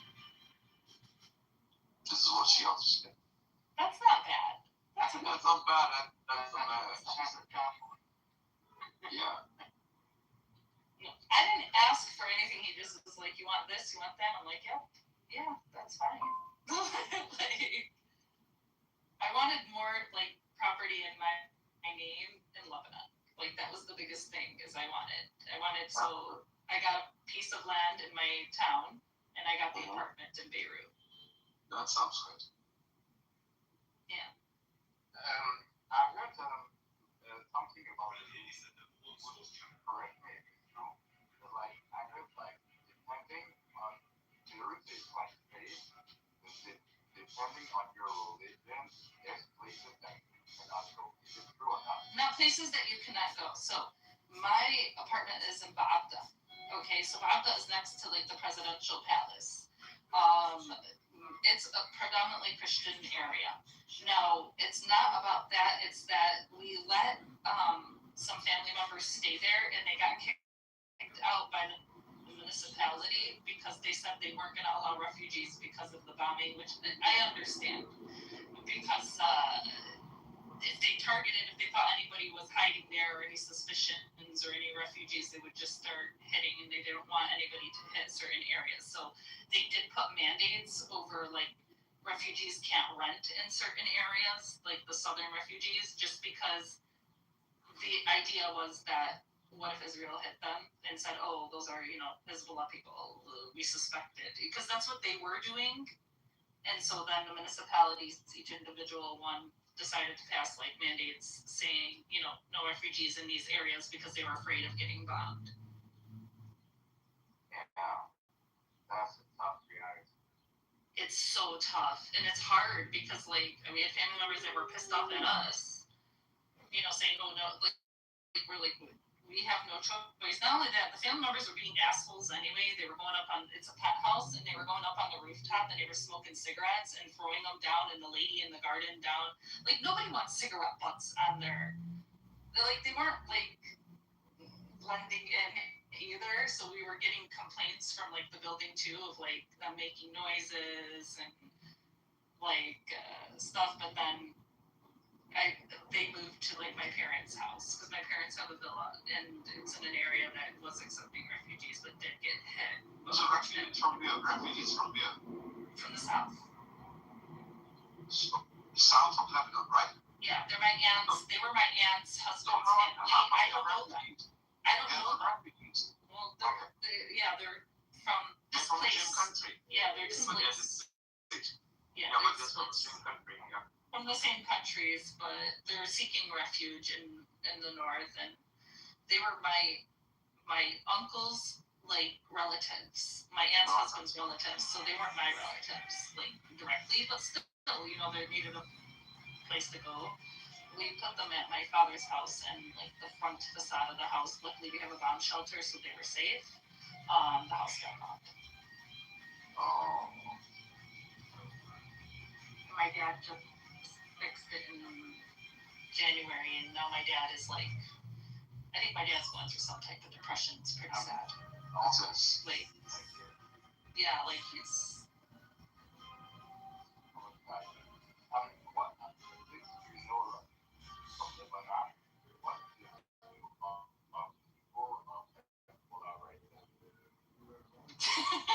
Do you have all day? I have a complicated, unpopular opinion.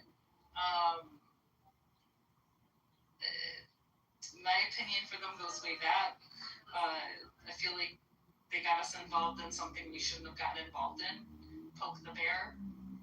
I'm very disappointed, and if you knew you were going to throw rockets, why did you not to protect your people, or did you want mass casualties? Is that what you wanted? I'm disappointed. I think after the Sayed was killed, that the shot off, like the honor, it was gone within them. I just have a lot of disappointment, disenchanted, I guess you can call it. Like, just, I'm against them. No, we're all divided. It's, everybody has like different, it's like, yeah, okay, yes, you defended us, thank you. Yes. My opinion, some people can't see getting it. Some are likely following. It's just very divided at this point. Extremely divided. It's very sore. Yeah, it's like this thing of like, yes, okay, you can see the principle of it, but then what is the other alternative? Shit. What is this alternative? Shit. I don't see any solutions. And we're already screwed before all of this. Economic collapse, inability to govern because we're not picking a government, social problems, influx of Syrian refugees. Just, the place is a shit show. I mean, live on that. What my mind is. I don't know what. I feel like it's not Israeli trying to live on Like, this is the thing. We hear from Iran, we're not going to do any ceasefire unless Lebanon's included. Then we get 100 bombs dropped on us in 10 minutes. There was no reprimand. The ceasefire didn't break. So were we really included in that ceasefire, or is it just hearts and minds? I feel like we're getting a lot of hearts and minds bullshit from everyone, from even our own president. Like, we're getting just a lot of bullshit. And for me as a Lebanese, I'm like, okay, this ends. What happens next? We have a lot of internal problems. We can't blame everything on, it's a combination of everything. Like, you can't say, it's because if Israel left us alone, then we'd be fine. And if Iran didn't come in, then we'd be fine. No, it's a fucking shit show within our own internal selves and what we've done and external as well.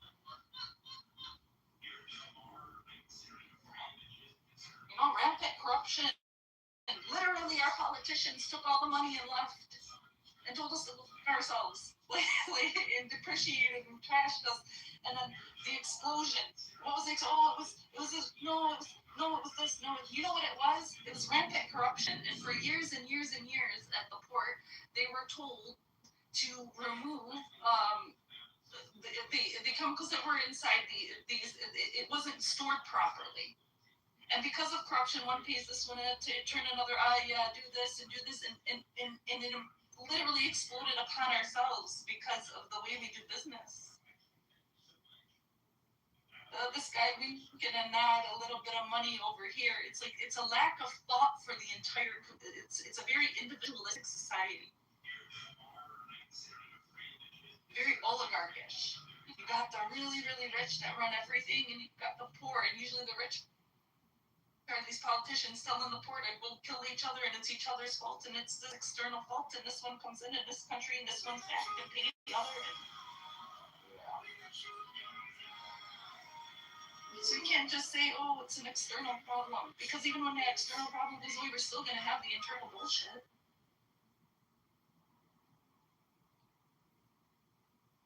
And then the people who can leave, leave. They get educated and they leave.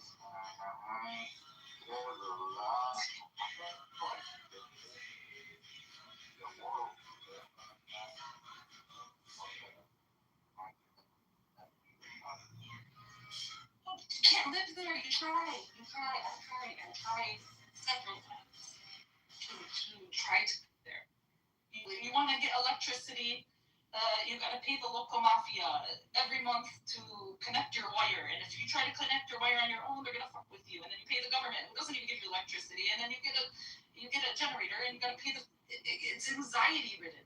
You know, you just, on top of exterior issues, it's living there is anxiety. Like, just being able to function or to get anything done. Like, literally the only reason I can get anything done there is because I know people.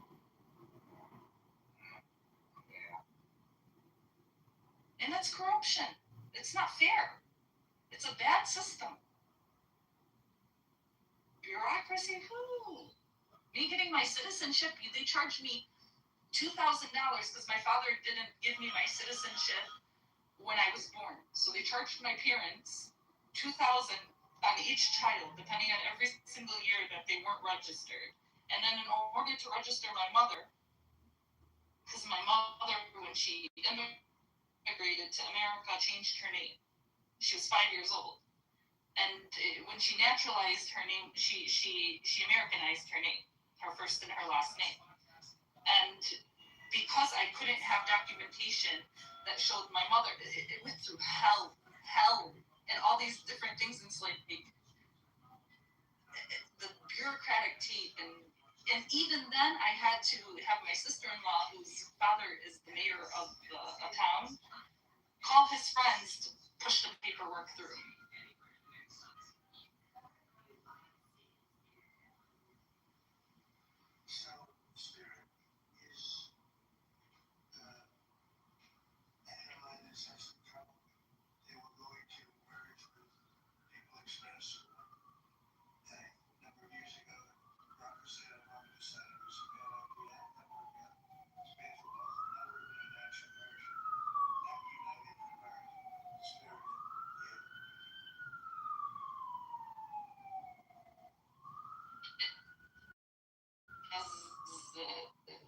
It should be meritocracy, but it's not. Our politicians are so corrupt. Literally, it was comical before even all this war and stuff. We would watch the political shows where they would argue with each other over who stole more of the people's things during the explosion. Like, who stole more? And they're sitting there, right to the shit they're stealing, and he's saying, no, you stole it, you stole me.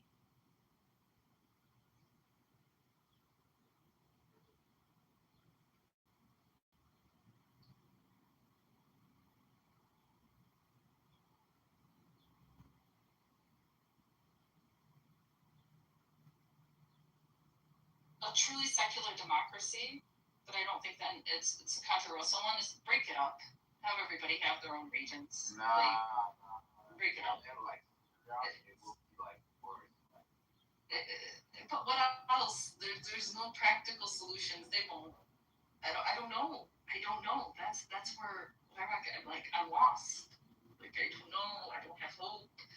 I don't see any practical solutions unless another foreign government, which will have their own interests, which now America built the largest embassy in Beirut, so obviously they have a plan to build this big embassy if they didn't have a plan. And yes, if another country came in and gave us money, army, their infrastructure to organize themselves, all the stuff, and to strengthen our government and our political system, they're always going to want to have their hand in it also, and we will be beholden to whatever they want. So we'll never ever be truly independent. I don't see us being truly independent. Nobody would allow us to. Nobody in the region would allow us to be independent. Nobody wants us to be independent. France doesn't want us to be independent. Syria, for yeah. It's not in anybody's interest. So, like, what's the relationship with Lebanon? There's a lot of hiding stories. I don't get it. I don't really get it. We have a complicated relationship with France. You know, we look at them like our mother, France. You know, but they really were our colonizer and are part of the reason we're in our shitty situation to begin with like Sykes-Picot and the system that they created within our government to stabilize us. That system just doesn't work. It has to be revamped. Yeah. But then also, what's to guarantee free political elections when literally these political parties want us to go and vote for them? But like the system was like after the system for one, like no, before. Yeah, it's before.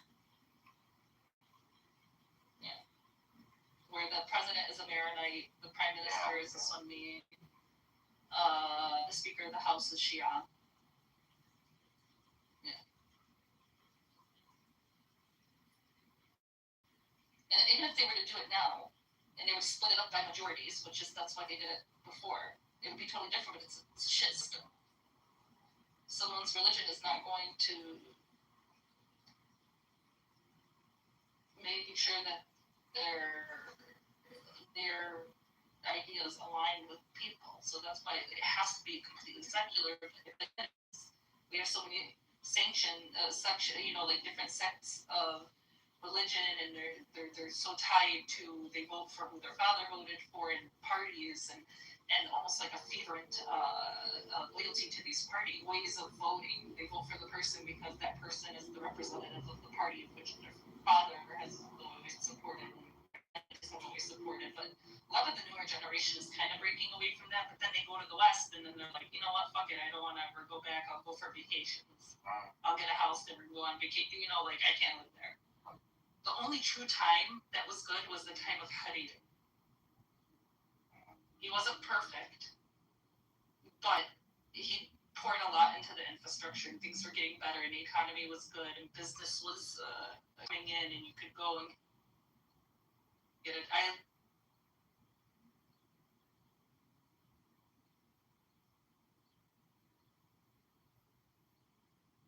Living there, wanting to be there, and then the 2006 war happened, and literally the assassination of Hariri, everything that came after that, factioning off, people starting to get go against each other. You start seeing a lot of the civil war rhetoric.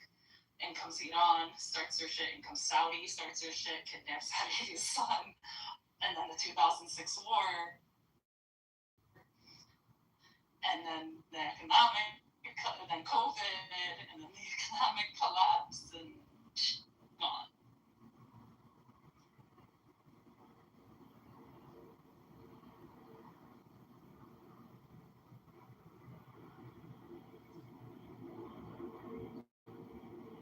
The end of all these sectarian parties, anybody who had anything to do during the Civil War has to be removed. We still have, literally, in politics, how the hell can he still be there after what he did?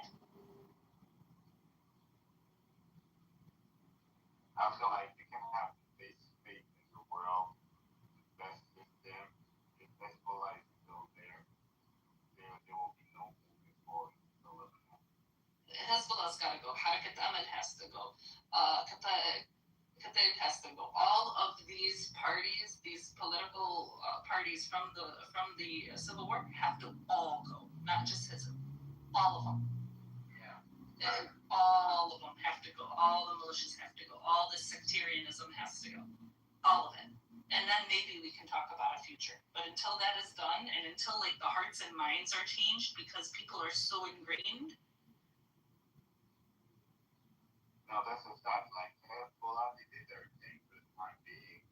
They had like their purpose. So like the country needs to move forward. Like they cannot take the whole country up just like that. That's crazy. No country can operate with a individual militia making decisions for the country, such as entering in war. I don't care who it is. No government can do it. Amir, are you there? Is Amir there? I think he's like he's one of the Hezbollah supporters. Like he's not. He's not. I don't support Hezbollah, by the way. No, he does not. Amir does not. I don't support IRGC or Hezbollah. Because the thing is, the atrocity that happened in Syria, that was a big thing. You know, and I understand if Lebanese folks are, supporting it. I understand their position because that's what they have, to resist against the occupier, which is Israel. But Rob, I heard you support IDF. Is that true? The idea? Yeah, you support the IDF.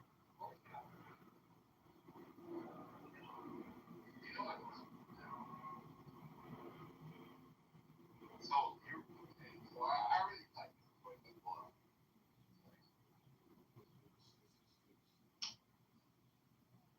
I mean, if you ask Mangoose, at certain times you would support it, right, Mangoose, if they're resisting against the occupant. At certain times you don't have any other choice. If you don't have a choice, and then you got to think back, whose best interest is it for us to not have a choice? There's a lot of people. It's in the best interest of Iran. It's in the best interest of Israel. It's in the best interest of Syria for us to not have a choice. If we had a strong army that was capable, equipped, trained, a strong central government, maybe we'd have choices. But factions and our own internal, because of greed, whatever it may be, but also somebody said something the other day, it's like the oppressed person, right? Can you really judge what the oppressed person does? You can't. It's a sad state of affairs. No solutions. I don't trust nobody. None of these governments. Nobody has the best interest of the Lebanese people in mind. The only country I could see that might have a little of a soft spot, but still has its own interest is France. But we have a complicated, a love, but not love. Was it France occupied at one point? Yeah, but the idea of the people is they have fond memories of the time that the French were occupying. No, that made brothels or prostitution a big thing. Yeah. That's where the word sharmuta comes from. But I'll say that in just a moment. I have to take this call. And a lot of people don't know it, but one of the most racist French people have Lebanon ties. A lot of people don't know that. They have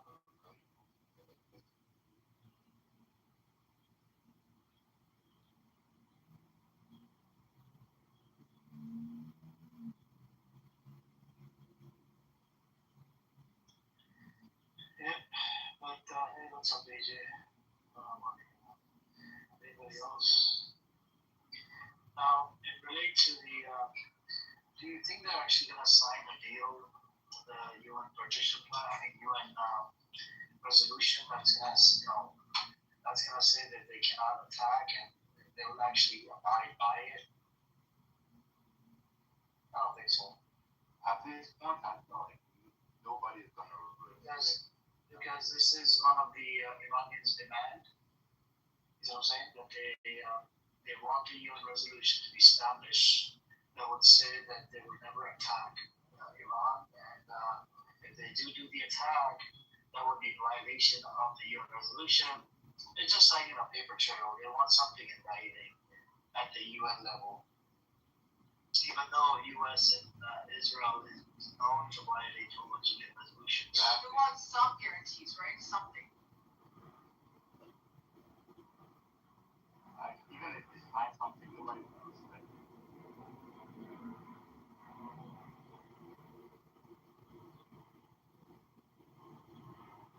Is that all they've asked for? And then just like a UN resolution? Yeah, so they're asking for that. They want America to remove the blockade. You have somebody going to Pakistan. I think it's the minister. There's a Rachi. I'll have to check the name. He's going to in Moscow. Moscow is going to be meeting up. Moscow's meeting up. The Pakistan, I think the army leader is going to be the Iranian official. And there's another one. Moscow, and what's the other one that starts with M as well? What's the one that I said earlier? Muscat or something like that. Moscow, yeah, Moscow. So it's four parties are meeting up, and there's a risk on his life because Israel is known to assassinate people in sovereign nations. So I don't know how they're going to protect his life. But I think the reason why the Russians and the Muslim people are getting involved maybe because of that reason actually, to stop Israel from doing anything like that.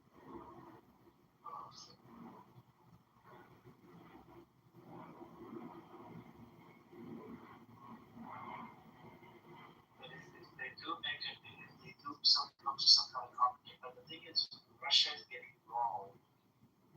Russia does have veto power, right? I think if America and Israel down the road they do decide to do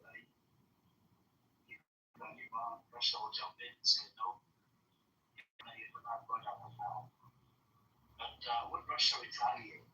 I don't think so. And with this Ukraine thing, it needs to be over as soon as possible. Yeah. It's constant. Like, while Russia is still at war in Ukraine with the world, they better make focus. Do you think Ukraine should join the NATO?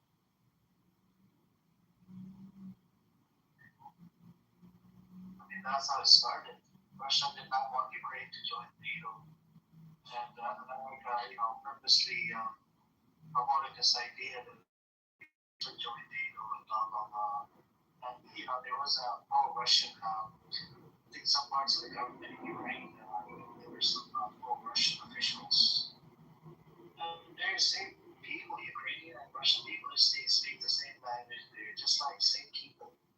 I don't know what to No, they have different.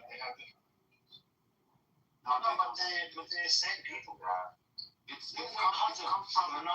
They're not the same people. They're like similar. It's the same background. They look like each other. They just like this. Yeah, but like you still have different. No, but do you think they should join the NATO or not? Bro, if they join the NATO, you have Russia that's against it. They can't not join the NATO. No. I think they shouldn't join the NATO. You know why? Because Russia has the full right to feel threatened. If Ukraine joins the NATO, America can bring its army to the border of Ukraine. So it's. You mean the border of Russia? Yeah, to the border of Russia. Their armies are the border of Russia. Are they? Or is it? Yeah. Ukraine is. Latvia, Lithuania, Estonia, these are all parts of NATO. Now, recently, Finland and Sweden, Turkey is part of NATO. They're already on the borders of Russia. No, so you're saying American soldiers are in the border of Russia? No, NATO. These countries are part of NATO. So Yeah, there are American soldiers in these countries, yes. It's very different from American soldiers. Yes, there are American soldiers in these countries that are bordering Russia, yes. This is already I know American soldiers are in NATO, but are they in? I know of American soldiers that they're are already in countries that border. Yeah. Yes, there are already American soldiers on countries that border Russia. Yes. Yeah, Poland, Lithuania, Estonia, Latvia, Finland, Turkey, all that border Russia. These are all countries that have host U.S. forces. In the case of Turkey, host U.S. nuclear weapons. Personally, I believe that Russia had the full right to attack Ukraine. They had the full right. I don't disagree. I disagree. And it was the dumbest. It was the dumbest decision for Ukraine. Zelensky fucked his country up. He literally fucked his country up. Now, even America isn't backing him up that much. Did you see how he fucking, when Zelensky came to the White House? Did you see how? I mean, bro, he got treated very bad in front of the camera. Yeah, that was the. I don't disagree. I don't think Ukraine should be part of NATO, but it's not because of the reason that you said. Because with that reasoning, then a lot of countries that are part of NATO that shouldn't be part of NATO. Using your logic, like Turkey. Turkey's been in NATO since the I need to check it, but I think that Ukraine, while they were part of Russia in the 90s, had an agreement with Russia that they could not be part of NATO. Yeah, so that's actually the thing. And it's also strategically, it's more of a bigger threat than the other neighbor countries. And they breach their Yeah, you can say that, but I think it's more so about this solution thing of the Soviet Union and the agreement, the Budapest Memorandum, that basically denuked Ukraine and made Ukraine a neutral nation. Like Ukraine was intended by agreement to be a neutral nation, not part of NATO, not part of the Warsaw Pact. That's it. Yeah, and so that's kind of where we should. That's the main reason. Because like you said, a lot of countries are in the border of Russia, right? Are from NATO. That's not the case. Ukraine just breached the agreement that they settled before.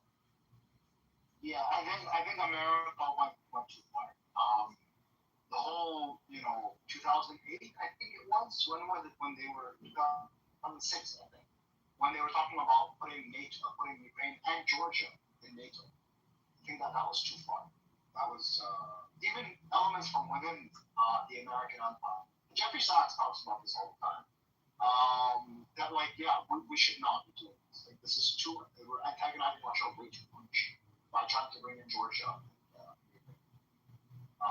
The Baltic states were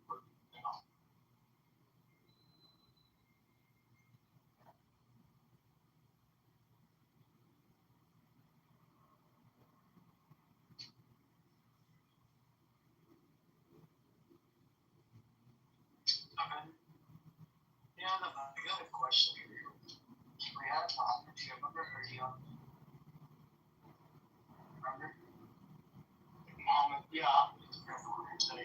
So, last time Edward was here last week, he said Turkey is the biggest threat to Iran. What's your take on this? Turkey is the biggest threat to Iran? I don't think so. No, actually, Turkey wants the Islamic regime. You see, Turkey really wants that. You know why? Because after Iran, Trump will go for Turkey. I don't think America would want to go after Turkey. I think it will definitely work. I'm talking about Iran. It's a threat to Iran's sovereignty, Turkey. No, I don't think so. That's what Muhammad was making the argument that Turkey could be a threat. No, I don't think so. I don't think it's a threat to its sovereignty. It makes sense. Four ballistic missiles were shot at Turkey, right? They didn't accept the claim. And one of them they did accept the claim. They said they did shot it by mistake. And then Muhammad was making the argument they got military base on their head at one time. Remember, Ganesh? You were here, right, last week? So what's your take? I mean, because that's the argument that it's a threat because they have American military base over there. Are you asking me or any other? There as well. I was just saying that I think Turkey definitely have their own interests as well. I think they could potentially be a threat to their neighboring countries. I think if, for example, in Syria, if this guy who came to power, if he wasn't in line with Turkish agenda, I think they would have even threatened Syria's sovereignty. So, I think Turkey also wants to be a powerful state in the Middle East, and they would definitely like to compete with the Iranians and Israel. I mean, hasn't Erdogan repeatedly said that he fantasizes about the Ottoman Empire? Yeah, I think that's more so a threat to Iran's empire, not to Iran's nation. I don't think they have any ambitions to destroy Iran or eat territory from Iran, but certainly to diminish Iran's power in neighboring countries. Yeah, for sure. So they would have proxy wars with the Iranian empire in other countries. They wouldn't actually fight directly with Iran. I don't think so. I'm in near future.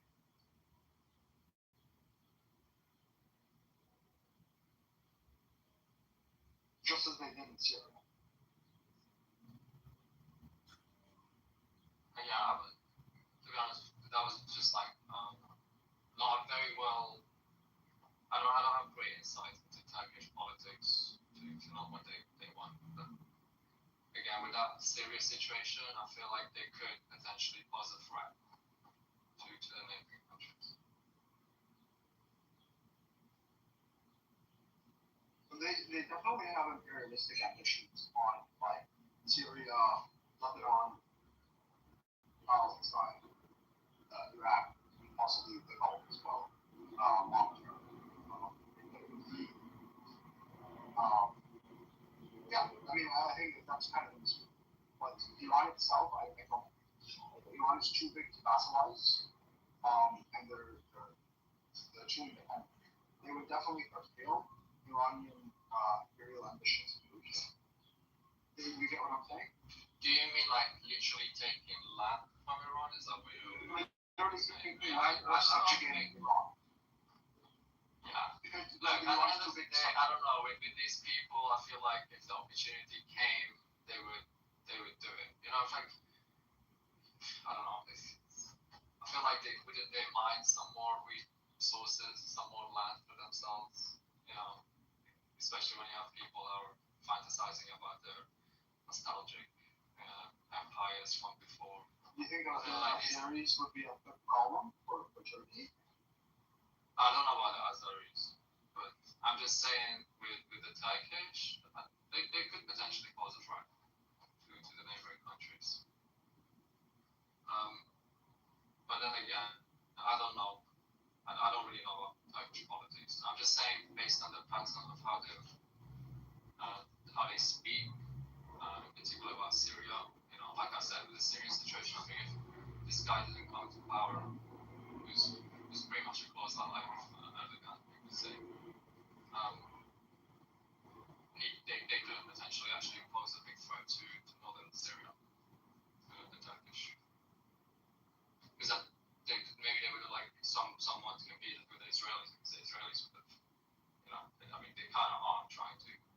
from the Syrians. So the Turkish should be like, well, if they're going to take land, we're going to take land.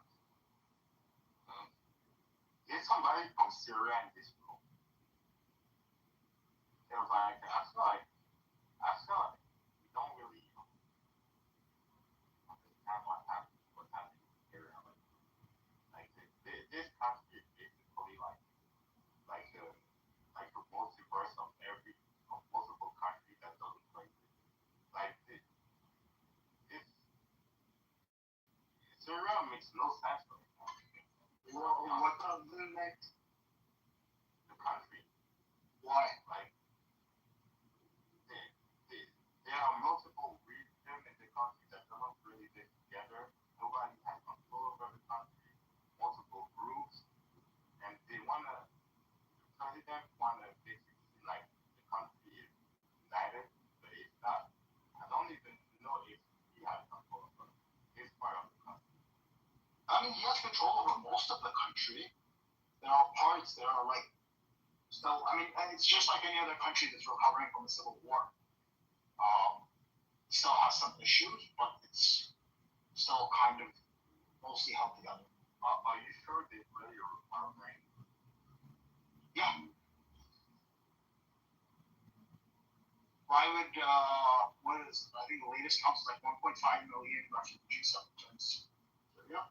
Why would they return if the country would have recovered? No, it's the question. Yeah, they're recovered.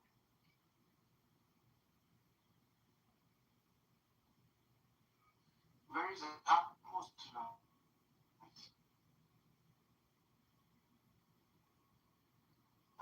Sure, I don't think there's room out. He's bitching over a microphone in the bus right now. He usually has all the telling all the tourists. He always has the room open on Fridays. There is, yeah. Please don't stop that. Please don't stop that album. Please. You should have a room open. Edward, stop summoning this reason. That's anything about Margaret, I realize now, Margaret, I realize your voice now where I talk to you. I talk to you in Amazon's room. Yeah. I remember what you said. I've been trying to move on. No. I've been trying to move on. No, that was not. These beats. Wait, there's an etymology for sure.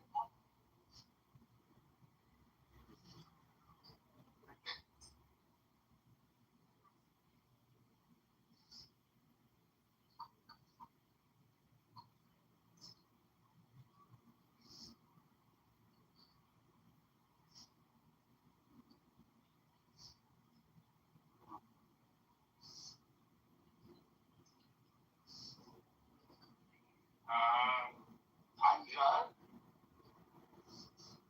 Are you serious? I presumed it was just an Arabic word, that had, a couple of roots. Okay.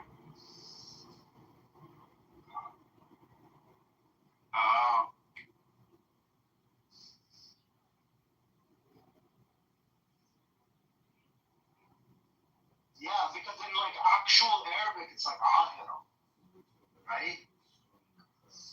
Yeah.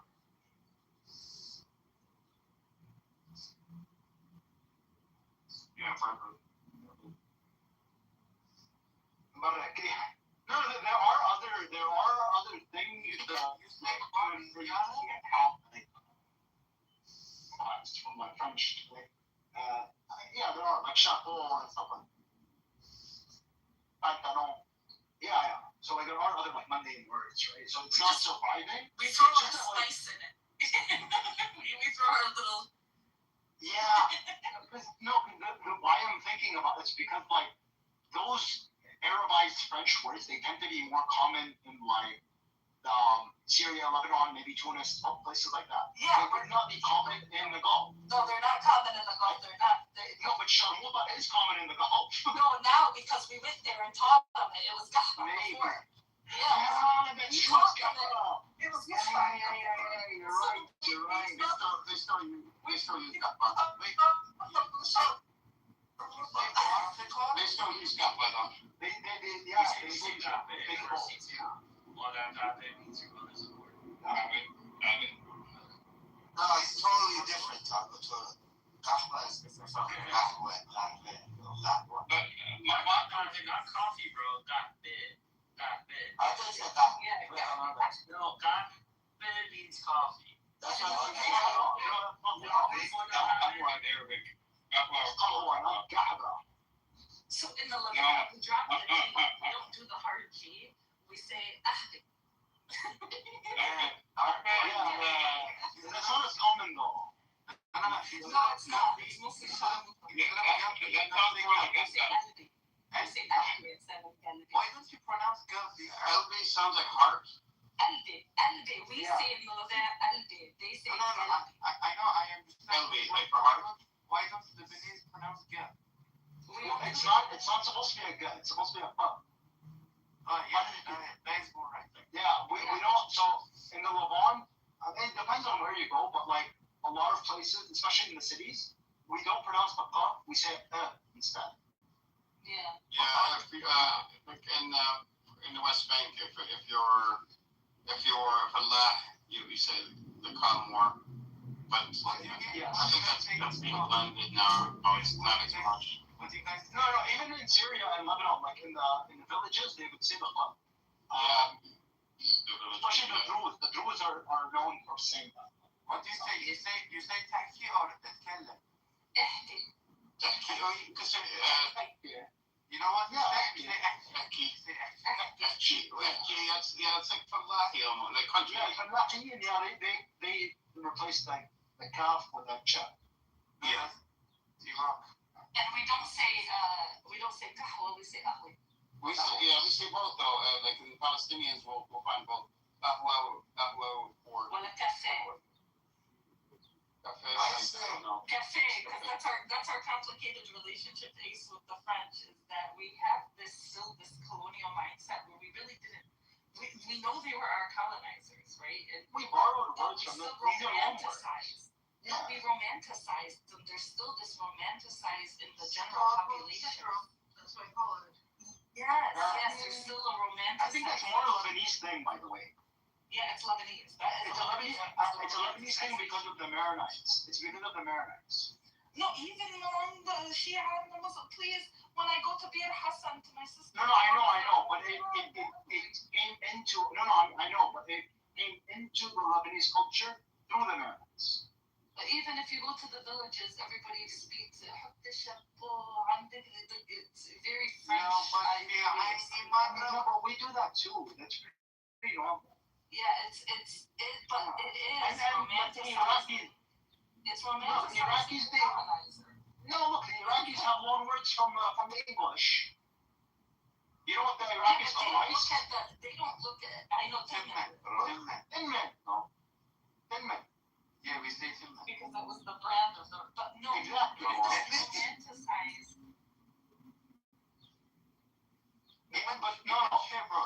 Even Che is for Iraq. They don't say Ka, they say Cha. Yeah, Iran. We want to They have lots of words from Iranians as well.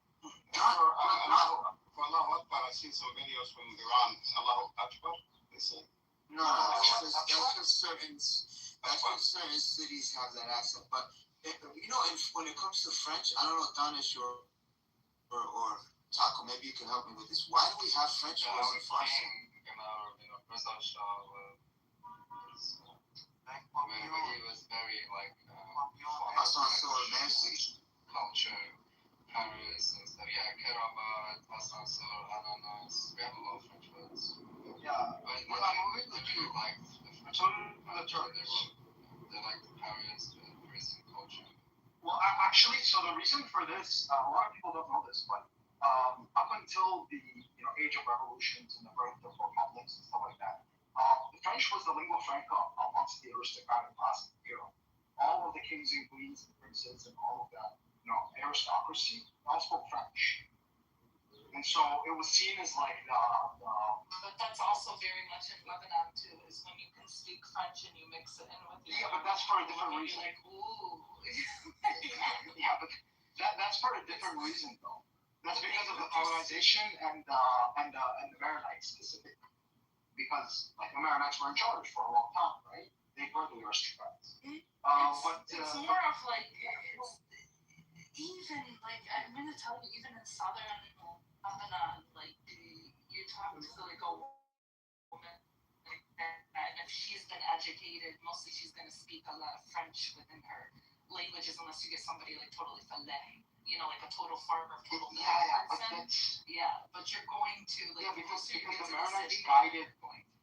Yeah, but the Maronites essentially guided the Lebanese culture. The Catholic Church opened up a lot of schools in Lebanon, and that was a lot of there was free education through like the Rahbat, through the Catholic schools. So the nuns, and the nuns, language was in French. I mean, even up until like 80s and 90s, we would sing the French. I remember I went to a French school when I was really little, and they would play the French national anthem in the morning. By the way, I found that when I was looking for it was the Lebanese national movement, or Lebanese national, what was it? My family was into that. The Harakat al-Wataniyya al-Islamiyya. Oh no, not just the Syrian socialists. So this was like basically everybody joined in together. It was so predominantly pan-Arabist, but there were a lot of other parties that were involved. There was what's his name, So there was the Nasriyin, there was the Lebanese Arab Army, there was there were different parties. The communists were in it, and amongst them was Walid Jumlah. Of course, he was the leader of them, so the Druze. Yes. But you had a lot of other minorities, including the Shia, that didn't officially join them, but supported. Yeah, and even you'll be surprised. Shia, of course. No, but you'll be surprised. You don't even the Greek Catholics, they also joined. But see, like the thing with me is I'm Shia Tishbit, but I grew up secular because my family was socialists. So and so like it was very common for us to have friends from different. I didn't even know like people who I considered cousins were like Maronites or different, even Baptists. We had like they're not like Baptists in America. They're small communities of Protestants. Yeah. They're like really on John the Baptist. Like their religion really focuses on. Are you talking about Median? Yes. Those I didn't even know they existed in Lebanon. Yeah. So we have family members. Really? Like not family, they're not our family, but people I grew up with, family friends. Wait, are you sure the Medians? Yes. I thought they were all kicked out. They were here now because they came in the 60s and the 70s with my family. As far as I know, that they all got kicked out over almost 2,000 years. No, the Shbid is a weird place. I'll tell you something about the Shbid. You will find ancient cults that you never thought still survived in the Shbid. The Shbid is the one place in Lebanon you're going to find Shia, you're going to find Maronites, you're going to find all different kinds of sects of Christianity, like really small sects. What's Shbid?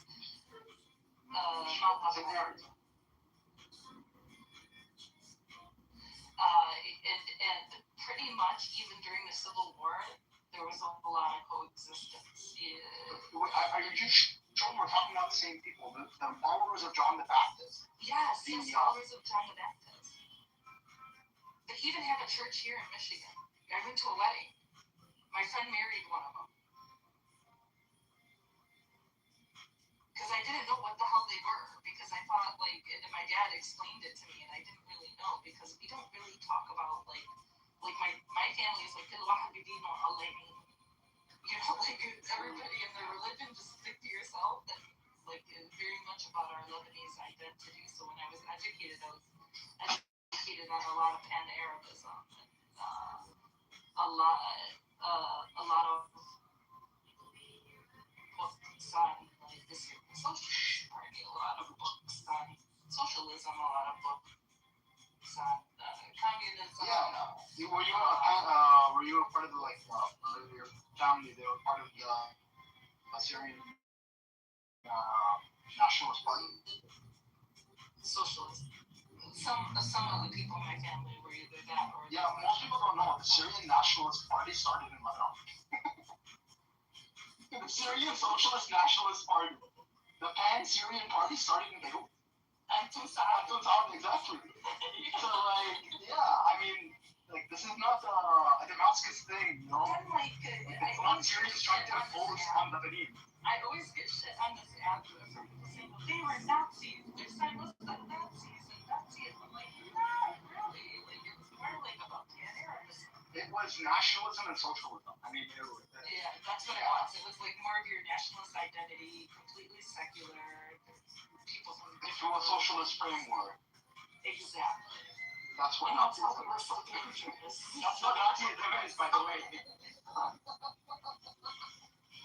I mean, I don't believe in everything, but I do believe in a pan-Arabism. You know, a need to unite. You know, under one identity for just global impact. You know, I the only way we can survive. I used to be a very staunch. My whole family's all pan-Arabs. I'm not as staunch nowadays. Yeah. I'm not as staunch because I can see the faults within it. I'm not as staunch because I see that it's failed. It'll never work. It'll never work. It won't ever work because people are so hold to their sectarian ideals. You know, it's. No, that's not even why it won't work. It's hard. It won't work. No, that's not why it won't work. It won't work because Arabs are too corrupt and too power hungry. Too tribal. They're too tribal. Tribalism is also problematic, but when you have someone like Gaddafi, who's a leader of of Libya, trying to become the leader of Egypt. He's a bastard, man. I hate him because of what he did with Musa. What did he do to Musa? He disappeared him. Yeah. I think the only politician ever that I can venerate, they killed him. Yeah, he killed him. That's why we have his son in jail. Gaddafi killed Musa Sabah? I mean, the thing is, with Musa Sabah, is till this day they deny that he was killed. They say he was still held. It's still no, Mossad did not kill it. There's actually even people that were from the IRGC that have come out from the beginning of the revolution that admitted to having a part in setting him up with Gaddafi, and even members of the PLO. This is starting to sound very anti-Semitic. It was our own. We fucked up. We really fucked up and showed the worst of us in that moment. So. I don't like Musa Sabah because he was the one that made Alawis Shia and gave us Hafiz al-Assad as president. So, yeah. I don't think he. I think if he would have survived, he would have tried. That's no, but he was the one that made the fatwa, right? Musa Sabah? I don't think so. Musa Sabah was more about internal Lebanese issues and not wanting, because the thing with him and Gaddafi was the biggest thing was that Gaddafi did kufr in front of him on a Quranic verse. Because you know how Gaddafi liked to change the Yeah, it was Musa Sabah. No, it was Musa Sabah. No. Yeah, I'm reading it now. So Hafiz al-Assad rose to power in the 70s, and then Musa Sabah, because the Syrian constitution says that the president has to be Muslim. Assad couldn't become president because Assad was an Alawite, and no Muslim recognized the Alawites as Muslims. So he put a puppet in charge until he can consolidate power. He tried to change the constitution to remove that clause. He couldn't. Yeah. So he went to Musa Sabr. Yeah, he went to Musa Sabr and Musa issued the fatwa calling Alawites Shia. Also, he was very, like, he has a famous phrase that sects are not evil, it's sectarianism that's evil. And he did want to bring together the people more, and it was totally pushed back. And like that, he had very, like, the funny ideas and very much extremist ideas that he wanted to imply onto Lebanon that would have never worked. You can't. Lebanon is so diverse that you really can't do anything like that. Like, it would never work to have, like, one vibrant Lebanon. It's way too many diverse religions there. Musa said that it was more about, like, the Shia were disenfranchised. They were poor, undereducated, low-level work, and it was the Shah of Iran that helped with educating and bolstering the rise of the Shia population in Lebanon. Like, from a very disenfranchised group in a minority that was, like, picked shit on. Yeah. So, I mean, I don't think he. Do you think he would have supported him? No, I don't think so. I think that was the he was all about allegiance to the what do you call people? Like, wasn't that his theology? No. He did not believe in imposing it. No, but he believed in it, right? Of course, he could believe in it, but, like, not. No, he did. Like, cause, like, by the time he disappeared, the Walid al-Faqih ideology was already out there.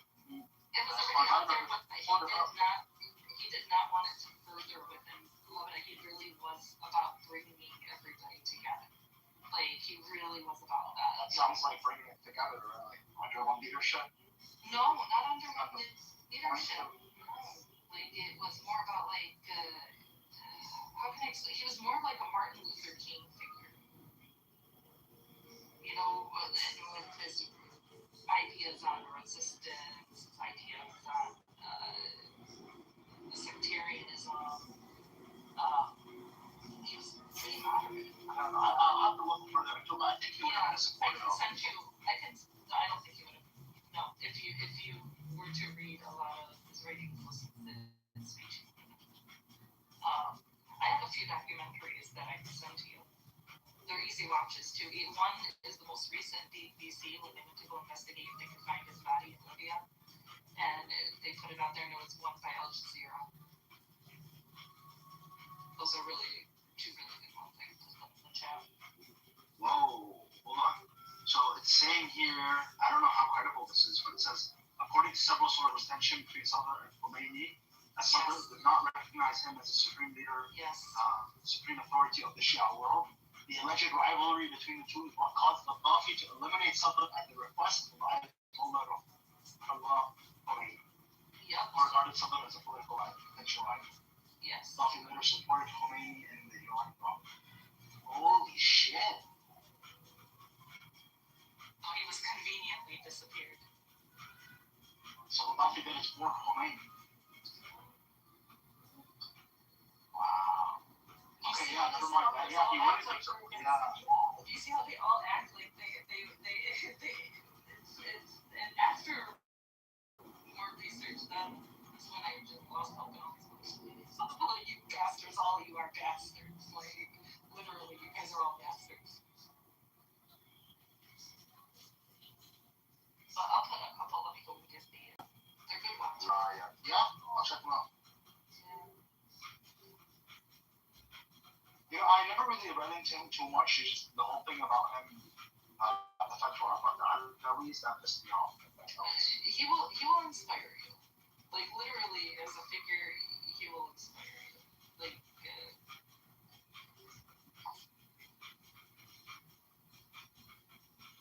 it's sad, like, how when we might have leaders that can give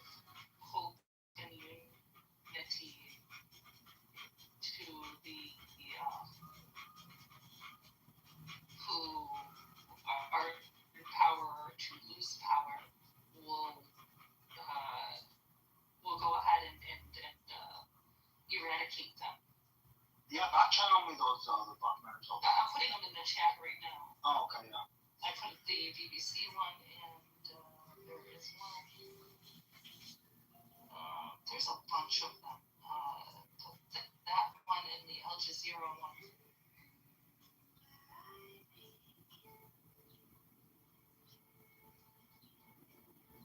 The Imam and the Colonel.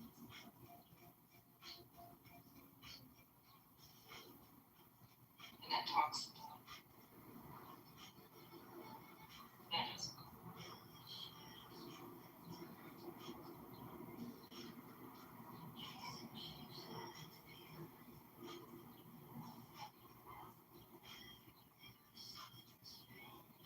the BBC one is when they go and investigate and you see like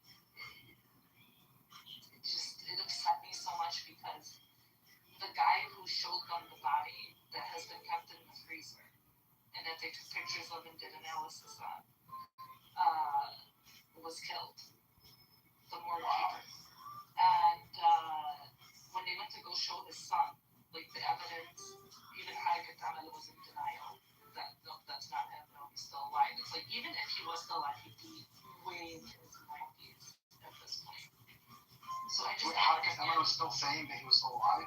Yeah, Haikatana stands is that he's still alive, and every year on the year of his on the anniversary of his disappearance, they do a rally. Oh my God. Like the Mahdi. He's never gonna die.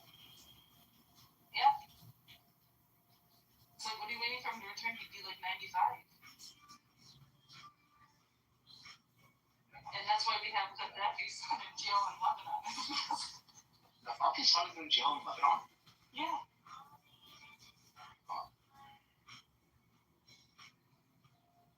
Why? They took him until they could give them information after the fall of Gaddafi of what happened to Musa Sadr. And he never told them? No, nobody's really releasing him. But yeah, I think they are thinking of releasing him at this point. There has been talk. Yeah, because like it's the Christian government that's like.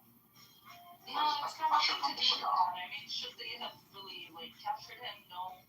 You know what I mean? It's more of a thing of like they were trying to get like your Gaddafi's son for information on can we bring up Shane? He wants to come up. Let's bring him up. I don't think there's moderators.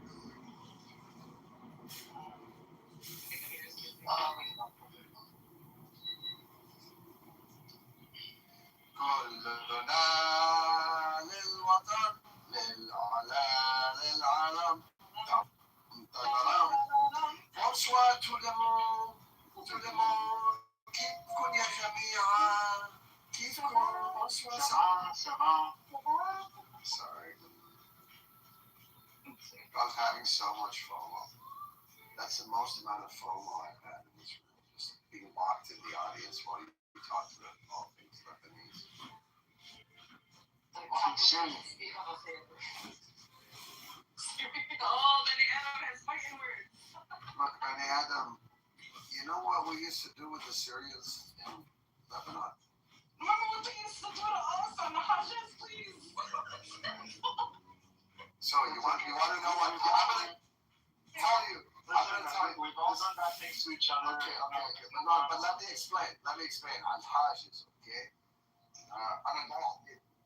Personally, I love that song. Like that song by Ashur Leila is probably one of the best. Let me explain to you what we used to do. Al-Hajjaz? No, wait. It's a good song. We're pulling up into the village. You see a big poster of usually Hafiz and Hassan. They stop you. Nobody actually listens to what the other person's saying. It just gets so repetitive, right? You gotta roll your window down a little bit, and the soldier mumbles it, and the guy in the car mumbles it. My cousin would drive by them every time, roll his window down. The soldier would go fuck up. My cousin would say it, and just keep over and over. And I would be losing my mind, terrified, and he just kept doing it over and over. Dude, if they caught him getting that whole uplet, they used to freaking give people in my neighborhood uplets just for fun. No, they would kick the kids' asses for fun. So my Syrians were solid. They're fucking more than savage, man. My grandfather was the mayor of our village. Okay. One time, now my grandfather, J.M. Hobbs Nasser, was a police officer. Your grandfather, yeah, I think you told me about this. So your grandfather was a police officer in Syria, and you're still denying that you're Syrian? You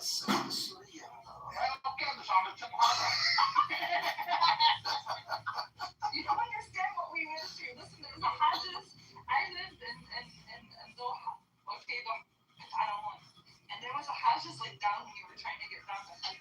I couldn't walk past that Hajjus. Like I couldn't go past the bikini and the gym on the corner because my dad would not let me walk by because they used to rape girls, man. They would flirt with you and they would cause problems. Oh yeah, they would rape girls. So you had to be clear of them. You didn't want to be a girl driving in a car alone and getting stopped. They used to steal our sheep. I don't know what they did with the sheep. I hope they ate them. That's something else. One time, Ali Boater, there's this kid we used to call Ali Boater in the neighborhood.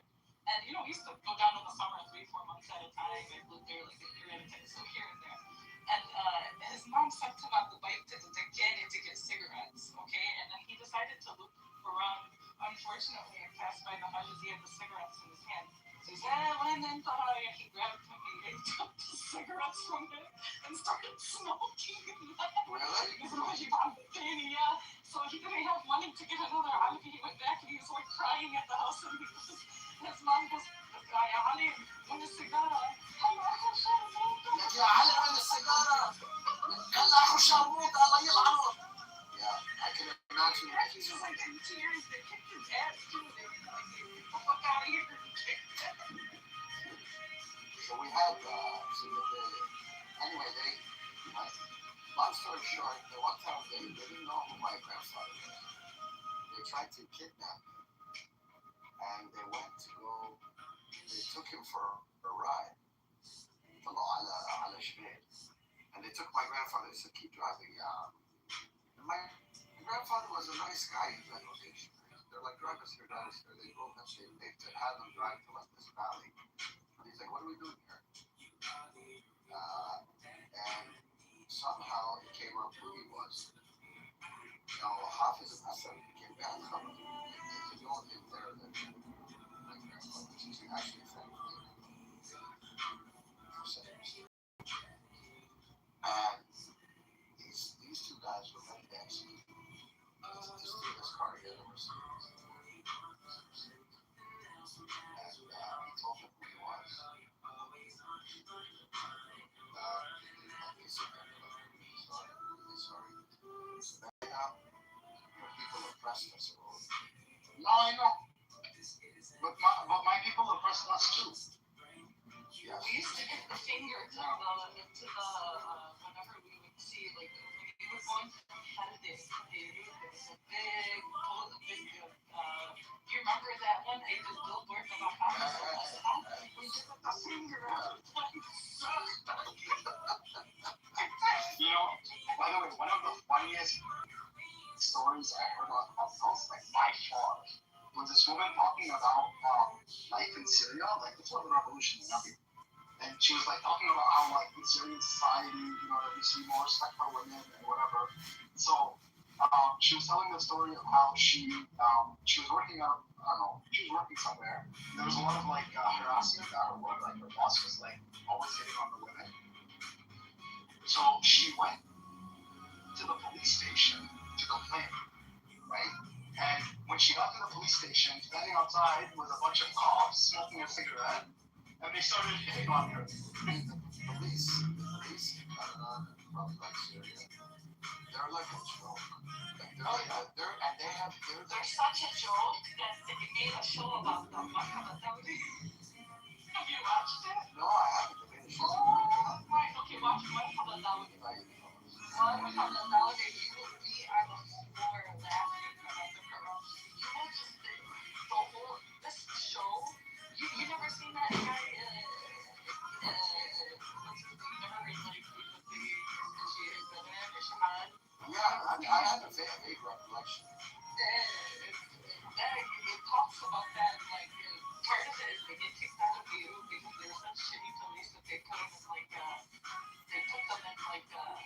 They stayed in the bayah, and they had just the outfits from the Hajj and the Sudan that they left, so they were used to them like a Lebanese.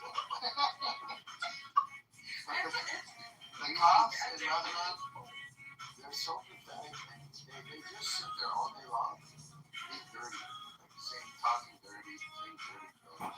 They're dirty. They don't do shit. And they get pissed at you if you make them want to have to do shit. Like it's like you're bothering them. Literally, if you go to Lebanon and you talk to the cops, you're getting asked. You're 100%. They're waiting for your ass for anything. Get brought in.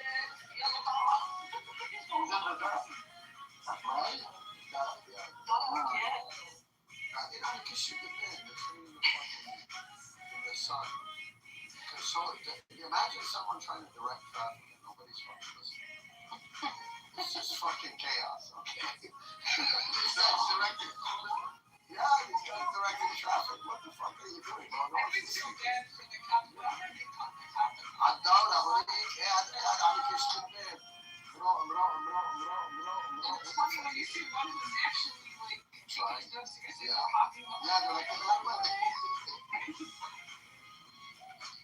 I once got bitched at for stopping at a red light in Lebanon. I was with my dad, we got a ticket. Did you guys ever drive in Syria? Yeah. Yeah. Did you notice how in Syria, the right of way is for the person entering the war? The right of way is the person with the shittiest car. Besides the Kashalo in the middle. No. I'm saying like legally, the person in the war has to stop for the person that's entering the war. Iran's the same way. It's the opposite. It's the opposite of the whole world. Iran's Why in the flood? That's the most retarded thing I've ever seen in my life. But do you wonder? No, this was not some version. And everyone's like driving in Beirut, no one listens to the traffic, and they get mad at you if you stop first and you want to go. He wants to go. It's like who's gonna go first? The person. And then if you're on a Michigan left, and if you're not turning left fast enough, he's gonna go around you and fucking cut you off. It's the worst. You remember when they first turned the traffic lights back on? Like, early 2000s. For what reason? Who's gonna listen? Nobody listens to the traffic light. My cousin went down and he set up a tripod and he fucking filmed it. It was the most hilarious shit. You ever see the guy? You know who are the menaces to society are the ones I would want to see. Those are the biggest menaces to society. Actually, no, there's bigger menaces. There's these guys that take something that looks like a color and a motorcycle and something else had a baby. And they're like, what the fuck is this? I don't know what it is, bro. It's a three-wheeled motorcycle / pickup truck, right? Bro, It's a makeshift. It's a makeshift. Freaking milk crates on the back. It's like a motorcycle from the front and a pickup truck from the back. Bro, this thing was so dirty and rusted. It actually had grass growing out of it. One time I went into a taxi cab and the bottom of the car was missing. He's like, what the hell is that?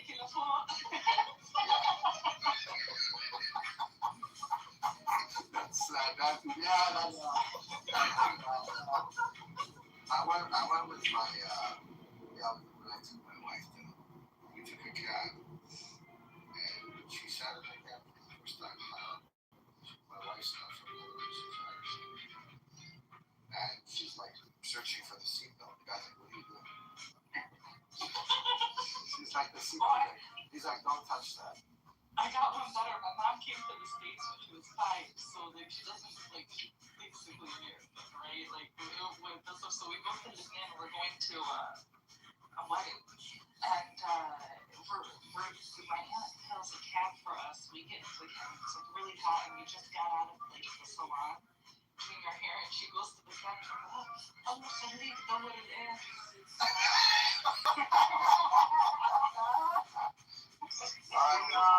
We're losing the room with our Valentine humor. No. Nobody else gets it.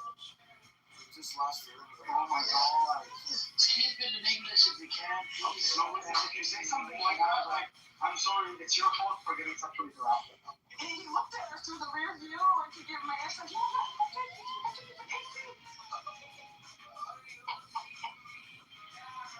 Yeah, Amir, what's the daily dose today? What's happening with it? Who's throwing ketchup at who? So the ketchup was on that guy, what's his name, Razapaladi yesterday, tomato sauce. Yes. And then we got the, what is it, apparently Iran FM Foreign Minister of Iran is going to Islamabad tonight. You think he's going to buy Islamic things? He would go buy some things? No, it's Moscow's coming there. There's, who else is coming? Let me see. Amir, apparently it's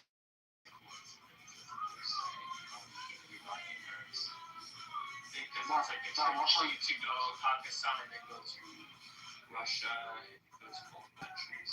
So I thought Moscow's coming to Pakistan. No, I thought Moscow's coming to Pakistan.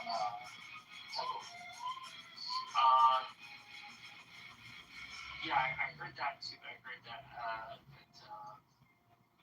they have envoy going there to Russia. I'm not sure exactly why. It's all speculation. Hey, If Iranians go to actually negotiate with Kaf and Christian, I'm sorry, I'll lose so much respect. If they can do what? Say that again, please. If they go to Islamabad to negotiate with Kaf and Christian. Oh, no. They're only going for constipation. They want constipation from Russia, Pakistan, and there's another country I keep forgetting the name. It starts with M. Moscow? Oman? Yeah, Moscow. Yeah, Moscow. Yeah. So, do you think Russia would throw Iran under the bus if they were to get into Ukraine? Well, I don't know this. I don't know. The Russian, okay. They won't get it. No, I'm saying, yeah, like if America was like, listen, we'll give you Ukraine, not under the table, obviously, whatever, yada, yada, yada. But like, if that's something you have Ukraine, but like, say, stop helping Ukraine. I could see that. Yeah, right? Oh yeah, I can see that.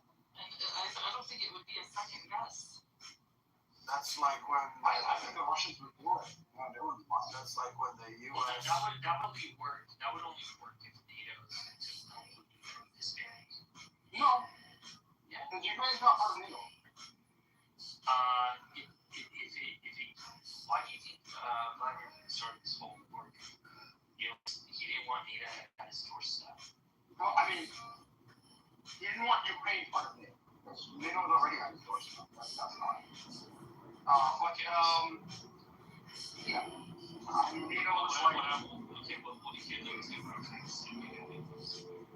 What I'm trying to say is, if this goes through, right? Yeah, Vladimir would love it, but the rest of the European countries, Yeah, they would. that's the point I'm trying to get at. Yeah, sure. I mean, America does a lot of things that the Europeans don't like, but the Europeans are going to stay part of NATO because they need it. Right? I mean, he's talking about the agreement. Come on. But the thing is that I can see the Americans making that kind of deal, and I can see the Russians potentially accepting that. I don't know if it'll actually happen, but because the Russians haven't been officially involved so far in the negotiation. I do want to ask Taco something. Taco, did you go into your Nemesis room? It was in Farsi. No. Okay, there was about 4 anonymous accountabilities. And do you know what the big thing was? 2 of the enemies in the same fucking room. The person starts with the R, and then this other person's name that starts with the S. And guess what? They're not moderators. Well, whose house was it? That was the, I think it was, So Moya and Sella were in a room together and they were fighting? They were not bond. And there was about 4. 4 anonymous accounts in the audience. I'm like, who the fuck are 4 anonymous accounts? I need to find out. No, I never use anonymous feature on this. Like, maybe I should, but you know me, I'm American. This truth. You need to listen to the conversation they were having. I don't have time. Android has screen time. iPhone has screen time. If you look at your screen time for 20, maybe 25, how many hours does it clock on Clubhouse? I don't know, millions of years, millions of hours, gazillion hours. Like, you know. Exactly, bro. You're on here 24/7. So. But anyways, I like I would like to go to rooms where I can actually learn something from someone, and I don't think I can learn it. I'm not into the gossip aspect. Just doesn't interest me. It's more entertaining. Drama is more entertaining. What about it's about normal? Bro, the Persian drama is something else. It is, but it doesn't interest me. I mean, I can see, even how normal church is. Dude, I've been in other rooms where they have like titles of drama, where they like chillism, or these other rooms that are like mostly American. And I've gone in the side and Alabama's come in and they just all at once just fucking shitting on the guy, disrespectful. So I did get a little chuckle out of that. You guys didn't come in here anymore. It's not normal. What do you want? No normal black girl. These guys are who they are. They will never change. They will never change. No, but at least Black Lives still comes back. Normal. Look, all I wanted was is the shape. All I wanted to know normal was an apology for giving me a threat that he's going to send FBI to my address multiple times. You'll never do that. And I wanted him to bow down, just like, you know, how Iran is trying to get America to bow down, Trump. That's what I wanted. I wanted this fucker, this pedophile defender. He's a pedophile defender, Norm. Wanted him to freaking bow down and apologize. And I even put another condition to him. I said, moving forward, I don't want to see you as a motherfucker, you know, doxing anybody on this fucking app. Because he's into doxing. He said, and I told him, you know, you can't be doing this. I'm giving you, you know, I'll probably delete the, you know, the video that's on there. But the guy is still triggered up till now because, you know, how he was asking Donnie for, you know, photos. And I called her anti-Semitic, even though she's a Jew. He's still talking smackly like Amir. He talks to John Kitover, by the way, on private phone call. I think he's here. I did a good job, Shane. I won. What I give on won? I won as well. Yeah, he won. No, it's one of Easter decent idiots.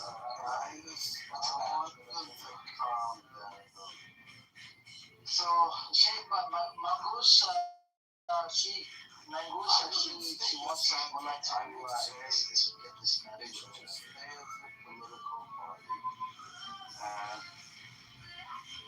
I say Kilonia and Kilonia.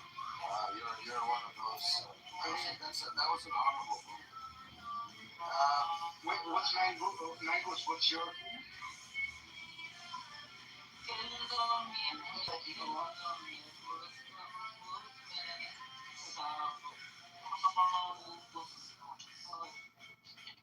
You can't do that though. Like practically, like nothing. We got close. It was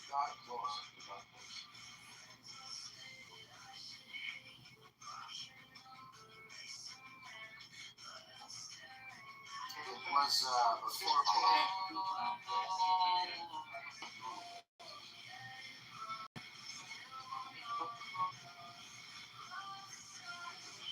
Isn't there still sanctions on your army?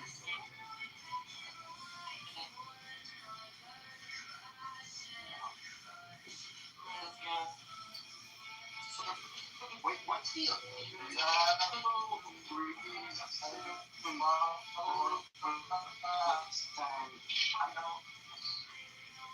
hold on.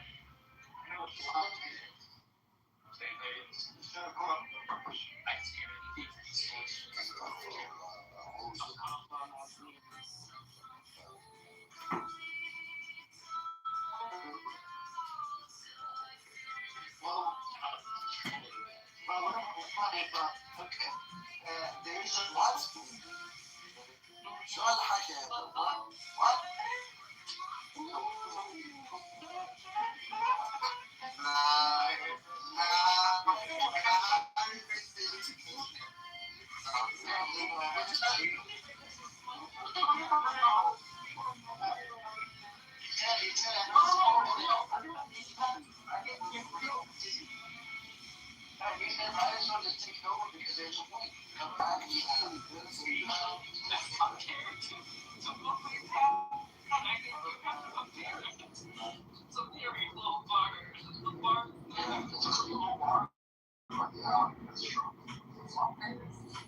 Well, the other fuckers, they stole it. They stole all the money. No.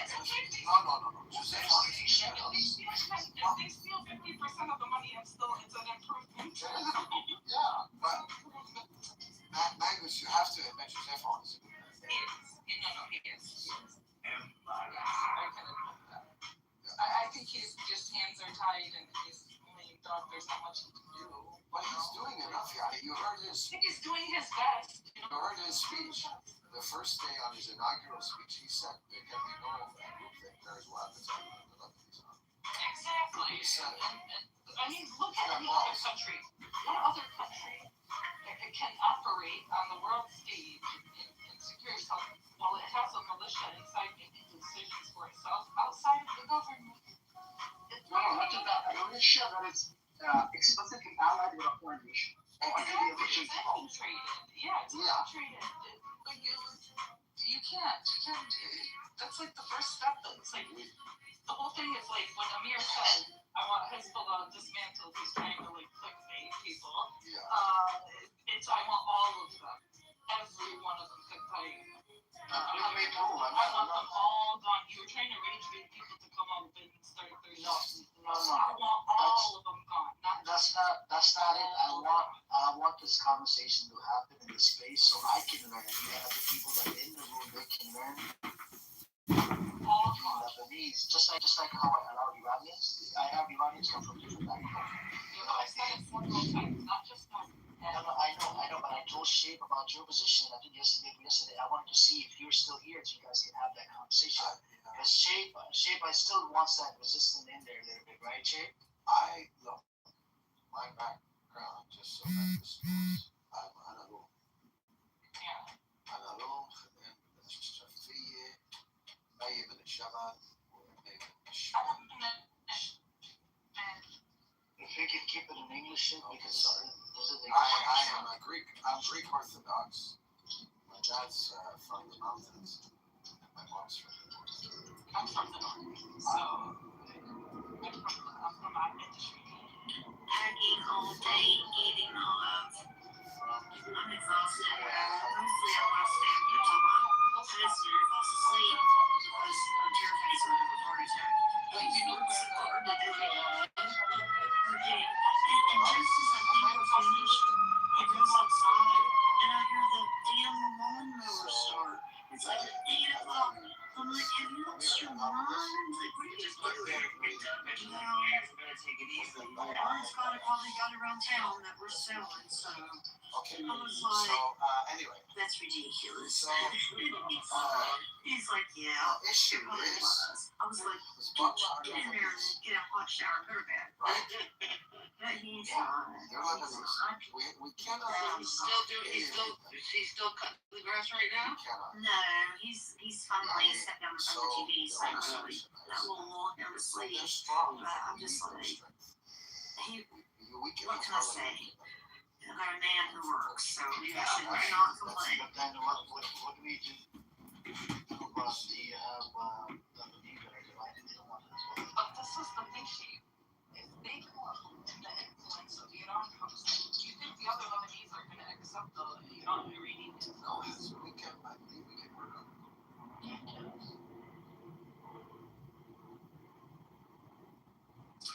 Brownfield sites, Superfund sites.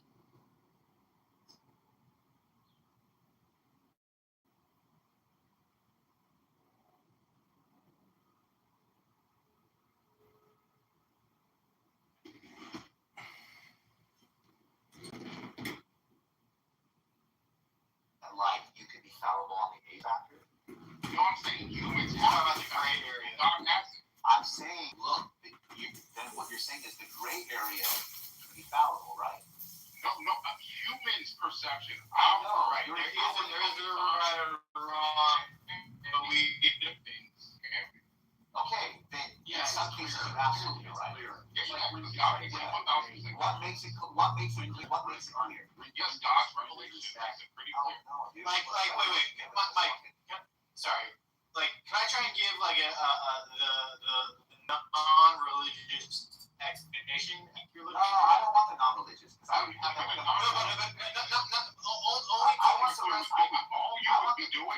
All you would be doing is giving a natural theological. I want the God. Here's what I want. I want the God's nature response. And all I'm saying is this. Let me ask you this. This is very simple. What makes it so clear and easy to understand in some cases, but not in other cases? Because children develop, and because they develop, they get to a point where it becomes normal. I know. So now what we're saying is this. Yep. There's a developmental factor that makes it easy to understand, right? Yes. Okay. Now we're made that angle. Okay. Now why? But insofar as he didn't. Okay. No.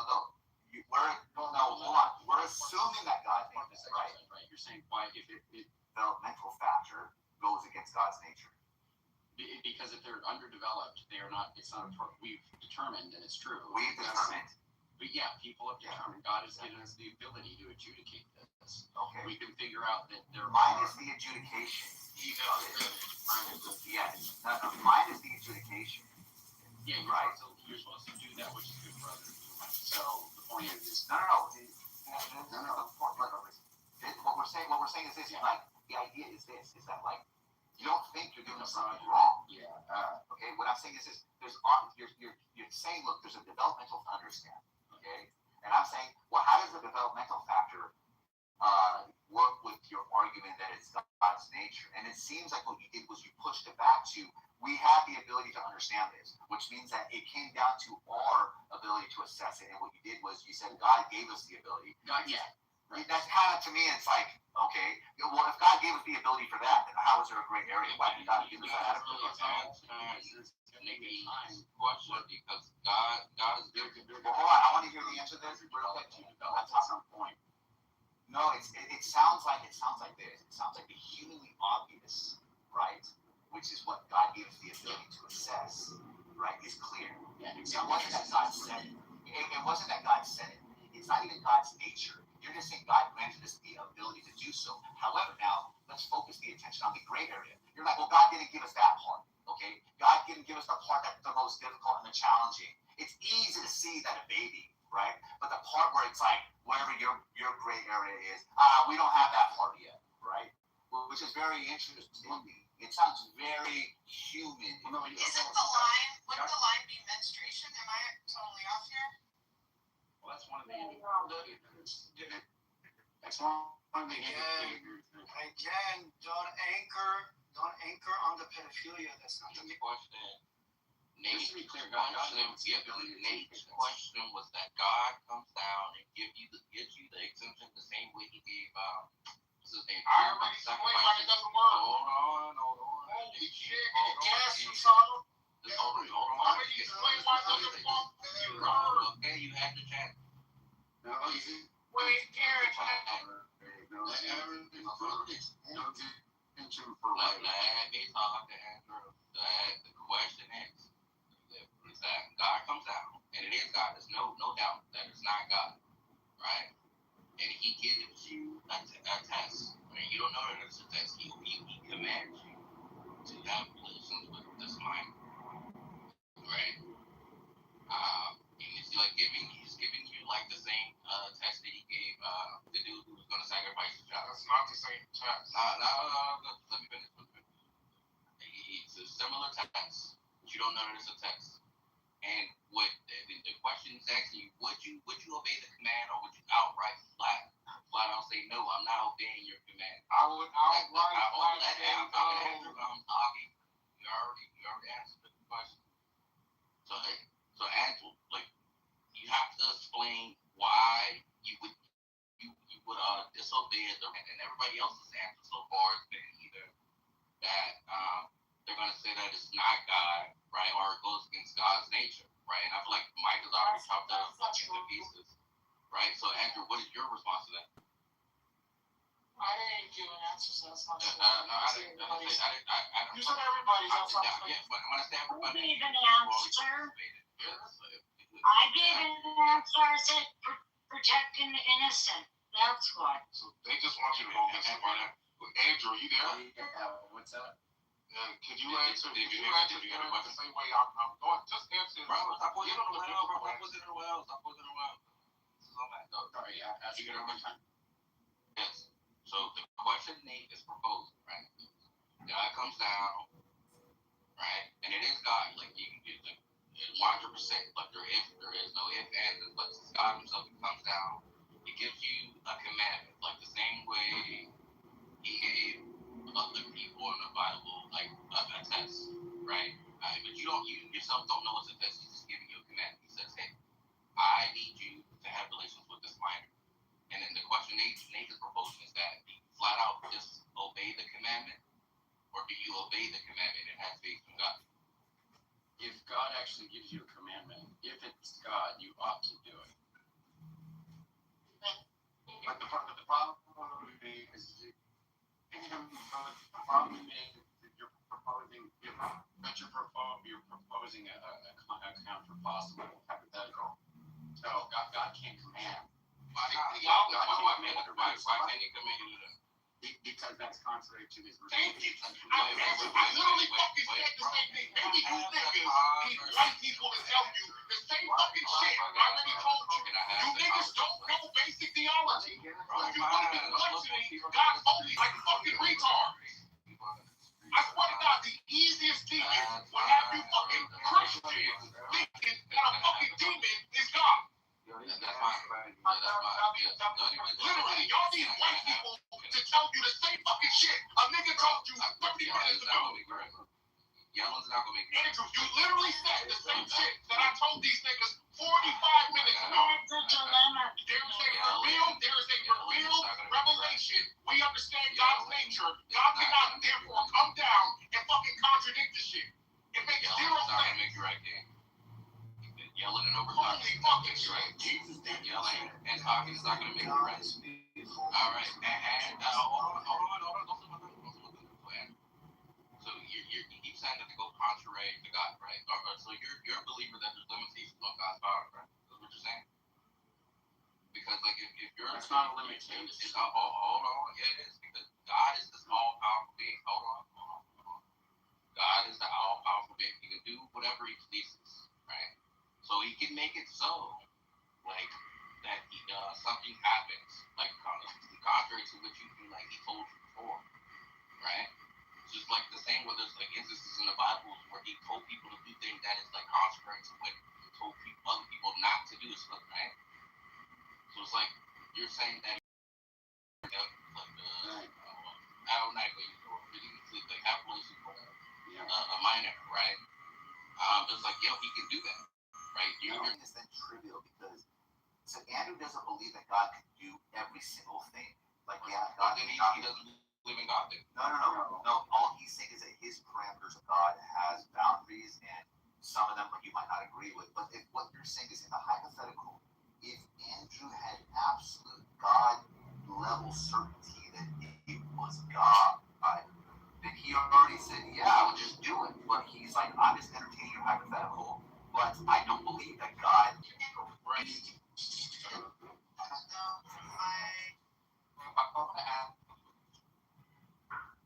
like God doesn't have a choice. God doesn't. I don't believe that God has. I'm sorry. Let me just say this real quick, and then I'll do it. I don't believe that God has a choice to be wrong. I don't believe that God has a choice to not be God. Decision. He won't do it. Like if God explicitly, come on. Yes, if God explicitly says black, and then somebody says, well, if He's so powerful, He could choose white, but He's already chosen black. So then people say, oh, you think this is a limitation that's like placed on His ability or his capability or whatever this is, right? They say, no, this is just.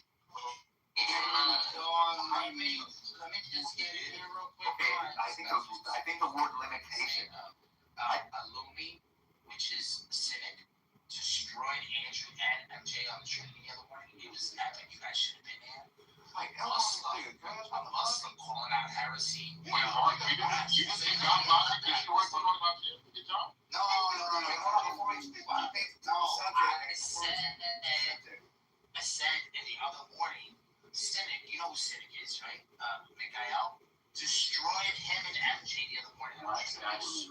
There's order training. I didn't really debate about it. Yes. He's fucking Muslim prophet now. Maybe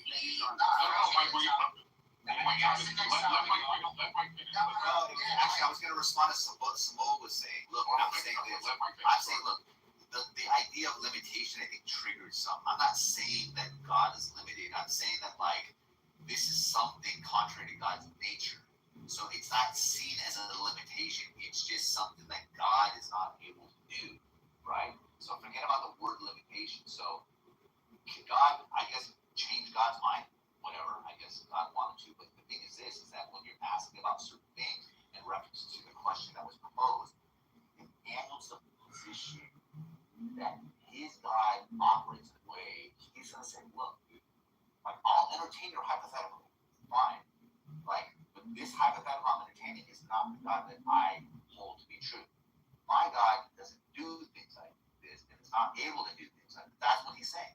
So he's playing on both sides, but he's not by any means saying that the hypothetical that he's playing with is the God that he holds to be true.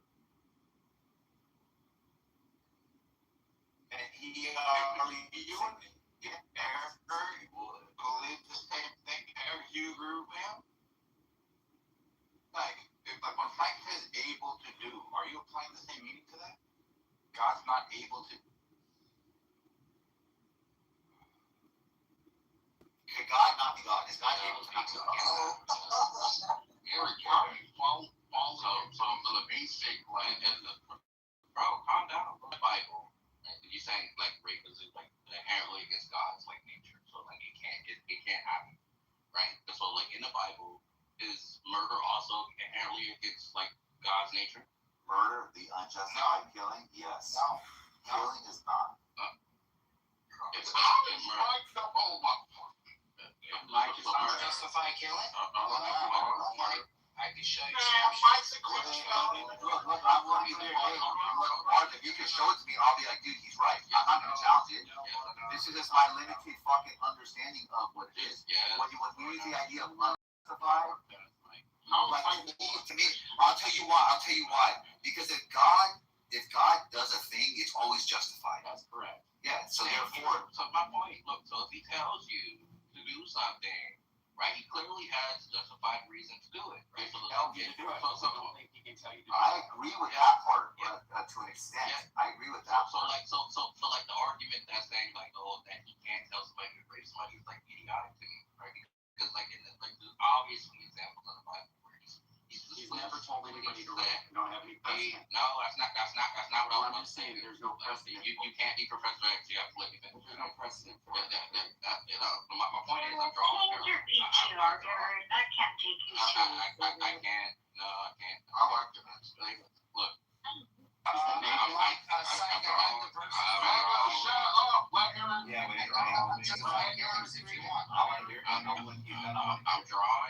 drawing a parallel, right? I'm drawing a parallel, right? So like there's things in the Bible that God explicitly tells you that you can't do, that people can't do.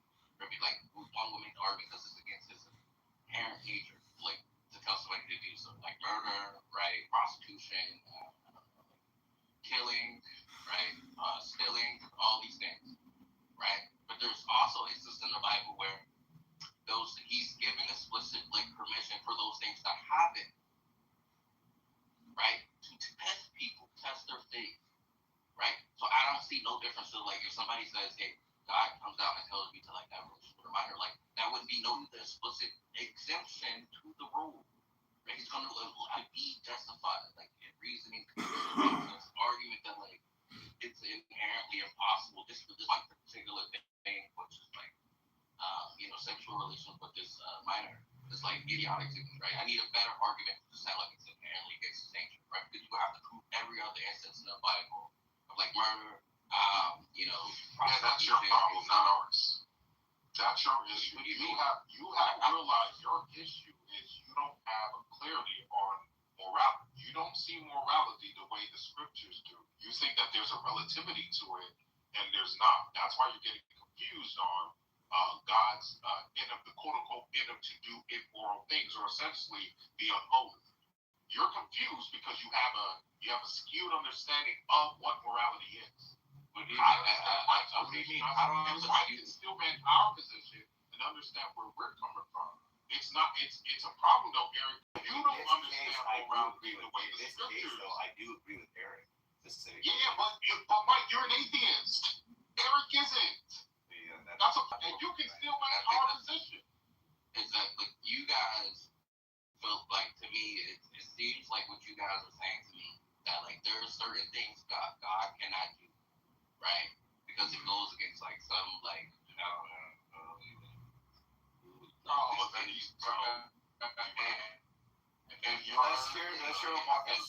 Let's just brush that apart. This inferred nature thing that you like guys are right? To me, I like my perspective is that like God, right? He told you something is wrong. Okay, so we'll go to Genesis 34. Dinah, daughter of Jacob, is violated.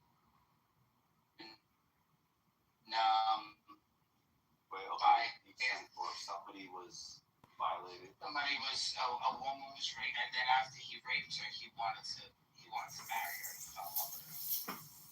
But the brothers killed him. Well, the brothers agreed, and they agreed that the men had to be circumcised. And then check this out. On the third day, they went in and killed them all, slaughtered the bull. Now, okay, sorry, go ahead. So Jacob, he didn't like this. Jacob himself condemns this immediately. This says 34:30. But God doesn't do anything to these guys. Knowing what they did was wrong, right? They don't have a law, right? But they do have something. So what is it? Is this conditional? Is God learning from them, knowing that if there was to be a law, things like this wouldn't be permitted? You see, and that's the thing about knowing everything, King. The book itself says that he has to go see the outcry to see what it's on the board. He's going into the creation, see what's going on. The outcry. In Genesis 19 also. So let me ask you this thing. So the outcome is not ever explained, right? Well, sometimes that's like God why this story made it into scripture. I don't know what. So what I'm saying is this: if God, let's just say nobody has the understanding. No, you're just talking retarded. I'm just too honest for you. You guys can't defend it if you guys don't lie. I fucking look. Go ahead. Well, here's what I'm saying. Look, like let's just say, like for what he's saying is the case, and like it doesn't say that God doesn't know, but it's just unknown because there is no answer, right? He punishes them for doing other shit. Yeah, I understand that. So like we could call it selective prosecution, right? And so like the punishment is revealed to others, but who's to say that they wouldn't get punished in the afterlife? Right? Well, in Genesis, one of the brothers, to Jacob, even with Jacob, is he killed his son because he wasn't happy with his son. Doesn't even tell us why. Then she has to marry the brother. He doesn't shoot a load in her to have a kid. He pulls out every time. God kills him too. Yeah. So you're saying God's actions are inconsistent with one. Well, King has got to answer for this because we're still in Genesis. I'm just going over stories consistently in Genesis.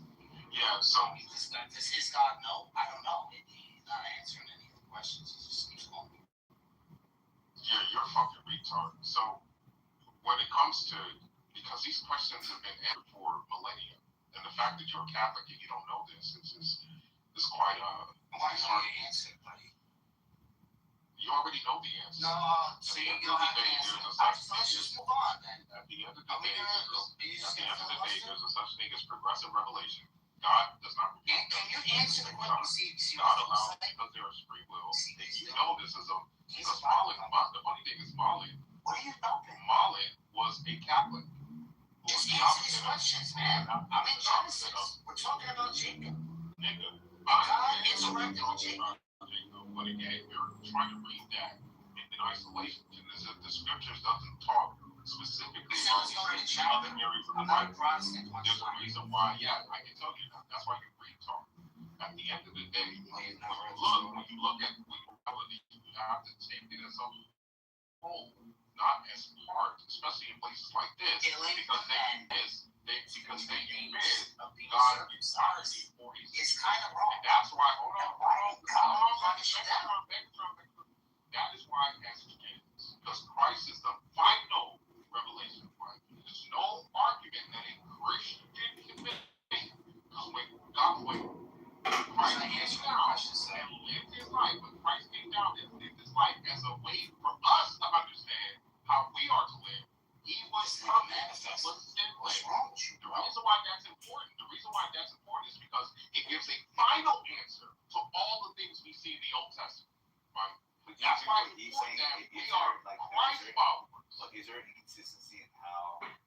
There's not, because of progressive revelation. I already said it. There's progressive revelation. God does not reveal everything at once. And anybody telling you that he has to is not reading the Bible.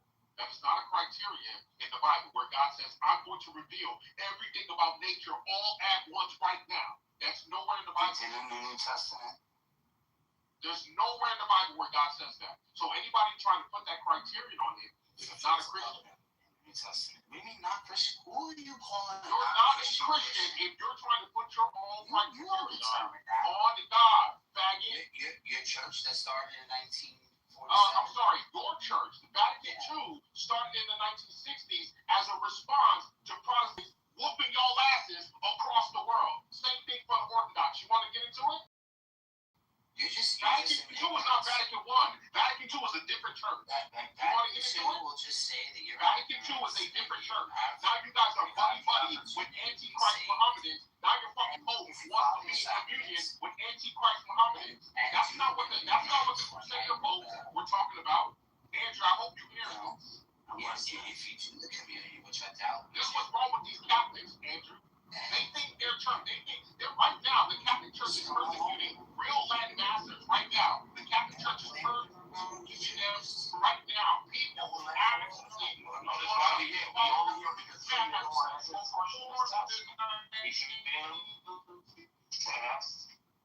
You're the most hostile Christian I've ever heard.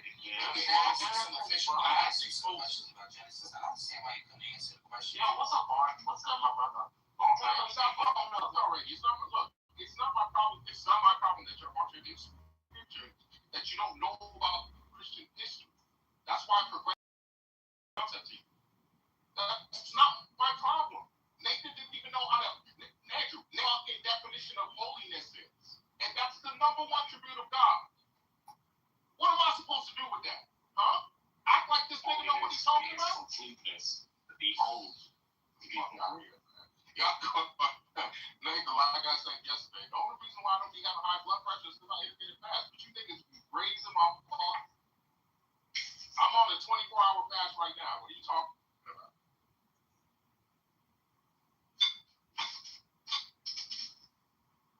Yes, you got a lot. Actually, it's 25. What? What did you say about fasting? I intermittent fast, Andrew. That's as a black man, it's a way to balance my It's not buddy. I already answered you. It's not my problem. You don't know. The only thing that's not my problem is you probably should move on out of here. Yeah, Jehovah's test is not a criteria. Oh, they already got one. I hate me so much, bro. I love it. No, I don't. Look, I don't hate you. Make that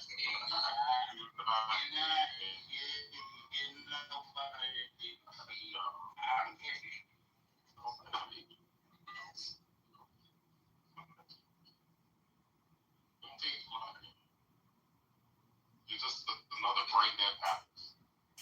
That's all. Satan's creator says that aren't y'all supposed to try your best to be Christ-like?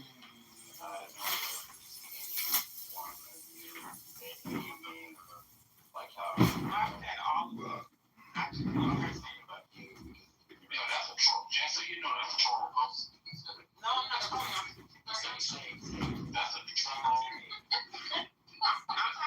not a serious person. If you have a name like Satan's Creator, that's your teaching, bro. Your teaching.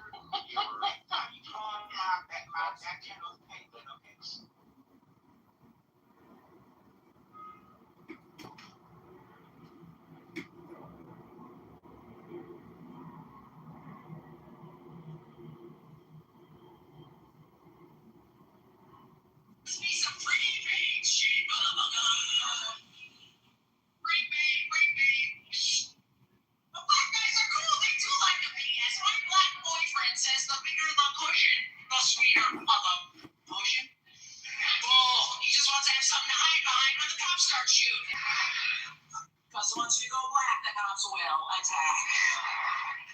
How you doing, Hector, puppy? Love that little spick. I always wanted to bang one of you bastards. But my parents are those old-fashioned racist Italians, and you know the old saying, once you go Hispanic, mom and dad start to panic. Well, because you steal. Anyway, you guys are a good crowd. This is a 10 o'clock crowd. Get those 8 o'clock people. This is cool. Even you with your queer-looking head. And you, a nice older bitch like this enjoys me. See, and you know I mean that in a good way. Because let me tell you something. Women like her usually hate me. Because I'm dirty, I'm loud, I'm rude. There's always those soccer mom types who come to see me, hoping I'll be a female comic. You know what I mean? Who talks about PMS and dating. Shut up, you dirty twat. So women sometimes come out. You know that type of bitch. You know, soccer mom between the ages of 35 and cunt. And they have to stare at me and be all mean, right? Like,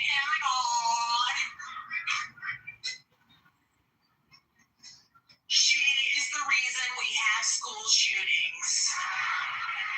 Which is not true. It's the blacks. Now, that's obviously a joke based on a stereotype. Blacks do not go to school. Screw you, Hector. Like you seen the inside of an escuela? Well, that time you were sweeping it. I'm joking. He doesn't work. Come on, vampires do more during the day than a freaking Hispanic. Once you go Rican, a job will be Chicago. He's so cute, man. I'm glad you're here, man. You're cool. What's your name, Pedro? Nick the Spick. I like that. Prize. Freaking love that, man. You're cool. I love guys who can take a joke. My feeling is this is a comedy club. If you can't take a joke, leave. So, how are you two faggots? What's up? Oh my God, look at how gay they look. Isn't that adorable? And see, that is what comedy is about. Two secure guys cornholing on stage right. And see how they can take a joke? An insecure guy cannot take a gay joke. Am I right? Please. Oh my God. If I called this guy a fag, he'd be like, screw you, bitch. Which means you secretly want his tea bags on your nose. But who doesn't, ladies and gentlemen? But that's why you're going to get laid, you two. And the rest of these bastards won't. When you go home and you're beating your dick like an Iraqi prisoner. No offense, any Middle Eastern here. No Middle Eastern here? Because I don't smell anything. Are you here, you stinky bastards? They stink. When are those cab drivers going to learn curry ain't deodorant? Strong enough for a man, made for a Hindu princess. But you won't be getting laid, you two, because some beautiful women, probably the whores you're with, will come up to you. And they'll be like, hey, that was so nice. Alright, keeping it within the 5 minutes. He's fine. I go to Spanish stores, Arab stores, I go to Puerto Rican stores. You go to Puerto Rican store, because when you walk through, you hear the radio station, you know. La Vega, Papi always on the phone while you talk. Hold on. Papa,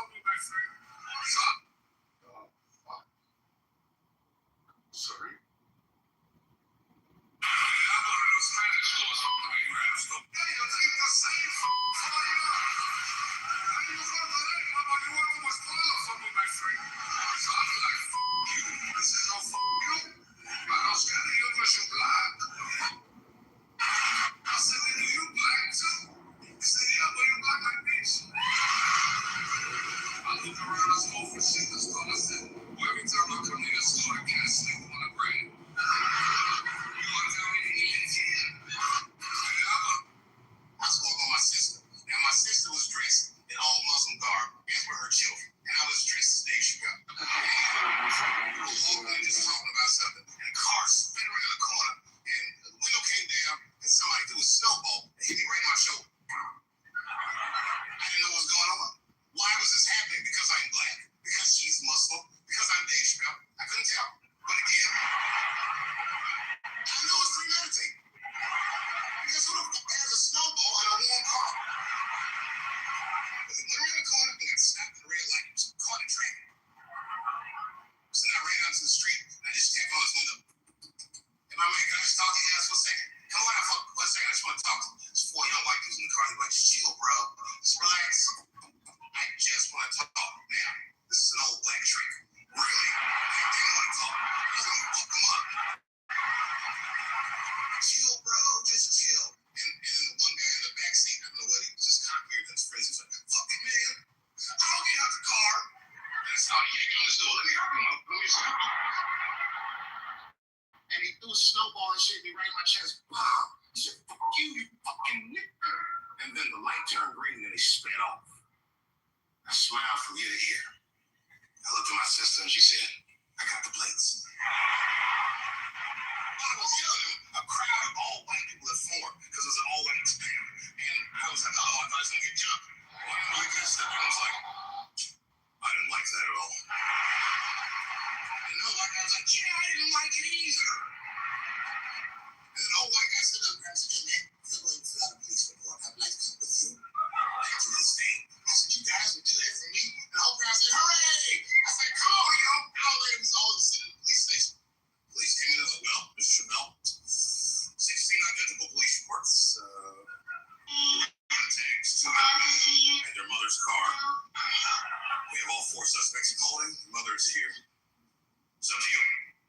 I saw a lady pacing back and forth in the hallway, and I said, this is okay. I speak to her before I make a decision. She saw me. She busted out crying. Oh, God, I want to go to jail. I am so sorry. I didn't raise him to do this. We love your comedy. We love you. The house is missing. Please, just, all right, look, I don't necessarily want your son to go to jail either. But what he did was pretty fucked up. So, I don't know what you have in mind. Next time, I've never been in this position before.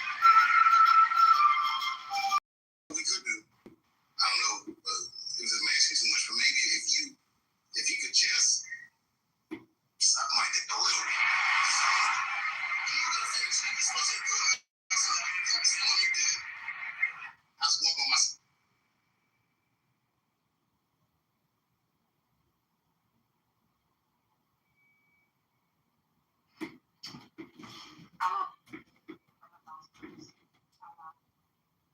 You know, all communication is comedy. You know, you'll notice there's no communication conversation in stand-up comedy. It's technically hypnosis. Hello? Alright, is this Lisa Lynn County? Ever notice that people's iPhone storage is always full? Why? Okay. No, I'm telling you, man, notice I made some appearance changes. Recently lost 107 pounds. What?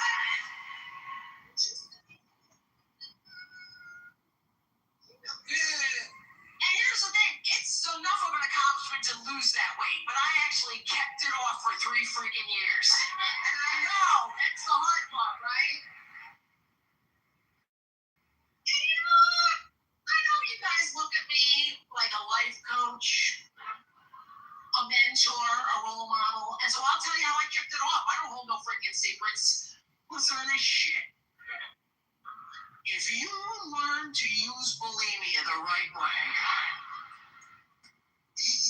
just eat stuff that tastes as good coming up as it did going down, just saying. No, that actually isn't even true, but it's God's cruel joke that I was never freaking fat. It freaking sucked, because I was born skinny. I wasn't supposed to be a fat guy. Guess what happened?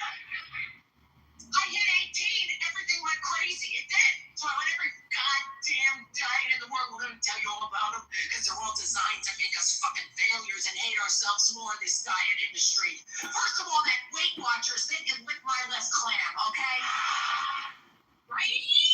And oh my God, Nutrisystem, are you fucking kidding me with that shit? All I can say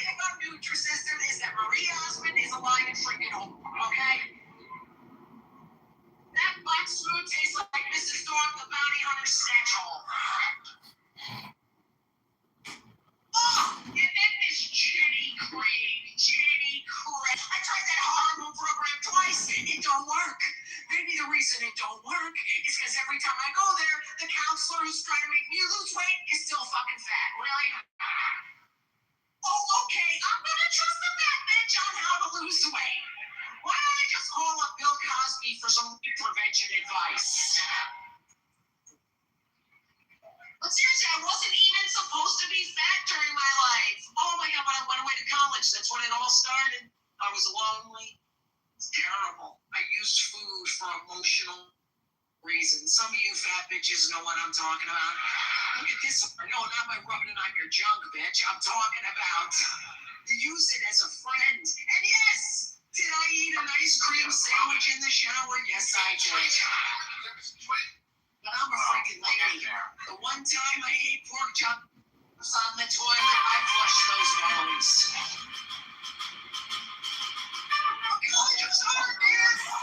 I'm telling you only the truth today about myself, okay?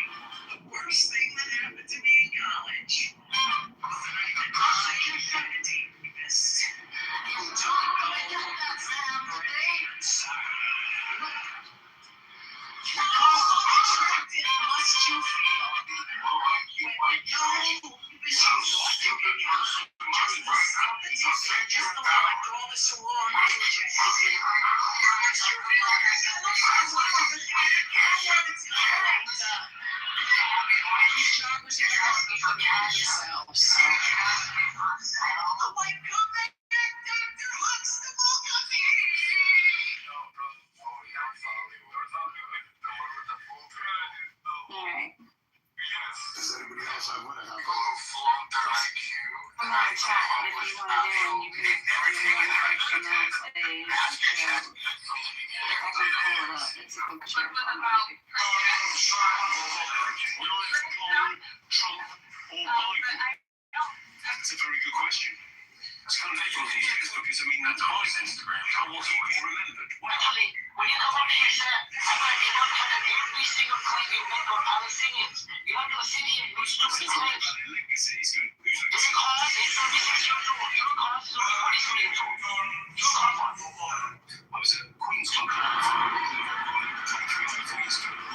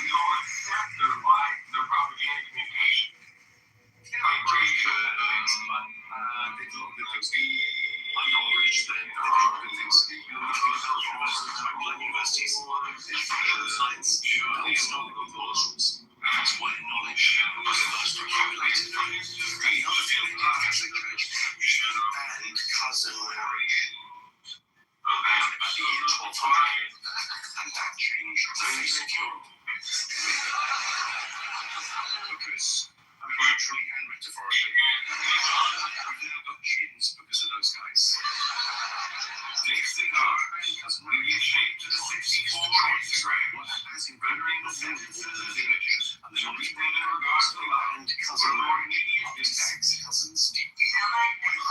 And along with other people, then you had to trust other people, then you had to have contracts, and it took away nepotism and corruption. It was the unintended consequence. So the Catholic Church gave us the communication we all accept their propaganda communication as being legitimate, but it's actually totally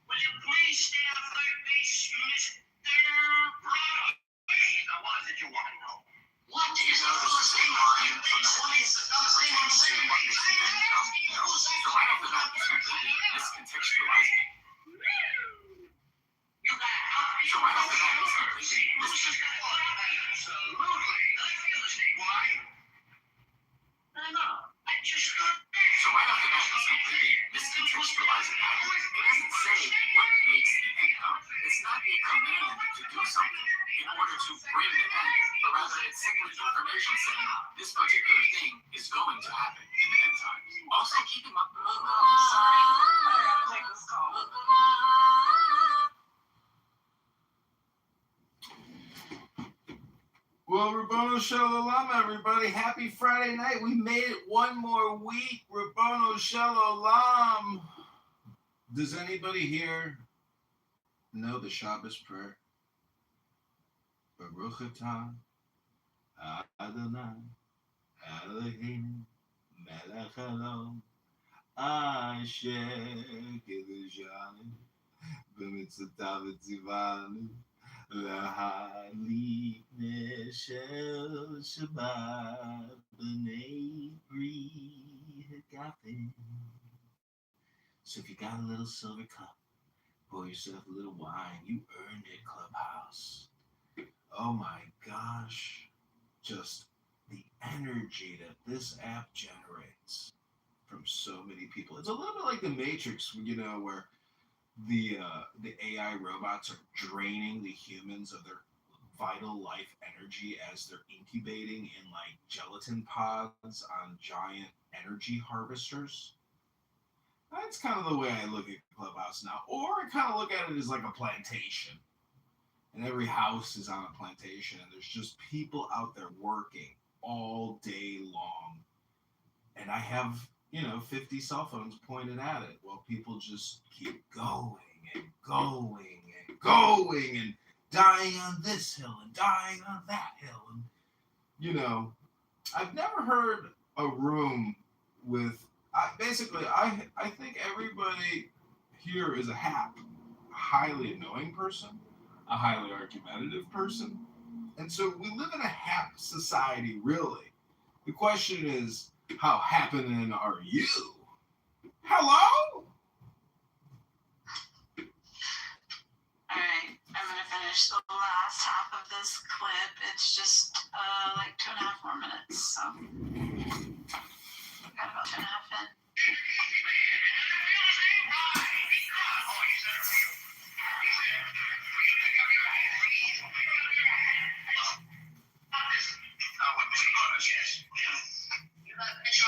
Would this be a fine team without a pitcher? I don't know. Tell me the pitcher's name tomorrow. You don't want to come today? I'm telling you, man. Go ahead. Tomorrow. What time? What time? What time tomorrow? You're going to tell me who's pitching? Who is not pitching? Who is on break the order? Who's on? Who's like whoop your ass? I want to know what's the pitcher's name. What's the second? I know that is. You got a catcher? Yes. The catcher's name today. And tomorrow's pitching. No, you got it. That's all. St. Lucia's got a couple of days on the team. Oh, yeah, not bad.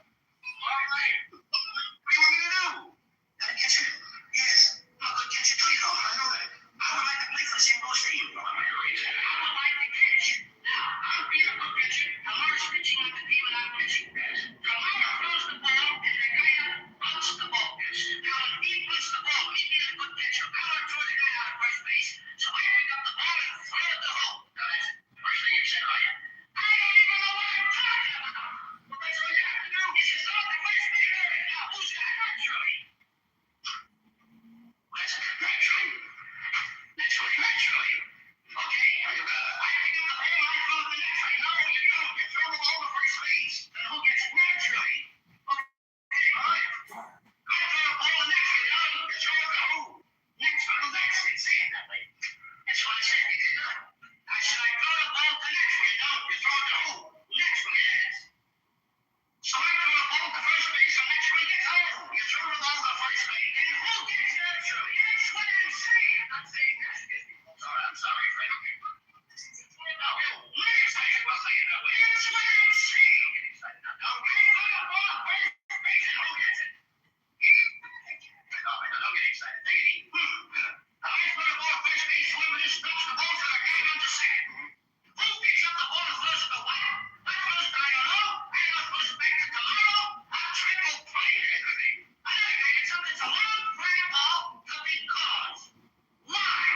I don't know. He's a third, and I don't care. What? I said, I don't care. Oh, that's a shortstop.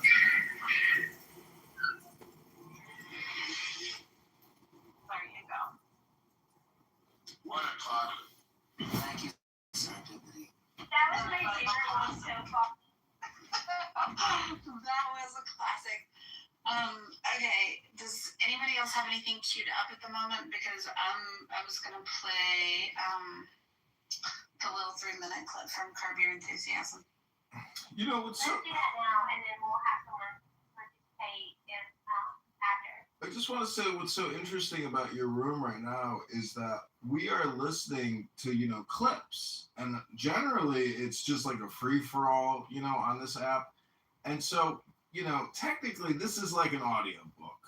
But the fact is, Clubhouse is like an audiobook. So if you fill your mind up with all of this Clubhouse, the question is, are you... Go ahead, Deputy, play the clip, please. Thank you. I like seeing asshole get clipped. Alright, here we go. This is the Palestinian chicken episode. I know you took the dog's head. Where is it? The kid is hysterical because her dog, Judy, has been decapitated. Give me the fucking head, alright? Give me the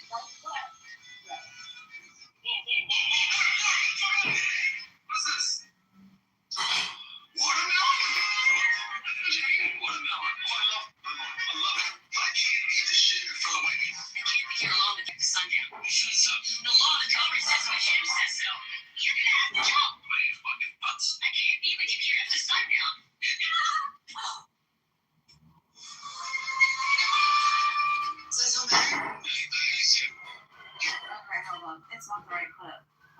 gonna have to pause. Monica, have you got?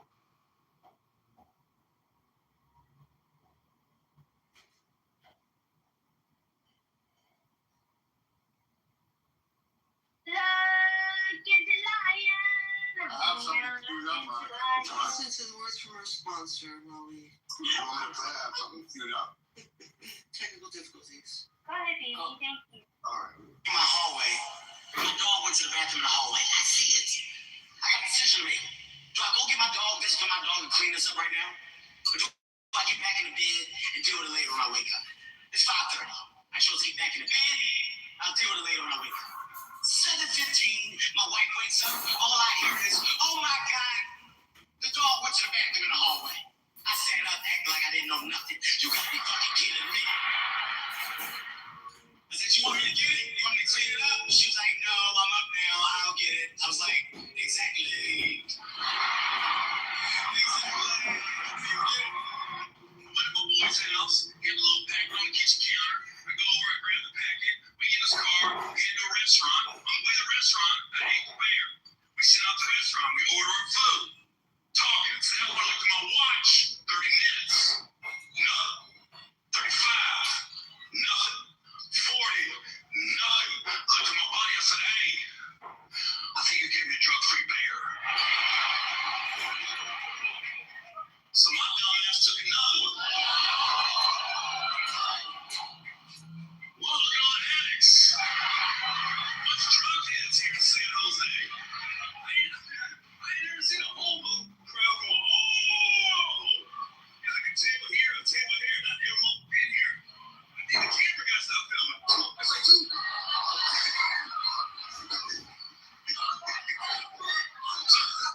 I went to my boy's house.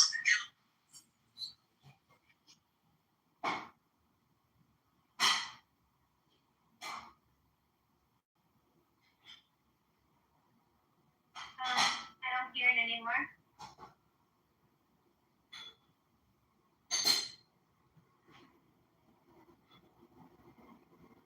I think that was his 5 minutes. Oh no, I didn't. I thought serendipity goes. Pick a sport, any sport you can play, it will support you. So I picked cross country because it was the closest thing to being a horse. And I started running these cross country races, and then a mile into each race, I would remember, oh yeah, I hate running, and so I would fake pass out. I got so good. I did it a lot. I did it so much. I got a nickname on the team. My nickname was DNF. Because that was my time on the time sheet. It said Captain Blanford time DNF. You can say it. Did not finish. That's right.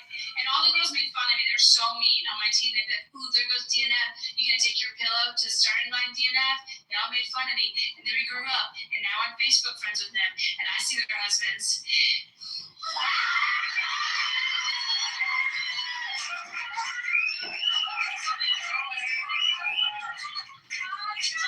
Who's DNFing now? Hillary?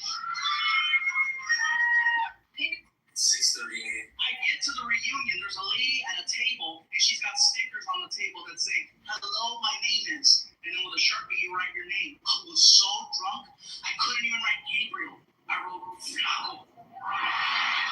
Which is Spanish for skinny. So, you know, I freaking write, stick it on, and we walk in. The party's going on, you know. I'm trying to find a table. My buddy Tony took off. I couldn't find him. I'm sitting there. I'm like, oh, yeah. Oh, yeah. All of a sudden, the lights come up, and the class president is holding the microphone. Hello, everyone.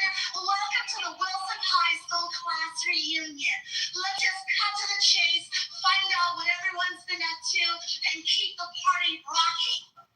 So she pulls out a list. Who's done this? Who's done that? Who has the most children? Some girl in the back. 7. Everybody's like, what that? No one ever believes me when I say I went through war, because I don't have war vibes. You guys are laughing, you agree? Wars, they come with a vibe, and I don't got it. I was a war refugee. I don't look like a war refugee. I look like someone would tell me they were a war refugee, and I'd be like, oh my god, my family moved us around a lot as a kid, so I get it. No one ever believes me. We guarantee a million views, or you don't pay.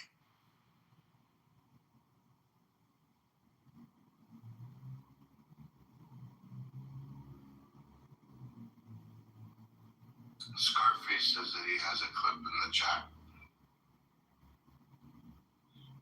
Is everybody here?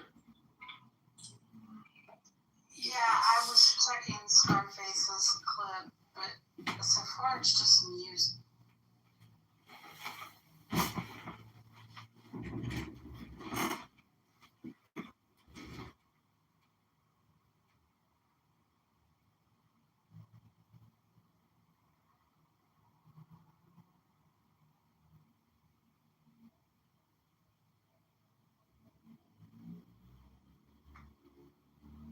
Yeah, I got one. Let me play one. Yeah, because this one's just music.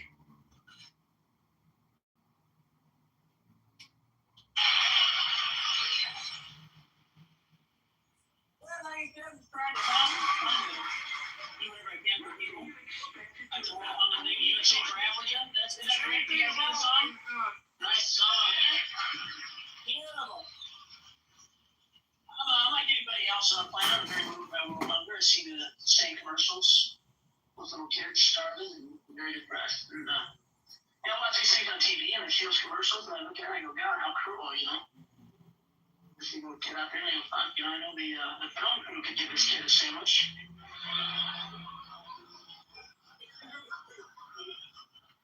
You know, the kid's not out there, filming a letter from home with a tape on the act, huh? You know, the director 5 feet away going, don't be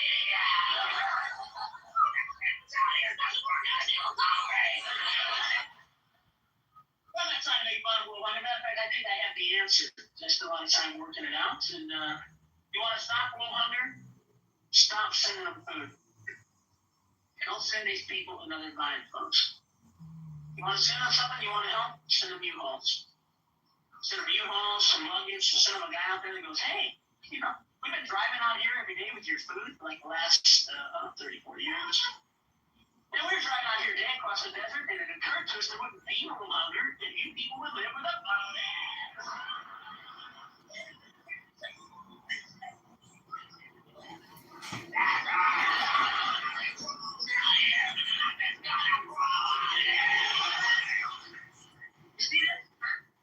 This is saying. It's saying. You know it's going to be 100 years from now, huh? It's going to be sad.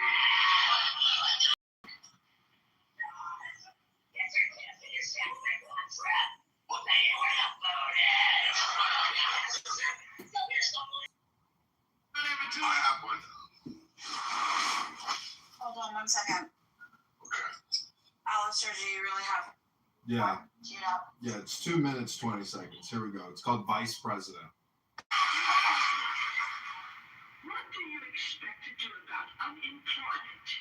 Same thing I've always done. Go out every Tuesday and sign up.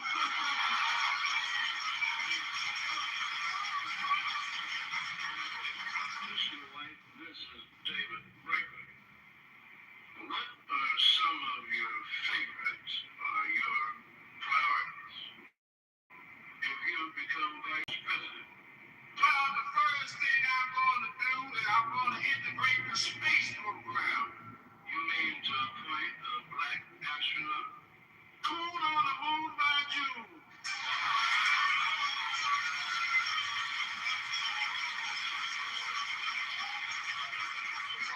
Mr. White, what do you think qualifies you for the high office of vice president? Well, I went to Morgan State College, graduated from Morgan State, left Morgan State and I went to Ole Miss. I was a javelin catcher. And that's better than being a hockey puck. Because the dean said to me, he said, you hockey puck. I said, puck, you hockey puck.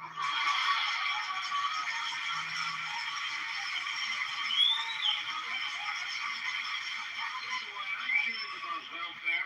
I mean, how do you stand on that? Would you like to sleep all day and have somebody pay your bill and you just live off the community? Well, you got 3 out of 3.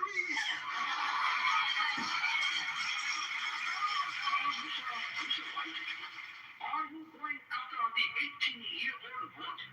I'm going after the 18-year-old whether she's voting or not. Because I'm not going to get no overall $50. I Chanel number 5, not Sloan Linneman.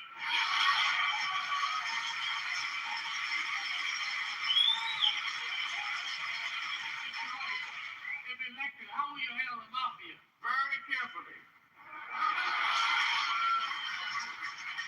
Because I want the Catholic vote too. Always know what you'll pay up front. No surprise prices, no hidden fees. And for a limited time. Can I go? Yes. Absolutely. I think this is to complement the title of the room and the evening. I love this evening, actually. Hold on. Watching TV, people suing everybody. Even getting sued for smoking a cigarette. They say it causes cancer. They don't get sick. What says on the box? You don't get sick. I'm gonna sue Hustler Magazine for giving my Ritz Cardinals out. How that sound?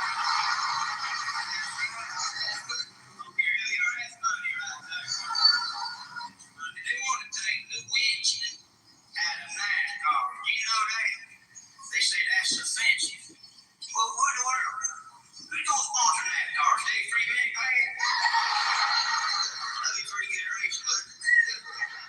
We got 43 cars this year to go Jack's Cup. There's Jeff Gordon and the number 24 Strawberry Chevy Monte Carlo. How'd you get tickets to the Tampon 200? Well, we pulled some strings and we got some In general, you can mark the aging process from the moment you say things ain't the way they used to be. Your new everyday phrase becomes used to good. Well, I used to could dance. I used to could chug a beer. I used to could work out all day long. Yeah, right. And now I don't do 15 minutes of stretching before I get down to pick up the morning paper. I'm walking around looking like a boiled shrimp for the rest of the week. Somebody suggested that I watch a movie on the way to Alaska, and I did. It was called Grizzly Man. This guy, a ne'er-do-well, out-of-work actor, tries to reinvent himself as a filmmaker, and he moves into grizzly country in Alaska and shoots this amazing footage, which was later compiled by Herzog and made into this movie. And but like halfway through the movie, he snaps and believes he has become at one with the grizzly bears. And not only the grizzly bears, he says in this film, have the capacity for intellect, they have the capacity for sympathy, and then one of them eats him. The funniest film I've ever seen in my life. I laughed till I thought I was going to throw up.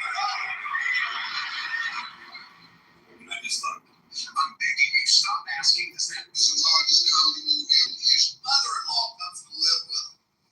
She's been living there for about a week, and he comes home one day, she's laying on the floor, and he calls 911, and the ambulance comes and gets her, and they take her to the hospital. He's out in the waiting room, and the doctor comes out after a while, and the doctor said, well, I got some good news and some bad news. He said, all right, give me the bad news first. That's all right. Your mother-in-law is not going to die. He said, she's had a massive stroke. He said, in fact, she's probably going to live 20 or 30 more years. He said, the problem is this thing has rendered her unable to speak. He said, she just makes this horrible screeching noise like a parrot now. He said, it's also disabled her from using her arms, and she can't feed herself. He said, for the next 20 or 30 years, you're going to have to feed her baby food 3 times a day. Also, it's made her incontinent. You're going to have to change her diapers and clean her up every single day of your life. The guy said, oh my God, he said, what's the good news? The doctor goes, I'm just kidding when she dies. Mother-in-law comes to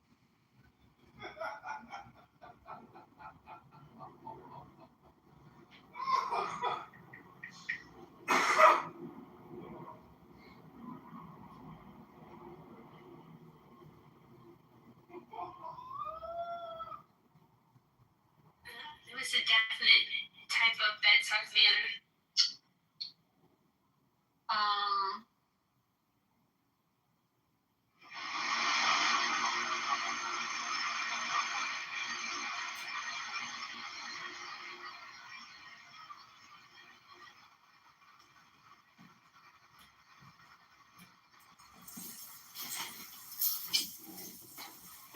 Monica, did you? What? gonna pull a Josh Johnson. I just need a couple minutes. I never got the poll up either. I'm sorry. I can. I give them a couple of minutes with some Foxworthy and stuff.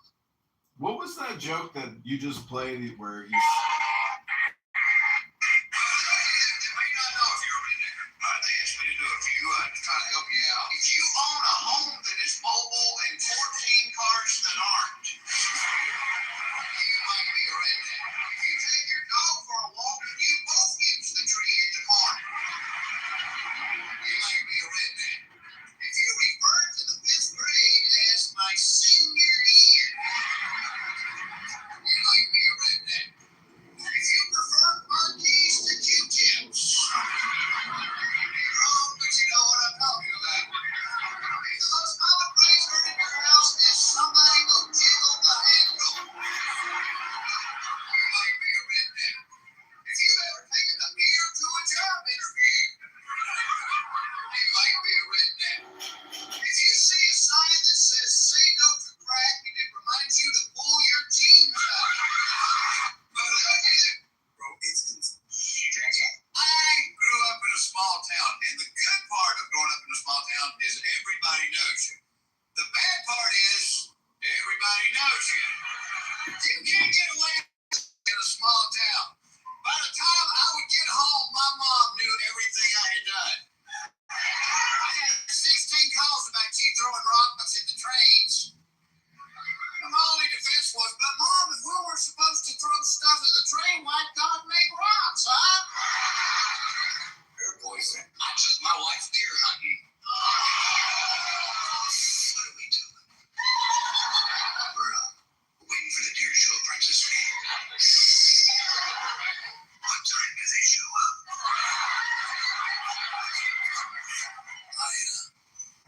I don't know. They didn't return the phone call, so come here. Now please be quiet. Hey, baby. Yeah.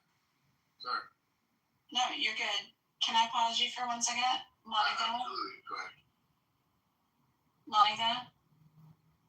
Yes, ma'am. Can you do Look, It's a Lion? I was just about to play the clip. I know. Will you do it when you play the clip? Wait, ladies, I told my psychiatrist. When I do it? Ladies, It's funnier when I do it. That's funnier when you do it. It's funny. I told my psychiatrist that everyone on Clubhouse hates me. He said I was being ridiculous. Everyone hasn't met me yet on Clubhouse.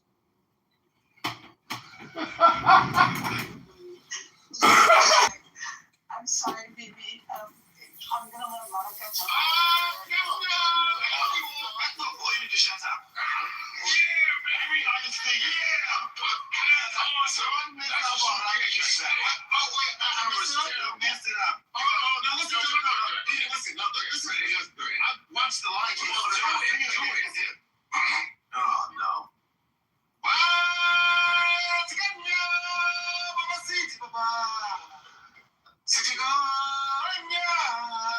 Are you looking for something? I don't know. It's just let me tell you something. What did I say? It's nothing. Was that Zimbabwe? That's Zulu. That's Can you do that? Yeah, I can do it. Do it. So you're singing like.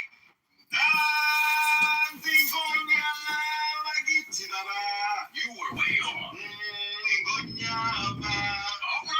All right. You say it. What I doing, Papa? You made up shit. You should go in front of white people. Oh my God. Why are you? Oh my God. Do it again.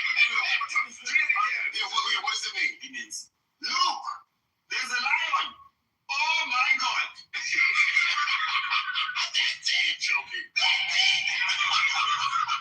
is not what that means. That's exactly what it is. It means, look, there's a lion. Oh my God. So my doctor booked my arm and took questions. Don't keep out of those places.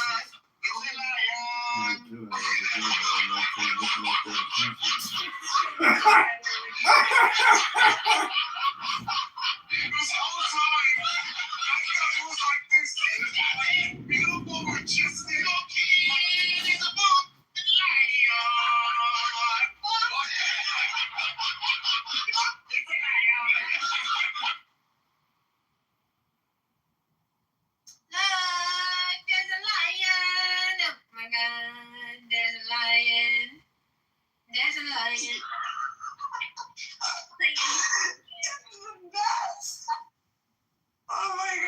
love it so much. Oh my gosh. Okay, you know what that means. You know what I gotta play. Yeah. This is my second favorite. Monica's definitely my first. Alright, hold on. Shorts. Where's that? There it is. Take me up again, and I'm gonna tell you. Just so you know, I wanted you to hear it from me first. I went to hospital today for a blood test, and I'm positive for Indian COVID. They don't think it's all bad, but they got in the world already.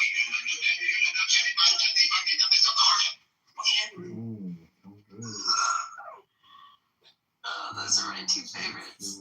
Go out. So good. One more time, Monica. What am I, a performing seal? You amuse us. You're a funny guy, gal. Do it! Look, it's a lion! Oh my god, it's a lion. That one was even better because you were trying not to laugh. I think the more you try not to laugh, the better it gets. Tip your servers. We'll be here all night. I do want to play a long one. Josh Johnson catfishing the KKK. I just need to find it. And Josh Johnson is a rising star. He's got lots of, he did the Flowers tour recently. But this is a story from when he was first starting out. There we go. It's 15 minutes. So how about I play like 5? Welcome, Josh Johnson. I grew up in Louisiana. Yeah, see. Whenever I do that, some people will woo, but that's for New Orleans, which is the best part. Like, New Orleans to Louisiana is like if you had the most beautiful blue eye, but your whole face was fucked up. Like, that's what it's like being from that city. But I did. I grew up in Louisiana, and when I was 13 or 14, my family got the first like home computer. Like, still, like, it had a whole city behind it with a big monitor, but like it was a computer. And my mom was really excited because it meant now I could do my homework at home, and I wouldn't have to stay at the library for hours. And I was excited for different reasons. Like, I don't know if I'd scream it, but I didn't have a lot of friends growing up. I had a couple. I had like the bunch, you know, like the tight five, but like not a lot of friends to do things after school with or anything. I wasn't particularly athletic, so after school I just had to go home.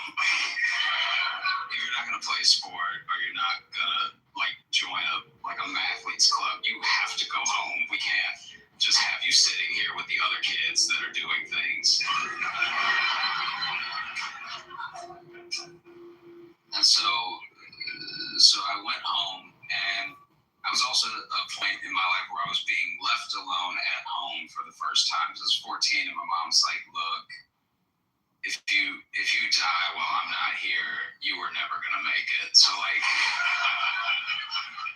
you need to start fending for yourself. You should know how to use an oven, you know? And so I would get home, and I'd beat my mom home by like 1 or 2 hours, you know? So it was just me at home alone with the computer by myself for like 1 or 2 hours. And so I discovered Craigslist. And I was so fascinated, like the fact that you could look up all these like misconnections and like favors and like odd jobs and renting apartments. So I would just get home from school every day and just like read Craigslist.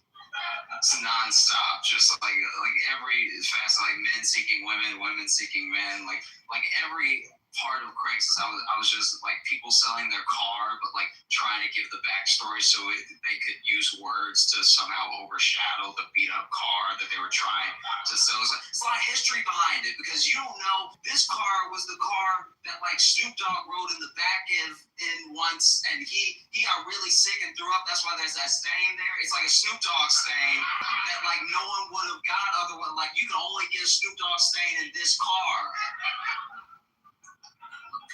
And so I would do it. I would just read Craigslist every day after school. I didn't tell anybody I was doing this, but I would be like really excited to get home. Like I just like, oh man, where are we gonna have now? Because like, so I even read the misconnection, be like, hey, look, I met you, and we were at a club, and you had like hair and stuff.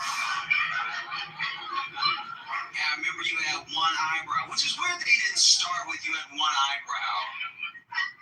You had the thing that most people have and one eyebrow, and we just had a great conversation. Really, when you're 13, 14, whatever, you're not a person yet.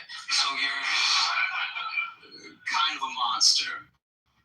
And it wasn't long before I came home reading Craigslist every day before I decided to get involved.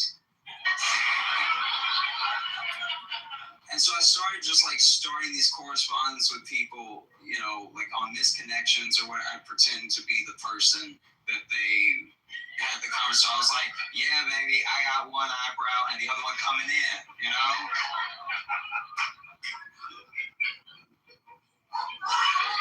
And I was doing it every day for like months. And then some people, I would give myself away by being too into it and they know it wasn't the person and they wouldn't respond. But other people, we get like a long correspondence for a while. And I remember one day I was, sitting at the computer, just really excited to get into it. It was just a Tuesday and I didn't have anything else to do. And this was a 2-hour window day, not a 1-hour window. And so on this particular day, I was just scrolling through all of Craigslist and I saw that there was an ad. The ad just read, join the KKK. Question mark.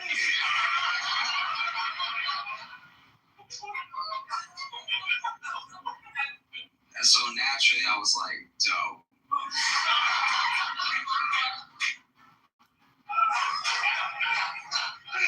And so I started a correspondence with this dude named Dale.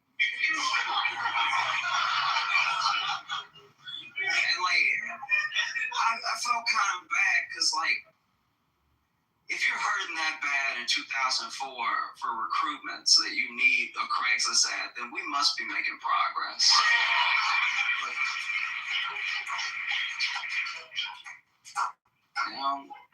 The world's getting better. And so I talked to Dale a little bit, I was like, hey, what's up? I'm like, you want to chill sometime and talk? And by chill, I don't mean the way black people use chill. I mean actually go somewhere cold and hang out together as friends. And to my surprise, the next day, I had an email from Dale that was like, hey, great to meet you. You seem like a cool guy. And all of our correspondence for the first couple days was like the most basic, just like, oh man, you like Star Wars too? So do I as well. Like I couldn't be natural on the thing. Like I was so nervous every time I typed. But then once we really got like a rapport built up, he was like, we should meet. I want you to meet the brothers. And I was like, that sounds great. And I grew up in Alexandria, Louisiana, which if you've never been there, don't know what it is, you're doing fine. So I guess you don't need, look, just meet me at Finnegan's and and we'll sit down, we'll have a chat and everything, and then if you really like me, you can introduce me to the other brothers, and we can all be a family. And so the next day comes, and naturally I don't show up. I don't want to die. I was never going to that'd be insane. No. But he hits me up the next day after school, and I should point out that, like, for 2 weeks, I was running home mainly to talk to Dale. I wasn't even reading Craigslist anymore. I had 6 friends, and Dale was one of my best ones.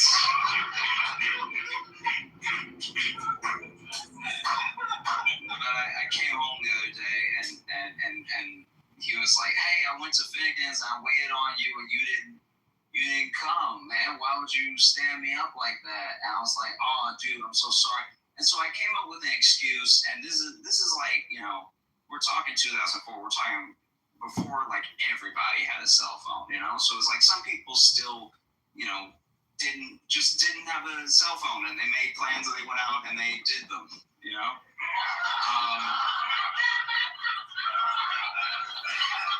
And so if there was a hiccup, you just had to roll with it, because you couldn't just text them like, "Hey, I'm totally not going to abide by the plan now.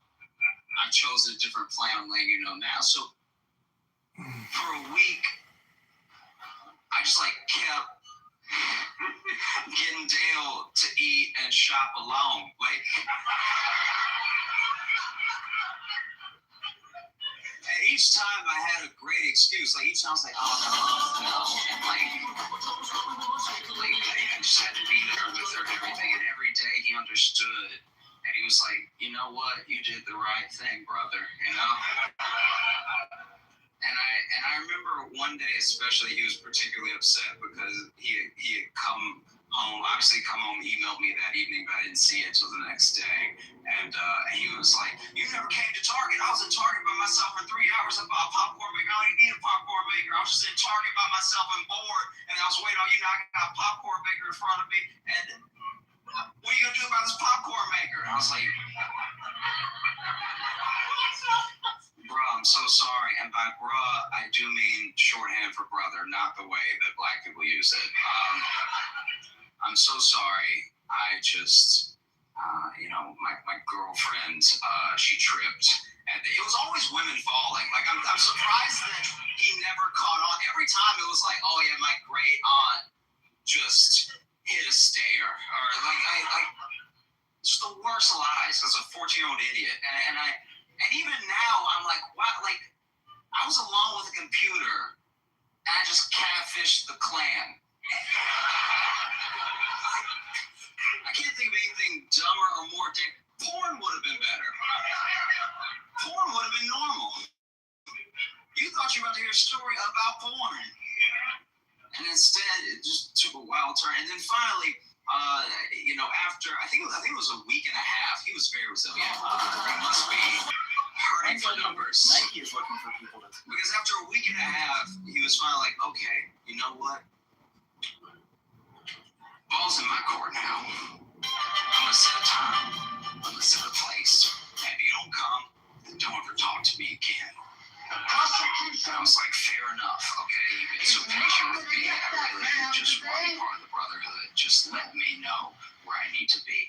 And then he picked Finnegan's again. There's not that many places to go in my town. And naturally, I didn't show up. I didn't hear from him again. And I've noticed this trend online that's kind of disheartening, where, like, now people are being called racist, but for, like, nothing. Like, actually, like, I'm petty, so I'll read the whole thread. And I finish the entire thread, I'm like, "Oh, that was it? I don't even think that's a thing." You know, like, "Oh, you said this, you tweeted this one thing one time, you must be a racist," or like, "You voted this way, you must be a racist." You're a whole racist by a person who doesn't know you. And I'll tell you, as like a black dude that grew up in the South, I don't think you're racist until you go to your second Klan meeting, all right? Look.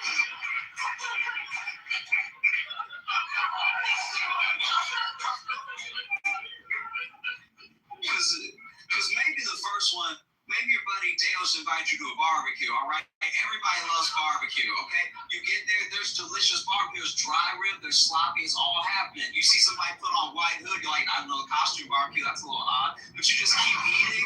There's corn on the cob, there's collard greens, there's brisket, there's pulled chicken, it's all delicious. And then there's a burning cross in front of you, and you're like, I'm already here.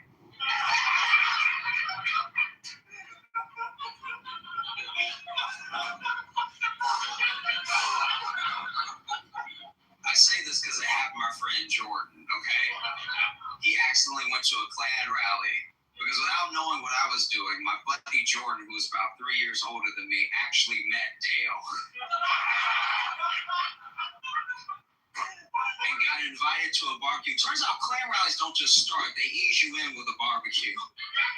And he was like, I know what to do. I ate all the food. I can't miss the meeting.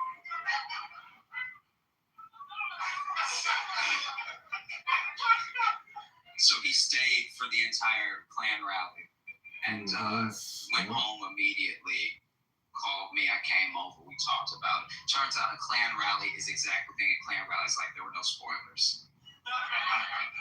But just past his head in the kitchen, I could see a to-go plate. And I was like, Jordan, are those Klan ribs? And he was like, yeah. And I was like, can I have some? And it hurts me as a black dude that grew up in the South to say that the Klan makes the best ribs. I don't know what they're doing. I don't know what kind of rub that is. Who would have known that you can't taste racism? It's delicious. Okay? It was to the point where I was like, I think you need to join. I need these. Hey, Ron. Got some Josh Johnson. Thanks so much.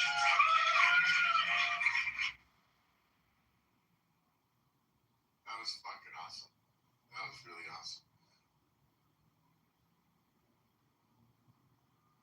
He is brilliant, and he's not conservative. He's leftist. He's liberal. He's creative and stuff. But he did one. I don't know how much. If y'all want to hear another one from him, but I pulled one up if y'all are interested, just so you know. And then. I think we heard. I'm kidding. Yes, I like him.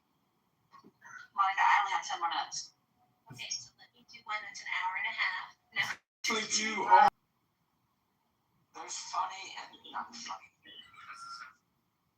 Oh my gosh, he did one on Christy Noem's husband. I haven't seen it. Right, you know? The other night I was in a place I felt like having a few drinks. I went over to the bartender. I said, surprise me. He showed me a naked picture of my wife. Tell you the truth, and my wife and I, we never have sex. We get undressed, we can't stop laughing. I got no sex life. 10 years ago, my wife put me on hold. My old man, he didn't help at all, my old man. We used to play tag and he'd drive.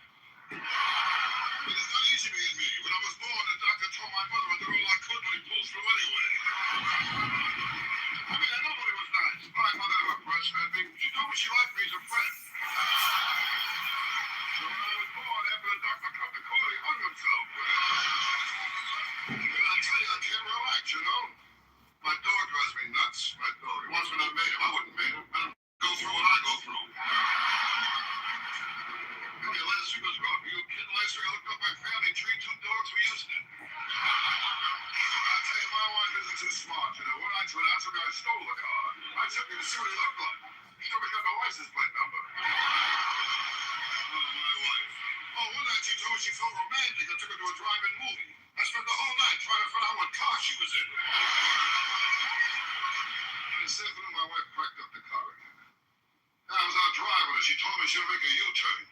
I'll tell you the letter she made. You'll never find me. Oh, he's a strange dog. Oh, kid, I asked if my heart was strong enough to sex. He told me not if I threw it in, you know. I'll tell you my trouble. I got the wrong doctor. You know my doctor. Dr. Vigo March. No, I got that. I told him last week. I told him, Doc, I swallowed a bottle of sleeping pills. He told me to have a few drinks and get some rest. Really? easy. You can't trust doctors either. They're all mixed up. You think so? My proctologist used to be a photographer. He took x-rays, told me to bend over and say cheese. Oh, Joe. I told my wife I want to die in bed. She said, again? I'm getting old. I'm not a kid anymore. I know I'm getting old. In Vegas, I played a slot machine. 3 prunes came up. I know I'm getting old. I'm at the age now. If I hear someone goes both ways, I figure it's number 1 and number 2, you know? I don't get a break with nothing. I joined Gamblers Anonymous. They gave me 2 to 1. I don't make it. Oh, boy, the other night in Las Vegas, I'll tell you, I got loaded on what I'm doing. I played dice. I lost $1,000. I got even though I stole 400 sweet and loads. I said through my wife started in here. And she keeps throwing up when I work in Las Vegas. I was broke playing the slot machine, you know? I'll tell you, Las Vegas, I got slot machines all over, even in supermarkets. I went to buy a container of milk, cost me $238.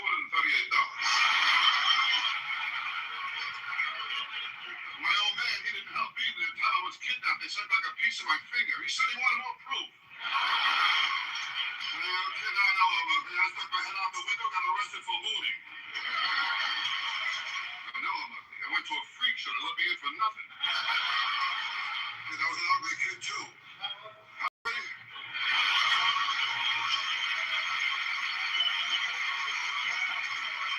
So I think my mother breastfed me through a straw.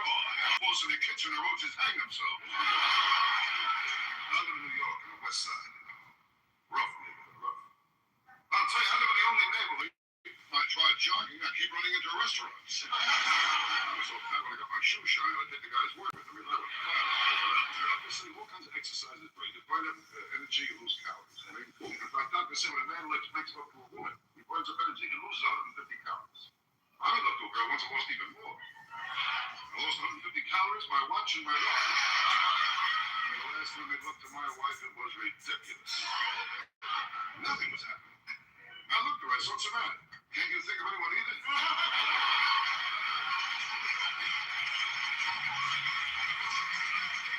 Now, you kid, I know my wife cheats on me. Every time I come home, the parents is quick out the window, you know? My sex life is nothing. My wife cut me out for once a month. Cut me down to once a month. Oh, I'm lucky. 2 guys know she cut out completely. My old man, he didn't help either. Kept taking me to the zoo. He said he was hoping my real parents would claim me. And my kids, they don't help either. The other day I told my kid, I said, someday you'll have children of your own. He said, so will you. Real smart kid I got. The other day I told him about the birds and the bees. He told me about my wife and the butcher. I can't relax. My kid drives me nuts. The other day I told him, I said, you're young, you don't have it upstairs. He told me I'm old, I don't have it downstairs. This girl was no bargain either. She was fat. But she wears high heels. She strikes oil. Look at this. She was fat. Remember how we met her hit up my car? She said we once go around me. I told her I didn't think I had enough gas. I met her at the Macy's parade. She was wearing ropes. I'll tell you, I always wondered how my wife got her license the first time she took the test. I found out the inspector said he wouldn't go through that again. The last time my wife drove the car, she cracked it up, went into a tree. So it wasn't her fault. She blew the horn. Well, my mother had morning sickness after I was born. I had no respect the day I was born. Randy, no respect. The doctor picked me up and smacked me. I found out she got a too. Well, with gambling, I'm never lucky. Well, last week in a trap, I shut off the opening gun. They killed my horse. I'm not getting old. I'm not a kid anymore. I know I'm getting old. In Vegas, I played a slot machine. 3 prunes came up.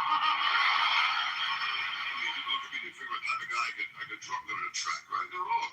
I get hard first. I get drunk and go to the track. My old man, he didn't like my looks either. But he carried around a picture of the kid who came with the wallet. Are you kidding? My old man never liked me. When he took me hunting, he gave me a 3-minute head start. On the way home, he tied me to the fender, put a deer in the car.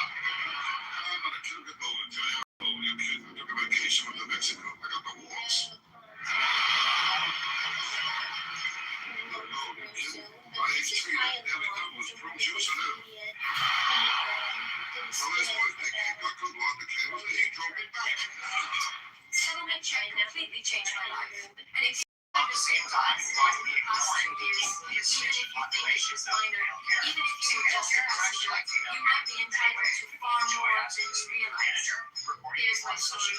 I was stopped at a red light when bound. A distracted driver slammed into me from behind. I never felt a little stiff, but the car seemed okay. We exchanged info, and I drove home. Big mistake. Over the next few weeks, the pain got worse. I started missing work.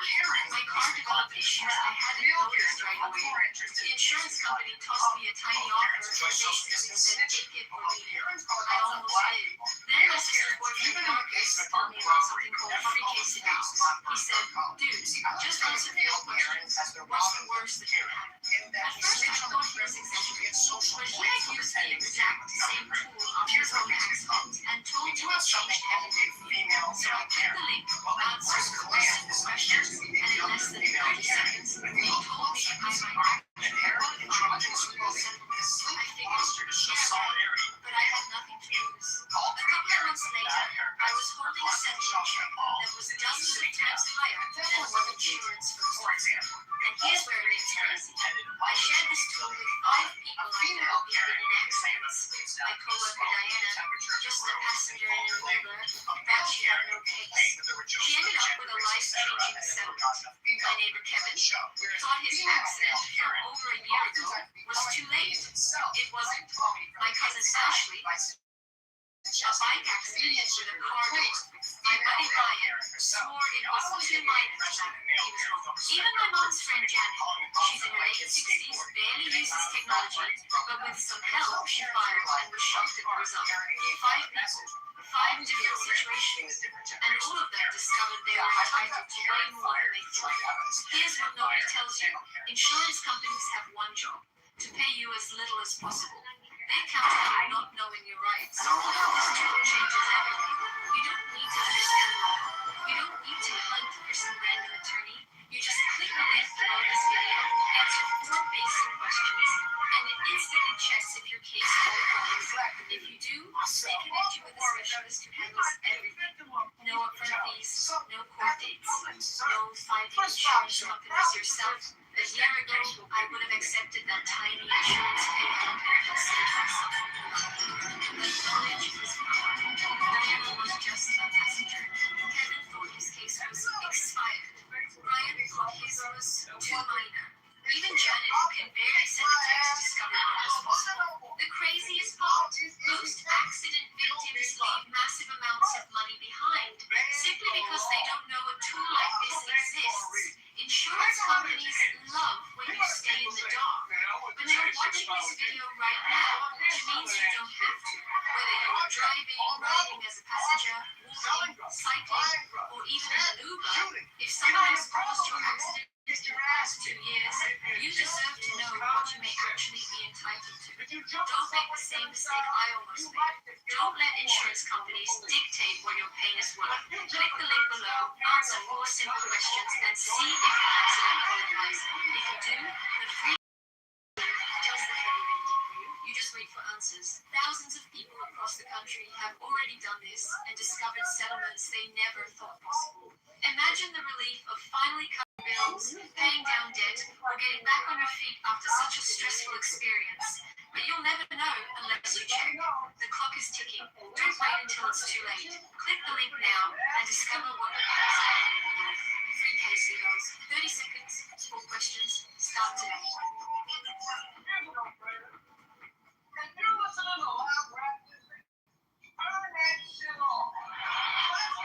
Best way to fix prostate problems? Salt palmetto? No. What about Flomax? No. Antibiotic? No. Here's what actually works. The hidden reason you can't get out to pee and why nothing has worked so far. Look closely at this model of your prostate. Your prostate sits right on the and it wraps completely around your urethra, the tube where your pee comes out. See how it's shaped like an O-ring? It circles around your urethra like an O-ring around a garden hose. This part stores your urine, it's the bladder. And this tube ran through is your urethra. Pee travels out through here. Now watch this. When your prostate is healthy, the O-ring grip is loose. You get easy, full flow. But when your prostate gets swollen,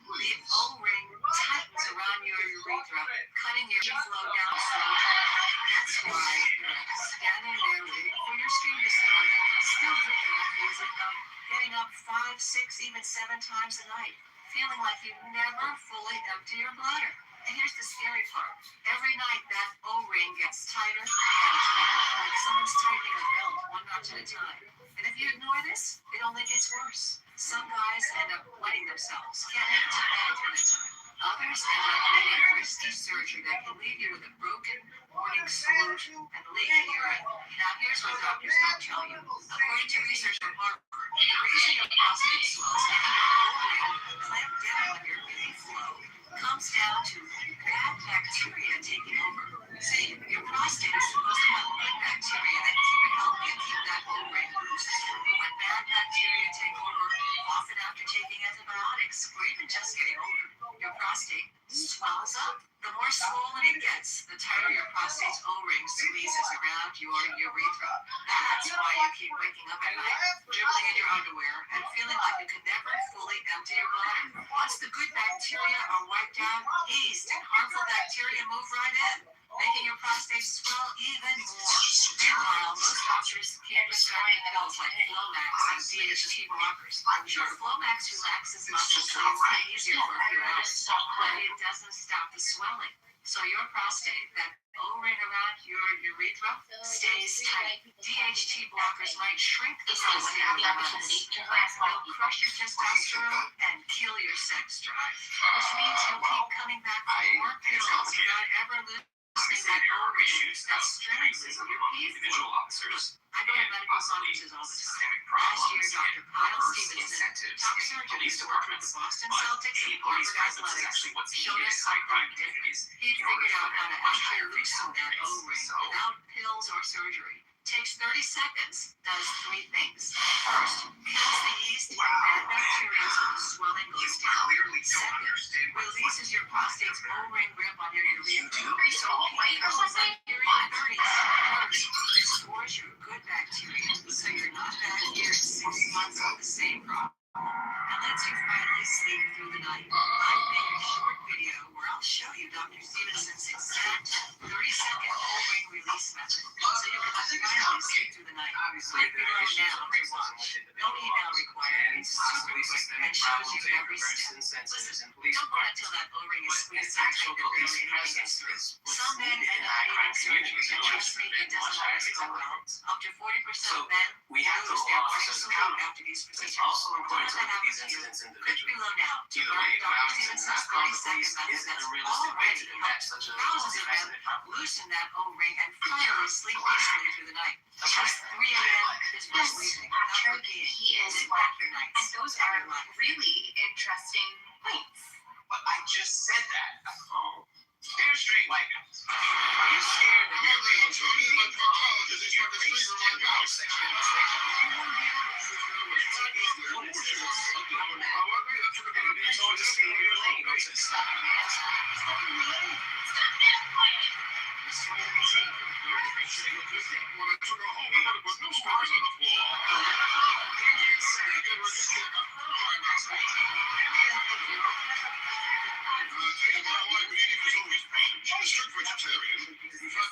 She was blazing on a front lawn. I'll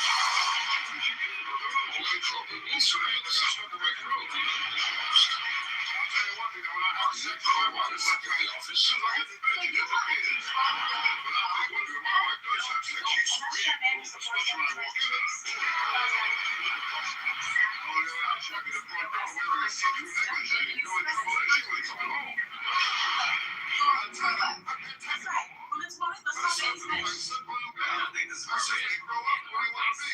She looked at my wife. She said, "See, can you no longer hold up by your legs because you feel sick and deep." I said, "Oh, stop the love." I said, "Are you home?" Don't remember. I don't know where it's supposed to be. Well, it's Christmas. My kid wanted a baby gun. I gave him a baby gun. He gave me a switch and a bullseye.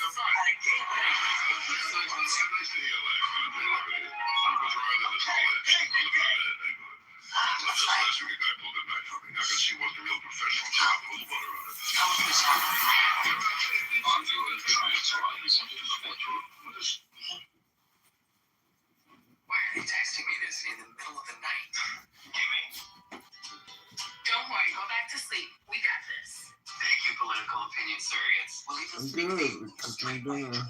Great. Good night. Oh, good Dude, cooking the glare dinner. is so unnecessary. Political opinion surrogates. We are marginalized individuals ready to express your marginalized opinions for you. Warning. Political opinion surrogates may not be effective when accused of internalized misogyny, oppression, occultism, hysterical shrieks of terror, and most conservative right-of-center, center, and left-of-center opinions. Hey guys, thanks for watching. If you enjoyed the video, don't forget to like it, share it with your friends, and subscribe to our channel. Make sure to click the little bell to turn on notifications so you never miss a video. You can also follow us on Instagram.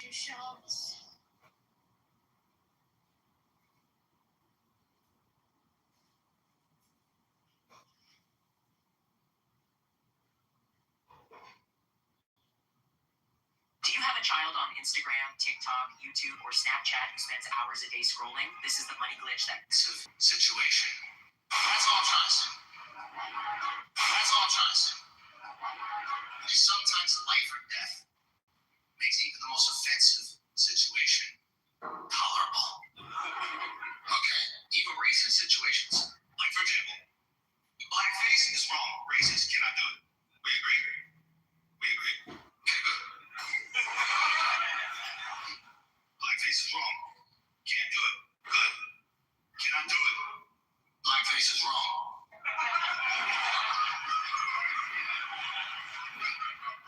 Well, I have to ask the blackfaces. I can't ask the fucking rest of y'all. It don't matter. It's up to them. They make the rules. Blackface is wrong. It's racist. Cannot do it. Okay? Under no circumstances. Cannot do it. Then you see them Navy SEALs commercials. You're like, all right, well, kind of. Sometimes you can do it. Right? The whole Navy SEALs commercial is like, look how cool blackface is on a helicopter.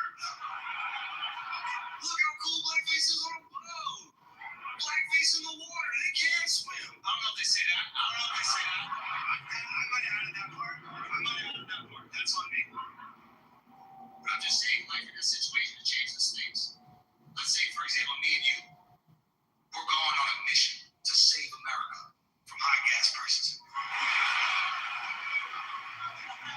Gas like $1.50 America is very progressive, right? You have to respect all the cultures of the world. Gas gets at $5, we're like, yeah. They might need some democracy out there in the Middle East, buddy. See this $5? How do you make women dress like that with gas is $5, buddy? They just throw gay people on buildings with gas is $5. Liberate those people. So let's say, for example, you and I are going on a mission to save America. The mission takes place at 1 a.m. That is an important piece of information on the call sheet. You have your complexion. I have the complexion of an iPhone flashlight. If you don't give me blackface, we're fucking dead. I'm a disco ball in the desert. They're gonna see us from a mile away. It's headshots for the both of us. You want to see her again? You gotta paint me the fuck up, bro. Full thing. You don't have to do lips and tap shoes. That's a little bit much, but you gotta paint me up. You gotta paint me the fuck up if you want to survive. You're not gonna let me go on that mission with you and put on blackface for your safety. Just like I'm not gonna let you smile. There's certain things, guys. There's certain things that we have to do so we get out those beautiful white teeth. Lighten up the night. I can't take that risk. I can see white people in the crowd looking for black people to see if it's okay to laugh at this joke. Okay? But you have night privilege, and we need to bring those together. Don't get me wrong, we get pulled over to ride home. That's where I take care of business. I'm sorry, officer, is there a problem? Speeding must be my Blackfoot. I'll take care of it.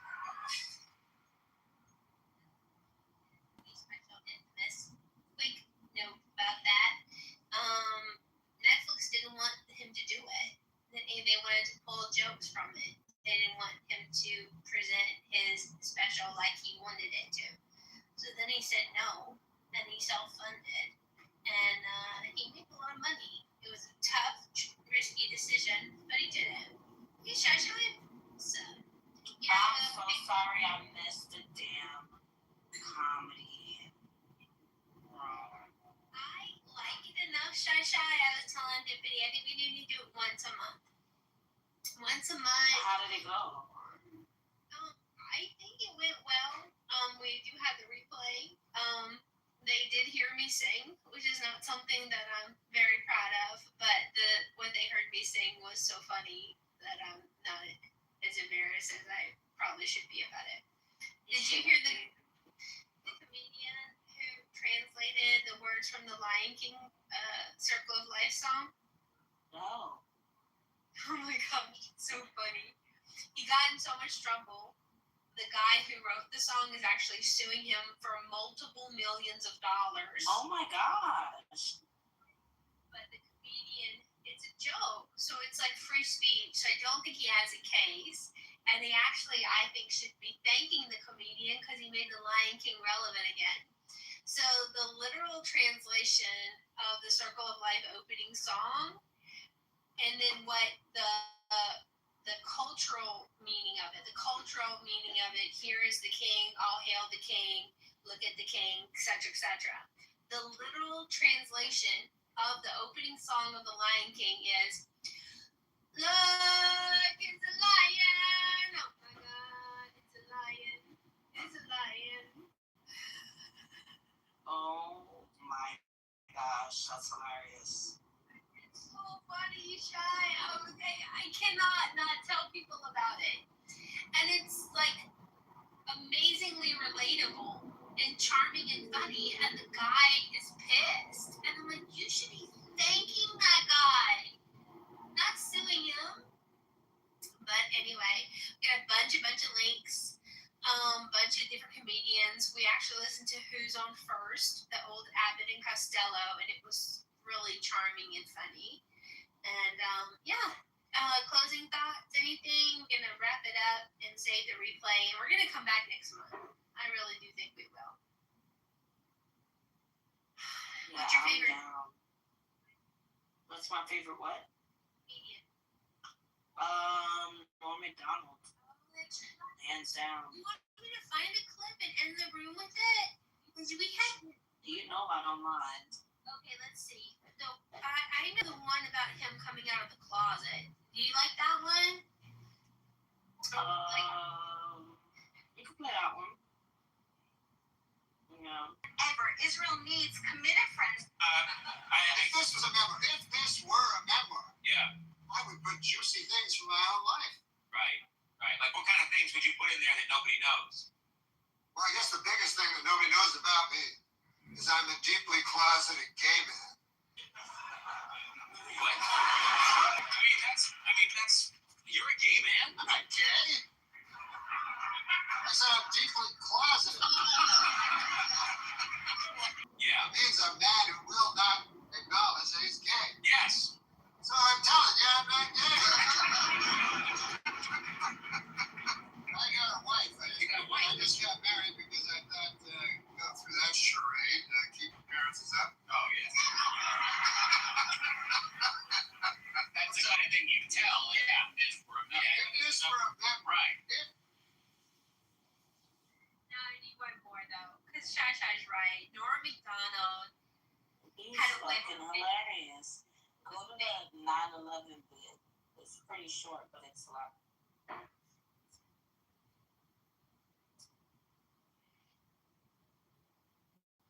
His humor, like his brand of comedy is like dry, right?